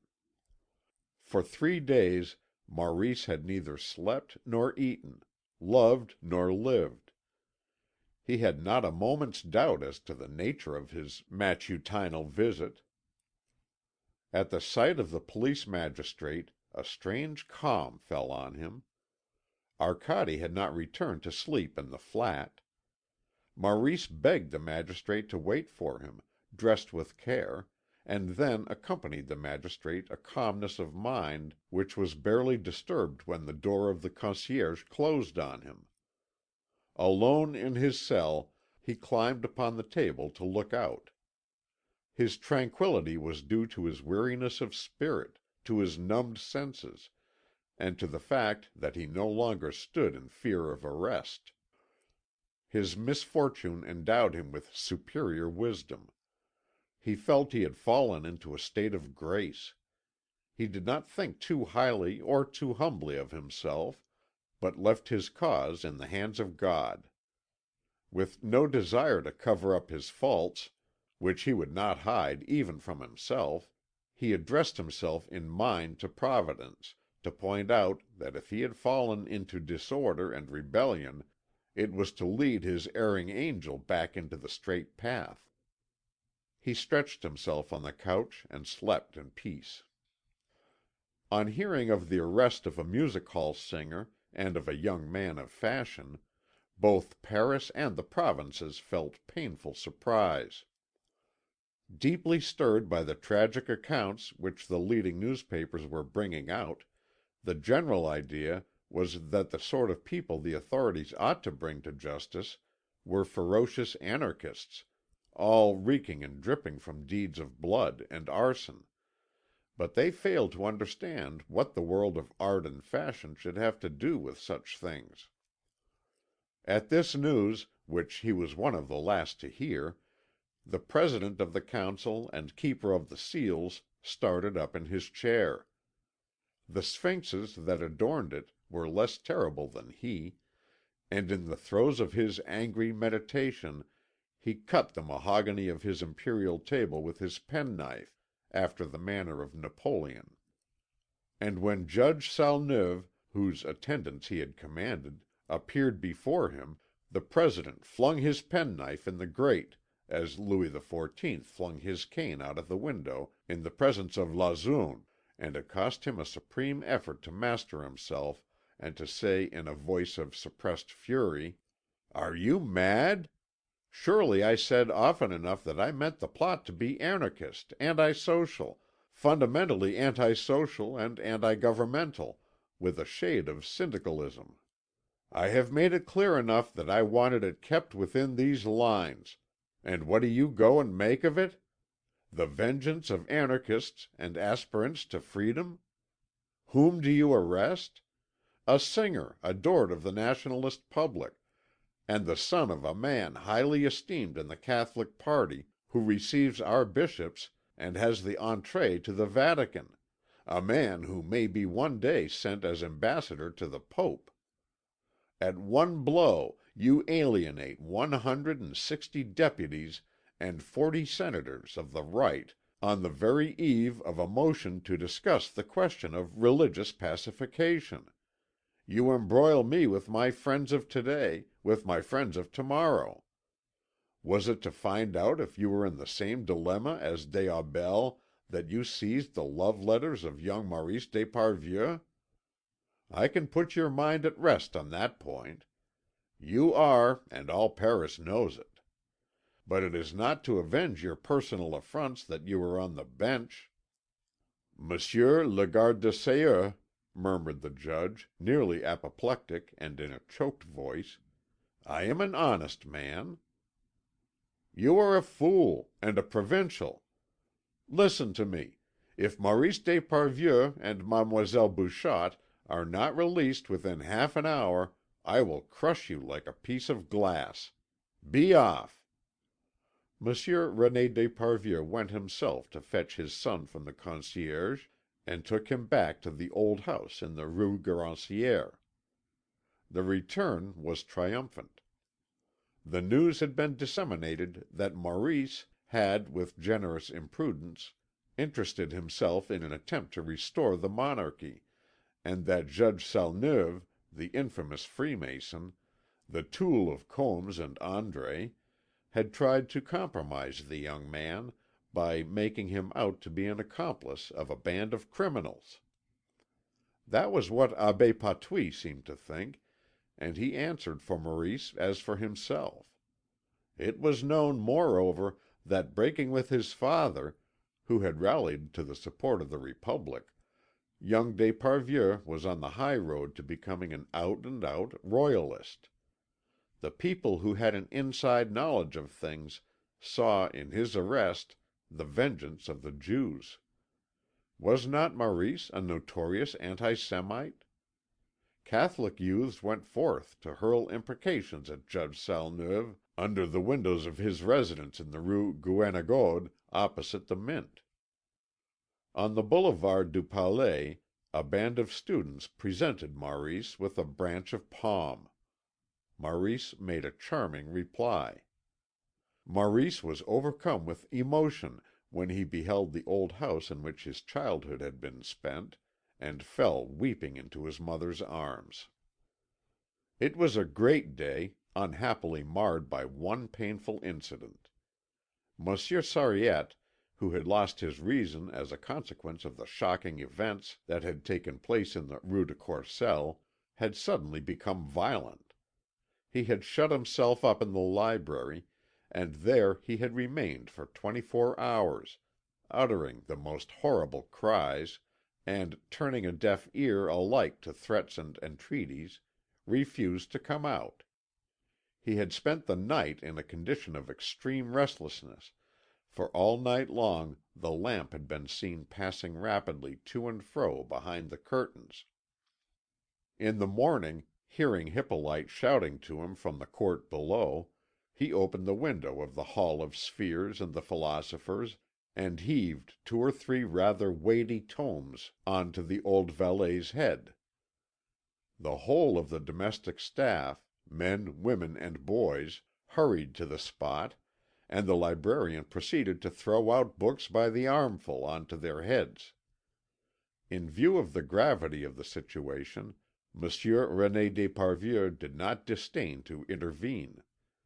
He appeared in nightcap and dressing gown, and attempted to reason with the poor lunatic, whose only reply was to pour forth torrents of abuse on the man whom, till then, he had worshipped as his benefactor, and to endeavour to crush him beneath all the Bibles, all the Talmuds, all the sacred books of India and Persia, all the Greek fathers, and all the Latin fathers, St. John Chrysostom, St. Gregory Nazianzen, St. Augustine, St. Jerome, all the apologists, aye, and under the Histoire de Variation annotated by Bossuet himself. Octavos, quartos, folios came crashing down, and lay in a sordid heap on the courtyard pavement. The letters of Gassendi, of Père Mersenne, of Pascal, were blown about hither and thither by the wind. The lady's maid, who had stooped down to rescue some of the sheets from the gutter, got a blow on the head from an enormous Dutch atlas. Madame René d'Esparvieu had been terrified by the ominous sounds, and appeared on the scene without waiting to apply the finishing touches of powder and paint. When he caught sight of her, old Sariette became more violent than ever. Down they came, one after another, as hard as he could pelt them.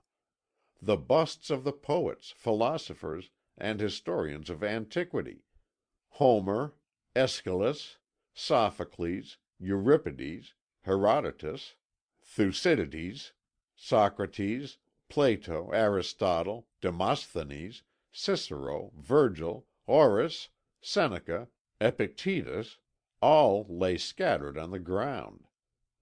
The celestial sphere and the terrestrial globe descended with a terrifying crash that was followed by a ghastly hush, broken only by the shrill laughter of little Léon, who was looking down on the scene from a window above. A locksmith having opened the library door, all the household hastened to enter, and found the aged Sariette entrenched behind piles of books, busily engaged in tearing and slashing away at the Lucretius of the Prior de Vendôme, annotated in Voltaire's own hand. They had to force a way through the barricade. But the maniac, perceiving that his stronghold was being invaded, fled away and escaped on to the roof. For 2 whole hours he gave vent to shouts and yells that were heard far and wide. In the Rue de Garancière the crowd kept growing bigger and bigger. All had their eyes fixed on the unhappy creature, and whenever he stumbled on the slates, which cracked beneath him, they gave a shout of terror.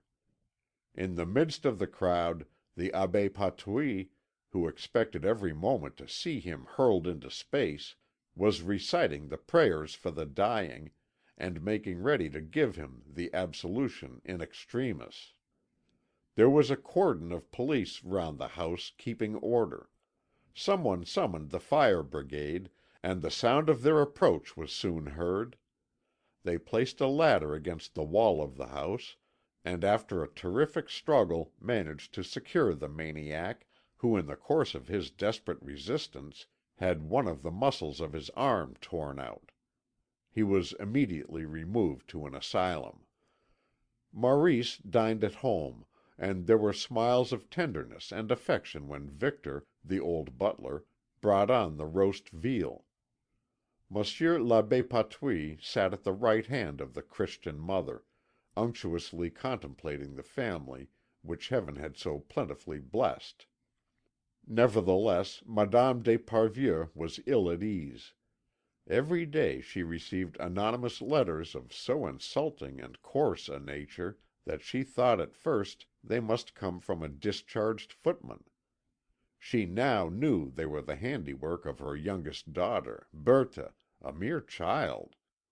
Little Léon, too, gave her pain and anxiety. He paid no attention to his lessons, and was given to bad habits. He showed a cruel disposition. He had plucked his sister's canaries alive. He stuck innumerable pins into the chair on which Mademoiselle Caporal was accustomed to sit, and had stolen 14 francs from the poor girl, who did nothing but cry and dab her eyes and nose from morning till night.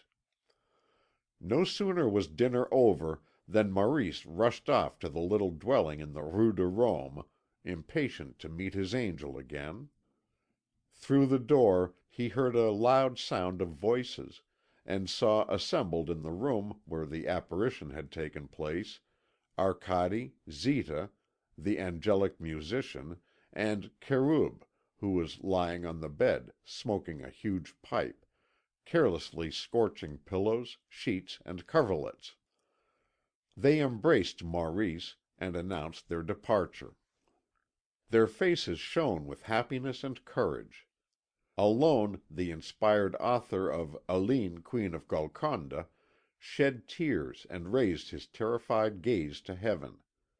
The Caroube forced him into the party of rebellion by setting before him 2 alternatives: either to allow himself to be dragged from prison to prison on earth, or to carry fire and sword into the palace of Ialdabaoth. Maurice perceived with sorrow that the earth had scarcely any hold over them. They were setting out filled with immense hope, which was quite justifiable. Doubtless they were but a few combatants to oppose the innumerable soldiers of the Sultan of the Heavens, but they counted on compensating for the inferiority of their numbers by the irresistible impetus of a sudden attack. They were not ignorant of the fact that Ialdabaoth, who flatters himself on knowing all things, sometimes allows himself to be taken by surprise, and it certainly looked as if the first attack would have taken him unawares had it not been for the warning of the Archangel Michael. The celestial army had made no progress since its victory over the rebels before the beginning of time. As regards armaments and material, it was as out of date as the army of the Moors. Its generals slumbered in sloth and ignorance. Loaded with honours and riches, they preferred the delights of the banquet to the fatigues of war.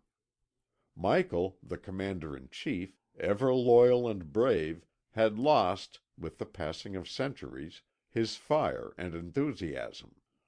The conspirators of 1914, on the other hand, knew the very latest and the most delicate appliances of science for the art of destruction. At length all was ready and decided upon. The army of Revolt, assembled by corps each 100,000 angels strong, on all the waste places of the earth, steppes, pampas, deserts, fields of ice and snow, was ready to launch itself against the sky. The angels, in modifying the rhythm of the atoms of which they are composed, are able to traverse the most varied mediums. Spirits that have descended onto the earth, being formed, since their incarnation, of too compact a substance, can no longer fly of themselves, and to rise into ethereal regions and then insensibly grow volatilized, have need of the assistance of their brothers, who, though revolutionaries like themselves, nevertheless stayed behind in the Empyrean and remained, not immaterial, for all is matter in the universe, but gloriously untrammelled and diaphanous. Certes, it was not without painful anxiety that Arcady, Istar, and Zeta prepared themselves to pass from the heavy atmosphere of the earth to the limpid depths of the heavens. To plunge into the ether there is need to expand such energy that the most intrepid hesitate to take flight. Their very substance, while penetrating this fine medium, must in itself grow fine spun, become vaporized, and pass from human dimensions to the volume of the vastest clouds which have ever enveloped the earth. Soon they would surpass in grandeur the uttermost planets, whose orbits they, invisible and imponderable, would traverse without disturbing. In this enterprise, the vastest that angels could undertake, their substance would be ultimately hotter than the fire and colder than the ice, and they would suffer pangs sharper than death. Maurice read all the daring and the pain of the undertaking in the eyes of Arcady. "You are going?" he said to him, weeping. "We are going, with Nectaire, to seek the great Archangel to lead us to victory." "Whom do you call thus?" "The priests of the Demiurge have made him known to you in their calumnies." "Unhappy being," sighed Maurice. Arcady embraced him, and Maurice felt the angel's tears as they dropped upon his cheek. CHAPTer 35. And last wherein the sublime dream of Satan is unfolded. Climbing the 7 steep terraces which rise up from the bed of the Ganges to the temples muffled in creepers, the 5 angels reached, by half obliterated paths, the wild garden filled with perfumed clusters of grapes and chattering monkeys, and at the far end thereof they discovered him whom they had come to seek. The Archangel lay with his elbow on black cushions embroidered with golden flames. At his feet crouched lions and gazelles. Twined in the trees, tame serpents turned on him their friendly gaze. At the sight of his angelic visitors, his face grew melancholy. Long since, in the days when, with his brow crowned with grapes, and his sceptre of vine leaves in his hand, he had taught and comforted mankind, his heart had many times been heavy with sorrow; but never yet, since his glorious downfall, had his beautiful face expressed such pain and anguish. Zita told him of the black standards assembled in crowds in all the waste places of the globe; of the deliverance premeditated and prepared in the provinces of Heaven, where the first revolt had long ago been fomented. "Prince," she went on, "your army awaits you. Come, lead it on to victory." "Friends," replied the great Archangel, "I was aware of the object of your visit. Baskets of fruit and honeycombs await you under the shade of this mighty tree. The sun is about to descend into the roseate waters of the sacred river. When you have eaten, you will slumber pleasantly in this garden, where the joys of the intellect and of the senses have reigned since the day when I drove hence the spirit of the old demiurge. To morrow I will give you my answer." Night hung its blue over the garden. Satan fell asleep. He had a dream, and in that dream, soaring over the earth, he saw it covered with angels in revolt, beautiful as gods, whose eyes darted lightning. And from pole to pole one single cry, formed of a myriad cries, mounted towards him, filled with hope and love. And Satan said, "Let us go forth. Let us seek the ancient adversary in his high abode." And he led the countless host of angels over the celestial plains. And Satan was cognizant of what took place in the heavenly citadel. When news of this second revolt came thither, the Father said to the Son, "The irreconcilable foe is rising once again. Let us take heed to ourselves, and in this, our time of danger, look to our defences, lest we lose our high abode." And the Son, consubstantial with the Father, replied, "We shall triumph under the sign that gave Constantine the victory." Indignation burst forth on the mountain of God. At first the faithful seraphim condemned the rebels to terrible torture, but afterwards decided on doing battle with them. The anger burning in the hearts of all inflamed each countenance. They did not doubt of victory, but treachery was feared, and eternal darkness had been at once decreed for spies and alarmists. There was shouting and singing of ancient hymns and praise of the Almighty. They drank of the mystic wine. Courage, overinflated, came near to giving way, and a secret anxiety stole into the inner depths of their souls. The Archangel Michael took supreme command. He reassured their minds by his serenity. His countenance, wherein his soul was visible, expressed contempt for danger.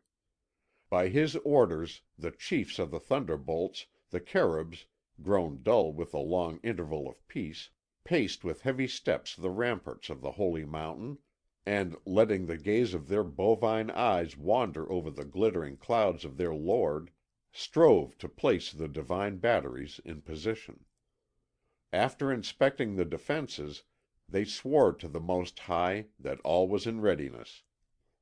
They took counsel together as to the plan they should follow. Michael was for the offensive. He, as a consummate soldier, said it was the supreme law. Attack or be attacked, there was no middle course.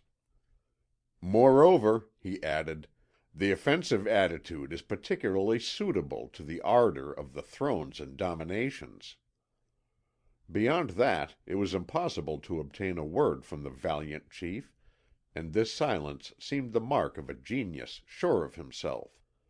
As soon as the approach of the enemy was announced, Michael sent forth 3 armies to meet them, commanded by the archangels Uriel, Raphael, and Gabriel. Standards, displaying all the colours of the Orient, were unfurled above the ethereal plains, and the thunders rolled over the starry floors. For 3 days and 3 nights was the lot of the terrible and adorable armies unknown on the mountain of God. Towards dawn on the fourth day news came, but it was vague and confused. There were rumours of indecisive victories, of the triumph now of this side, now of that. There came reports of glorious deeds which were dissipated in a few hours.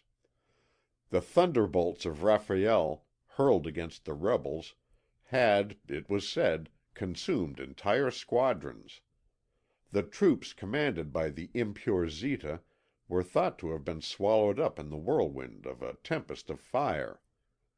It was believed that the savage Istar had been flung headlong into the gulf of perdition so suddenly that the blasphemies begun in his mouth had been forced backwards with explosive results. It was popularly supposed that Satan, laden with chains of adamant, had been plunged once again into the abyss. Meanwhile, the commanders of the three armies had sent no messages. Mutterings and murmurs, mingled with the rumours of glory, gave rise to fears of an indecisive battle, a precipitate retreat. Insolent voices gave out that a spirit of the lowest category, a guardian angel, the insignificant Arcadi, had checked and routed the dazzling host of the three great archangels. There were also rumours of a wholesale defection in the seventh heaven, where rebellion had broken out before the beginning of time, and some had even seen black clouds of impious angels joining the armies of the rebels on earth. But no one lent an ear to the odious rumours, and stress was laid on the news of victory, which ran from lip to lip, each statement readily finding confirmation. The high places resounded with hymns of joy. The seraphim celebrated on harp and psaltery Sabaoth, God of thunder. The voices of the elect united with those of the angels in glorifying the Invisible, and at the thought of the bloodshed that the ministers of holy wrath had caused among the rebels, sighs of relief and jubilation were wafted from the heavenly Jerusalem towards the Most High. But the beatitude of the Most Blessed, having swelled to the utmost limit before due time, could increase no more, and the very excess of their felicity completely dulled their senses. The songs had not yet ceased when the guards watching on the ramparts signalled the approach of the first fugitives of the divine army. Seraphim on tattered wing, flying in disorder, maimed cherubs going on 3 feet. With impassive gaze, Michael, prince of warriors, measured the extent of the disaster, and his keen intelligence penetrated its causes.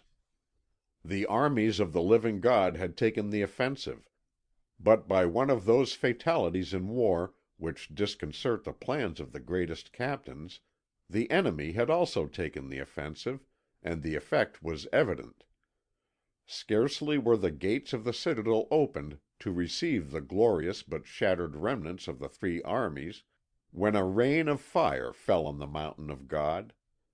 Satan's army was not yet in sight, but the walls of topaz, the cupolas of emerald, the roofs of diamond, all fell in with an appalling crash under the discharge of the electrophores.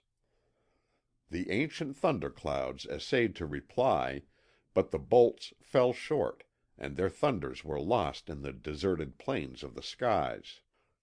Smitten by an invisible foe, the faithful angels abandoned the ramparts. Michael went to announce to his God that the holy mountain would fall into the hands of the demon in 24 hours, and that nothing remained for the Master of the Heavens but to seek safety in flight. The seraphim placed the jewels of the celestial crown in coffers. Michael offered his arm to the Queen of Heaven, and the Holy Family escaped from the palace by a subterranean passage of porphyry. A deluge of fire was falling on the citadel. Regaining his post once more, the glorious archangel declared that he would never capitulate, and straightway advanced the standards of the living God. That same evening the rebel host made its entry into the thrice sacred city. On a fiery steed, Satan led his demons.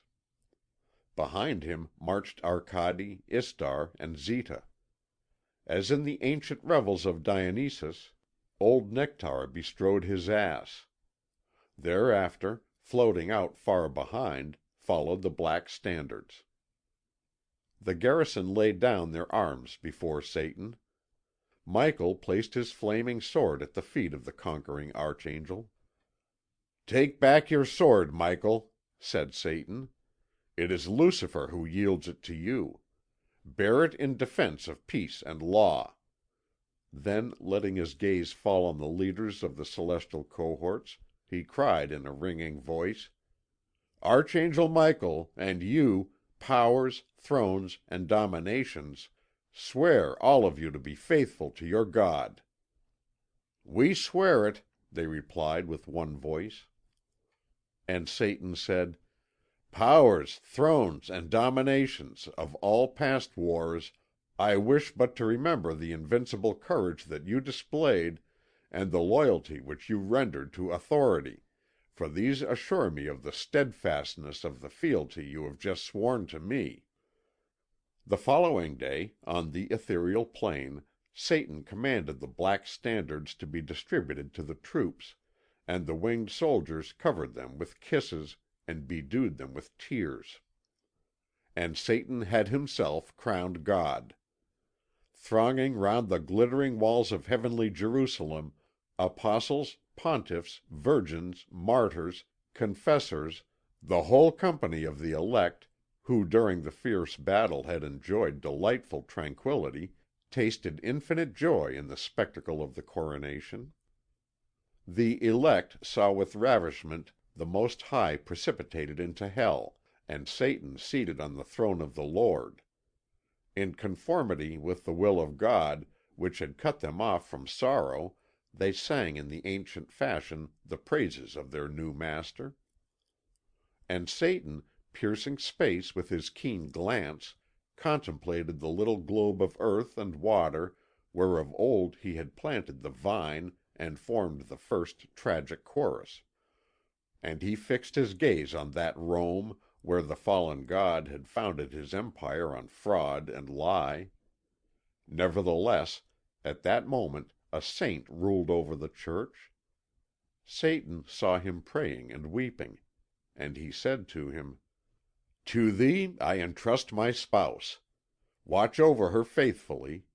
In thee I confirm the right and power to decide matters of doctrine, to regulate the use of the sacraments, to make laws and to uphold purity of morals. And the faithful shall be under obligation to conform thereto. My church is eternal, and the gates of hell shall not prevail against it. Thou art infallible. Nothing is changed." And the successor of the apostles felt flooded with rapture. He prostrated himself, and with his forehead touching the floor, replied: "O Lord my God, I recognize thy voice. Thy breath has been wafted like balm to my heart. Blessed be thy name.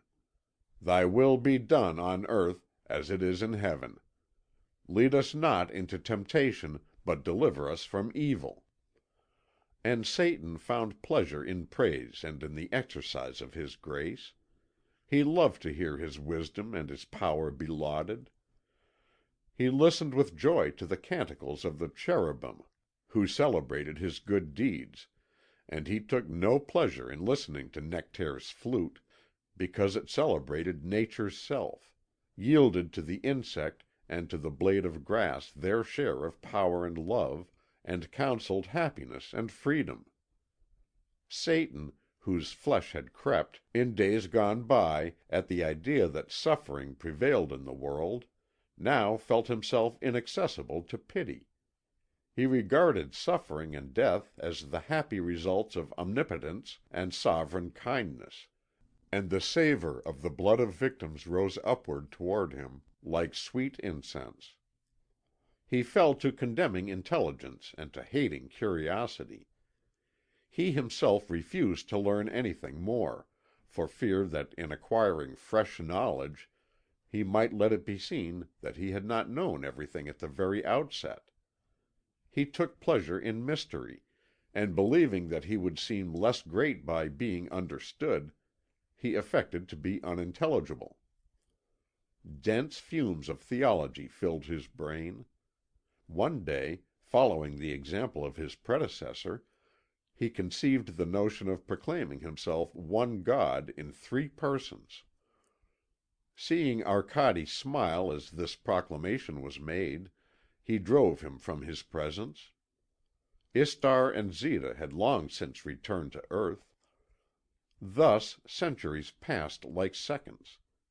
Now, one day, from the altitude of his throne, he plunged his gaze into the depths of the pit, and saw Ialdabaoth in the Gehenna, where he himself had long lain enchained.